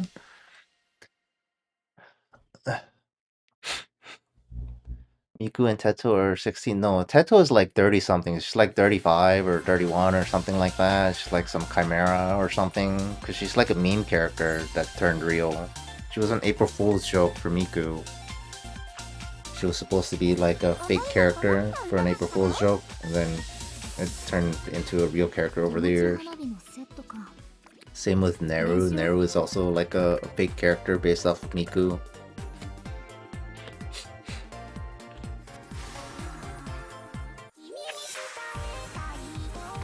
Luca canonically has a car, Meiko drinks, and Kaito just eats ice cream. Fun fact, none of those are canon. Those are all fan canons. The only thing canon about the Vocaloid, the Cryptoloids, are their bio. That's it. Those are the only things that are canon about them. Their age, their measurements, like their height and stuff, and their vocal ranges. Those are literally the only things that are canon about them. Nothing else is canon in the official capacity. Everything else is fan canon. But that's like, that's part of like the Vocaloid Miku-verse, right? Like, quote unquote, everything is canon. But in the official capacity, if by Krypton Feature Media, everything you mentioned is not canon.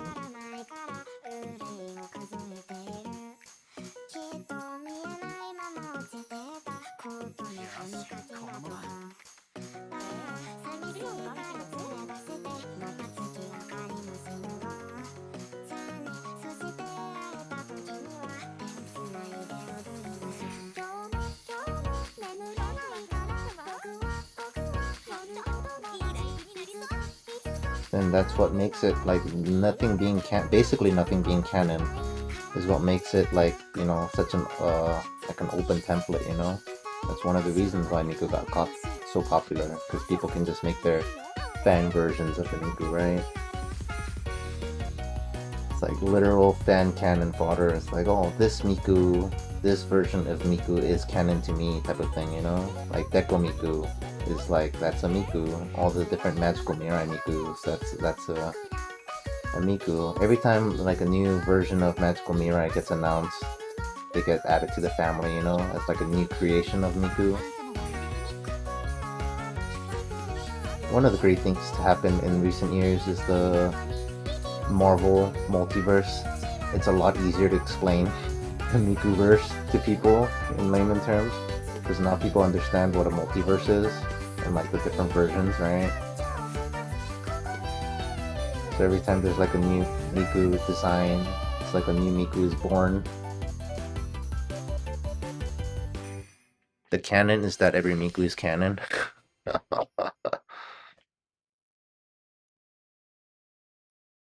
Yeah, Neru is a fanboy, yeah. Teto is really the only one that kind of became like real, other than Mikudayo. Mikudayo is also another one that kind of became like its own real thing. Back when Google tried to kill Miku. Yeah, the unfortunate error of Miku got too popular, so people thought Google's algorithm thought it was bots trying to spam their search engine, so they auto blocked Miku, so Miku wasn't showing up anymore. The day when the time Miku got deleted.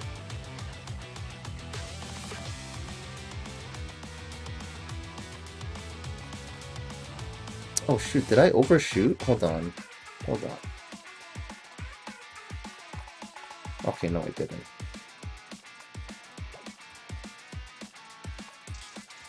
I think, right? Did I overshoot? Oh no, I definitely overshot. Oh no. How did this happen? How did I get... Oh, it's because... Whoops. Yeah, I definitely overshot. Because I was supposed to get 6 million points here, but I forgot that it's not a 1-to-1 with badges, because I was looking at badge count. Whoops. Alright. I definitely overshot. I should have been looking at the event points and not the badge count. I overshot by 1.5 mil on the event points here. Dang. 10, 20. Yeah, about like 30 songs. RIP. The disappearance of Hatsune Miku, and it appeared in a lot of like media, the disappearance, and then now it's just like a part of history.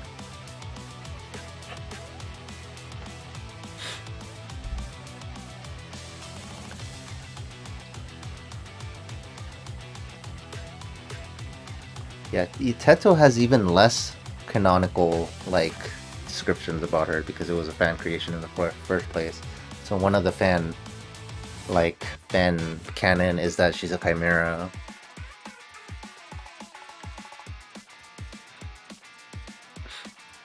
No, I'm definitely not gonna go for 1k. That's not worth it. Dang it. Alright, I wasted, what, 2 hours, I guess? I didn't realize I was overshooting. I was looking at the badge and I forgot, like for World Link in specific, like the badge count and the event point count, there's a discrepancy between the two, because in regular events it's just kind of 1-to-1, like 10-to-1, right?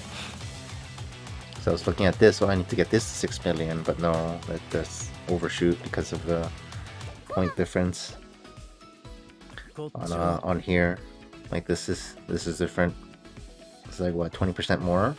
Yeah, that's about how much difference I have between the event points and that. So I'm probably gonna finish, based on this, I'm probably gonna finish like rank 6,000 something or rank 7,000 something. Way over what I intended. I was probably aiming for like 8,000. Oh well, better, you know, extra than not enough. because I've definitely missed, I think, the cutoff for 10k twice so far. I missed it once on like Vivid Bad Squad event focus one time, and then I missed it on More Jump one time. But then I lost out on, like, you know, their respective units, the colored Dream Jewels, so it's like not as bad. So I haven't missed any colorless ones yet, so oh well. Let's see how much stamina potions I have left. Dang, alright, I have 68, so I spent, what, a good 40 to 50, I think, stamina potions. Life boosts. It is what it is. Alright, let's redeem some of this stuff.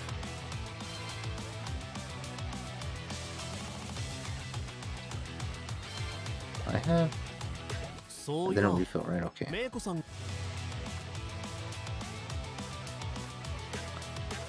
Yep. Alright, we have this. We're shot by a lot. Probably gonna get like rank 2000 on Meiko or something. Well, that means we have a bunch extra for this. At least. Alright, let's see what we can buy out here. Can we just clean this out now? I might be able to just clean this out because we over leveled so much.